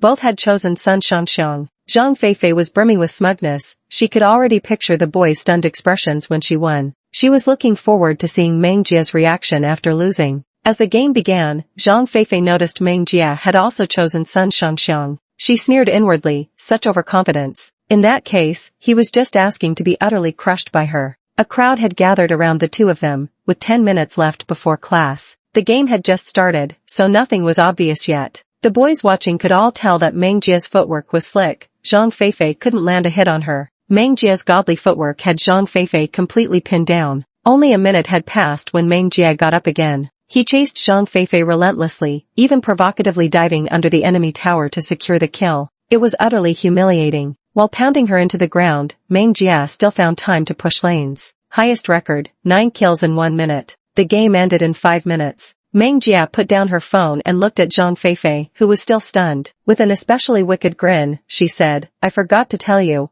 I'm the #1 Sun Shangxiang in the national server." Zhang Feifei's mind went blank. It completely fell apart. She couldn't show off in front of Meng Jia at all. Feifei Zhang stared blankly, as some boys said. "Look at you, why did you have to provoke her like that?" "There you go." It crashed. Zhang Feifei couldn't accept it. How could Meng Jia be good at everything? This semester flew by with hardly anything happening. During the vacation, Rani was arranged by Guangzhong to work at a magazine agency, gaining more experience during university so she could directly take over related work after graduation. Anyone with eyes can see how highly Guangzhong values Rani. Raven magazine has profound heritage with decades of history, consistently featuring popular celebrities in each issue, making its sales unrivaled as the top performer. It's an unbeatable legend within domestic publishing circles. Rani's work here was exceptionally effortless. The editor-in-chief called her in that day. "Rani, you were introduced by Mitsuda, so I'll do my best to mentor you. That's why I'm handing the new issues planning to you." Rani was flattered. "I'll do my best." She never expected to be given such important work right after joining. Rani took the latest magazine issue very seriously, learning from many senior colleagues, investigating the newly risen young actresses. Information about 2 individuals was placed before her, Yan Qing and Yuan Qianqian. Both are actresses quite beloved by audiences. The acting is on point. Rani subtly set her sights on these two. Given Raven's established status, it was easy to secure both of them. The promotion was also well executed, generating much anticipation among fans. Zhao's mother thought Meng Jia was a bit bored during the summer vacation. That day, I took her to meet the editor-in-chief of Muse magazine. On the way there, Zhou Mo had already sent the materials to Meng Jia. This magazine was once quite popular, but it never chased influencers, no matter how great the content. Without traffic, it never gained momentum. Thus it declined day by day, and under Raven's suppression, the magazine's condition became even more pitiful. It was on the verge of bankruptcy. Zhao's mother knew Meng Jia's concerns and spoke earnestly. The editor-in-chief of Moose is an exceptional person. Though Moose is nearing bankruptcy now, you can still learn a thing or two from the editor-in-chief. Zhao's mother feared Meng Jia might have any unwillingness to meet him. She had witnessed Mo's rise with her own eyes, so she knew Meng Jia could learn valuable things from him. She also spared no effort in mentoring Meng Jia. Though she didn't have Jing Guangzhong's extensive connections, she still fulfilled her responsibilities conscientiously. They arranged to meet at Tingyue Hotel. Before Meng Jia and the others arrived, when Rui ran into Moose, the magazine was essentially named after them. When Rui had been thriving all these years, his well-tailored suit accentuated his sharp appearance. He looked down on Moose. Well, if it isn't Moose, never thought I'd bump into you here. Moose ignored him. I heard your new magazine issue is going head-to-head with ours. I'd really like to see what kind of guts made you dare to do this. When Rui's words were laced with thorns, Moosey felt pressured by his intensity and was forced to respond. Of course, we can't compare to editor-in-chief Wen's success. When Rui readily accepted her praise. Since we're old acquaintances, I might as well tell you, we've secured 2 rising starlets for this issue. If you don't want to suffer too much loss, I'd suggest you reconsider your magazine's release date. Moose didn't want to engage in superficial pleasantries with him here. I'll think about it, she said. When Rui burst into laughter as he exited the hotel, making sure to tease Jingrani, never thought her shabby little magazine could last this long. He said it loud enough for Moose to hear. The thought of dissolving the magazine surfaced in her mind yet again. During the meal, Moshi's mind kept replaying Wen Rui's words, leaving her distracted throughout the entire time. This made Aunt Xiao somewhat embarrassed. She had to call Moshi's name 2 or 3 times. Only then did Moshi snap out of it, offering an apologetic look. I'm so sorry, I'm just not in the right headspace today. Meng Jia remarked, is it because years of being suppressed by Wen Rui have crushed your confidence? Thinking about disbanding? Moose looked up in astonishment. She hadn't even realized that this was the young lady from the Jing family. It must be said, every move exudes not the demeanor of a humble seeker of knowledge, but rather that of a dominating authority on high. She wasn't mistaken. Meng Jia's next words were indeed, out of respect for Aunt Xiao, I'll take charge of this campaign and guarantee your sales surpass Wen Rui's. What an outrageous statement. Moose smiled, still regarding him with the indulgence reserved for a child. After all, born into the Jing family, arrogance was to be expected. Meng Jia added, since it's about to go bankrupt anyway, just let me give it a try. Even Musie's mother-in-law thought these words were going too far. She cast a meaningful glance at Meng Jia. Jia,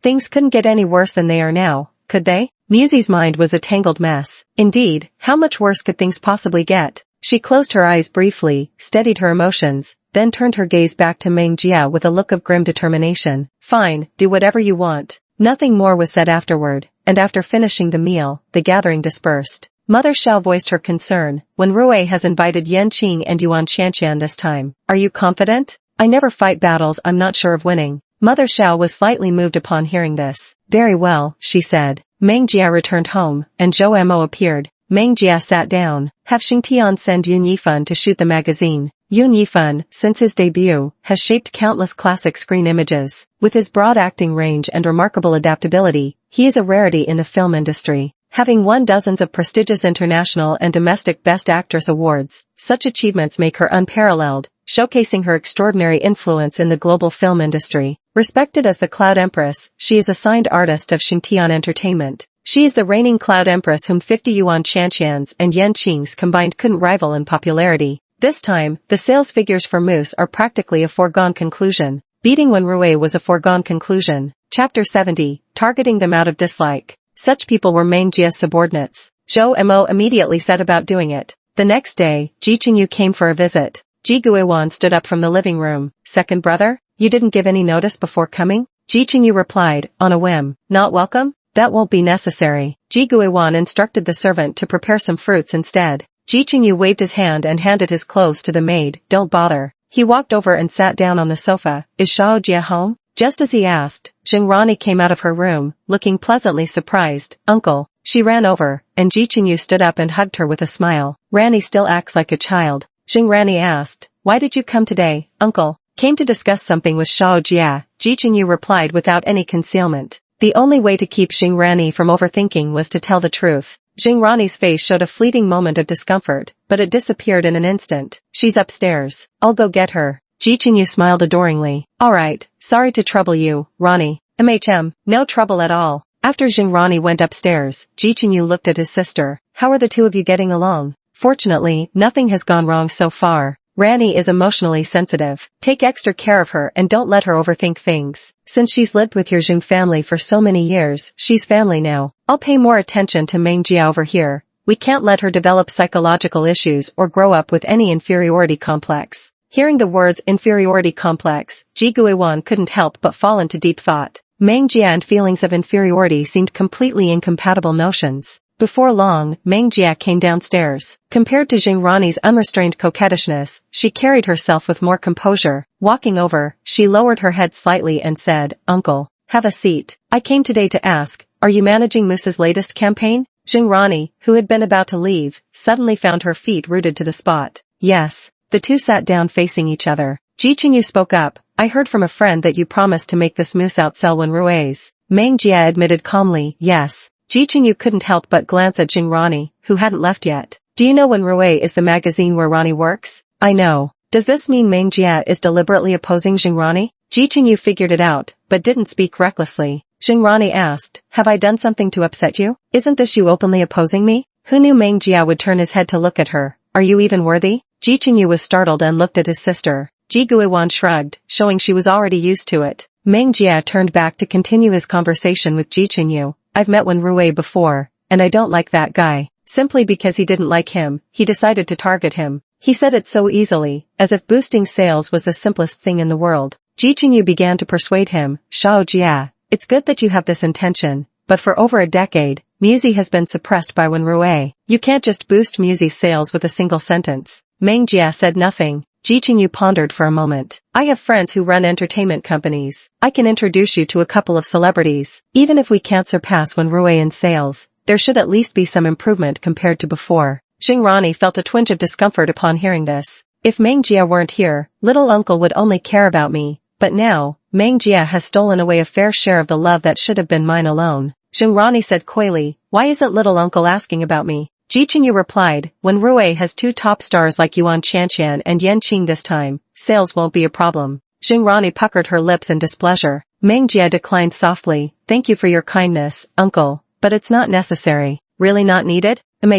Seeing that Meng Jia truly had no such intention, Ji Qingyu didn't press further. "Then I'll await your proposal." After seeing Ji Qingyu off, Ji Guiwan called out to Meng Jia upon returning, "If it's truly difficult, don't feel that relying on family is shameful. Home will always be your support." She could see that Meng Jia had a proud spirit within him. Some things she handled independently. Her strength made his heart ache a little. This time Ji Guiwan misjudged. Meng Jia wasn't being strong, she was being disdainful. She herself represented the chaebols, possessing wealth-rivaling nations. Her intricate web of connections made salvaging a mere magazine trivial. Ji Qingyu secretly asked his friends to help out, but Meng Jia discovered it several times, and the assistance was firmly rejected without hesitation. The wealthy women in their circles have little to do every day, and gossip is pretty much their only pastime. That afternoon, a few people gathered together. "I heard the Jing family's two daughters got matched with Wen Rui and Musi. And then what?" Meng Jia even boasted that she would be the one to plan it this time, claiming that Muse magazine's sales would definitely surpass Wen Rui's. One person couldn't stand it anymore and rolled their eyes. Pfft, must have stayed cooped up at home for too long, never seen real challenges. Thinking reviving a nearly dead studio is that easy. When Rui has over a decade of legacy behind it, it's not something so easily surpassed. Let's wait and see. Meng Jia is getting too big for his boots. Having ambition is good, but overconfidence is just arrogance. It'll only make him a laughingstock. Then let's wait for that day to come. It's not like we've got anything better to do anyway. Meng Jia's plans were being prepared at full speed, just like Zhou Mo's simultaneous preparations. The company's PR team worked efficiently, taking just 2 days to fully clarify the rumors about Xie Yushuan's promiscuity. They even acquired the rights to all the dramas Xie Yushuan had previously starred in but never got the chance to air, broadcasting them across major platforms. In no time, Xie Yushuan's name dominated the trending charts. While this girl looks so fresh-faced, her demeanor doesn't seem like someone who'd fool around. Woo-woo, my precious girl has finally been vindicated. When the scandal first broke, I was searching everywhere for evidence. Now that the truth has come to light, as her longtime fan mom, I'm beyond relieved. Yuan Qianqian stared at the tablet with eyes wide in rage, then suddenly hurled it to the ground. How could this happen? The assistant tried to console her. Sister Yuan, don't be so angry. No matter how popular Xia Yuxuan is now, you're still the senior. Your status won't be shaken so easily. Yuan Qianqian's breath was uneven, her chest heaving up and down. Xingrani, of course, had also seen the news. If Xia Yuxuan were to appear in this issue of the magazine as well, it might be more secure. Thinking this, she also contacted Xia Yuxuan, only to be directly rejected by the other party. Staring at the hung-up phone screen, Xingrani was in a daze. Xia Yuxuan had become the first artist to decline when Rui's invitation. She wanted to find out Meng Jia's whereabouts, but the other side was tight-lipped. Nothing could be uncovered. This feeling of losing control was unsettling. Moose magazine. Everyone was distracted and lacked motivation to work. Meng Jia sat on the couch reading a tablet. The sound of an engine roared outside the door, and soon after, someone walked in. The receptionist answered listlessly, "Hello, Moose magazine, how may I help you, miss?" The visitor stood tall, radiating an undeniable aura with just a simple stance. Yun Yifan took off her sunglasses, casting a sidelong glance with her strikingly beautiful, almost mesmerizing eyes. "I'm looking for Meng Jia." The receptionist stared at that strikingly arresting face, blood rushing to her head. For a moment, she was too overwhelmed to speak. "Yun Yifan, it's Emperor Yun, a living Emperor Yun." Chapter 71. That editor-in-chief Wen is waiting to watch. Watching the receptionist too excited to speak, Yun Yifan felt utterly helpless. She raised an eyebrow. "Never mind, I'll go find it myself." The receptionist fainted from overexcitement. Yun Yifan had a flamboyant personality, reflected in her wardrobe dominated by vibrant hues. Today, she swept inside in a striking red gown, her high heels clicking rhythmically as she moved with effortless grace. With a single glance, her eyes immediately landed on Meng Jia. Without hesitation, she walked over. Meng Jia didn't even need to move. Yun Yifan recognized her instantly. Yun Yifan was among the first group of veterans who followed Meng Jia, and their relationship was extraordinary, with Meng Jia being both mentor and friend. When she first heard the news of Meng Jia's death, it felt like the sky had collapsed. Just a few days ago, when Zhou Mo told her Meng Jia had asked her to come to the capital for a magazine shoot, she couldn't believe her ears. Seeing her arrive, Meng Jia lazily set aside her tablet and stood up,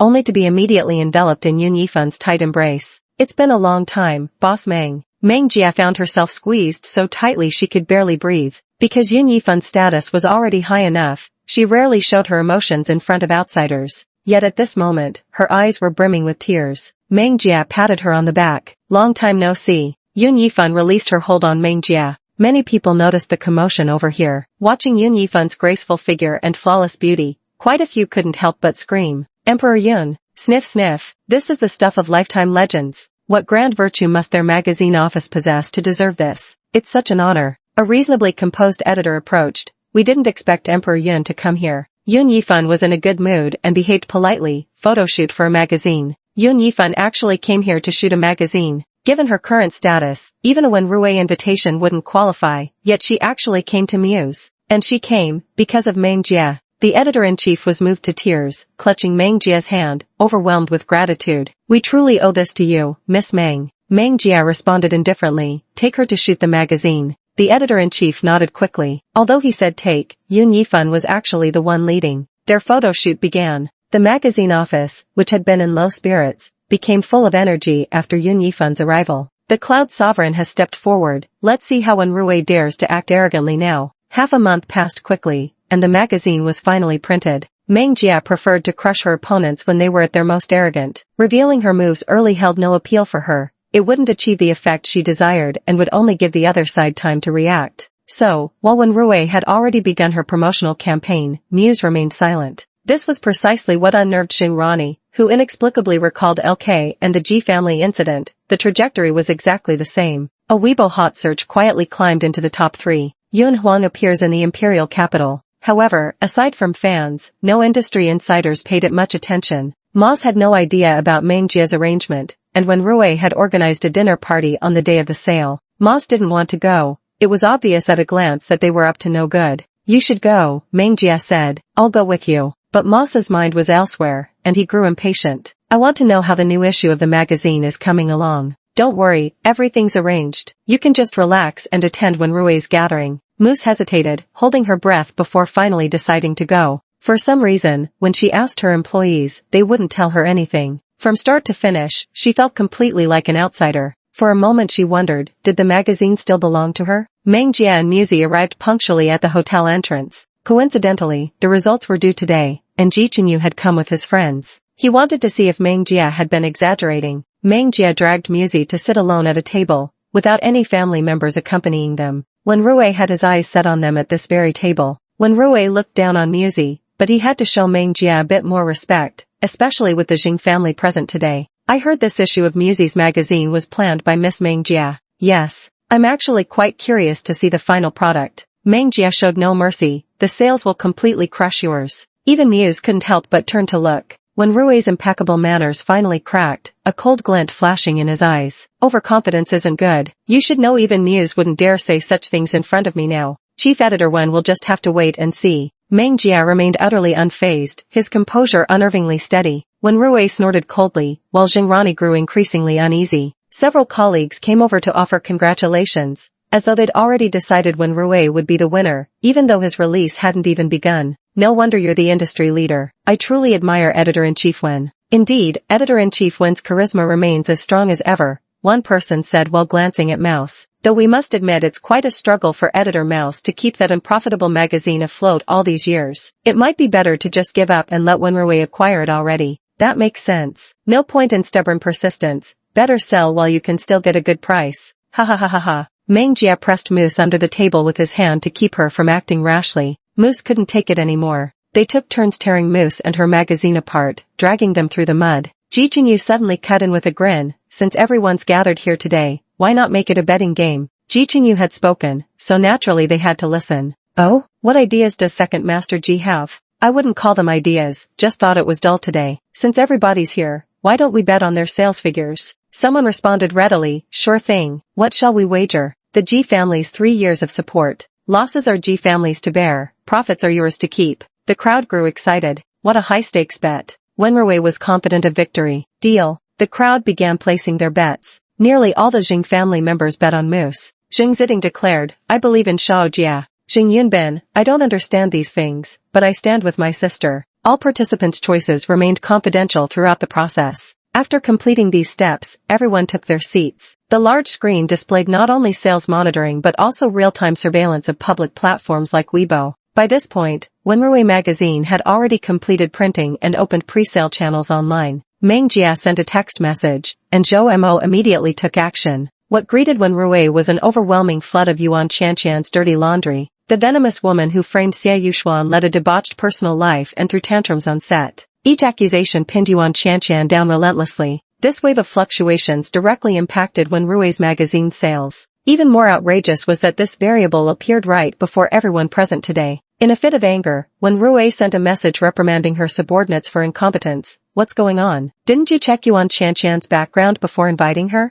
The subordinates were forced to suffer in silence, swallowing their grievances. It was clearly Jingrani who should be blamed. During the chaotic times of Wenrue, the promotional campaign of Muse magazine began. Together with Xingtian Entertainment's official accounts and their affiliated artists, the publicity blitz commenced. Chapter 72, Grandma will throw you a bigger one than theirs. Weibo crashed. The hype is reaching boiling point, with netizens buzzing in heated discussions. Holy shit, have y'all seen the pics released by Muse magazine? Xuan and Cloud Empress did a magazine shoot together. Those photos are so aesthetic. A once-in-a-lifetime series. Whoa, our Cloud Empress's gaze is so dominantly arresting. They look absolutely perfect together. The lilies of my homeland are blooming again. Every multi-party situation appeared on the screen without exception. When Rue, initially expected to be the sales champion again, was overtaken by Muse unexpectedly. The witnesses of this moment included members of both the Jing and Ji families. Once again, Meng Jia proved his capabilities to them. Muse was still too shocked to recover. Yet despite her astonishment, she couldn't help glancing at Meng Jia. Unsurprisingly, his dark eyes remained calm and unreadable. It was as if someone in a position of power was looking down on everything from above. With the show over, Meng Jia saw no reason to stay any longer and left without hesitation. As she passed by Wenrue, she offered some well-meaning advice. Editor-in-Chief Wen, you should carefully consider what attitude to take toward Moose from now on. Wenrue slammed his fist onto the table. Everyone at the same table was badly startled. This scene fell into Ji Chunyu's view, and he suddenly smiled. Now I finally understand why our eldest brother lost back then. The question that had puzzled him endlessly was finally answered at this moment. Meng Jia truly caught his eye. Ji Guiwan replied modestly, yes, this child is quite remarkable. It was almost overwhelmingly impressive. Meng Jia always managed to surprise people when they least expected it. The old lady of the Ji family woke up, and everyone gathered anxiously by her bed. Though the old lady's complexion still didn't look too good, at least she had regained consciousness. When the old lady had been unconscious, they'd all been walking on eggshells. All thanks to Meng Jia and Zheng Yiyan. Mom, you're taking this too lightly. How could you get hurt at home? Ji Qingyun said. The old woman said, I don't know how, but I just suddenly fainted. I've worried you all. Why say such distant words when everyone's so close? Yes, Mom, we've already made arrangements. We can't trust others with this. Starting today we'll take turns watching over you. Ji Qingyun said. Oh dear, go attend to your own affairs. Why bother with an old woman like me? Ji Guiwan was also concerned. It's no use whatever you say. The old lady had such a headache. How inconvenient to have people watching over her. A crowd had gathered around her bed, pressing her to agree. Beyond the crowd, Meng Jia sat off to one side, listening as they spoke one after another. She looked up to see Xingrani volunteering. Anyway, I'm on vacation now. I can watch over Grandma, nothing will go wrong. Xingrani gave the old woman a meaningful glance. The old lady understood, cleared her throat, and took the initiative to hold Xingrani's hand, giving it a reassuring pat. Just let Rani stay with me. You all go ahead with your own busy schedules. The others turned to Xingrani, asking, Are you okay by yourself? Xingrani responded with a smile, no problem. A few years ago when Grandma was sick, I took care of her too. There won't be any issues. They hesitated for a moment, but recalling that everything had gone smoothly back then, they finally relented. Seeing matters settled with a conclusion, everyone dispersed. Ji Guiwan left with Meng Jia. Meng Jia remained silent throughout. Ji Guiwan suspected she might be a bit nervous. Shao Jia, feeling a little out of place? It's fine. Ji Guiwan's lips curved slightly. I saw you go in without even saying hello to Grandma.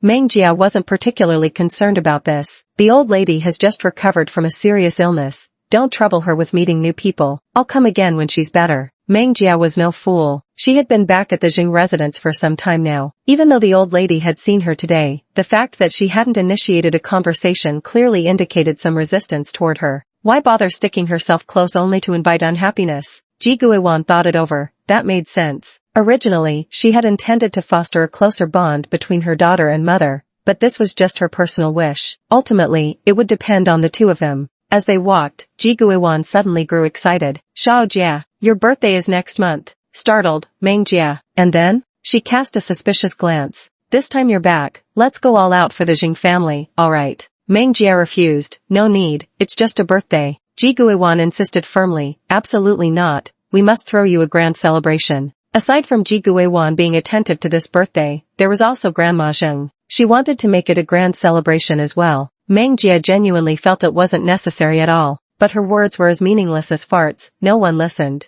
If no one was listening, why did they even ask her in the first place? Old Mrs. Ji had just recovered from a serious illness, so it was only right for old Mrs. Jing to pay her a visit. After all, they were in-laws. Supported by the maid, old Mrs. Jing settled onto the sofa with a warm smile. How's your health? Old Mrs. Ji shook her head. Not as good as before. Though Xingrani knew old Mrs. Jing favored Meng Jia more, she still personally poured tea for both elderly ladies. Proper etiquette couldn't be neglected. Eat well and drink well, old Mrs. Jing remarked politely. I know, old Lady Ji responded. Old Lady Ji took the initiative to bring up a topic. Last year's birthday banquet for dyeing clothes was organized by you, so this year let the Ji family handle it. Old Lady Jing agreed readily. Fine, then Xiao Jia's will be handled by us. Old Lady Ji wasn't familiar with Meng Jia, and upon hearing this merely glanced at her without any intention to continue. That's acceptable. The two elderly women didn't have much to say to each other, never having been particularly close to begin with. After their brief conversation, Meng Jia helped Mrs. Jing to her feet, preparing to leave. Suddenly, Mrs. Ji called out to Meng Jia. Meng Jia?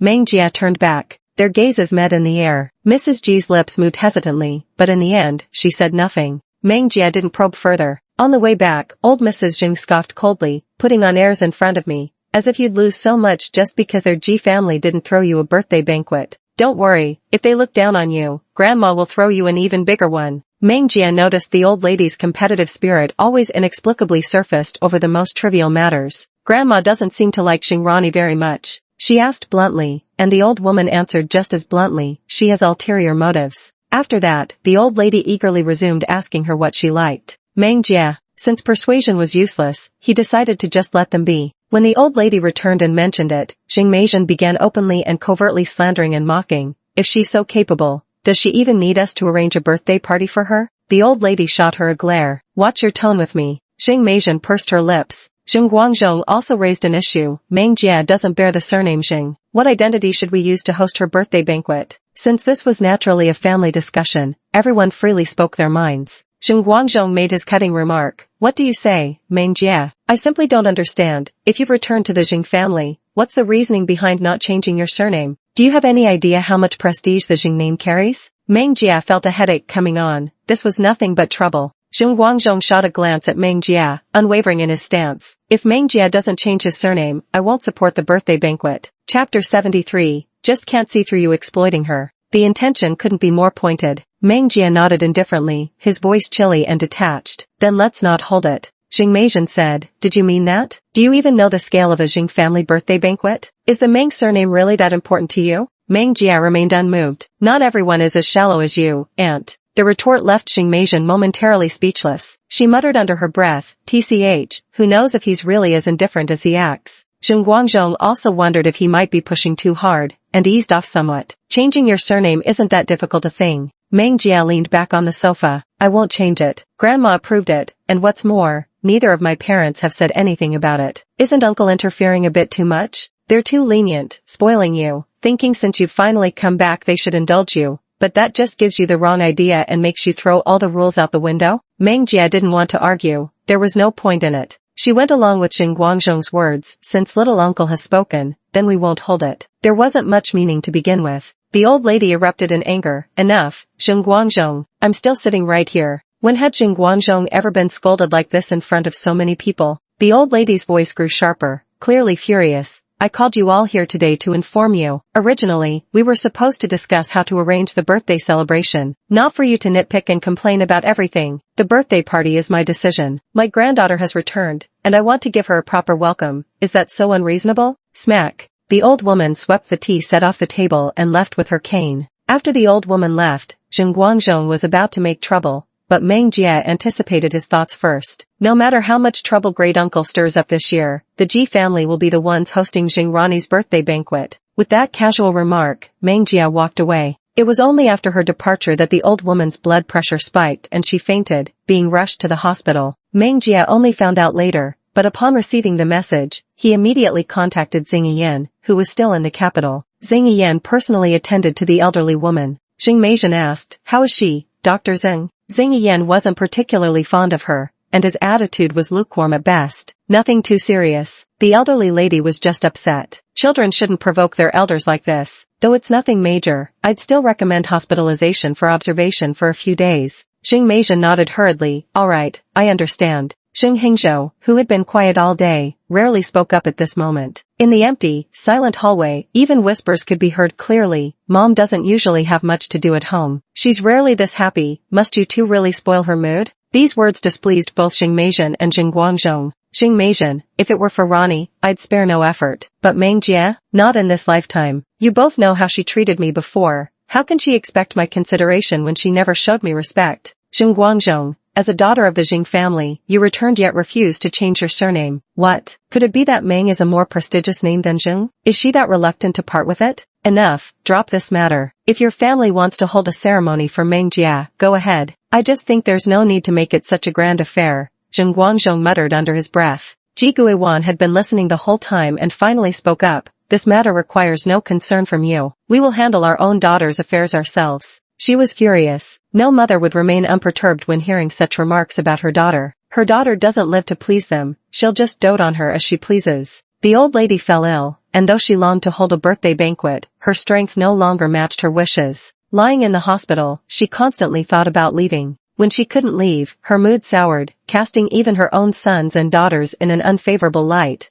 Only when Jing Hingzhou entered did the atmosphere improve a little. Jing Hingzhou fed the elderly woman some water. Mom, don't worry. We'll organize the birthday banquet properly. We won't treat Xiao Jia unfairly. the old woman's expression finally softened a bit. Even while drinking water, she couldn't resist casting a glance at Jing Guangzhong in the distance. Jing Rani's event was personally arranged by Grandma Ji. In her younger days, she was quite an accomplished woman with extensive connections. The guests who would attend were all distinguished dignitaries, giving Jing Rani plenty of face. On Meng Jia's side, Jing Hingzhou had offended countless people in his youth with his domineering and arrogant attitude in the business world. Apart from those who tolerated him for the sake of the Jing family's reputation, most never returned. Ji Guiwan sighed, his voice gentle. I told you to be polite to others. Look, no one comes to support you. Jing Hingzhou. That day, Meng Jia was dragged out shopping by Zhang Qingyan. Zhang Qingyan kept chattering along the way, you have too few clothes, and I hardly ever see you wear anything different. Today, no matter what, I must pick out a few outfits for you. Meng Jia wasn't particularly interested in clothes. Back in Bingzhou, YG would personally deliver new releases to her doorstep, and she'd just wear whatever was sent. Now, she had to shop for herself. She really was regressing in life. Two people were browsing clothes when Zhang Feifei's shrill voice pierced through. Oh, so it's our distinguished Miss Meng from afar. Meng Jia heard it but couldn't be bothered to acknowledge her. The capital is so vast, yet they keep running into each other. Zhang Feifei wouldn't let up. I've heard all about the Jing family affair, Meng Jia. I must say, I admire your stubbornness, refusing to change your surname to the end. You've single-handedly managed to offend the entire Jing clan. She deliberately showed off. It's still our Rani who's deeply loved by the elders. This birthday banquet was personally planned by Grandma Ji. The guests will all be Grandma Ji's friends too, people you wouldn't normally get to meet. No matter how chaotic the capital gets, it's always those people who call the shots. Uncle Jing had quite a few enemies in his youth, and when I think about it, your birthday banquet probably won't be as grand as our Rani's. Zhang Qingyan shot her a cold glance. Someone might mistake you for Jing Rani herself. Wasn't this just mocking her for being Jing Rani's lapdog? Zhang Feifei's face changed. What do you mean by that? Meng Jia turned around, utterly at ease. It means I'm insulting you. What? The top student from Tsinghua and Peking can't figure that out? Meng Jia then turned to Jing Rani. You don't have a mouth of your own? If you want to be sarcastic, say it yourself. Don't hide behind someone else to act all cocky in front of me. Such a cheap trick. Only this idiot can't see that you're using her, willingly yapping on your behalf. For once, Jing Rani didn't try to argue but admitted, she's telling the truth. Grandma really does have wide connections. That wasn't aimed at you, Zhang Qingyan said. Jing Rani scoffed, dropping all pretenses now. Whether it was or not, they still showed up at my birthday party after all. Meng Jia, how bold of you to try upstaging me. Chapter 74, An Apology. Meng Jia was utterly speechless. What's the point of comparing sizes in such matters? Meng Jia scowled, you're being a complete idiot. With that, she took Zhang Qingyan and left. Zhang Qingyan's gaze at Meng Jia was somewhat complicated. If things were already like this outside, one could only imagine how much more difficult her situation must have been back at the Jing residence. That, if you feel wronged, you can come to me. Meng Jia glanced at her, hands in his pockets, looking utterly roguish. It's noon, let's go eat. Zhang Qingyan nodded. She had already prepared herself for an upscale restaurant while worrying whether she had enough money in her pocket. After all, Father Zhang didn't give her much allowance on ordinary days. Until Meng Jia took her to a street food stall, she didn't quite realize what was happening. Take any seat. With casual ease, Meng Jia pushed the menu toward Zhang Qingyan. Zhang Qingyan, who had been preoccupied with heavy thoughts, suddenly broke into a smile. My treat tonight. All right. Zhang Qingyan obediently sat there after ordering, while Meng Jia boldly planted one foot on the side rail, his posture exuding a wild freedom. She couldn't help but smile. Meng Jia was truly the most extraordinary person she'd met in all these years. During the meal, commotion erupted at a nearby table, three young men making trouble and bullying an elderly man.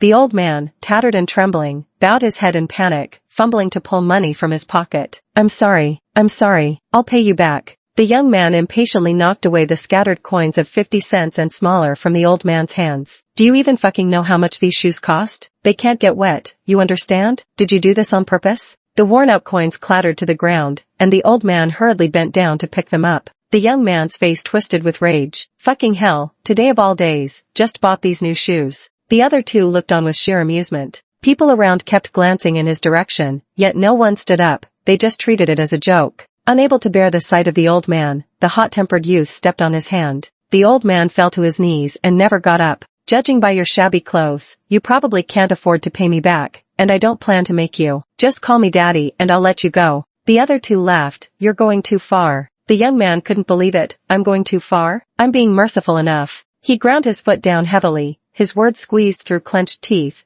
I don't have time to waste on you here. The old man lay humiliated on the ground. Zhang Qingyan couldn't bear it any longer and slammed her chopsticks down. Don't you think you'll pay for this kind of behavior? The young man turned to look at her, still stepping on the old man's hand, and saw it was just a girl. None of your damn business. Did I touch you? Watch your mouth, or after I finish with him, I'll deal with you. Zhang Qingyan stood up, unable to listen any further. How much for your shitty shoes? I'll pay you back. The young man said leisurely, sure, compensate me then. 20,000. Zhang Qingyan's hand paused almost imperceptibly as she reached for the money. 20,000, she couldn't afford that. How absurd, a wealthy heiress like her didn't even have 20,000 yuan to spare. Her gaze instinctively drifted toward Meng Jia, who was drinking beer. The young man caught her subtle movement. TCH, broke? What makes you think you can play the hero without money? His gaze shifted, landing on Meng Jia as he gave him a once-over, another pretentious show-off. Meng Jia set down his glass, rose from his chair, and strode toward the young man. The young man scoffed in amusement. That look on your face, here to throw hands? Meng Jia gave a strange smile. Indeed, you guessed right. No sooner had he spoken than, under everyone's watchful eyes, Meng Jia kicked over his stool.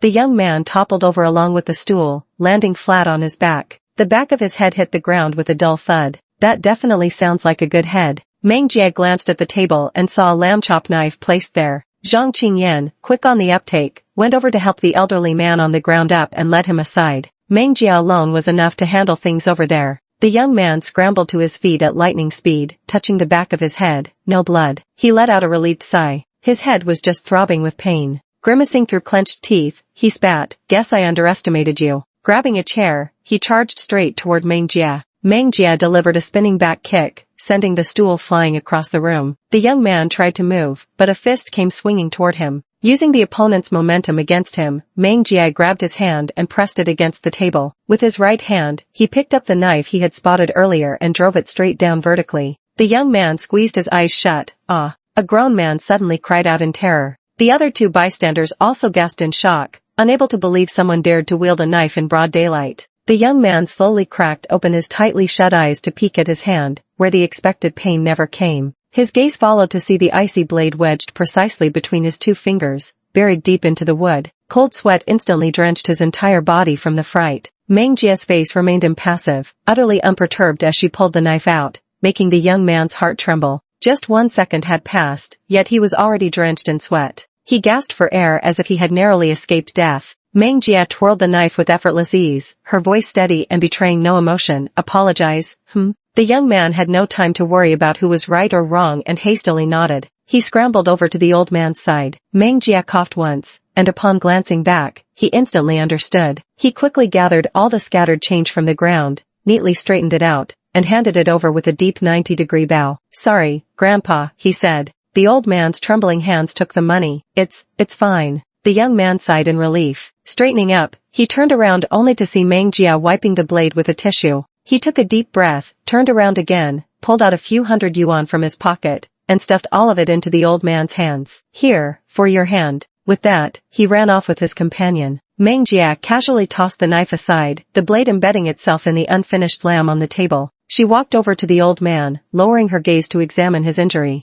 It's already turned purple. Let me take you to the hospital. Meng Jia and Zhang Qingyan took the elderly person to the hospital. After getting bandaged and purchasing medicine, as they exited the hospital, Meng Jia asked, "Where is your home?" The old man looked at Meng Jia gratefully, saying, "Thank you so much for today, young one. You don't need to worry about me anymore. I can go back myself. Here, take this money." He knew Meng Jia was the one who had just paid. Meng Jia declined, saying, "Let me take you back." Zhang Qingyan, "Yes, you can't go alone." The old man refused. Zhang Qingyan tried to persuade him. Finally, unable to bear it any longer, Meng Jia grabbed the little old man and dragged him downstairs. The little old man. Meng Jia handed him over to Zhou Mo and said, after taking him back, "Check on his family situation and let me know. Need to send it to District 18? Send it." District 18 was a charitable organization founded by Meng Jia. After handling matters there, I went shopping with Zhang Qingyan and returned home with new clothes. There's an outsider here. The aggressive words abruptly ceased when she appeared at the main gate. Chapter 75. You've been quite wild lately. The sudden silence made Meng Jia freeze momentarily. Before Meng Jia came,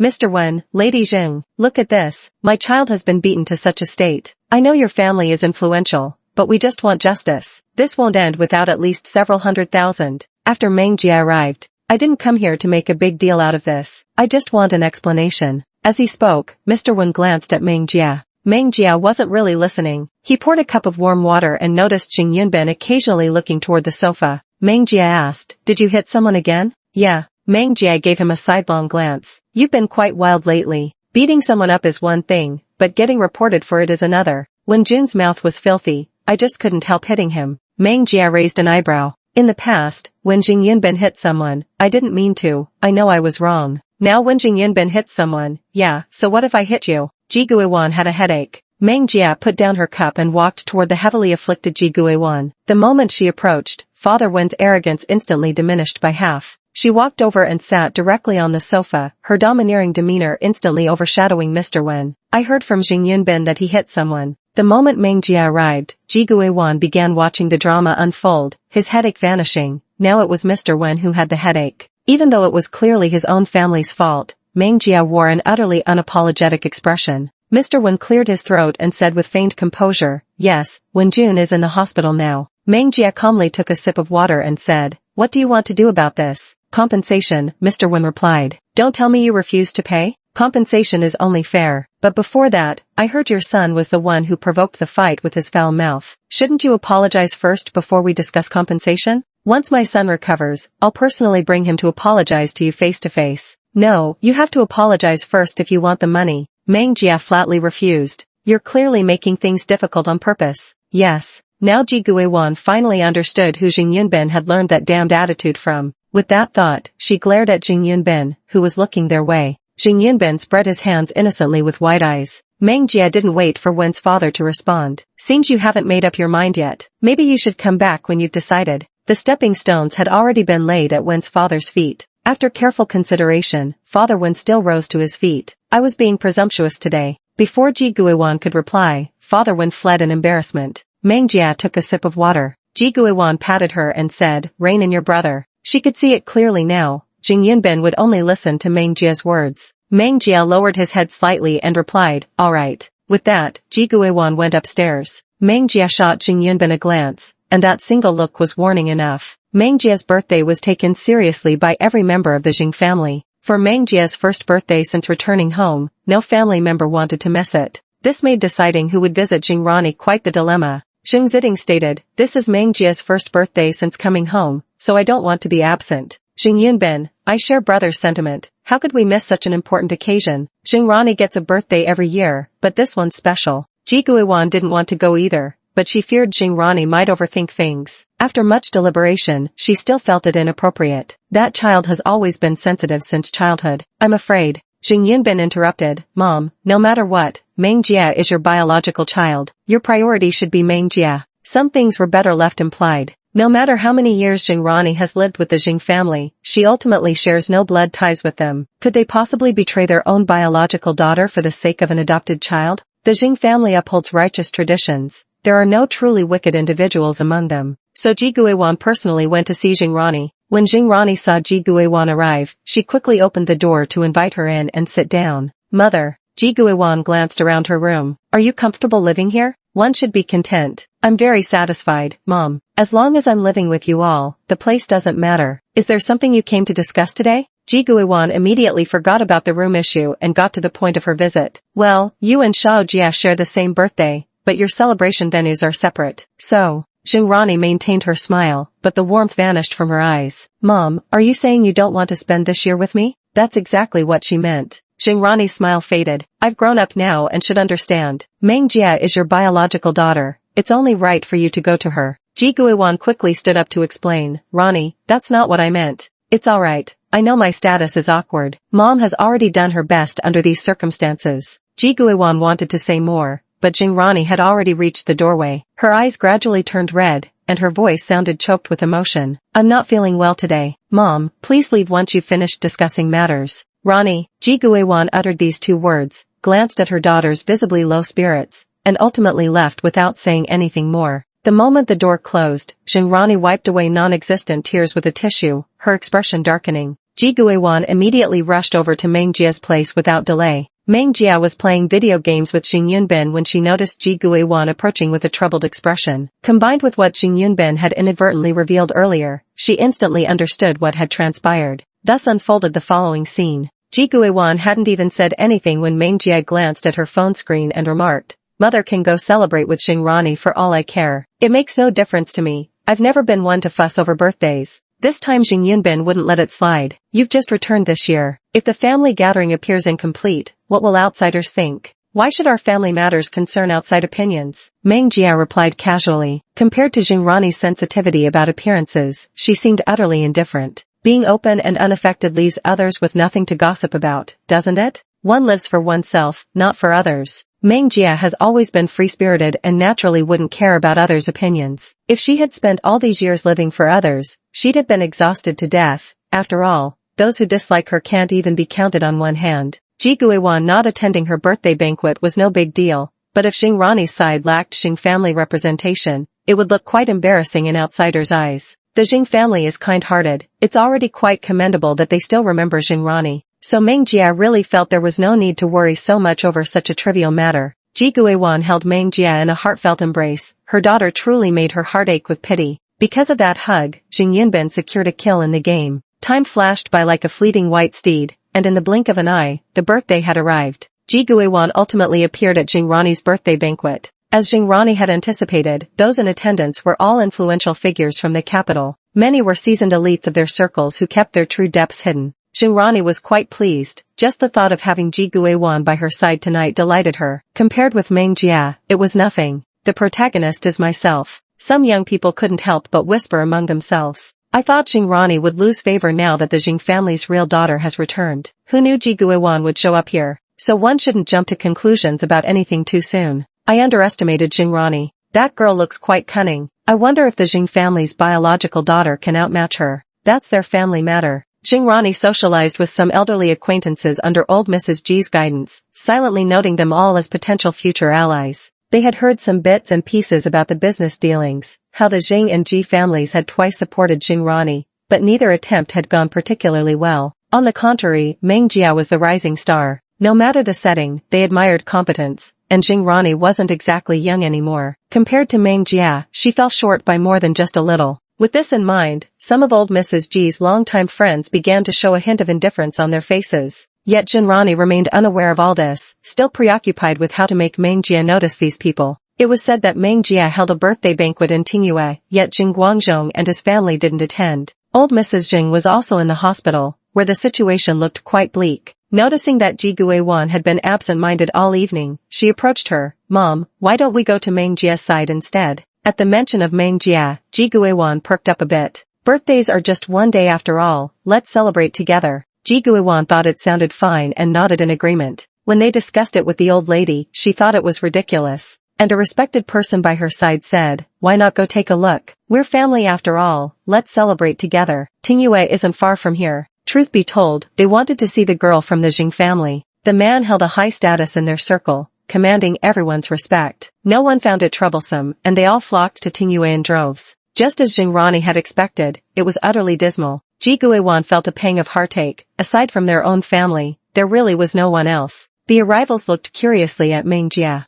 They'd only seen him in photos before. Today was their first time meeting him in person. Xing Rani stepped forward. "Meng Jia, I've been thinking, since we're family, we shouldn't celebrate birthdays separately, so I hurried everyone here." His words dripped with condescension as he looked down upon Meng Jia from his lofty position. Chapter 76, Meng Jia's Network of Connections, Part 1. The provocative tone in his voice was unmistakable. Maintaining his effortless composure, Meng Jia ignored her bait, simply instructing the staff with calm authority to prepare additional banquet tables. His actions were methodical and deliberate. Under numerous curious gazes, Meng Jia stood up, dressed casually. "It's just a birthday, hardly worth such a grand gathering, but since you're all here, we naturally must be good hosts. The dishes have already been ordered. If you don't mind, please take your seats and wait a little while longer." Every word and gesture bore the poise of nobility. Those who had come to observe Meng Jia found this display insufficient, so they walked over and took their seats. I couldn't help but marvel at how extensive Grandma Ji's social connections were. With just a quick glance, Meng Jia spotted many familiar faces. Xing Rani took her seat at her family's table. Jing Yinbin spoke bluntly. He never was one for beating around the bush. Why did you invite all these people? Did you want to show sister how much the Ji family values you? Jing Rani poured water without changing her expression. You're misunderstanding me. I just think it would be difficult for mother if we held separate celebrations. If you really thought that way, you wouldn't have waited until after grandma introduced you to those people to say it. Why didn't you mention it before arranging the birthday banquet? Jing Rani set down the teapot. This just shows how young you are. It was grandma's heartfelt wish. Elderly people rarely take initiative to do things. Wouldn't it be terribly rude of me to ruin her excitement? Yunbin was left speechless by this single remark. Jing Ziding listened on the side, not participating in their conversation. Arguing here would be completely pointless. Ji Guiwan pulled Meng Jia to sit down as well, glanced at her husband, then quietly asked Meng Jia, "Did none of your friends come today?" The entire floor was filled only with family, not a single unfamiliar face in sight. Could their interpersonal relationships really be this bad? After being in the capital for so long, hasn't Meng Jia made a single close friend? Though it might be inappropriate to say this, Ji Guiwan couldn't help but wonder, hasn't even a single person tried to curry favor with him? Meng Jia glanced at the time. It's still early, they'll arrive soon. Are there many? Ji Guiwan asked. Meng Jia thought for a moment. There were probably just Zhang Qingyan and Zhao's mother. She answered, not many, just about 2. Ji Guiwan forced a smile. Having 2 friends was better than nothing. After some thought, I decided not to dwell on these matters anymore. Oh well, as long as the child is happy. Before long, Zhang Qingyan arrived. She was momentarily stunned by the sight, such a huge crowd, and judging by their attire, everyone present was either wealthy or influential. It's no wonder, the Jing family really does have an extensive network. Meng Jia saw through her thoughts at a glance and walked alongside her inside. Don't overthink it. Those people are just here to wish Jing Rani a happy birthday? Zhang Qingyan handed the gift she was carrying to a nearby waiter. Wow, people wishing Jing Rani a happy birthday ended up here? Didn't you two host separate parties? Who knows? Meng Jia led her to her seat and helped her settle in. Just relax. Oh. As she spoke, Zhang Qingyan glanced around again, then at herself. No matter how she looked at it, everything seemed shabby. For the first time in her life, she felt she had embarrassed Meng Jia. Compared to those people around Jing Rani, she was utterly unsightly. Mother Xiao also stepped inside, with Xiao Zishu following closely behind her. Zhao's mother asked Meng Jia, what happened? Meng Jia patiently repeated everything he had just said to Zhang Qingyan without showing any impatience on his face. She led Zhao's mother and the others to their seats. Listening to this, Zhao's mother became somewhat angry. Had I known earlier, I would have called more people to help you. If Meng Jia hadn't claimed to prefer peace and quiet, the situation wouldn't have come to this. Mother Xiao sat down and asked, are those your people? Meng Jia pointed to Zhang Qingyan sitting at the same table. Mother Xiao, that's it? Meng Jia didn't ask Yuqi to come. After thinking for a while, she truly couldn't remember. Her memory wasn't particularly good. That's all, she said.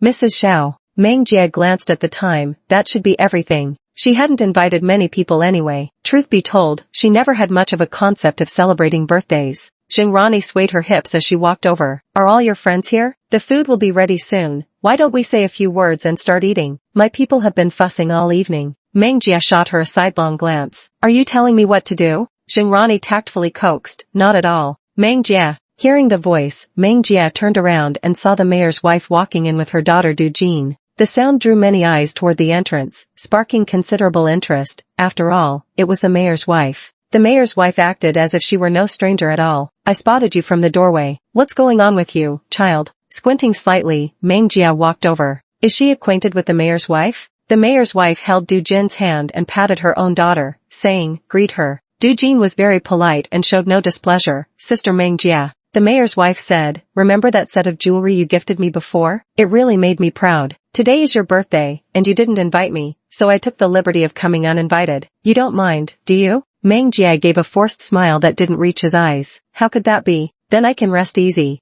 The mayor's wife pulled Du Jin along to find seats, exchanging pleasantries with some people along the way. On Jing Rani's side were, the mayor's wife didn't greet Mrs. Jing but addressed Meng Jia directly, which shows she's Meng Jia's friend. Impressive. Meng Jia really surprised me. As a genuine rich second-generation heir, he hasn't relied on family connections. TSK, such people are rare even in the capital. These remarks were clearly a veiled dig at Jing Rani. 80% of their visit today was out of respect for Grandma Ji, with the remaining 20% being curiosity about Meng Jia. Meng Jia thought that was the end of it, but then came the recently popular Muse, along with Su Raoman, Wang Yanran, and Charles from the Mensa Club. In no time, the table was fully seated. Su Raoman, I'm here to back you up. I heard today's gathering is full of political elites from the capital, and I guess I count as half an elite myself. Wang Yanran, I'm no elite, but I'm here to back you up too. Meng Jie. Although the visitor's status wasn't exactly low, compared to the capitalists already present today,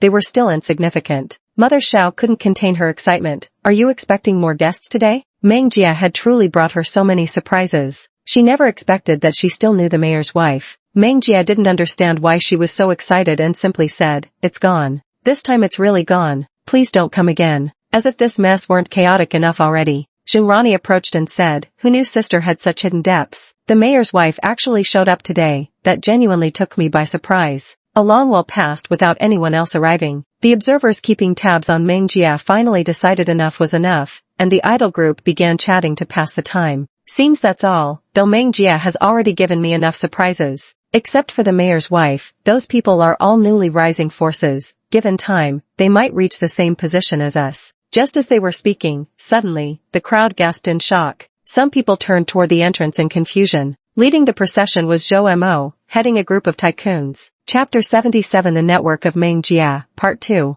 Some ambitious young chaebol heiresses could no longer maintain their composure. They restrained their excitement, biting back any crude outbursts. That's what a real chaebol looks like. There's always someone better, and skies beyond skies, but Zhou Mo and his group were figures who struck fear into people's hearts. Their decisive style, visionary ideas, and cautious nature kept them perched atop their lofty positions. Many veterans present had crossed paths with these individuals before, and naturally knew where Zhou Mo and his comrades hailed from. Bingzhou, a magical place, where some young elites got their start. Though still young, they could stand toe-to-toe with these old veterans on equal footing. Led by Zhou Mo, his tailored suit fitted impeccably. Dazzling lights glinted off his gold-rimmed glasses, accentuating his extraordinary nobility. His distinctively long, slender fingers held a cane, adding an air of mystery to his presence. With flawless divine features and an expressionless face, he stood perfect in every way. Tang Qianni stood beside him, dressed casually in the latest YG collection. The outfit seemed tailor-made for him, amplifying his strengths 1,000-fold. Every aspect of his flawless figure radiated superiority, with fiendishly handsome features. Xing Yiyan remained clad in white, his refined elegance blending seamlessly into their midst,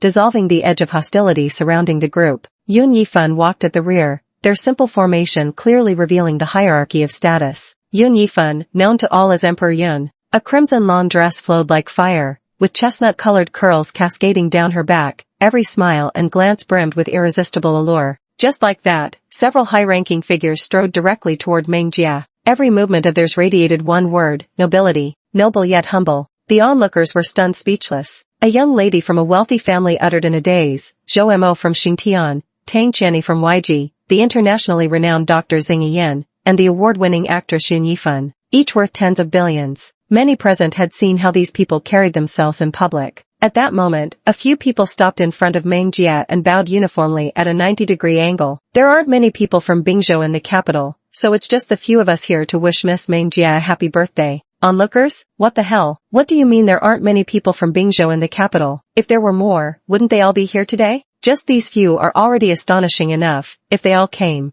My goodness, what a sight that was. A little gift for Miss Meng. With that, at least 20 people walked in from outside, all dressed in suits and expressionless. Each held a box containing items that drew many curious sidelong glances. The young socialites gasped in astonishment. Zhou Mo smiled faintly, a small token of appreciation. Please don't disdain it, Miss Meng. Meng Jie looked over, yet couldn't see the end at a glance. Those hearing it nearly coughed up blood. Such a small gesture? Naturally, the items in the box were priceless. Any single piece taken out would be worth hundreds of millions. This is fucking coming to back up Meng Jie. Holy shit. Zhang Qingyan was completely stunned. Holy shit, she didn't recognize any of the stuff inside. Each piece is worth a fortune. Compared to this, what the hell is Xingrani? Thinking this, she glanced at Xingrani and sure enough, she was already stunned. Still unaware of what was going on, Zhang Qingyan let out a sigh of relief. It felt inexplicably satisfying. Xingrani had acted like a clown, bringing so many people to laugh at Meng Jie's misfortune, never expecting that she herself would be the punchline. Meng Jie's brow twitched as he choked back speechless frustration, waving his hand dismissively. Immediately, someone stepped forward to take the items from those people's hands. Zhou Mo's pleasant voice chimed in. I wonder if there are still seats left for us now. Tang Qianni echoed casually, got delayed by traffic along the way, running a bit late. Yun Yifan grinned wildly as he taunted, surely there's space for us, right? Or should we just sit on the floor? Everyone was shocked once again. Even sitting on the ground, they still want to celebrate Mengjia's birthday? Damn, what kind of status does Mengjia have? Didn't she come from the village? Which village could produce someone who knows so many impressive people? At first glance, it seemed Mengjia's return was benefiting from the Jing family's prestige, but clearly, it was the Jing family who hit the jackpot with a treasure like Mengjia. Those individuals held significant influence on the international stage. Mengjia's lips twitched as the group seamlessly orchestrated everything through their well-rehearsed coordination. Mengjia glanced at Zhou Mo and said, "Find yourself a seat." Zhou Mo maintained a perfectly polite smile, impeccable in every way. All right. The crowd? And so, several people squeezed together at the table next to Zhao's mother.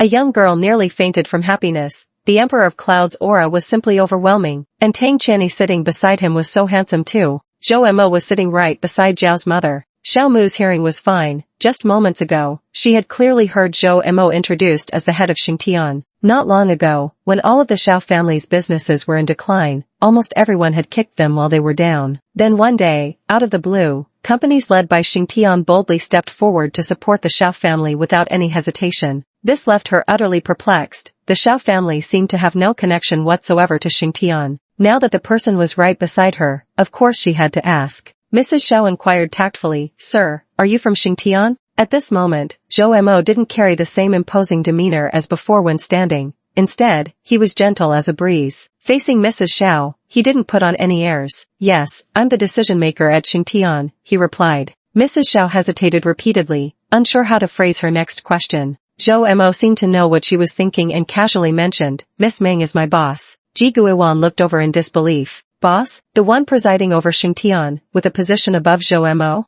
Mother Xiao chimed in, "Then the recent collaboration between Xingtian and our family." Zhou Mo openly admitted, it was on Miss Meng's instructions. Mrs. Xiao was inwardly startled. This thought made her even more touched. Xiao Zishu listened to everything from the side, unconsciously spinning the water glass on the table with an inscrutable expression, lost in thought. Ji Guiwan silently drank some water to calm herself. She had known from the first glance that Zhou Mo was no ordinary person, and sure enough, her instincts were right. Just who exactly is her daughter? She had paid far too little attention to Mengjia. Xingrani was so stunned she couldn't even speak. Zhang Qingyan rarely sneered, "You brought this situation upon yourself." "You." Xingrani's expression darkened. Xing Yunbin cracked melon seeds, alternating his gaze between different groups as the people present wore varied expressions. After these Bingzhou newcomers appeared, they quickly drew crowds, becoming the talk of the day. Many who sought their help received the same unified response, "We listen to Miss Meng." Holy shit, that's insane. Xing Yunbin's heart surged with emotion as he quietly shuffled over to his sister's side, whispering, "Damn sis, you've been holding out on us." It was a complete slap in the face to those people over there,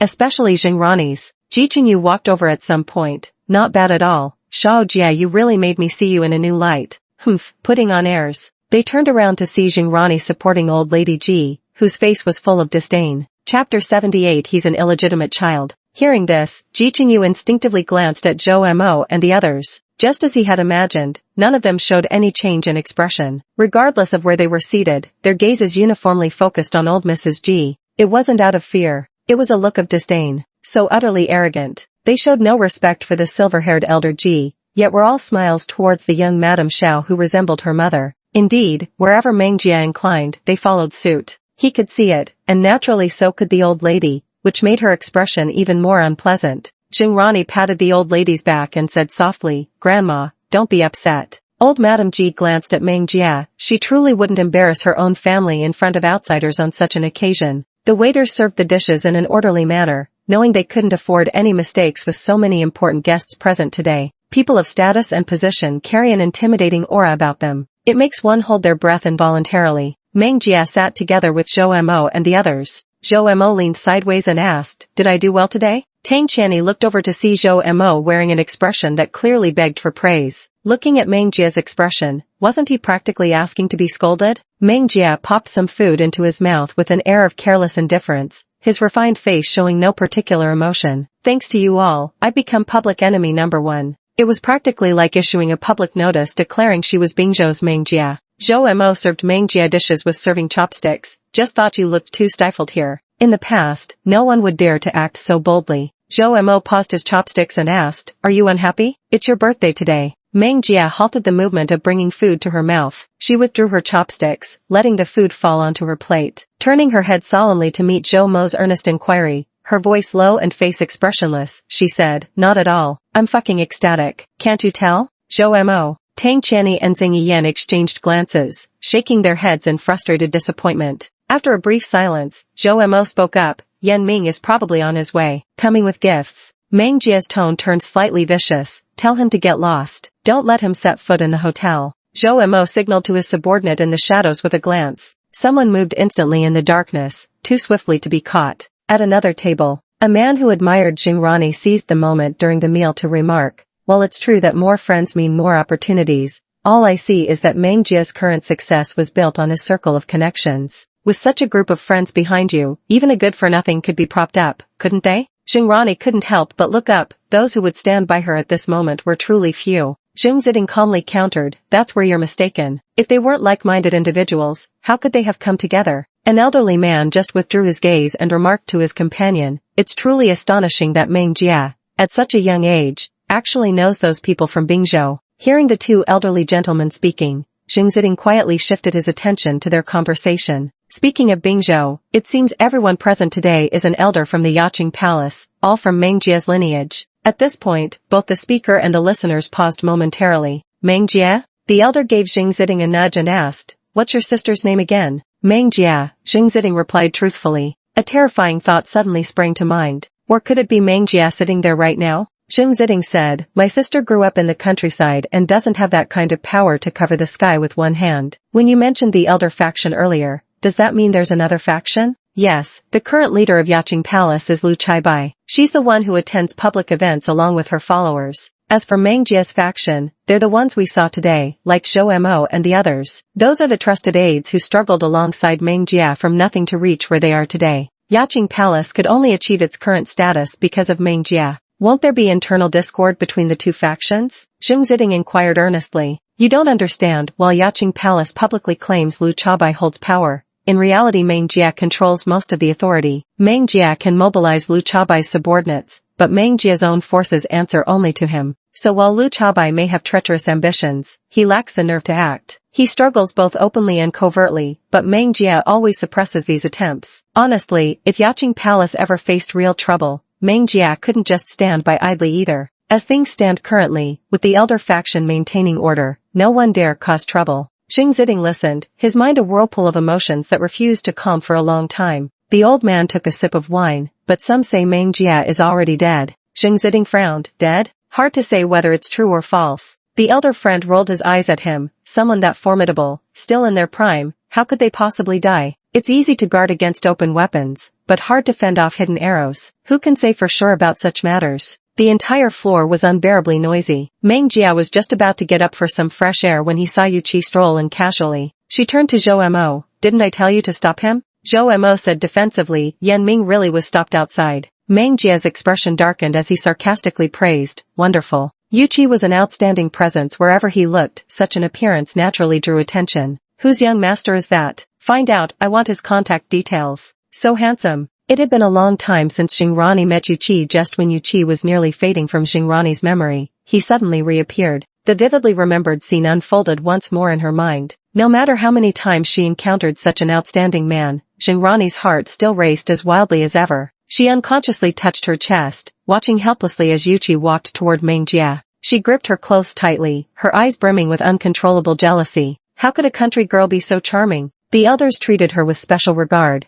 and all the superior men flocked to her side. As Yuqi drew closer, Meng Jia rubbed his temples with a headache. Yuqi personally handed over a box, his eyes fixed solely on Meng Jia. "A gift. Thank you." A smile appeared on Yuqi's face. "You're welcome." As Yuqi passed by Meng Jia, she caught a faint whiff of blood mingled with the scent of disinfectant coming from him. With just one glance, Zhou Mo understood what Meng Jia was thinking and immediately ordered his subordinates to investigate. As Yuqi took her seat, some of the young ladies muttered in disappointment and reluctance. "Why is it Meng Jia again? Give me Meng Jia's contact details after the banquet. I've taken a liking to that young man over there." Since she was standing, she had a clear vantage point of the lobby, including the utterly murderous expression on Jingrani's face. TCH, absolutely furious. Granny Ji comforted her. "Which one caught your eye? Tell your grandmother, I'll help you." Jingrani stated plainly. "Yuqi." Granny Ji knew of him and refused without hesitation. He's not suitable. Jinrani cast a puzzled glance. Why? Old Mrs. Ji's voice wasn't particularly soft, so even Meng Jia overheard it. He's an illegitimate child. Chapter 79. I truly think Meng Jia's death was unjust. Several society misses who had designs on Yu Qi abruptly put their plans on hold.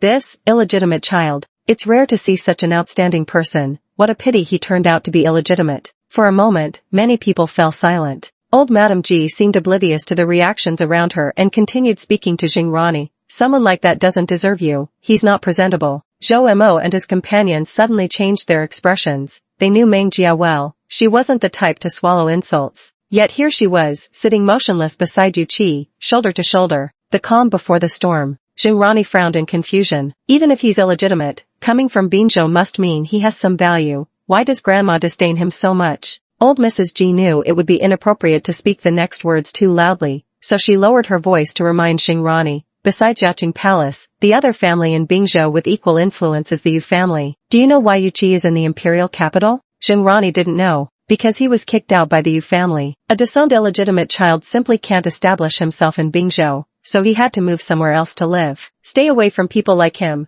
What kind of bright future could an illegitimate child possibly have? Jinrani pondered silently in her heart. With Yu Qi's status as an illegitimate child, he must face countless obstacles if he wanted to accomplish anything. If she offered him help in his time of need, wouldn't he then fall for her? Seeing that Meng Jia also had these intentions, she had to win Yu Qi's heart before Meng Jia did. If, someday, Yu Qi were to gain control of the Yu family with her assistance, wouldn't she become the young mistress of a prestigious household? Just the thought of it made her happy. Outwardly, she obediently agreed, but secretly she was already scheming how to make herself even more powerful. One spectator asked the person beside them, "Do you know why the Jing family became the foremost household in the capital, while the Ji family couldn't?" Because the Jing family's leader is rational and benevolent, whereas the Ji family's leader is short-sighted. Because of old Madame Ji, the birthday banquet ended abruptly shortly after it began. The industry magnates all left by car. Meng Jia saw Mother Xiao off to the car. Just before getting in the car, Mother Xiao turned back, hesitated for a moment, then thanked him with utmost sincerity. "Thank you."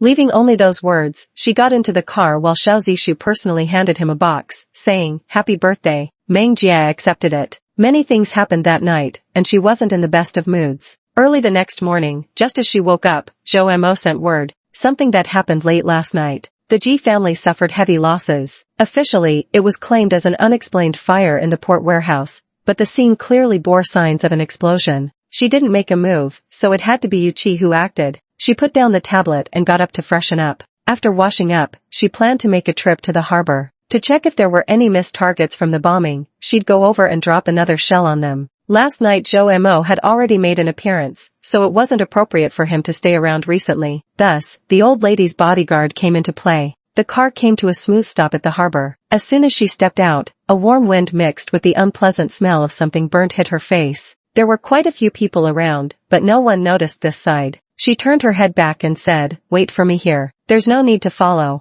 Yes. Meng Jia pulled out a handkerchief to cover his mouth and nose as he moved forward, his peripheral vision sweeping over the chaotic mess. The ground was pitch black, charcoal mixed with water. As she walked on, she noticed that whenever she moved, someone lurking in the shadows moved too. One move triggers reactions everywhere. She turned and entered a warehouse, only to be suddenly pushed against the wall and pinned there with a stick. Her expression remained unchanged, motionless. A figure emerged from the shadows. Several lean, well-trained subordinates positioned themselves in a practiced formation. She was pressed against the wall, unable to see what was happening behind her, but the approaching footsteps gave her a vague idea. A petite figure walked in from the doorway, her doll-like face twisted in disgust. She stopped before Meng Jia and ordered her subordinate, "Turn her around." Meng Jia's expression shifted instantly, too terrified to meet her gaze. Lu Chaibai, who had been covering her nose with a handkerchief, now let it hang loosely at her side as she scrutinized Meng Jia suspiciously from head to toe. "He's a worthless piece of trash." Meng Jia's pale face was smeared with black soot, looking utterly disheveled as she stubbornly refused to meet Lu Chabai's gaze. Lu Chabai strode forward herself, forcefully grabbing Meng Jia's chin to force eye contact. The moment their eyes locked, Lu Chabai knew this wasn't the real Meng Jia. She released her grip. Did Zhou Mo, Tang Qianni, and the others really come to the capital for such worthless trash? He exerted force with his hand, a pressure that ordinary people wouldn't have been able to withstand.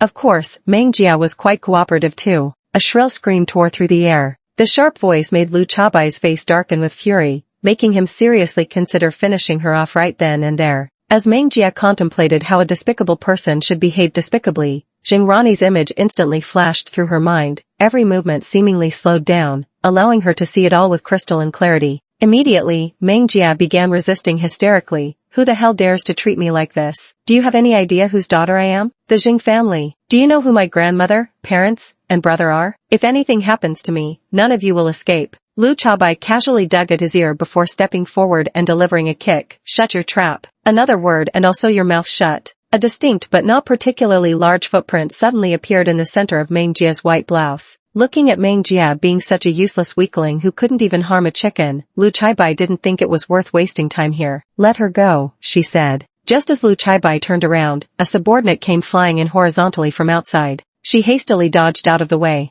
The subordinate crashed to the ground and skidded face down for several more meters. Lu Chaibai stepped back, her subordinates quickly shielding her front as they vigilantly drew their guns toward the outside, nerves taut. Yuqi stood cloaked in black, radiating an aura of lethal menace. Without hesitation, he raised his gun, instantly dropping the two bodyguards blocking his path before firing a shot straight at Lu Chaibai. Lu Chaibai stifled a groan, her clear, innocent eyes wide with shock as they fixed accusingly on Yuqi. Several subordinates were swiftly knocked down, including the two holding Meng Jia. He walked over, and Meng Jia threw herself into his arms, beginning to sob and whimper. Woo-woo, you finally came. A bunch of people came out of nowhere and tortured me, all on that wicked woman's orders. Don't let her get away with it. Still buried in Yuqi's embrace, Meng Jia even lifted a finger to point accusingly at Lu Chaibai. Yan Ming's eye twitched. Since when had Miss Meng become so damsel-like? Dear Chaibai clutched her arm as bright red blood continued to seep out, staining her entire sleeve crimson in moments. Yuqi's gaze gradually turned icy. With one arm wrapped reassuringly around Meng Jia, he raised his other hand, still intent on firing another shot. Meng Jia hastily pressed down his arm. In her flustered state, she shot Dear Chaibai a provocative look, mimicking Jing Rani's mannerisms so perfectly it was uncanny,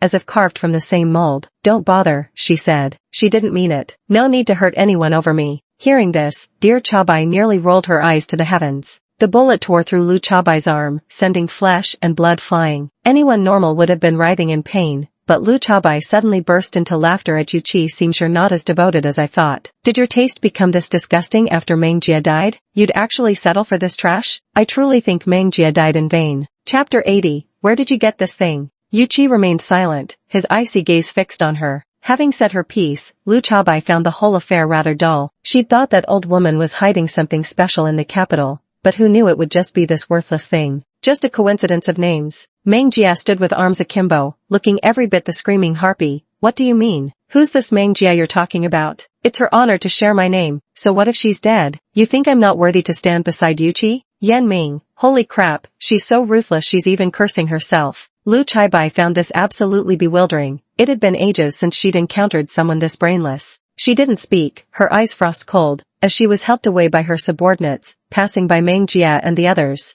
Understanding the essence of dealing with despicable people all too well, Meng Jia lifted his leg and delivered a kick. This isn't over. You little bastard, after what you did to me, you think it's going to end like this? Despite the swift reaction of her subordinates, Lu Chaobai still ended up on the ground, her wound pressed upon, causing her to let out a muffled groan. So she does know what pain feels like. Lu Chaobai's men immediately drew their guns, and so did Yan Ming. In an instant, both sides were locked in a standoff. Meng Jia swiftly hid in Yuqi's arms, speaking in a delicate, coquettish voice. Just look at her. Lu Chaobai stood up, suppressing her anger and ignoring the idiocy with a face of restraint, then turned with an exceptionally innocent smile. Miss Meng, you should bring a couple more people when you go out next time. I'd hate for your family to lose track of you one day. Meng Jia played along, nestling even closer into Yuqi's embrace. He dared not make any large movements as he carefully helped Lu Chaobai outside. His subordinate asked, just like this? Are we really going to swallow this insult? Lu Chaobai raised her eyes. Of course not. Keep an eye on her. I suspect she's faking it. I remember Meng Jia apprehended someone a few days ago. Yes.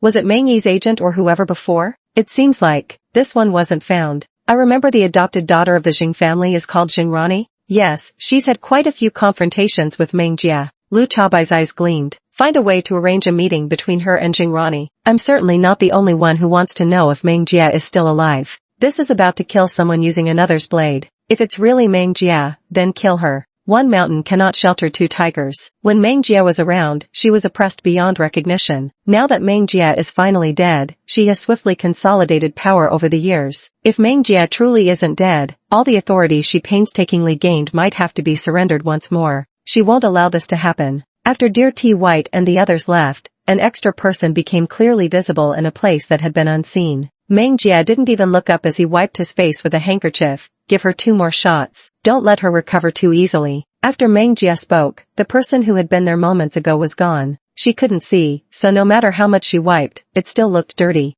Yuchi took the handkerchief from her hand and wiped her face while asking, what did she come here for? Yesterday's commotion was too big. It caught dear Chabai's attention. It's understandable that she came to test me. She had only just arrived, yet her identity had practically been exposed. She had a feeling that peace wouldn't last much longer. There was still a month left before school started. Meng Jie had just arrived home when he saw Jingrani sneaking back to her room, carrying a large bag. She didn't take the elevator, and while climbing the stairs, unnoticed by her, a photo fell out of the bag. Meng Jie walked over unhurriedly, bent down to pick it up, and when he saw what was on it, his pupils constricted sharply, his fingers suddenly tightening. By the time Jingrani got upstairs, she was already sweating profusely. Panting heavily, she opened her door to haul the stuff inside and turned to close it, only to find Meng Jie standing right there in the doorway. Her guilty conscience made her instinctively try to shut the door, pushing against it. Meng Jie slammed his hand against the door, his expression fierce. What are you sneaking around for in broad daylight?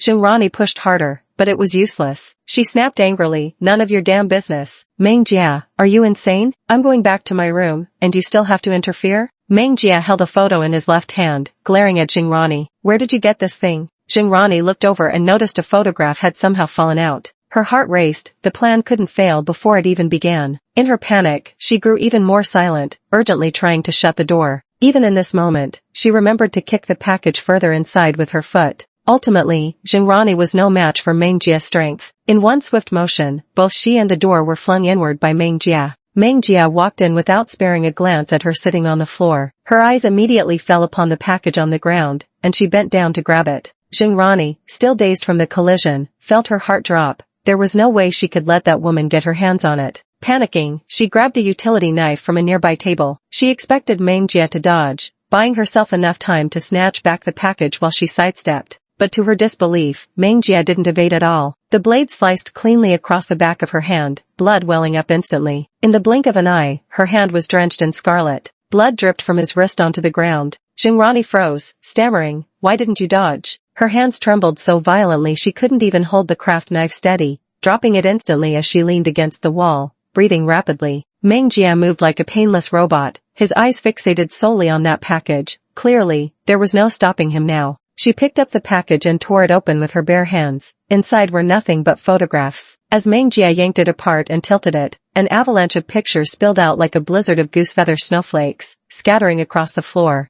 Jingrani swallowed nervously, unsettled by the oppressive atmosphere. If what that person said was true, if the woman in these photos really was Meng Jie's sister, would she slap her across the face? Meng Jie crouched down, her blood-stained hands reaching for the photographs. The woman in the photos wore nothing, hundreds of them were exactly the same, always the same woman, yet each picture featured a different man. When Jingrani first saw those photos, she was utterly shocked. How could there be such a shameless woman? They say she's even Meng Jie's sister, which means Meng Jie can't be any good either. After all, the men around her, Zhou Mo, Tang Qianni, and Yu Qi, were all of the same breed. What kind of person could Meng Jie become, having grown up with such people? Meng Jie's eyes gradually turned bloodshot. On the floor lay not only photographs, but also a voice recorder, along with some contracts and a USB drive. He didn't need to look to know what was inside. Aunt Wang rushed upstairs at the noise, exclaiming, "Oh heavens, what's going on here? Miss Jing, what are you doing in Ranyi's room? You may be the Jing family's eldest daughter,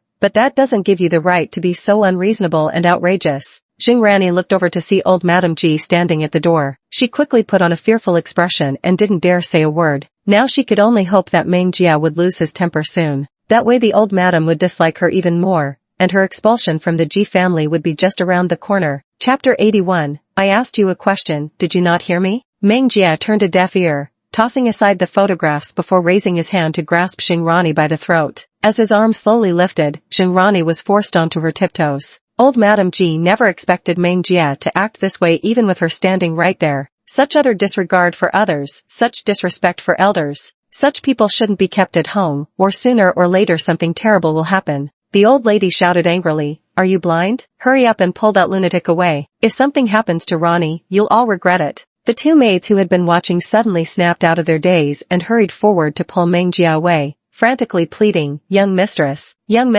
come to your senses. Whatever you have to say, let's talk it out calmly. There's no need to resort to violence." The wicked Aunt Wang seized the chance to pinch Meng Jia, settling her old grudge. The noise upstairs startled Ji Guiwan, who had just returned home. Without even pausing to change her shoes, she rushed upstairs and saw several people entangled in a scuffle. "What are you doing?" After all, she was still the mistress of the Jing household, and her words carried weight. At that shout, several maidservants hastily released their grip and retreated far away. Their retreat abruptly revealed Meng Jia choking Jing Rani in full view. Ji Guiwan stood stunned. "Shao Jia?" Meng Jia still showed no reaction, merely loosening his grip slightly to allow Jing Rani to speak. "I'm asking you, didn't you hear me?" Jing Rani looked at Ji Guiwan with pleading eyes. Ji Guiwan, momentarily uncertain of the situation, did not step forward. Meng Jia wouldn't lose her temper without reason. Meng Jia's hand tightened, veins bulging as more blood seeped out. She seemed utterly indifferent to the pain, her entire focus fixed on Jing Rani. As if today she wouldn't let her off without a proper explanation. Jing Rani stammered, "Someone saw me and gave me this thing. Did they say anything to you?"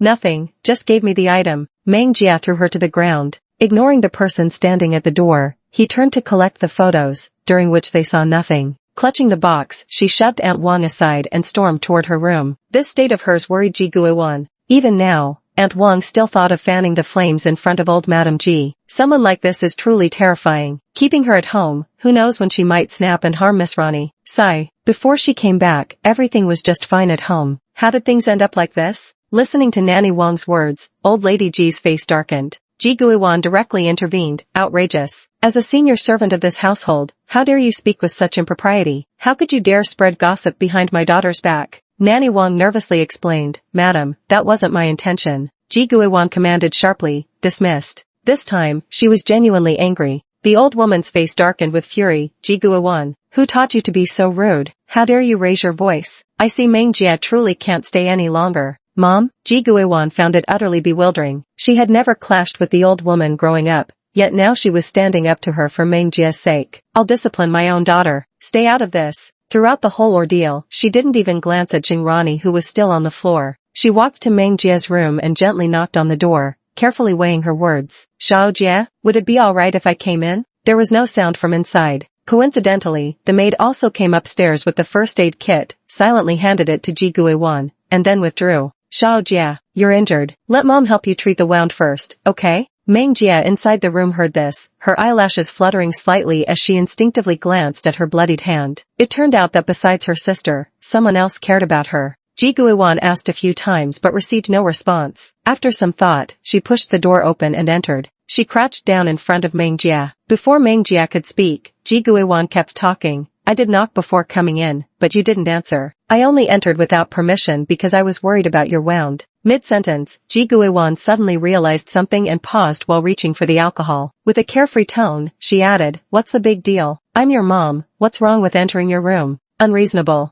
Meng Jia clung tightly to the airtight cardboard box, refusing to let go. Ji Guiwan, seeing that persuasion was futile, had no choice but to let her hold it while awkwardly tending to her wounds and applying bandages. The silence grew too awkward, so Ji Guiwan casually brought up a topic. "Your second brother will be home soon. Once he's back, you'll have one more person doting on you. All these years we haven't been by your side, child. You've suffered a lot. We're your family, you can tell us anything." Meng Jia looked up, repeating confusedly, "Family." Ji Guiwan bandaged her wound as he explained, "Family are people who'll stand by you no matter what happens. People who'll protect you when you're in danger." She said with deep feeling, "So, Shao Jia, you're still a child. If there's anything you can't handle, you can always talk to Mom and Dad." Meng Jia replied, "I'm 20 years old." Ji Guiwan wasn't upset by this. On the contrary, she found her even more endearing. "To Mom and Dad, you'll always be a child." As she spoke these final words, Ji Guiwan tied a perfect bow on her hand. "She looks so girly no matter how you look at her." Ji Guiwan packed up her things. "Alright, keep spacing out then. Mom's going downstairs to cook for you." Before leaving, Ji Guiwan gave her daughter's little head a gentle pat. Before Meng Jia could jump up to hit her, she had already run away. After coming out of Meng Jia's room, Ji Guiwan immediately went into the kitchen to study recipes with the chef. Meng Jie tightened his grip on the box, his gaze lingering on the bow for a long time. During dinner, it was a rare occasion when everyone was present. The atmosphere was a bit eerie. Jing Yunben looked curiously at Meng Jie. Sis, what happened to your hand? Could someone actually have hurt her? Meng Jie didn't respond, throwing peanuts into her mouth. Ji Guiwan set down her chopsticks. Rani, care to explain? Startled by the sudden call, Rani froze for a moment, her chopsticks accidentally falling to the floor. Auntie Wang quickly picked them up for her. Let me get you a new pair, miss. Facing the puzzled gazes of Jing Ziding, Jing Yunben, and Jing Hengzhou, she forced a smile and stood up from the dining table. It's my fault. Meng Jie tried to snatch something from me,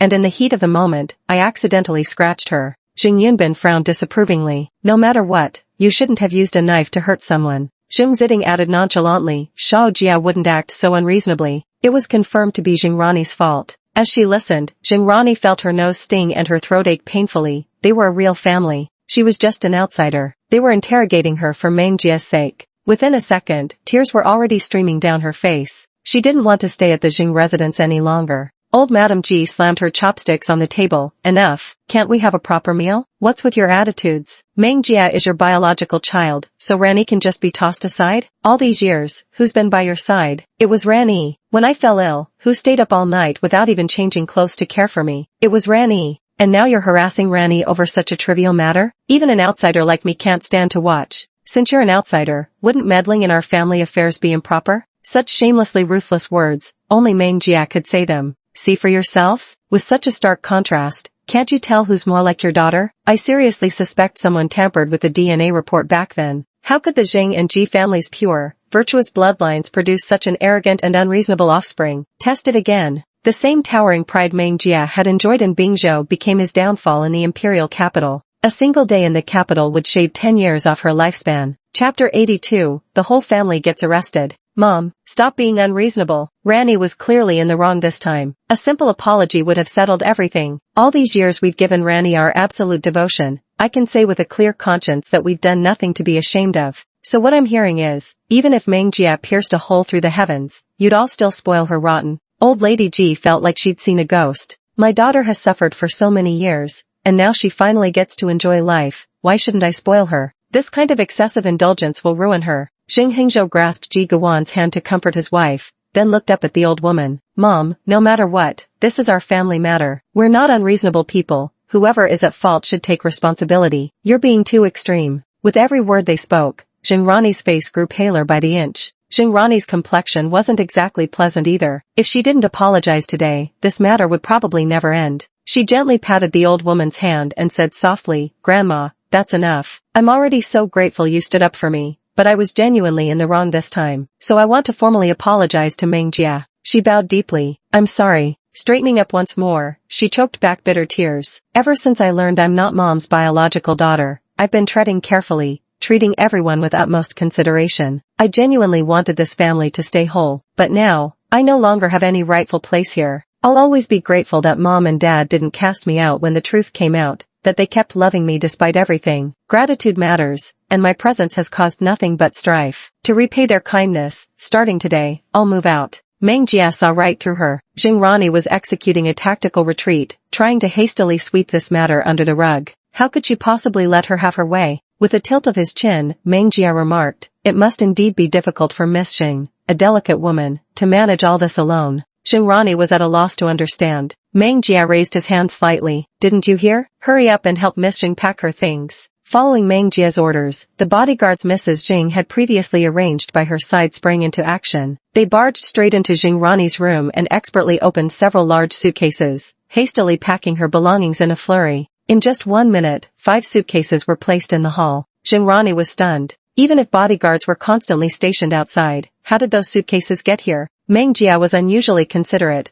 I knew you couldn't carry them alone, so I lent you my bodyguards. Jing Yunben took a sip of water, feeling his sister had gone too far. Yes, exactly, Meng Jie was provoking Jing Rani on purpose. The harsher she acted, the more resentment Jing Rani would foster. Only then would Jing Rani become ruthless enough to carry out her schemes. She told Zhou Mo to investigate, but he couldn't find anything. The other party was extremely cautious, and the forces from Bingzhou hadn't infiltrated the capital. This was a disadvantage. If they couldn't find anything, they'd have to lure them out. Old Madame Ji couldn't see through Meng Jia, she only felt the woman was being utterly unreasonable. Watching Jing Rani weep pitifully like a pear blossom bathed in rain made her heart ache even more. She snorted coldly, "Fine. If you don't want Rani, I'll take her. Come, Rani, you're coming home with me." Meng Jia quietly watched her performance. It's easy to go from frugality to extravagance, but hard to go from extravagance back to frugality. Jing Rani couldn't survive without money, so following Madame Ji was now her only option. Jing Rani showed some backbone by taking out her own bank card from the suitcase and placing it on the table. "I have no reason to keep spending your money," she said. With that said, she assisted Mrs. Ji in leaving. The bodyguard picked up the suitcase and followed them out. As Jing Rani left, Meng Jia's careless, frivolous expression vanished, replaced by a dark, menacing look. Beneath the table, his hand unconsciously clenched into a fist, the barely healed wounds throbbing dully. 3 days passed without any movement. Then in the early hours one morning, just after midnight, overwhelming news flooded the internet. Meng Yan's scandal photos. Holy shit, who leaked these? They were exposed once 10 years ago. I heard the person is already dead. No matter how dirty their life was, let the dead rest. Do we really have to keep haunting them? Meng Yi was once a film queen after all, the pinnacle of the entertainment industry. It's still a pity when you think about it now. What's the use of being a good actress if you're not a good person? Signing any shameless contract for money, someone without a shred of conscience like that, what's there to admire about a brilliant future bought with her body? Online opinions were divided, with extreme polarization in the comments. Zhou Mo called Meng Jia. This time, Meng Jia didn't scream herself hoarse like in childhood, nor did she collapse into hysterical despair. She simply sat in a pitch-dark room, her voice eerily lonely. "Stop pressing down." On the other end of the line, Zhou Mo momentarily froze, even his breathing slowed down. Meng Jia said, "I'll step forward to clarify. Holding it down for so long has inevitably bred those with evil intentions who emerge to cause mischief." When Meng Yi died, Meng Jia was 12 years old. The money and future Meng Yi exchanged with her body, she did it all for her. Before she could deal with the situation here, Zhou Mo called again. "The entire Jing family has been arrested." Meng Jia shot to his feet. "They're not brainless, how could they have been caught so easily?" Zhou Mo pondered for a moment. "From the wiretapped recordings, we heard the other side claimed you'd been captured. They said your family members had to go alone if they wanted to save you.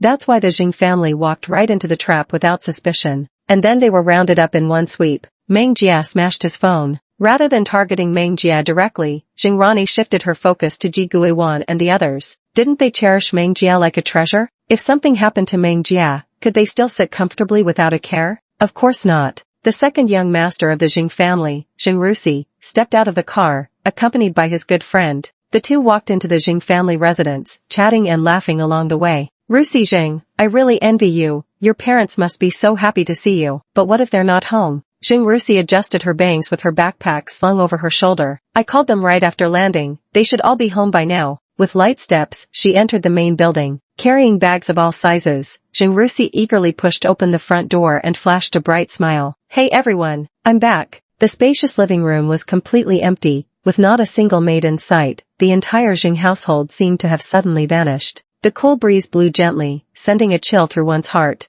Jing Rusi stepped inside in disbelief, muttering, "That can't be right. Maybe it's meant to be a surprise for me?" With that thought, he shouted loudly, "I'm back. You can all come out now." Not a single sound could be heard. He tossed his backpack to the ground and plopped down, staring blankly at the empty living room. What's going on? Where is everyone? Chapter 83. Let me reintroduce myself. I'm Meng Jia from Bingzhou. A friend suggested, why don't you give them a call? Jing Rusi made the calls one by one. Jing Hingzhou didn't pick up. Ji Guiwan didn't answer. Jing Rani didn't answer. Jing Ziding didn't answer. Jing Yunbin didn't answer. Jing Rusi stared blankly at the black screen of her phone, utterly bewildered. Did they have something urgent happening? Wasn't his return their most urgent matter? A sharply dressed man asked while grinding his knife. Have all the Jings been captured? Yeah, I didn't expect it to be so easy. Thought people from big families would have some brains. Don't let your guard down. Success or failure hinges on tonight. Su Fei's already been captured. If that Jing family heiress really shows up later and confirms it's Meng Jia, contact Lu Chaobai immediately. We won't need to lift a finger. Su Fei was that high society woman who caused trouble at the mayor's wife's birthday banquet.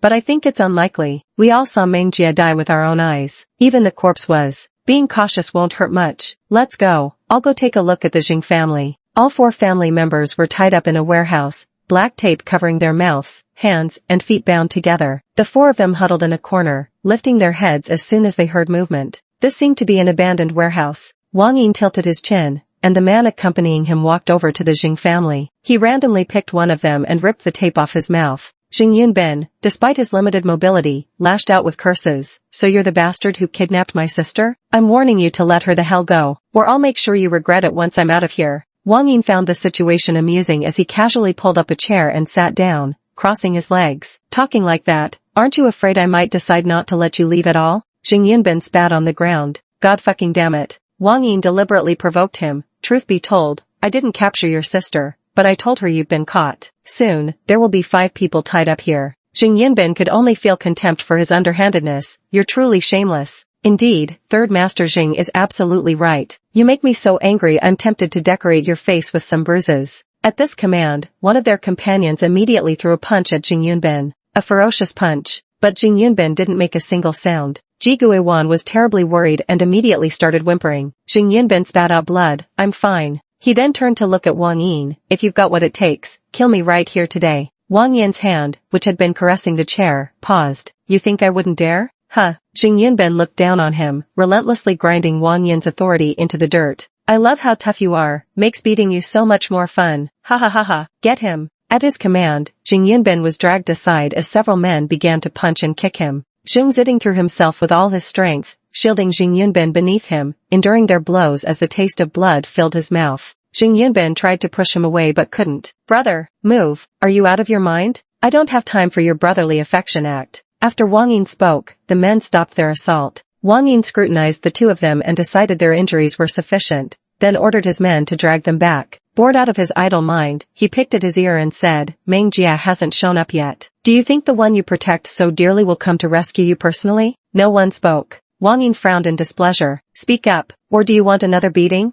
One of his companions couldn't bear to watch any longer and spoke up as a reminder. Their mouths are gagged. Oh, then tear it up. Keep me company for a chat, or else how boring. Zheng Hengzhou's authority was undeniable even without anger. Let them go. How dull that would be. A family should stay together, whole and complete. I'm doing this for your family's harmony. Wouldn't you be moved to tears if Meng Jia showed up today, thinking you hadn't misjudged him? Ji Guan's beautiful eyes turned icy. Even if Shao Jia doesn't come, there won't be any rift between us. Besides, the Jing family will soon notice we're missing, and your fate will be dire. Wang Yin dismissed it with a wave of his hand. Then we'll wait. By the way, right now Meng Jia is the only one who knows you've been kidnapped. I've already cut off the Jing and Ji family's channels of communication, and Meng Jia can't contact them either. So what was Meng Jia's last resort when he found himself powerless? You're despicable and shameless. People with class really can't say anything too harsh. How boring. It's 8 o'clock now. Half an hour. If Meng Jia doesn't show up, I'll have to send you all back. Not quite intact.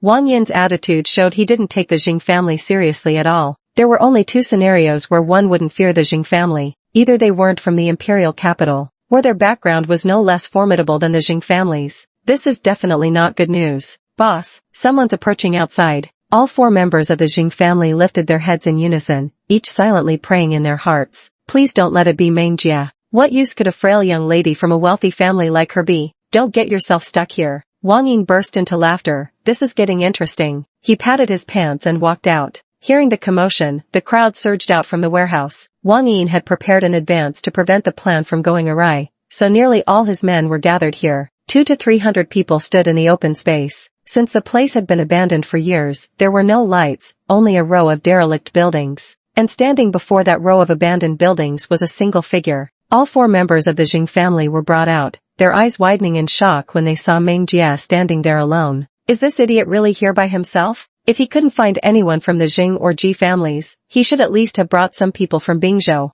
Wang Yin stood in the crowd, wisely choosing not to be the first to speak even if things went south. The bullets wouldn't hit him. It's very dark here, and they are quite far from her. With her original body, she could clearly see the Jing family's faces, but now she can't. She can only tell from their slightly unsteady steps that they've been beaten. Wang Yin rubbed the gun at his waist and sneered. Oh ho, the Jing family's young lady came alone? Quite bold. Meng Jia ignored his words and instead countered. Did you beat them? Yep, it has been a while since I laid hands on anyone. Never beaten a chaebol before, their skin's so delicate. The feeling was great now. Is Miss Jing here to offer yourself too? You blocked my contacts, leaving both the Jing and Ji families unable to reach me. What option did I have but to come here alone? The Jing family's hearts sank. Only Meng Jia had actually come. Since you've guessed I was forcing you to come, Why are you still so honest about it? Meng Jie effortlessly rested one hand behind his back, the curve of his lips wicked and unrestrained, his voice hauntingly magnetic as he purred. So, let's get properly acquainted. I am Meng Jie from Bingzhou. Arrogant, sinister. That sentence seemed like a signal. No sooner had the last word fallen than the deafening roar of helicopter blades filled the air. From behind the row of buildings where Meng Jie stood, dozens of helicopters surged forth like a swarm, roaring into the sky. The swirling dust made it impossible for everyone to keep their eyes open. Chapter 84. Are you asking for it? The roar of dozens of helicopters wasn't just for show. It left Wang Yin's ears ringing. Amidst the fierce night wind, Meng Jie's figure remained unshaken, standing as steady as a rock. A majestic presence. Dozens of helicopters darkened the already pitch-black sky like a massive curtain, circling directly above them. The Jing family stood dumbstruck. Jing Yunbin gaped, holy shit, my sister must be some kind of goddess. To be able to deploy so many aircraft in a place like the imperial capital. He didn't seem to catch it clearly just now. Meng Jie said she was from Bingzhou something or other? He'll ask her when this is over. Wang Yin looked up and roared at Meng Jie. You're really naive if you think a few planes can scare me. Do I look like someone who frightens easily? The moment his words fell, a red dot appeared on his temple. His breath hitched as he cautiously turned his head, following the red beam upward. Faintly visible was someone on the aircraft aiming a sniper rifle at the crowd of hundreds below. These people had the capability to kill instantly. Killing a few hundred of them would only take 3 seconds. The spectacle was too overwhelming, awash with crimson light, tinged with slaughter. From afar, Meng Jie stood isolated, a figure of apocalyptic carnage. A long-forgotten terror crawled from the soles of his feet to the crown of his head. Meng Jie has the ability to keep the Jing family safe and sound. Wang Yin didn't dare to make threats anymore. What if opening his mouth got him a bullet through the head? Meng Jie twisted the ring on his finger and asked, just one question. Did you have a hand in what happened to my sister? There was no way Wang Yin would be foolish enough to admit it outright in such a place. He was just about to open his mouth to deny it. Meng Jie added, if you don't tell the truth, I'll put a few holes in you right now. A chill ran down his spine as he admitted, yes. Meng Jie paused the turning of his ring and said in a low voice, kill him. Too far away, no one could make out what Meng Jie said. Out of nowhere, several people rushed out, hoisted the Jing family members onto their shoulders, and dashed away. The movement was so swift that even Wang Yin didn't have time to react. Before any hostage threat could be made, they were already gone. After carrying them to a relatively safe distance, just as Jing Yunbin attempted to speak again, one of Meng Jie's men knocked him unconscious with a swift chop to the neck. Before he could ask the remaining 3, he also passed out. The Jing family was taken away from here, and as for the rest, they were to be shot dead. Bang, bang, bang. After the deafening gunshots, not a single one of the hundreds was left standing. The birds in the forest were startled into flight, and soon everything fell silent again, as if nothing had ever happened. Tang Channy appeared quietly, hands in pockets, waiting for Meng Jie's instructions. Check if anyone's still breathing. Take care of them, and clean this place up. Yes. The commotion here immediately reached the ears of Lu Chaibai, who happened to be nearby. Wang Yin's position likely won't hold this time. Lu Chaibai, showing remarkable composure, was leisurely brewing tea at that moment. I heard tremendous commotion over there, helicopter noises. His subordinate responded respectfully, yes, all of Yaqing Palace's aircraft have gathered here. Transferred by Zhou Mo? Yes. Hearing this, Lu Chaibai set down the teacup, its contents spilling over. So that person was undoubtedly Meng Jie.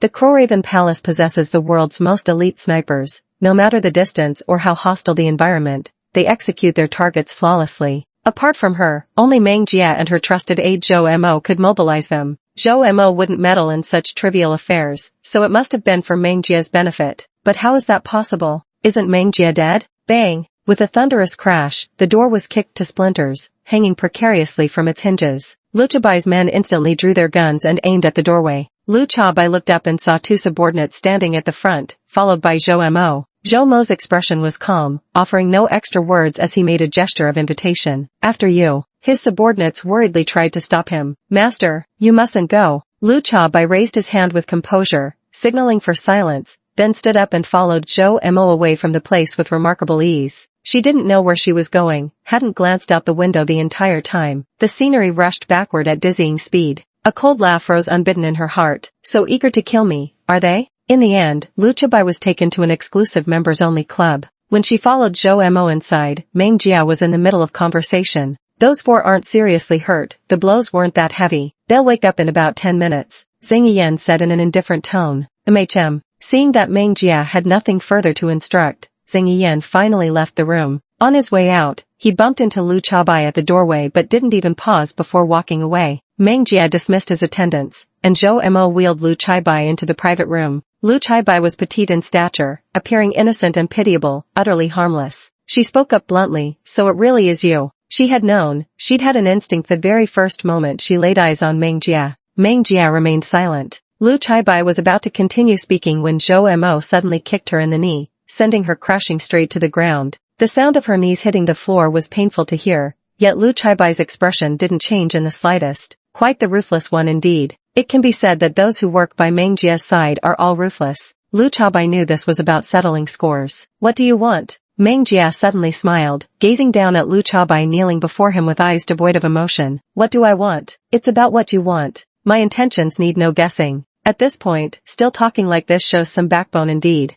Meng Jia leaned down, gripping her chin violently. "Name, are you that shameless? You were doing just fine jumping around in Bingzhou without me, weren't you? What? Missed me after all this time? Couldn't wait for me to come back and put you in your place?" When she was around, Lu Chaibai had to watch her every breath, feeling constrained in everything she did. When she was gone, Lu Chaibai could be carefree and live like an absolute ruler. And yet, she insisted on seeking her out. She truly couldn't comprehend it. Lu Chaibai's chin was gripped so tightly it felt nearly dislocated, making speech laborious. "I didn't," she protested. "You didn't? Seems to me you've been dying to see me." Meng Jia released his grip. Only then did Lu Chaibai dare to take deep breaths. The illustrious Lu Chaibai, who shone brilliantly in front of outsiders, only appeared this disheveled before Meng Jia. Outsiders wouldn't know, but those who had been tormented by Meng Jia knew all too well. Meng Jia was an absolute devil. His ferocity was no less than Yuqi's. The two of them had alarmingly dualistic natures. Lu Chaibai inquired respectfully, "Are you returning to Bingzhou now?" "I'm not, so clean up everything that happened in the imperial capital flawlessly. Don't let anyone know I'm alive. If even one person finds out, you won't live long." Lu Chaibai's face turned ashen. This was a threat. It was also assigning her a task. No one could know about it. If even a single person found out, regardless of whether the leak came from her, she'd have to forfeit her life. Chapter 85, with Mom, Dad, and Big Brothers around. Yes. Having said that, Lu Chaibai was escorted out by his subordinates. With such a massive operation tonight, word was bound to leak out regardless of how influential someone might be. "Zhou Mo, otherwise we should transfer more manpower from Bingzhou." "No need, let Lu Chaibai handle it. If she can't even do such a simple task properly, she has no right staying in Yaqing Palace. Yaqing Palace keeps no worthless people." Meng Jia's disguise had already been exposed in front of the Jing family tonight, yet she still wanted to conceal the fact she was alive. What exactly was her purpose? As if reading Zhou Mo's thoughts, Meng Jia didn't hold back. "The Yu family thinks I'm dead, so their attention won't be on me. When Yuqi finally decides to make his move against them, I want to be his trump card." So it was for Yuqi again. Before long, a subordinate entered from outside. "Lord, the Jing family member has woken up."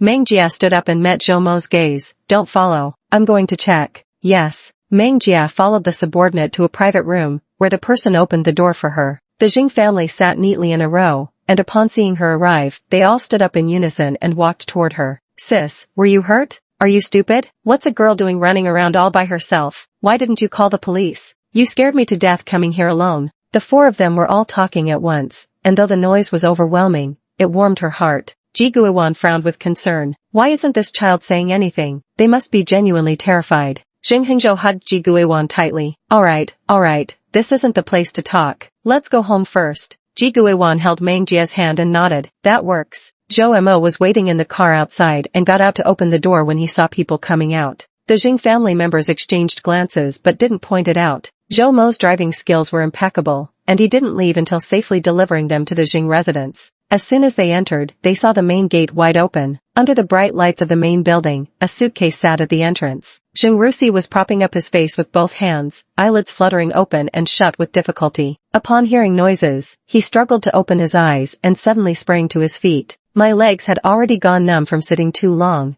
and rising too quickly sent me crashing to my knees before them." The group walking ahead paused their steps. "Jing Yunbin, second brother, no need for such formal greetings." Zheng Rusi pushed himself up, grinding his teeth. "So you still remember I'm your second brother? Where the hell have you all been? Didn't you know I was coming home today? The entire house looks ransacked, not a single soul in sight." He strode forward, glaring at each one in turn, until his gaze finally halted squarely before Meng Jia. Meng Jia gave him a glance and directly shoved his face aside. What the hell was this guy thinking? acting like a complete idiot. After pushing him aside, she helped Ji Guiwan inside. Jing Rusi felt his dignity had been provoked. He immediately stepped forward, raising his finger to point at Meng Jia. Who the hell are you? How dare you be so rude? Jing Ziding grabbed his hand. Show some manners. Big bro? That's Meng Jia, my sister. I mentioned her in my texts. It seems there was indeed such an incident. What's up with younger sister? Just because you're the younger sister doesn't mean you can be rude? Jing Hengzhou shot him a sidelong glance. How old are you now and still this immature? Those words froze Jing Rusi in place, utterly unable to move. It had been a long time since they last met, but his father seemed to have grown even fiercer.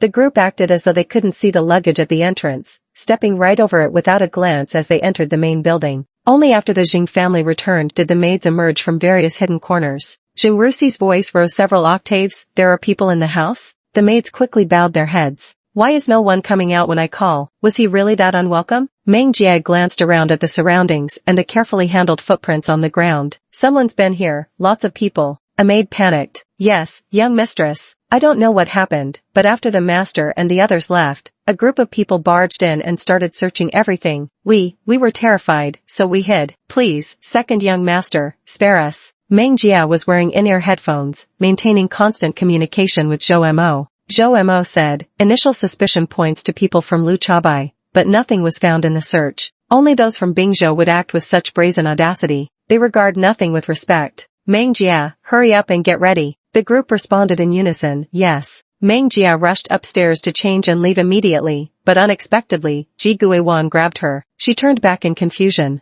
Ji Guiwan, Shao Jia, I was really scared tonight. Could you sleep with me? Meng Jia. She instinctively glanced at Jing Hengzhou. Shouldn't this be his responsibility? She wanted to refuse. Her sister's matter remained unresolved. But Ji Guiwan's gaze was too determined, unyielding. Meng Jia struggled internally but finally agreed, all right. After washing up, he lay in bed with Ji Guiwan. The unfamiliar bed, the unfamiliar person, the unfamiliar scent, everything made Meng Jia feel uneasy. Under the covers, his body stiffened like a rock. Ji Guiwan moved closer. Instinctively, Meng Jia shifted toward the edge of the bed, his body suddenly hovering in midair before he tumbled right off. Her face darkened. Damn it. Ji Guiwan quickly stood up and pulled her up. Xiaojia, are you nervous? Mother should still sleep with father. Ji Guiwan gripped her tightly with his hands, forcing her to lie down. No way, you're sleeping with me. Meng Jia couldn't find any sign that she looked even remotely frightened. Held by Ji Guiwan, she was forced to sleep. A herd of alpacas galloped past overhead in Meng Jia's mind. Ji Guiwan patted her back gently and rhythmically, just like soothing a child. Shao Jia, I've told you not to shoulder everything alone. You have mom, dad, and your brothers. Meng Jia was held firmly in her embrace. Sleep now. When you wake up tomorrow, everything will be better. Meng Jia actually fell asleep just like that, coaxed into slumber. The quilt was warm and cozy. Mother's embrace was equally warm. Late night and stillness, many still lay awake. Yun Yifan held a press conference. Most journalists sat in their seats with dark circles under their eyes despite the late hour. Camera flashes went off incessantly, their white light glaring.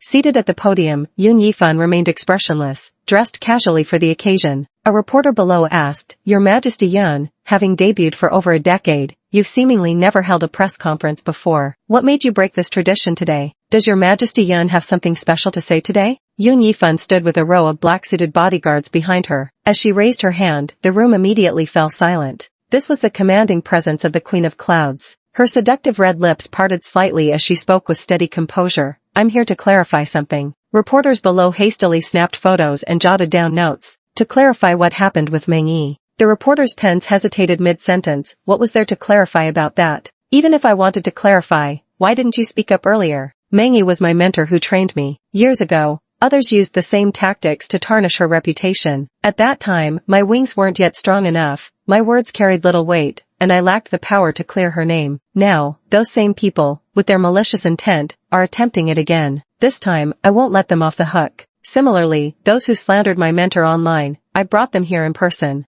Are you implying that the rumors about Meng Yi cozying up to the CEO for profit are fabricated? Chapter 86, Family. The reporter's questions were sharp and caustic. I don't deny that, Yun Yifan replied expressionlessly. Then why bother clarifying for someone with such corrupt morals? The reporter sneered. Companies like Xingtian, Octi, YG, renowned across the globe, owe their current success entirely to my mentor Meng Yi. The audience gasped in shock. These were major corporations. How could they possibly have any connection with a minor celebrity notorious for their messy personal life? Yoon Yifan was truly grasping at straws. Yoon Yifan spoke just enough, revealing no more than necessary. She knew exactly what could and couldn't be said. The master has a younger sister. The two sisters endured untold hardships growing up. No one knows how difficult it was for them to survive in this cruel world. The master worked tirelessly to earn money so her sister could live, and the sister lived up to expectations by creating several successful brands. From a young age, Meng Jia understood the importance of money. She used the funds her sister gave her to multiply wealth relentlessly. She went to study painting,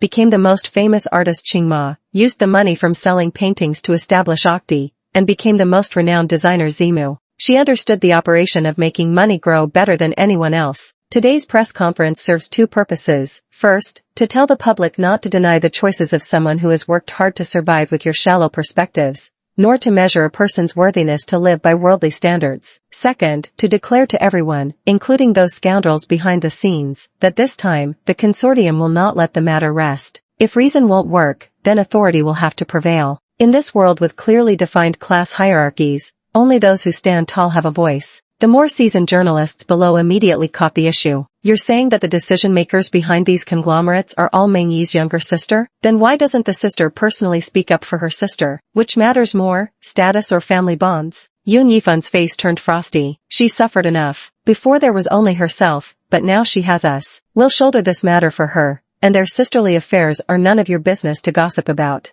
Among media outlets, only a star like Yoon Yifan would dare to be so blunt. The remaining time, Yoon Yifan directly ordered the troublemakers who spread falsehoods online to be brought forward, and the media quickly captured the scene. These individuals knew the situation was serious. Without an apology, the consequences would be dire. Regardless of the occasion, they broke down, trembling with snot and tears. We truly understand our mistake. We shouldn't have slandered others without evidence. I'll never dare to do it again. From now on, I'll reflect deeply on myself. Among them weren't just grown men, but also underage girls and adult women. They were genuinely terrified. Woo-woo, sister, please forgive us. We were truly wrong. We hope everyone can give us a chance to turn over a new leaf. We really don't dare anymore, dare not speak without evidence. Yoon Yifan remained unmoved. Facing the tearful individuals, he said, because of your irresponsible words, you drove an innocent person to their death. You shouldn't be asking me for forgiveness. These faces will be broadcast live for everyone to see. This is the fate of keyboard warriors who speak without thinking. Yoon Yifan violently kicked the table over, her beautiful eyes icy with genuine anger.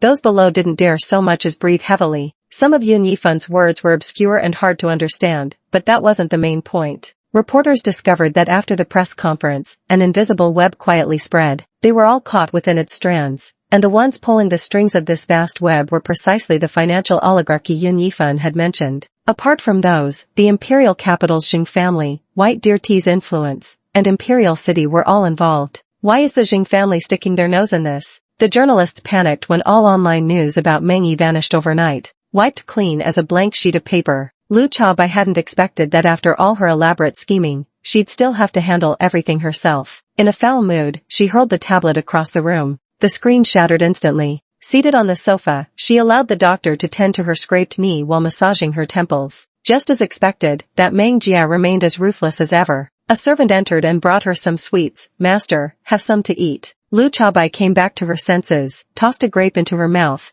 and chewed while pondering both names. The elder sister's name was gentle and reserved. The younger sister's name was sharp and unyielding. She had met Meng Yi and had to admit he was truly a gentle person. What a shame, though. Master, when are we going back? This afternoon. She couldn't stay long in the imperial capital. What if Meng Jia came looking for trouble again? Yes, I'll make arrangements immediately. Meng Jia woke up in Ji Guan's arms, having slept exceptionally well that night. As an assassin, her vigilance was sharper than most, and she normally slept lightly at night. At Ji Guan's place, she slept very soundly. Seeing her wake up, Ji Guan gently rubbed her head and asked, "Did you sleep well?" "Very well." Meng Jia's voice was slightly hoarse from just waking up in the morning. Ji Guan sat up. "It's still early. I'll go make breakfast for you. You can lie in a bit longer." She got out of bed swiftly and left the room, making sure to close the door gently behind her. After taking a moment to steady himself, Meng Jia remembered to grab his phone and check the news. To her relief, everything had been cleared up online. The only remaining video was Yoon Yifan's interview. There were also official announcements posted on some corporate Weibo accounts. Among the forces pressuring journalists and platforms, she spotted the Jing family, and in an instant, she understood exactly why Ji Guan had been so insistent on sharing her bed the previous night. One sentence Ji Guiwan had spoken echoed endlessly in her mind. You still have your parents and brothers. There's nothing you can't share with family. She couldn't sleep anymore, so she got up and made a phone call to Zhou Mo saying, investigate the people behind Imperial City. It seemed she had never heard of it before. Alright. After Meng Jie got up, the Jing family members appeared normal and even greeted her. The whole family sat together. Ji Guiwan poured milk for Meng Jie. Drink milk, it'll make you grow taller. Jing Rusi almost spat out her drink. She's already 21, can she still grow? Ji Guiwan shot her a glare. If you don't want to eat, then crawl out. Jing Rusi, deprived of any human rights, shoved a piece of bread into his mouth. TSK, he finally saw it clearly. His family doted on Meng Jie to the marrow of their bones. Even her farts smelled like roses to them. Rusi is heading out later, Jing Ziding said. Since you're free today anyway, why not go with him to unwind a bit? What? Jing Rusi shot back immediately. When did I ever agree to that? Now. Those two words brooked no argument as Jing Ziding rarely exerted pressure on family members. Even with Jing Yunben before, he'd never been this severe. Jing Rusi shot Meng Jie a glance, an innocent young girl, mixing with someone like him? Don't start bawling for your mother midway through the game. Chapter 87, Get lost and stay put. Sure, go ahead if you want. Jing Rusi agreed readily. Thus, Meng Jie followed Jing Rusi into a bar. Jing Rusi stopped at the entrance of the bar. Dressed today like a peacock in full display, flamboyant to the core, he ran a hand through his impeccably styled hair. With a condescending smirk, he asked in an overly polite tone, I heard you grew up in the countryside. Ever been to a place like this before? Meng Jie once again flashed a look that said, Are you an idiot? Jing Rusi smacked his lips and gave Meng Jie a thorough once-over. Dressed like some prudish housewife, she looked utterly out of place. He almost felt embarrassed to bring her inside. Going in there would just make a fool of myself. He couldn't afford to lose face like that. But they were already at the door. Meng Jie watched his hesitant expression, unsure what was going through his mind as he dawdled in decisively. She shoved her hands in her pockets and gave him a sidelong glance. If you're not going in, then I will. She strode forward with large steps. The staff at the entrance reached out to stop her, but Meng Jie swiftly flicked a dark gold card past their line of sight. Just like that, she breezed right through without any obstruction. Jing Rusi hurriedly chased after her. What did you just show the guard? None of your business. Jing Rusi was outraged. What kind of attitude is that? Don't forget who brought you here today. Meng Jie went upstairs with Jing Rusi chattering incessantly by her side, dishing out life advice. She didn't pause until she stopped before private room 3587. Jing Rusi's voice abruptly cut off as he stared at Meng Jie in shock. Aren't we going in? She asked. Jing Rusi hesitated for a long time before speaking. How did you know I was coming here? Meng Jie looked at him as if he were an idiot, a perfectly decent dude with no brains whatsoever. Even Jing Yunben would be smarter than this. Jing Yunben, who wasn't even present, I feel attacked. Having already reached the doorway, Jing Rusi wasn't about to waste time on trivial matters and pushed the door open directly. The air inside was stale, thick with smoke from numerous smokers, hitting them the moment the door opened. The private room was shrouded in haze. From the doorway, several young men dressed in expensive clothes could vaguely be seen, each holding a much younger woman in their arms. The women clung coyly to the men, their faces flushed with affected shyness, looking thoroughly pleased. Jing Rusi was also stunned. He hadn't expected to witness such extravagant decadence inside. His face darkened instantly as he grabbed Meng Jie and headed straight for the exit. Someone inside called out to stop him. Young Master Jing, leaving so soon? We've prepared all sorts of entertaining diversions today. Wouldn't your departure spoil everyone's fun? Not today, maybe another time. I brought my little sister with me. Jing Rusi halted his steps without showing his displeasure openly, though anyone with half a brain could hear the irritation in his tone. Your sister's here too? Come on in. Bring her along to join the fun. A man emerged from inside and immediately draped a lecherous arm over Meng Jie's shoulders, giving them a suggestive squeeze. Leaning in, he remarked, Your sister dresses a bit conservatively, doesn't she? First time in a place like this? Jing Rusi pushed his hand away. Don't touch her. The rich second generation raised his hands in surrender, saying, Fine, I won't touch. Let's go in. From just these few words, Meng Jie could see that Jing Rusi didn't hold high status among this group. Jing Rusi was too green. The two were pushed inside, with Meng Jie taking a seat beside Jing Rusi. Jing Rusi leaned over and whispered to her, I was too hasty. Find an excuse to leave later. No matter what, he was still her elder brother. As soon as Meng Jie entered, the eyes of those men visibly lit up. She was an absolute stunner. They suddenly felt the women in their arms were no longer alluring, mere common painted faces. How could they compare to Meng Jie? Get out, all of you. A man shoved the woman clinging to him. The woman fell to her knees, her bonelessly soft hands coiling around the man's leg. Young Master Gu, you hurt me, I need you to kiss it better. Rusi felt a shiver of disgust running down his spine and instinctively looked toward Meng Jia. He noticed that this younger sister was more composed than he had imagined. She remained completely unfazed, showing no fear whatsoever. For some reason, he couldn't help thinking that if it had been Jingrani who came here today, she would most likely be screaming her head off. The man addressed as young Master Gu showed no intention of keeping her, displaying complete disinterest as he roared toward the door. "What are you gawking at? Get her out of here now." Two waiters immediately entered from outside and began dragging the reluctant woman toward the exit. Several women glared hatefully at Meng Jia. Women's intuition was sharp, and they all believed Meng Jia had stolen their money-making opportunity. That scheming little bitch. After the women were all chased out, the private room instantly became half-empty, with the doors wide open as professionals began ventilating the space. All 5 men present were interested in Meng Jia. Once the others had left and the door was closed, Gu Xiao's slender hand shuffled the cards while he spoke. "What's the point of just sitting around? Let's get the game started." Meng Jia watched him shuffle. His movements were skilled and fluid, clearly practiced from experience. Rusi ordered juice for her. Only Rusi could bring someone to a bar and have them drink juice. Young Master Gu dealt cards to everyone present. "Little sister, want to play?" "I'll just watch," Meng Jia replied indifferently. Young Master Gu didn't insist. "Fine." 3 cards, comparing their values. While Rusi was checking his cards, Meng Jia glanced at them. They were excellent. Rusi couldn't contain his joy.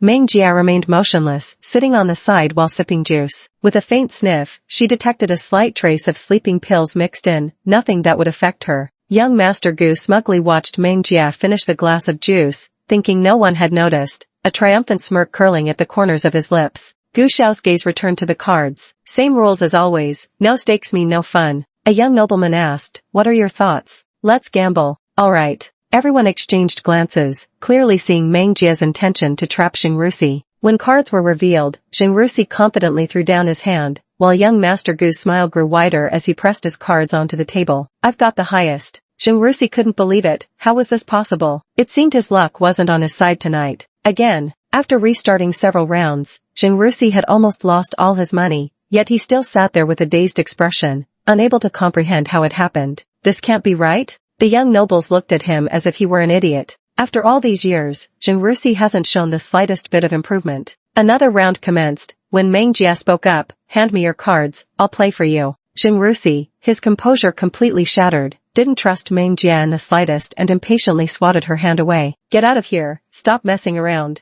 Gu Xiao let out a whistle. "Second young Master Jing, let's not take out our bad mood from losing on our little sister here." "Yeah, you lost it yourself, why take it out on your little sister?" Rusi's grip on the cards tightened until his fingertips turned white. He couldn't keep losing like this. Onlookers see most clearly. Meng Jia took another sip of juice. "You're going to lose this round too." Rusi glared at her. "Shut up." The young masters exchanged glances and smirked. Sure enough, he lost again. Young Master Gu also found it dull. Why not let the girl give it a try? Rusi refused. No way. He had lost so many rounds that he faintly sensed something was off. If Meng Jia played, he'd surely face a loss. He wasn't so worthless as to sacrifice his own sister. Meng Jia remained unfazed and said, "Sure, I'll give it a try. Watching all evening has gotten a bit boring." Meng Jia. The 2 words were growled through Rusi's clenched teeth. Meng Jia ignored him. Rusi was getting a bit annoyed. Fine. If she won't listen, then she won't listen. Just don't blame him for not warning her when she ends up crying her heart out later. Because of Meng Jia's rebelliousness, Rusi stopped caring about her. Watch her put on an act. Young Master Gu's eyes gleamed with a predatory glint. "Little sister, if you want to play, the stakes won't be the same as when you played with your brother.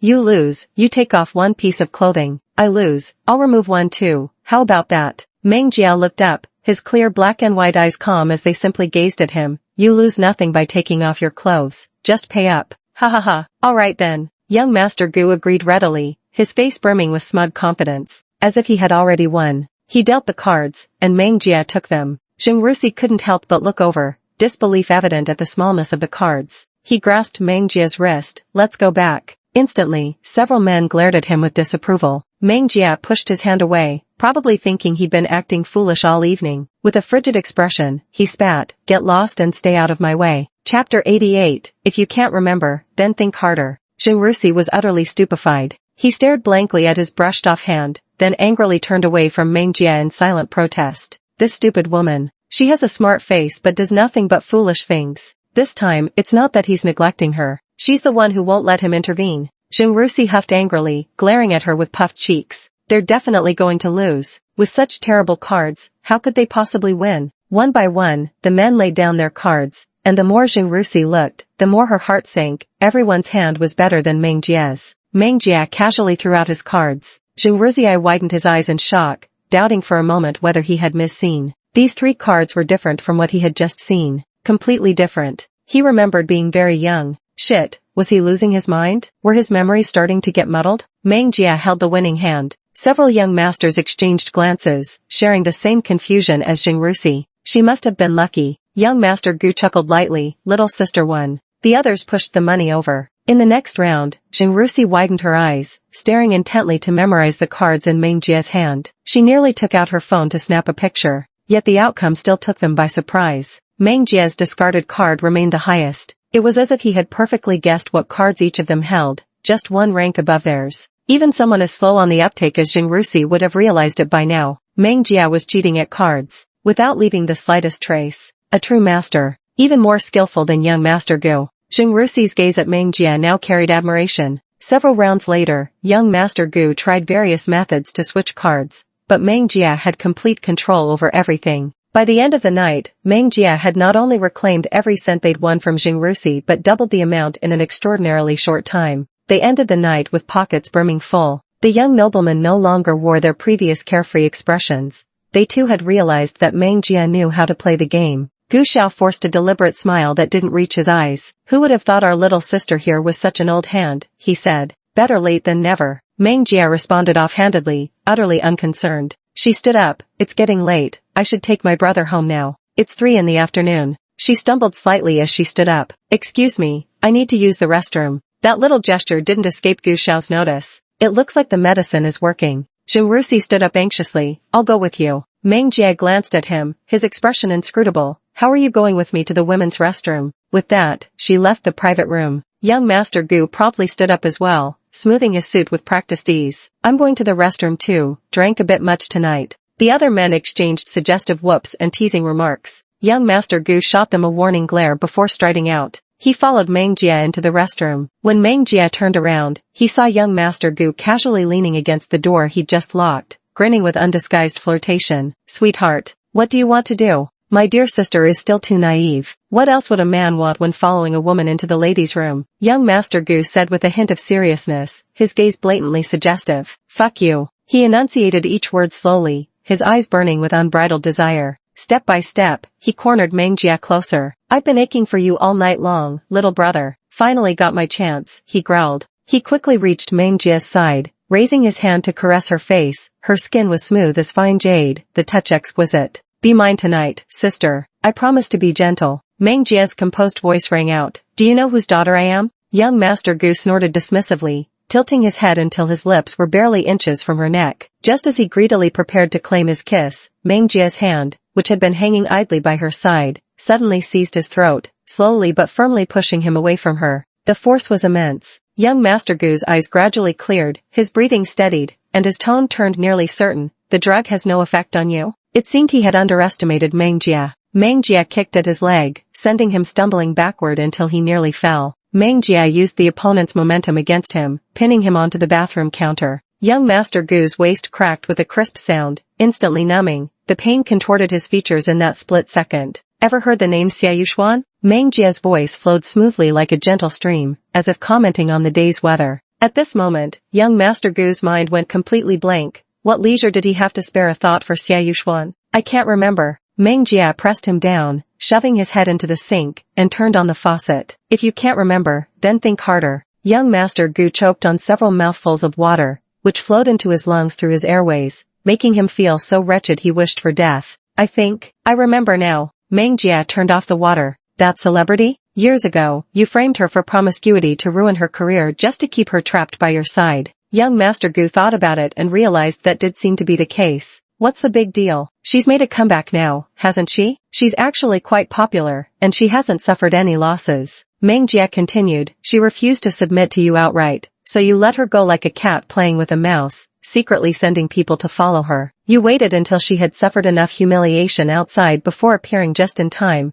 thinking that would make Xie Yuxuan fall for you. but you never expected her to run into me along the way. Meng Jia's appearance ruined his plan. He couldn't see Xie Yuxuan at all now. Because you can't see Xie Yuxuan, you're looking for a new target. So tonight, you've set your sights on me, haven't you? Gu Xiao's viciousness fully surfaced. Clever enough. What a pity, you probably won't live long enough to lay hands on anyone else. Meng Jia released his neck, and before young Master Gu could react, she drew a dagger from her waist, grabbed his hand, pressed it against the sink, and plunged the dagger straight through. Aha! Gu Xiao let out a hysterical scream. The bathroom wasn't far from the private room. Hearing the commotion, young Master Gu's pack of troublemaking friends could no longer sit still and rushed out, Xing Rusi leading the charge. Something must have happened to Meng Jia. The group stepped out to see a man of noble bearing standing by the restroom entrance, his aura radiating dangerous intensity. Beside him stood another man dressed in formal business attire. It was Yu Qi and Yan Ming. Yu Qi personally guarded the entrance. Yan Ming commanded, "Seize them all." The moment the words fell, unseen figures emerged from nowhere,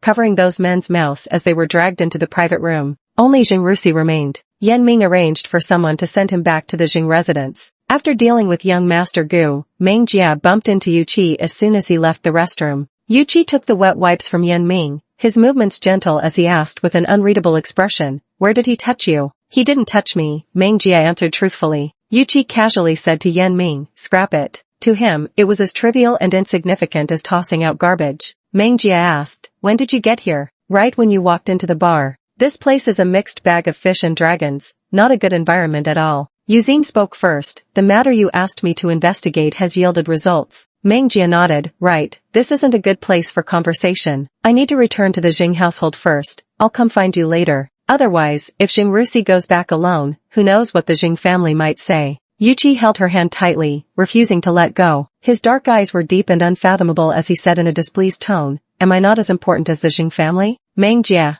In the end, Yu Qi reluctantly compromised and let the person go. At night, when the Xing family had all retired to rest, Meng Jia quietly slipped out of his room and made his way to the backyard. She nimbly climbed over the wall, barely clearing it when a sinister voice spoke from behind. "Let me tell you a story." Meng Jia held onto the wall with one hand, sitting astride it as he turned to look back. Xing Rusi stood below, hands clasped behind his back. In the pitch-black night, his teeth gleamed unnaturally white as he grinned. "Once there was a girl who went out late at night, and then 7 men dragged her into a small grove." Chapter 89. Going out late at night couldn't possibly be for anything proper. The night breeze blew sultry, carrying a hint of irritation. Meng Jia compliantly gave a thumbs up. "Good story." Xing Rusi ignored her antics. "So where are you going?" "Going out in the middle of the night can hardly be for legitimate business." Meng Jia remained expressionless as he spoke. When he finished, he brought 2 fingers together and lightly brushed them across his forehead upward. "Goodbye." With one hand supporting her weight, she effortlessly vaulted over the wall. Zhou Mo had been waiting outside all along. After Meng Jia got into the car, he drove to the location where Yu Qi was. It was a private villa. Zhou Mo waited outside. Yan Ming had already been standing at the entrance early on. After sending Meng Jia inside, he unceremoniously climbed into Zhou Mo's car. Without glancing at him, Zhou Mo's sharp facial contour stiffened. "I didn't invite you in.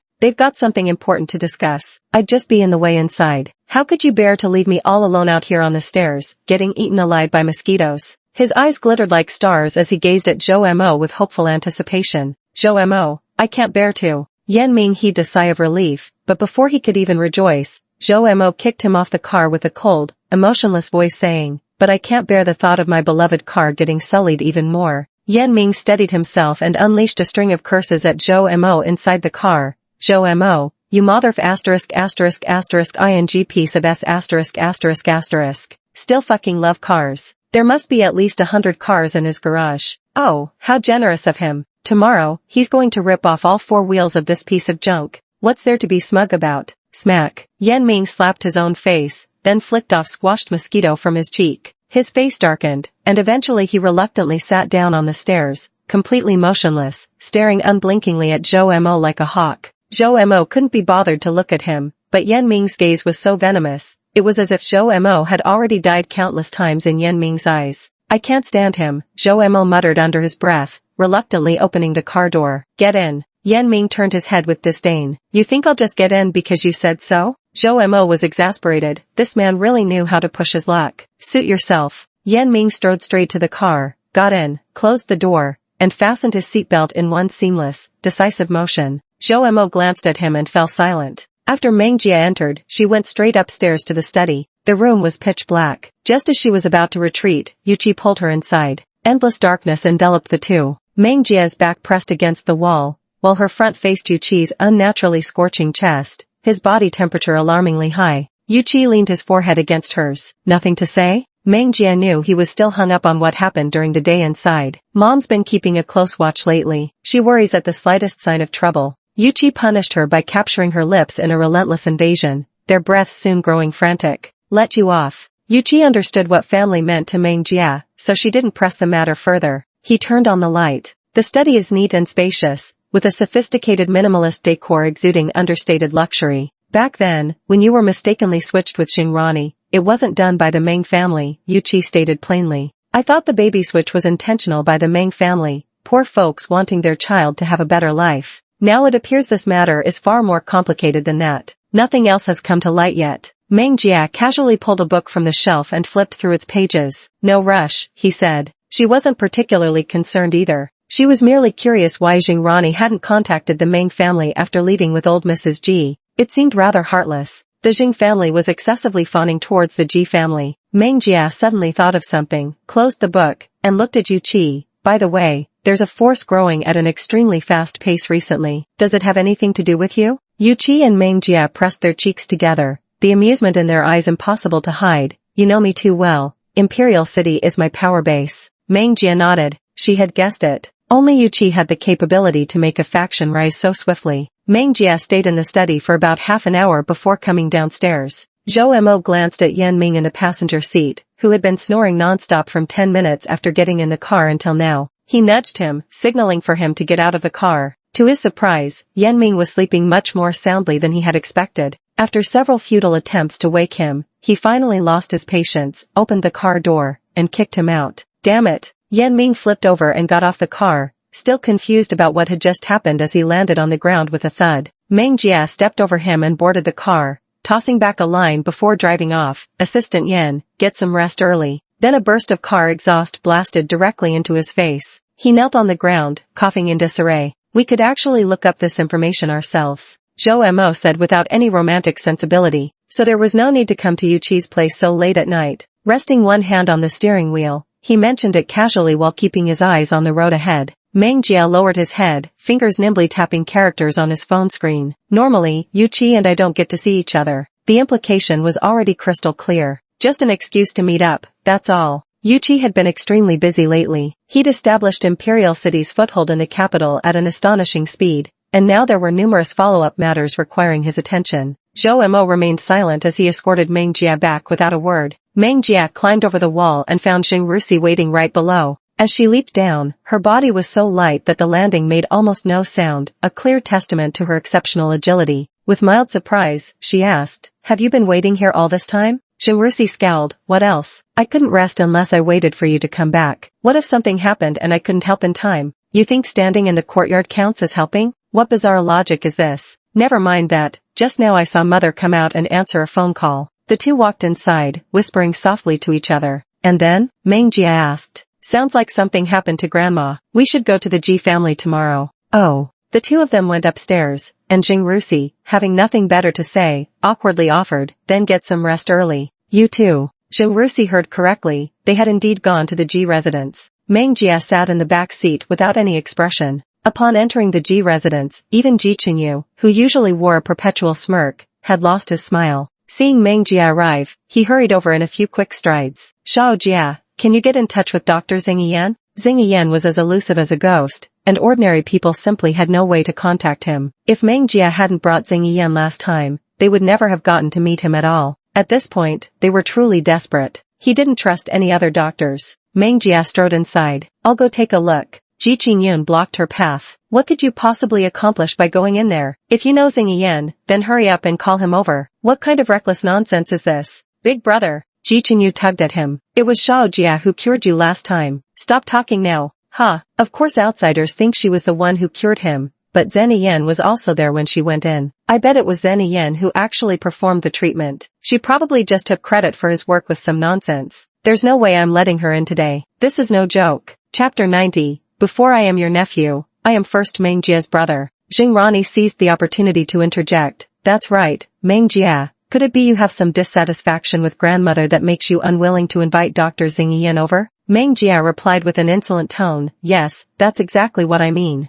After needling Jing Rani, she turned to Ji Qingyun and declared resolutely, I won't contact Xing Yan. He doesn't exist to serve the Ji family. Today, either I go in, or you find someone else. Her stance was unyielding. Ji Qingyun's face darkened after being publicly humiliated. Meng Jia is truly acting like a fox borrowing the tiger's fierceness. All because he knows influential people. He couldn't stand such behavior. Ji Qingyu quickly pulled him aside. How old are you to still be acting so childish? Get out of here. Ji Qingyu was genuinely furious. He never expected his elder brother to be so unreasonable, stirring up trouble at a time like this. Ji Qingyu covered Ji Qingyun's mouth and pulled him aside. Xiaojia, go in and check on them. Ignore your uncle, he's out of his mind. Meng Jia watched the farce unfold before him with cold detachment. Without a word, he changed his clothes and went in to examine the patient. The door was already closed, yet she could distinctly hear Ji Qingyun cursing loudly outside. Just look at what kind of attitude that is. It's because you all spoil her like this that she dares to act this way. Jing Yunbin couldn't take it anymore. Uncle, that's really harsh. Weren't you the one asking for a favor? How can you talk like this? Since when do family members need to draw such clear lines? Shouldn't it be her duty to help without being asked? The entire Jing family was left speechless by Ji Qingyun's outrageous remarks. Jing Ziding cut straight to the point. Now you remember we're family? Ziding, how can you speak like this? Is Meng Jia truly so wonderful? Wonderful enough to make you recklessly defy your elders? Ji Qingyun never expected that Jing Ziding, who had always been sensible, obedient, and understanding since childhood, would dare to contradict him now. Uncle, first I am Meng Jia's brother, then your nephew. So today he was bound to protect Meng Jia.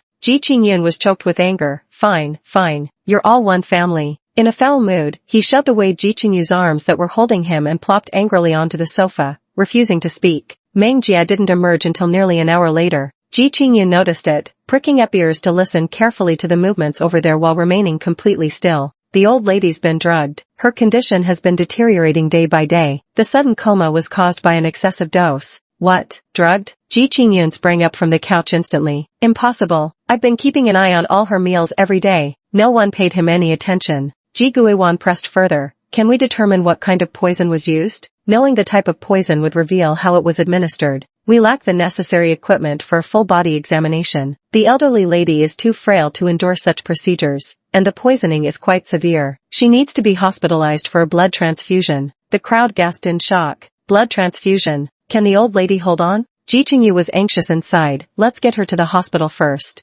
Everything else can wait. Ji Qingyun suppressed his anger and asked Xing Rani, Rani, you've been taking care of your grandma these past 2 days. Did you notice anything unusual? Ji Qingyun's tone had softened considerably, devoid of the aggressive edge he'd shown when confronting Meng Jia. Xing Rani thought carefully before responding, no, I didn't notice anything out of the ordinary. Now even Ji Qingyun was at a loss for words. Being outsiders, they couldn't interrogate rudely. Courtesy has always been for strangers. This realization made Xing Rani relax slightly, yet even as she thought it, a bitter smile unconsciously formed in her heart. The group split into two. Some escorted the elderly lady to the hospital, while Meng Jia, Jing Ziding, Jing Yunbin, and Jing Rusi stayed behind to check the surveillance footage. Sure enough, some footage segments from that day had been tampered with. Completely destroyed. Even with Meng Jia's technical skills, recovery was impossible. So trying to glean anything from the surveillance footage was likely out of the question. Jing Yunbin muttered, surely there must be some way. The Ji family, including servants, had at least 100 people at minimum, a mixed crowd that made investigations nearly impossible. The four fell silent. Meng Jia raised his eyes. Most elderly people prepare wills. The other three looked at him, uncertain of his intentions. Meng Jia spoke up, leave this matter to me. You all go to the hospital. The lawyers hired by prominent families naturally weren't easy to deal with. Meng Jia had no intention of being easy to deal with either. He directly had Zhou Mo kidnap the person and deliver them. The entire Ji family hall was cleared spotlessly clean. The elite lawyer sat upright on the sofa, speaking with deliberate emphasis. Miss Meng, if I show you the will, it would be a professional oversight on my part. If this gets out, who would dare hire me in the future? For now, Meng Jia could still maintain a calm and polite tone. It won't get out. Her slender hands gracefully peeled an apple with a sharp knife, radiating elegance and composure without haste. The lawyer clearly didn't believe her, though he didn't show it too overtly, clutching his leather briefcase tightly. Unless the old lady gives her personal consent, I won't show it to you, he insisted. You're just being ungrateful for the courtesy shown. Meng Jia stopped cutting and casually tossed the fruit onto the table, then threw the knife aside. The blade sank straight into the apple. The lawyer watched with his heart in his throat. That simple motion wasn't something just anyone could pull off. Who would have thought Meng Jia was actually trained in martial arts? Impossible. I'll never show it to you. Don't even think about it. He was shouting at the top of his lungs. Ji Qingyun happened to return to retrieve something and walked right into this scene. Meng Jia, what are you up to now? Why did you bring the old lady's lawyer here? Then he suddenly realized, are you trying to get your hands on the Ji family's fortune? This treacherous scoundrel. With the old lady gone, now was the perfect time to summon the lawyer, through a mix of threats and bribes, to alter the will. Naturally, that would secure a share of the inheritance. So young yet so scheming. Ji Qingyun was about to charge forward when Meng Jia raised his hand, and Zhou Mo's men immediately blocked the way. How dare you? This is the Ji family. Meng Jia stared fixedly at the lawyer. This is my last attempt at verbal communication. Hand over the will. The lawyer froze for a second, then saw Zhou Mo pull a dagger from within an apple. Stealing himself, he swiftly produced a paper will from his leather briefcase. Zhou Mo handed it over to Meng Jia. Meng Jia flipped through the will. The old lady has visited you several times recently. The lawyer was suspicious. How did she know about that? Zhou Mo stabbed the knife into the coffee table in front of him, his expression dark and unreadable. I'm asking you a question. The lawyer flinched in fear. We've met 3 times in the last week. Meng Jia had already pieced it together. Each time was about distributing the will. Yes. Resistance was pointless now, so he might as well answer whatever Meng Jia asked. Meng Jia skimmed through the will in mere seconds before tossing it onto the table. She leaned back casually on the sofa, her posture relaxed. The adjusted assets and newly added ones, they all go to Jingrani. It is a declarative sentence. Chapter 91. Where did Jingrani come from? The lawyer looked at Meng Jia incredulously. Have you seen the original will? Otherwise, how could you possibly know the changes to the will so clearly? Meng Jia said, you may leave now. The lawyer, ?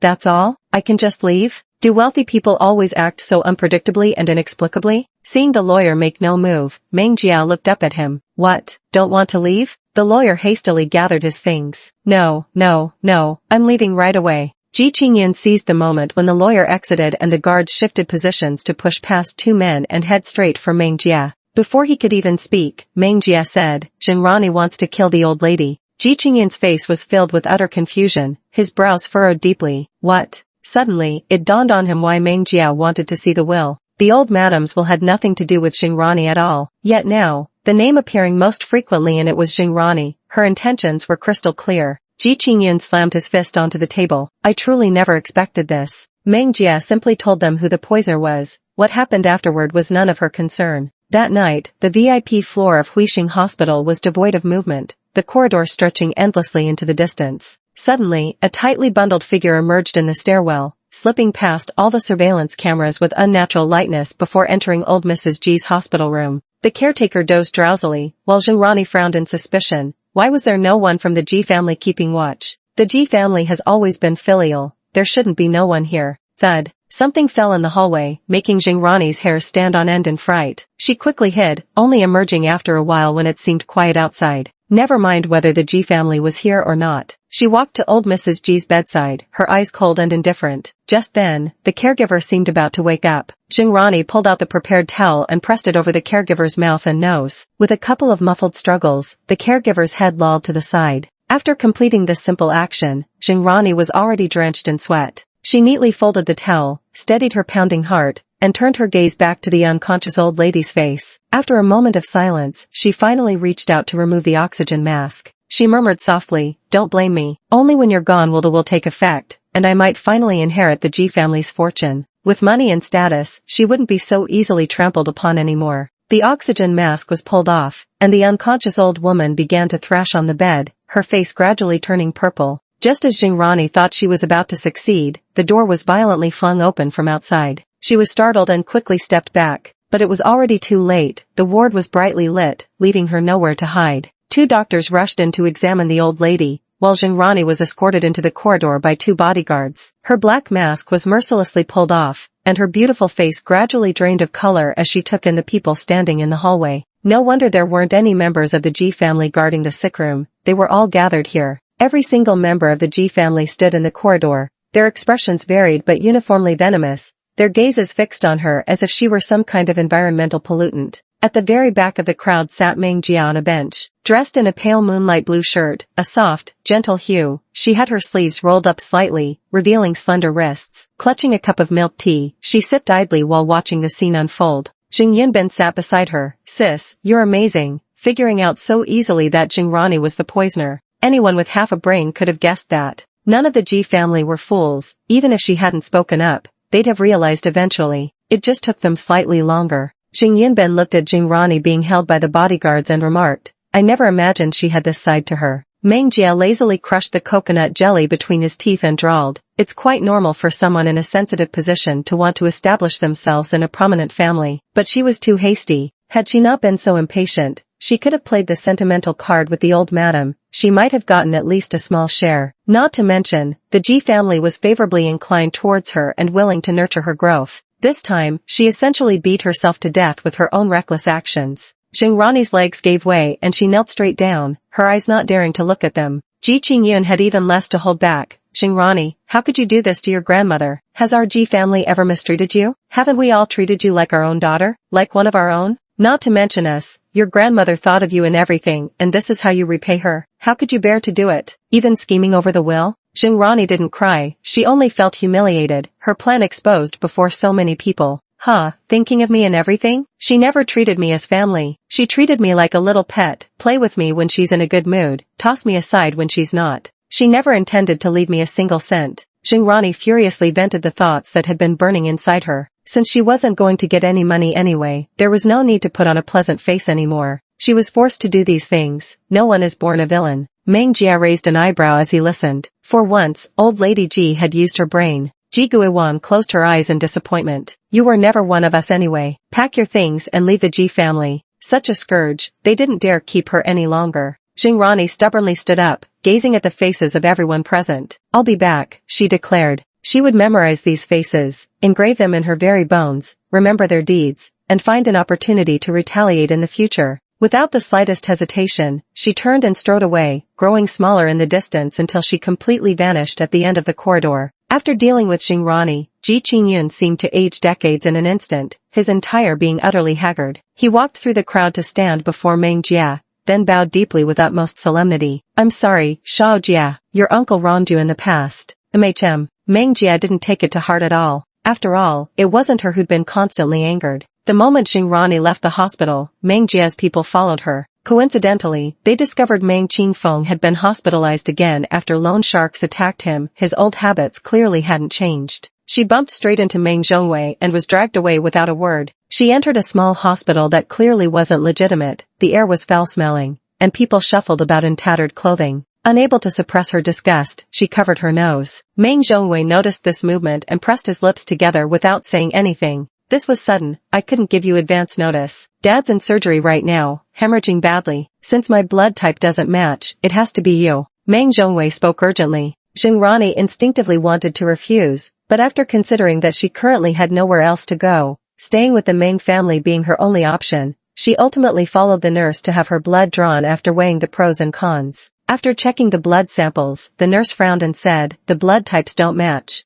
Meanwhile, Meng Jia's people had already left the small clinic, taking samples of Jing Rani's and Meng Qingfeng's blood for paternity testing. The test results were already in Meng Jia's hands by this point. Not biologically related, Jing Rani shares no blood relation with the Meng family. So where did she come from? Chapter 92 Troublesome Father and Son. Meng Jia looked at the report and raised his head to ask, did no one else handle it midway? No. Investigate this. Check where Jing Rani came from. Yes. The two lowered their heads and slipped out of the room. In the small hospital, the sound of quarrels continued relentlessly. That Jing Rani and Meng Qingfeng had different blood types was just adding insult to injury for her current predicament. Shen Suihua seized the opportunity to vent. I always wondered how a heartless ingrate like you could enter the Jing family without making any effort to show filial piety to your parents with money. Turns out you're not even their flesh and blood. What rotten luck. Shen Suihua continued her tirade, even throwing things at Jing Rani. Since you're not related to us, why should we raise you? The Jings won't be taken for fools, and neither will we. Get lost. Meng Zhongwei's eyes showed pity, though he had no particular affection for Jing Rani. Still, he couldn't stand by and let Shen Suihua beat her. Helping Jing Rani out of the hospital, he said, I didn't expect things to turn out like this. I'm sorry. He didn't know what else to say. He pulled out the last 300 yuan from his pocket and pressed it into Jingrani's hand. I don't have much money on me, and life hasn't been easy for you either. Use this to find a place to stay. With complicated emotions written across his face, having said all there was to say, he turned and walked back into the hospital.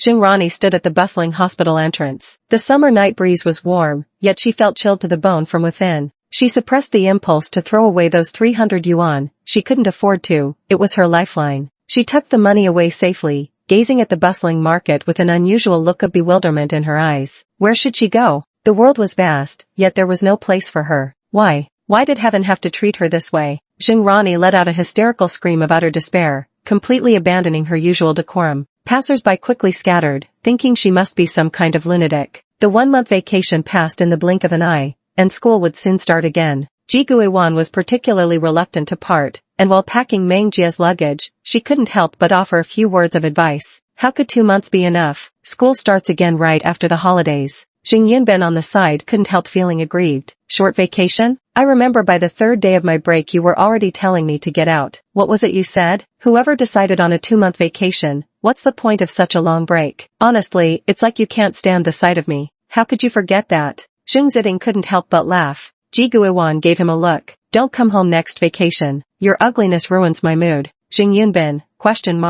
He'd inherited his father's excellent genes, hadn't he? If he's considered ugly, then there's no good-looking person left in this world. He instinctively glanced at Jing Hengzhou. Jing Hengzhou, who was reviewing the company's financial reports, raised his tablet to block Xing Yunbin's gaze. Don't look at me. Your mother often finds me unpleasant to look at too. What a pair of troubled father and son. Ji Guiwan was packing her belongings, and in her spare moments, she didn't forget to remind Meng Jia. I don't know where that Rani kid has gone off to lately. There's been no news of him at all. Be careful once school starts. Meng Jia listened with curiosity. Would she pose a threat to me? Ji Guiwan paused in her tidying and reflected for a moment. That child carries heavy thoughts. She's a sensitive soul. Having lived with her all these years, I've come to understand her somewhat. Though it might not be right to say it, I believe he's someone who repays every slight. Some things you can see just by looking into his eyes. Jingrani's eyes weren't pure, though well-restrained. For elders who'd seen too much like them, seeing through a person remained effortless. Ji Guiwan genuinely feared Jingrani would deliberately obstruct Meng Jia. Meng Jia's gaze turned toward Ji Guiwan. What manner of person do you see me as? She didn't actually expect Ji Guiwan to answer seriously. Unexpectedly, Ji Guiwan became slightly serious and looked at him intently. Shao Jia, sometimes think more for yourself. With your temperament, you're prone to getting the short end of the stick. The words were left somewhat unsaid. For once, Meng Jia didn't quite understand.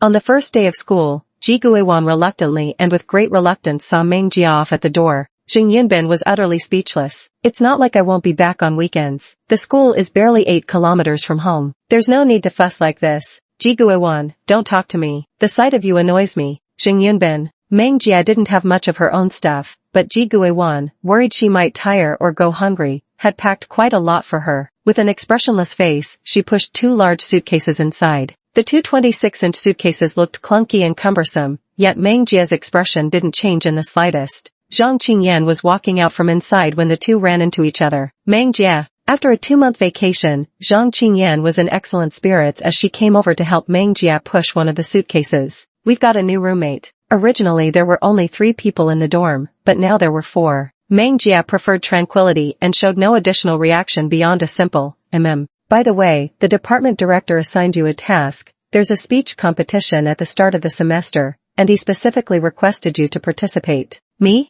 Meng Jia was skeptical. Yeah, he figured you'd refuse, so he asked me to relay the message. Zhang Qingyan chattered nonstop. I don't know what you did to catch his attention, but you totally look like leadership material. You're definitely gonna win and bring glory to our institute. Meng Jia. Even though it was her competition, Zhang Qingyan was as excited as a gopher, having even drafted the speech for her. Take a look around. I just wrote whatever came to mind. Use what you like. Meng Jia responded without much enthusiasm.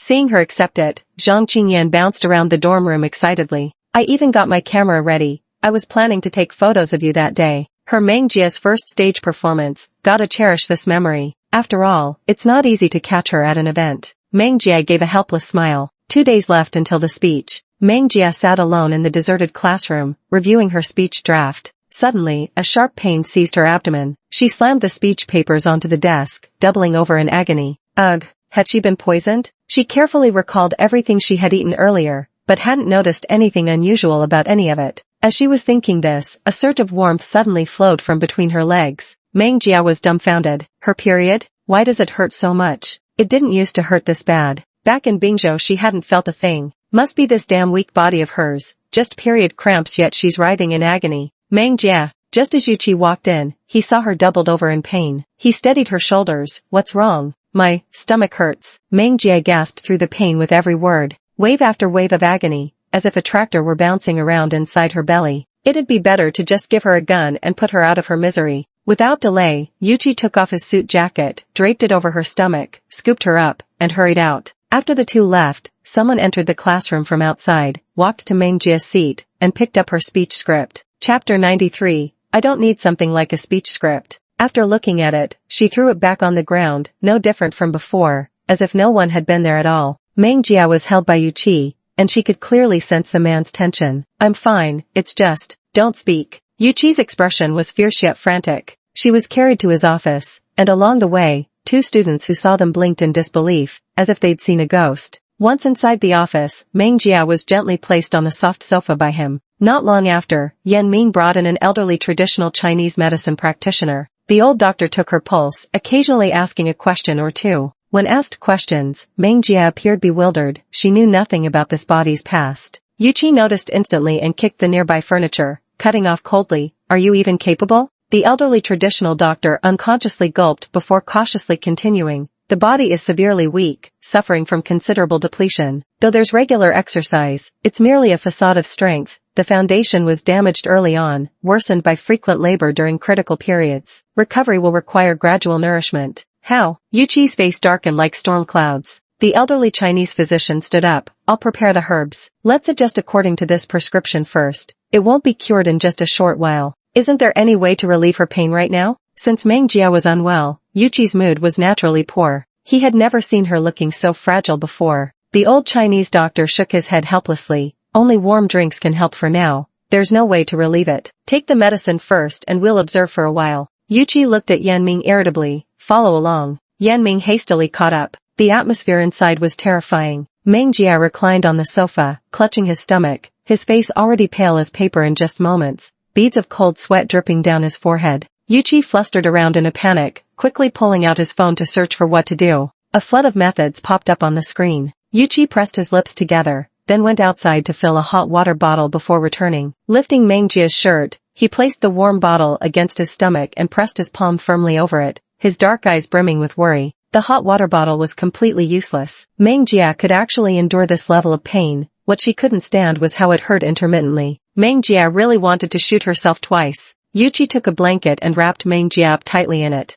The office air conditioner was turned up to maximum, but Meng Jia still felt chilled to the bone. Yuqi asked softly, feeling better? Meng Jia couldn't bring himself to say it was useless under that gaze, giving a slight nod instead. Give me some painkillers. The pain was truly unbearable. You can't take medicine. Painkillers can be addictive, and taking too many can lead to drug resistance. In short, they're not good for the body. Yuqi pulled her down onto the sofa and said, get some sleep. Meng Jia. There was no way she could sleep. Yuqi lay beside her, wrapping her tightly in a thick blanket until she was completely bundled up. Holding Meng Jia through the blanket, he patted her back gently as if comforting a child. Yuqi smelled wonderful, not of perfume, but of something clean and fresh. Before long, her breathing grew slow and steady. Xing Ziding grabbed the documents, planning to discuss the speech competition with Yuqi. He knocked on the door and heard heavy footsteps approaching from inside. Yuqi opened the door, his tall figure blocking the doorway. What is it? He asked. Even though Yuqi blocked his view quickly, Xing Ziding still caught sight of a figure lying on the sofa, long jet black hair splayed out. Though the person's features were indistinct, they struck him as eerily familiar. So this was the kind of person Yuqi was, barely disentangled from his own sister, yet already carrying on with someone of the opposite sex in the office. As expected, pretty faces always bring trouble. He'd have to tell Meng Jia to stay far away from Yuqi. This guy clearly wasn't good news. When Yuqi finally spoke, Xing stopped dwelling on it, effortlessly masking his emotions. There's something about the speech competition I need to discuss with you. Before Yuqi could even finish speaking, he threw out a dismissive, handle it yourself, and shut the door. The gust from the slamming door felt like a slap across Xing Ziding's face. Xing Ziding's hands trembled with rage as he clutched the documents. He immediately pulled out his phone to call Meng Jia, He had to warn his sister to be careful. What a despicable person. So arrogant. Just looking at him is annoying. The phone kept ringing on the other end, but the familiar ringtone unexpectedly sounded from inside the office instead. Zheng Ziding? Without even bothering to knock this time, he pushed the door open and immediately saw Yuqi holding his younger sister's phone in his hand. Facing each other, Zheng Ziding was about to speak when Yuqi covered his mouth and dragged him out of the office. The moment the door closed, Zheng Ziding shoved Yuqi away, his impeccable upbringing crumbling completely in front of him. What did you do to my sister? Do you think the Zheng family is filled with corpses? Yuqi gazed at him darkly. If you keep shouting, I'll drag you even further away to talk. Zheng Ziding felt his dignity had been provoked. Already in a foul mood, his expression darkened further. An explanation? What were you planning to do bringing my sister to your office? Plotting something indecent? Who would have thought, dressed so respectably, yet capable of such disgraceful behavior? Perhaps out of consideration for Meng Jia's feelings, Yuqi managed to maintain a courteous tone with Zheng Ziding. Anyone might mean her harm, except me. TCH, I could say the same thing. Believe what you will. Two highly esteemed individuals were bickering here like petty elementary school kids, childish and utterly ridiculous. Yan Ming returned with an armful of medicine only to find the two still squabbling. Seeing that neither man showed signs of stopping anytime soon, he couldn't help but interrupt, reporting to Yuqi, Master, I've retrieved the medicine. It should be taken twice daily, morning and evening. Medicine? What medicine? Yan Ming lifted the packet of traditional Chinese medicine in his arms. Miss Meng suffers from severe menstrual cramps. These herbal prescriptions were given by the doctor to regulate her body. Yan Ming's explanation dispelled Zheng Ziding's suspicions, and he became less insistent on taking Meng Jia away. He also felt for his sister's suffering. Zheng Ziding glared at Yuqi, call me back when Meng Jia wakes up. Yuqi acknowledged with a sound, watching Zheng Ziding walk quite far away before turning back with a resolute yet ashamed expression to say, take good care of her. Only after saying this did he finally leave. Fortunately, Meng Jia only suffered from menstrual cramps on the first day. From the second day onward, she felt much better. After that first day, Yan Ming managed to find her without fail every morning and evening, smiling obsequiously as he handed her the brewed herbal medicine.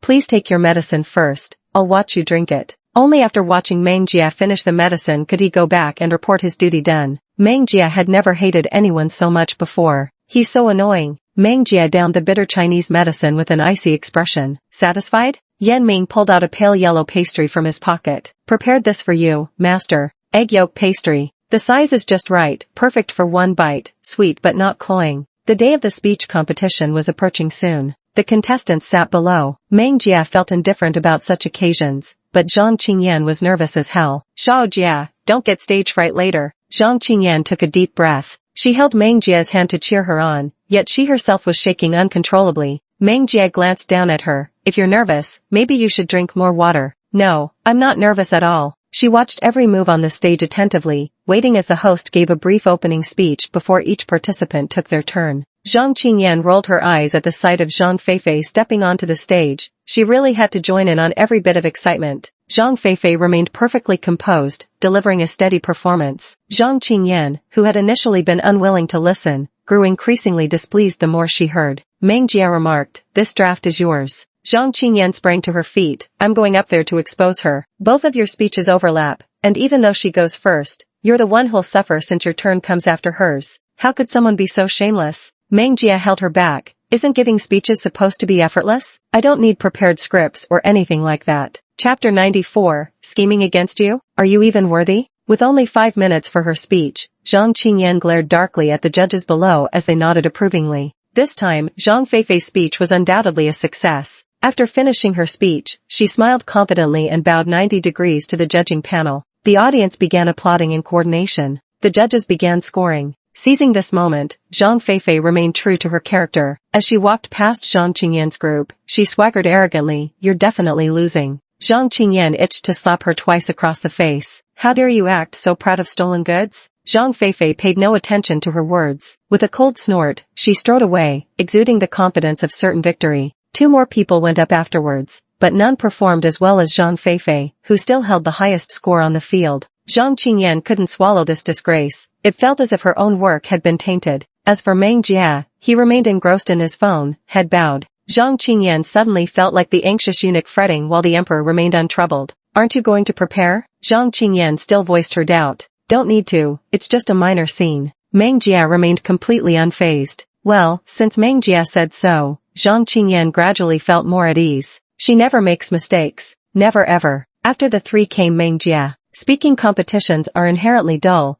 No matter how brilliant the PowerPoint slides may be, an underwhelming speaker can utterly ruin the experience. Finally, it was Meng Jia's turn. Meng Jia handed her phone to Zhang Qingyan, who clenched her fist to cheer her on. Go for it, don't panic. Give it your all, no matter the outcome. Seeing Zhang Qingyan's adorable encouragement, Meng Jia let out a light chuckle and stepped onto the stage. On her way up, she passed by someone who handed her a USB drive. Before stepping onto the stage, Meng Jia went backstage and swapped out the previously provided USB drive. Xing Ziding suddenly spoke up. There's an unspoken rule in this speech competition. Not just this year, but in previous years too. It's just that no one dared. Zhang Qingyan quickly pricked up her ears to listen. What is it? Xing Ziding closed the file and said, presenters who use English will receive higher scores. Both Zhang Qingyan and Zhang Feifei heard it clearly. Zhang Qingyan sighed. It was indeed an unspoken rule that Meng Jia, having grown up in the countryside, couldn't have been exposed to foreign languages. Even though the Jing family had taken her back and arranged lessons for her, it was impossible for her to have learned much in such a short time, so this implicit rule was completely useless to her. Zhang Feifei didn't take it to heart. If Xing Rani had been here today, the championship would undoubtedly have been hers. Unfortunately, she wasn't present. Since she wasn't here, Zhang Feifei would reluctantly claim the championship for herself. Ji Guiwan and Jing Rusi sat in the audience. They attended almost every event that Meng Jia participated in. She had missed so many years of Meng Jia's experiences. From now on, she didn't want to miss a single moment. Listening to the murmurs of discussion from those below, Jing Rusi couldn't help but ask Ji Guiwan, did mother not enroll her in a foreign language class? I don't want my daughter to learn something she doesn't wish to learn. As long as she's happy, that's enough. The Jing family can certainly afford to support an idler. Let her do as she pleases. Jing Rusi shook her head. If Meng Jia were a boy, you'd have already spoiled him into a pampered playboy. I do. Jing Rusi was left speechless. Fine, if that's really what you want, who am I to argue? Meng Jia was all set and strolled onto the stage without a care. His every move exuded an air of effortless nonchalance. It was a demeanor none of the other contestants had ever exhibited. Meng Jia opened her mouth in English. She began her speech with fluent English. The PowerPoint behind her opened in sync. Those who paid attention could see her content wasn't much different from Zhang Feifei's. Zhang Feifei's face suddenly changed. What does Meng Jia want to do? Isn't she afraid of being scolded? She already used this data survey before.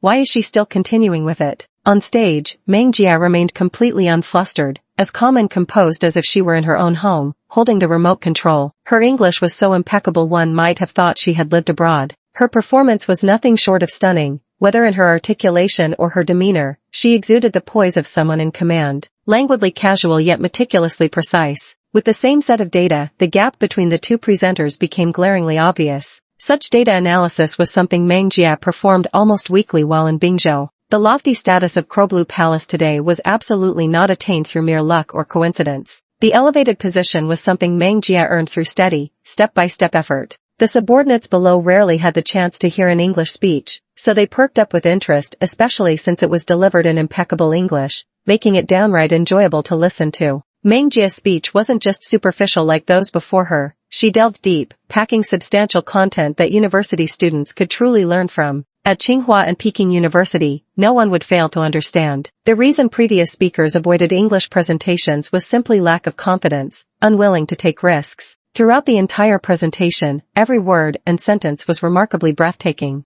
Only when Meng Jia gave a slight nod signaling the end of her speech did the hundreds present, including the judges, snap out of their captivated daze with lingering reluctance. In an instant, thunderous applause erupted from below. Fantastic. Meng Jia had no interest in participating in such activities, not because she looked down on them from some lofty perch, but because she simply existed on a different plane altogether. To this day, no one has been able to reach Meng Jia's level. Watching these activities was as childish to her as kids playing house. She felt such activities were a waste of time. College students could enhance themselves through activities and studies, but she had absolutely no need for that. Ji Guiwan clapped vigorously, her eyes sparkling like stars. This was her daughter. So dazzling. Jing Rusi's jaw nearly dropped in astonishment, and his applause came straight from the heart. Meng Jia's excellence was beyond anything he could have imagined. Zhang Qingyan was utterly stunned. When Meng Jia returned to her seat, she didn't know how much strength it took to suppress her wildly pounding heart. She stammered incoherently in excitement. You're amazing, Meng Jia. I'm so moved I could cry woo-woo. You truly keep shattering my worldview every single time. I never knew there could be someone as extraordinary as you in this world. Zhang Qingyan's tears streamed down uncontrollably. She now realized that extreme emotions could provoke such an involuntary response. She was genuinely happy for Meng Jia. Why did someone as outstanding as you even come to Qingbei? You.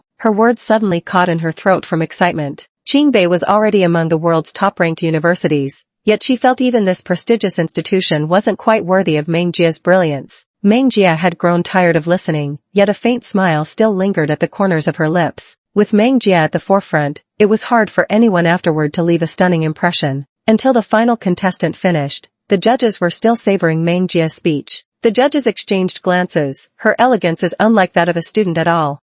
It gives me the feeling of someone who's clawed their way to success in the business world. Enough of this, let's grade it. Zhang Feifei's draft isn't much different from Meng Jia's. There's initial suspicion of plagiarism by Zhang Feifei. Have someone investigate this further. Zhang Feifei didn't plagiarize, she outright stole the content. The scores will be announced in a week. Zhang Feifei's posture was practically fleeing in panic. As Meng Jia and Zhang Qingyan exited the building, Zhang Feifei rushed up. Meng Jia, did you set me up? You knew I was going to steal your manuscript, so you deliberately trapped me today, didn't you? Meng Jia shoved her aside, staring contemptuously. Setting you up? Are you even worth the effort? Chapter 95. Madam, what an impressive display of authority. Zhang Feifei still wanted to say more, but seeing the growing crowd at the entrance, she hastily threw out a harsh remark before darting away. Because the crowd was noisy and loud, Zhang Qingyan couldn't hear clearly. What did she just say? Meng Jia walked downstairs with her and remarked nonchalantly, she said this matter isn't over between us. Zhang Qingyan rolled her eyes so hard they nearly disappeared into her forehead. How shameless, though it's quite rare. Before, she was always glued to Jingrani's side like a shadow, but lately, I've noticed she's been alone. Just then, Ji Guiwan happened to walk up behind them and overheard. Meng Jia turned around to see Ji Guiwan, whose momentary stiffness vanished instantly as she beamed with pride. Our Shao Jia performed exceptionally well today.